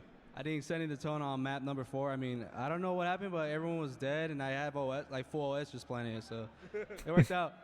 Worked out indeed, all right? Now, It worked how out. does it feel to be on the Space Station team, to be playing in Salt Lake City, and to finally have a crowd like this in your favor? This is my first time having a home crowd, but I appreciate every single one of you guys, man. I appreciate you. That's all love. All love to you guys, for real. You heard it here from Suppressed on the stage. All love for Salt Lake City. We'll see them up against Optic later on. Lot, take us away. Thank you so much, Blaze. I think Suppressed is turning into a fan favorite. Oh, yeah. He's got a lot of love for the SSG fans, and that's exactly how you work a crowd, Suppressed. And also, taking the series with a dub is another really good one, too. SSG, got close. Go on, Walsh. I got a bone to pick, though, with Suppressed. So, yeah, go on. last night, walked to the hotel, he's like, Yeah. hey, I got to admit something to you, Walsh. He's like, Okay. What? This sounds bad. He's like, yeah, we were doing like a Q&A thing earlier, and we had to name like who's kind of like most overrated, and I like you were the first to come to mind. I was like, what? You're just gonna say that to me? You know what's crazy? He's right. Youngins have no respect. No way. It's crazy because he is 100% correct. I love it. Every Wow. single time. Just glad he didn't say clutch. That's crazy. I don't think it popped up in his head. You know, the very, very small Walshy fan booth at the back, that's just, you know, it's just 4 chairs and 4 older men. I'm going to be so upset. Yo. What just said? That is insane. No, Walshy, you're a legend always in my heart. That's a fucking crazy stripe. But my goodness, what a series that was. Space Station Gaming, they managed to get it done. I will say that if I have to pick apart some of the gameplay, it was a little bit back and forth, a little bit too much on my liking considering who we've got on the team. Is that just due to lack of experience playing with one another, Clutch? Do you think they're finding a groove at times and it's enough to kind of push forward when we get to the likes of Shopify, Optic, FaZe, etc.? Yeah, only time will tell, but they look better and better every series. This was a true test. Cloud9 gave them everything that they could handle. Bringing it to the Game 5 was great, but I love what I saw in Game 5. The teamwork, like the camaraderie, their ability to Oh stay my poised God, in this that is so big moment filthy. where their tournament could have gotten thrown off the rails. So that was a big test that I think SSG, now that it's over, can use as some momentum going into the next series, which will be against Optic Game. I do want to give a massive shout out to Cloud9 regardless, because let's not forget that they are bringing in, and yes, SSG are doing the same thing as well, but Cloud9 are bringing in 2 young players into this team to incorporate into their lineup, and I would say like Avusi 100% paid off. Collect had massive moments as well. If anything, it shows that C9 a lot closer to the rest of the top of the pack than I think a lot of people would like to believe or give them credit for. I just want to see them continue this one because they could have had this series. It just, you know, shows how SSG can really survive the endurance test of a BO5 in these high pressure moments. Yeah, GB, I mean, you're an optimist, I'm a pessimist. This is just another heartbreaking Cloud9 loss. It would absolutely suck to be a Cloud9 fan because it feels like every single time they're in a big series, they bring it to Game 5, and you're just asking for one time, can we cross the finish line before the other team does? Yeah. And it feels like, it's just like, even when they had the series 2-1 lead going into Fortress, I was like, all right, this is where the series is decided, because if it does go to Game 5, I've watched Cloud9 lose too many Game 5s in the past 4 years to have any hope. And the way Stellar kicks off Game 4, I'm like, yep, that's series right there. Even when they had already had the current lead in the series, it's heartbreaking to see over and over and over. And I'm just wondering, when are they going to like finally like achieve one of these wins. And really, like, it's got to be deflating from their end, because I can only imagine what it's like to go into these series as an underdog, to push these teams to the limit every single time, it feels, and then to fall short. It's like, that's got to be a deflating thing. So I want to see a lot from Cloud9. I want to see them rebound in the elim bracket. I want to see them go on a run. Yeah. But they've got to figure out a way to be more poised and more clutch in these moments. Just to give a flip side to that, because I do totally agree with you, what I will say, and that is promising from Cloud9, is I'm seeing some step-ups from individuals on the roster, but also you've got to remember they did just bring 2 new additions to the team. They have Abusi of Collect. It's going to take a little bit more time and experience, I think, for them. They do have the elimination bracket to go through. What I'm seeing so far going, Game 5 with SSG, and I know you're right. I will say, I love what I saw from the new additions. I will say that I thought every single time we were seeing Abusi or Collect, it was surprisingly like positive, and I was like, all right, they're hanging with SSG individually, and that's a promising first step. But first steps are not enough, especially for guys like Bubudubu that have been there, done that, had their cake with it. They want to win. They don't want to get top 6 again. Top 6 is not something where they're sitting at the end of Sunday and they're saying, like, nice job, guys. Next tournament's going to be even better. Like, they're probably sick and tired of these underplacement performances. They want to create upsets, and they want to do it now. And I know that's a lot to ask from the young guns, but now or never. You got 3 tournaments for the rest of the HCS Halo Infinite season, and with every chance you let slip away, another one goes out, and your opportunity becomes less. I 100% agree with you. I just think when you look at, comparatively with that series specifically, they're in a similar situation to SSG with the 2 new additions. They go all the way to Game 5. Yes, they let it go in certain parts. And I know, like, that last layer was a blowout. Let's be perfectly honest. It was neck and neck at times, but it was a blowout towards the end. And I understand that you run out of steam, whatever it may be. I also quickly, before we move on from this series, West, I just want to talk about Bubu, because we've talked about him in past events, and he has been underperforming. But I will say, so far this tournament, I think it's been a big difference maker to get up there with the likes of SSG, because Bubu has been really good. It's been refreshing to see now that they have this composition of this roster. Even online, Bubudubu is playing a lot better. You can tell how comfortable he is. Similar to like the Lucid SSG stint that we were able to see. It was uncomfortable every single time I watched Bubudubu or Lucid on SSG. This roster of Cloud9, Bubudubu, you could see it in his gameplay. He feels more confident. He looks more confident. He's making more plays. You could tell his decision making and his route choices are very thought out and like methodical to like all the information that he has, and it makes sense when he's going in these places and having the successes. There's a reason, there's a method to the madness of Bubudubu's play style. He can definitely change the impact and outcome of games when he feels comfortable, and I think even though they lost that series, we saw him feel and look the most comfortable we've seen him in a long time. Feels like Bubu's getting his doo-boo back, you know what I'm saying? Yes, and he hasn't been also force choking too early on either, so that's also another positive, because oh my god, I forgot about the force choke. Waves coming from Cloud9, they do have another chance at this, so I'm excited to see what they've got left in the tank. Let's take a look right I now. totally forgot about the photo of him going. Especially because, of course, we have 4 different streams that are ongoing, so you can catch Oh all of my your favorite god. action and favorite teams. As you can see, our winners round 1 is done. Optic Gaming 3-0 Team Nemesis, folks. Space Station, we just saw that on the main stage. At Game 5, they squeak it out. They're going to be going up against Optic in their semifinals. Shopify Rebellion 3-0 Complexity, and FaZe Clan 3-0 Envy. They'll be facing each other in their semifinal apiece as well. Walshy, look at these semifinals. Take your pick, mate. How you feeling? I mean, we're seeing just seeds kind of continue to plow through the pools and plow through the bracket. Which is abnormal. It's crazy to think that because the bracket's not crazy, like it's the first time in a very long time we got the best 4 teams advancing to the Saturday night games, which are going to be absolutely lit. That lower Hey Shay, bracket, welcome back. Shenanigans. It's going to be, something's happening down there. I have a feeling. We're going to see some wild stuff.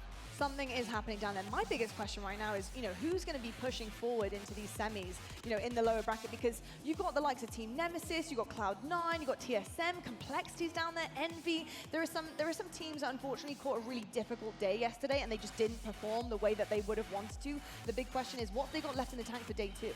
Yeah, I'm looking at Nemesis and how do they rebound. I mean, obviously they didn't want FaZe in their pool, but FaZe chose to be there. FaZe gave them the old paddle yesterday, and now they had to play Optic in winners bracket round 1. That doesn't seem like a lot of fun for them. A team that can really go far in this elimination bracket. You start off against Mindfreak. They've already 3-0'd them. That's how quick the series was. It's the first one to be finished and showcased in the elim bracket. So at least they've got a win under their belt now.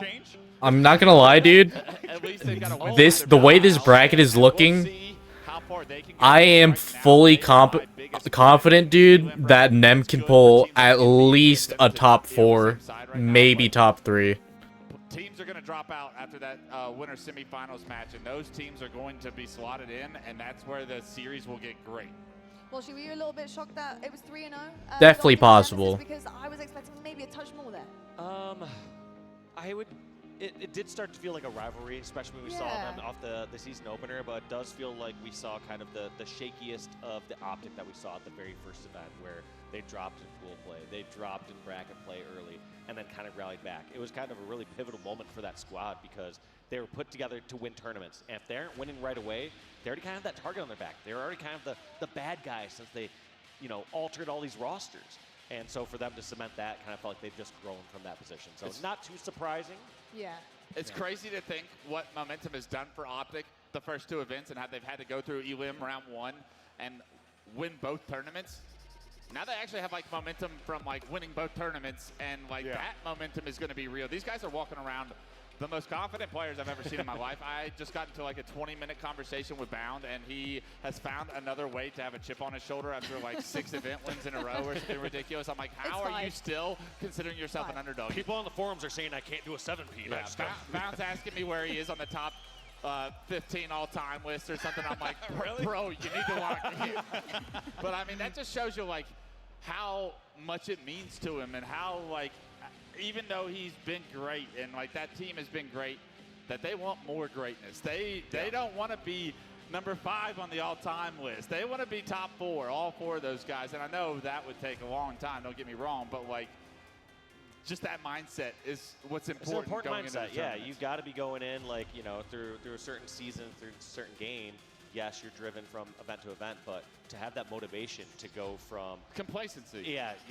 After you're winning 3 or 4 in a row, you want to continue that. And there's nothing wrong with striving for greatness and wanting greatness. After I won, I said, I got mine. Y'all can have y'all's now. All right, lads, I'm going to let you do this one off the desk because I got more important business for our viewers, and that's, of course, what you get for watching all of our wonderful streams for on the show today to catch all of your favorite teams happening, and of course, it's Twitch drops.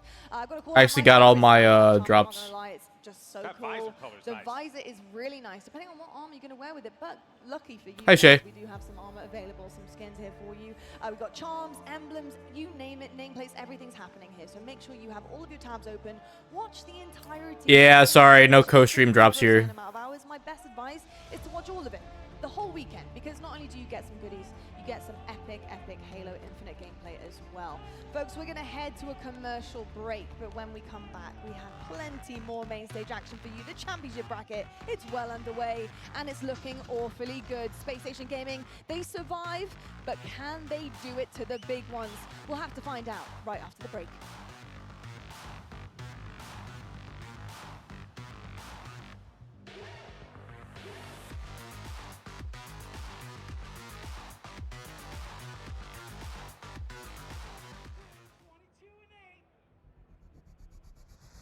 Want more Halo action?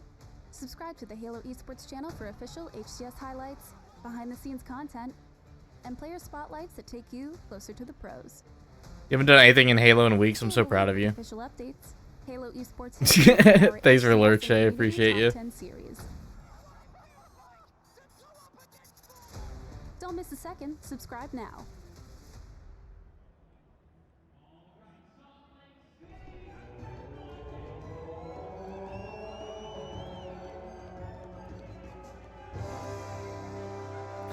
Someone said, "Let's fucking go, Blaze."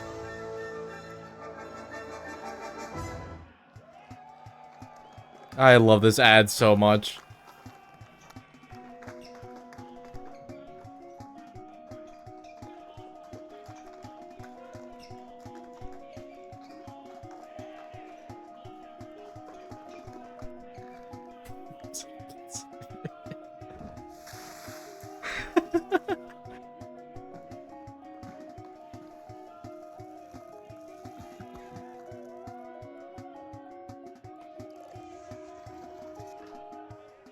God, that's so funny.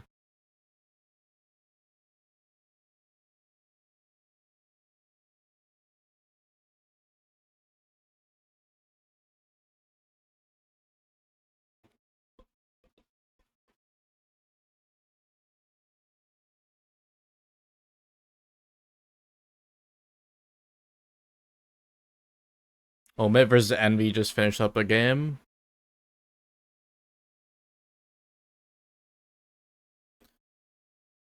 Gotta get some traction back. Did you say action, Zach?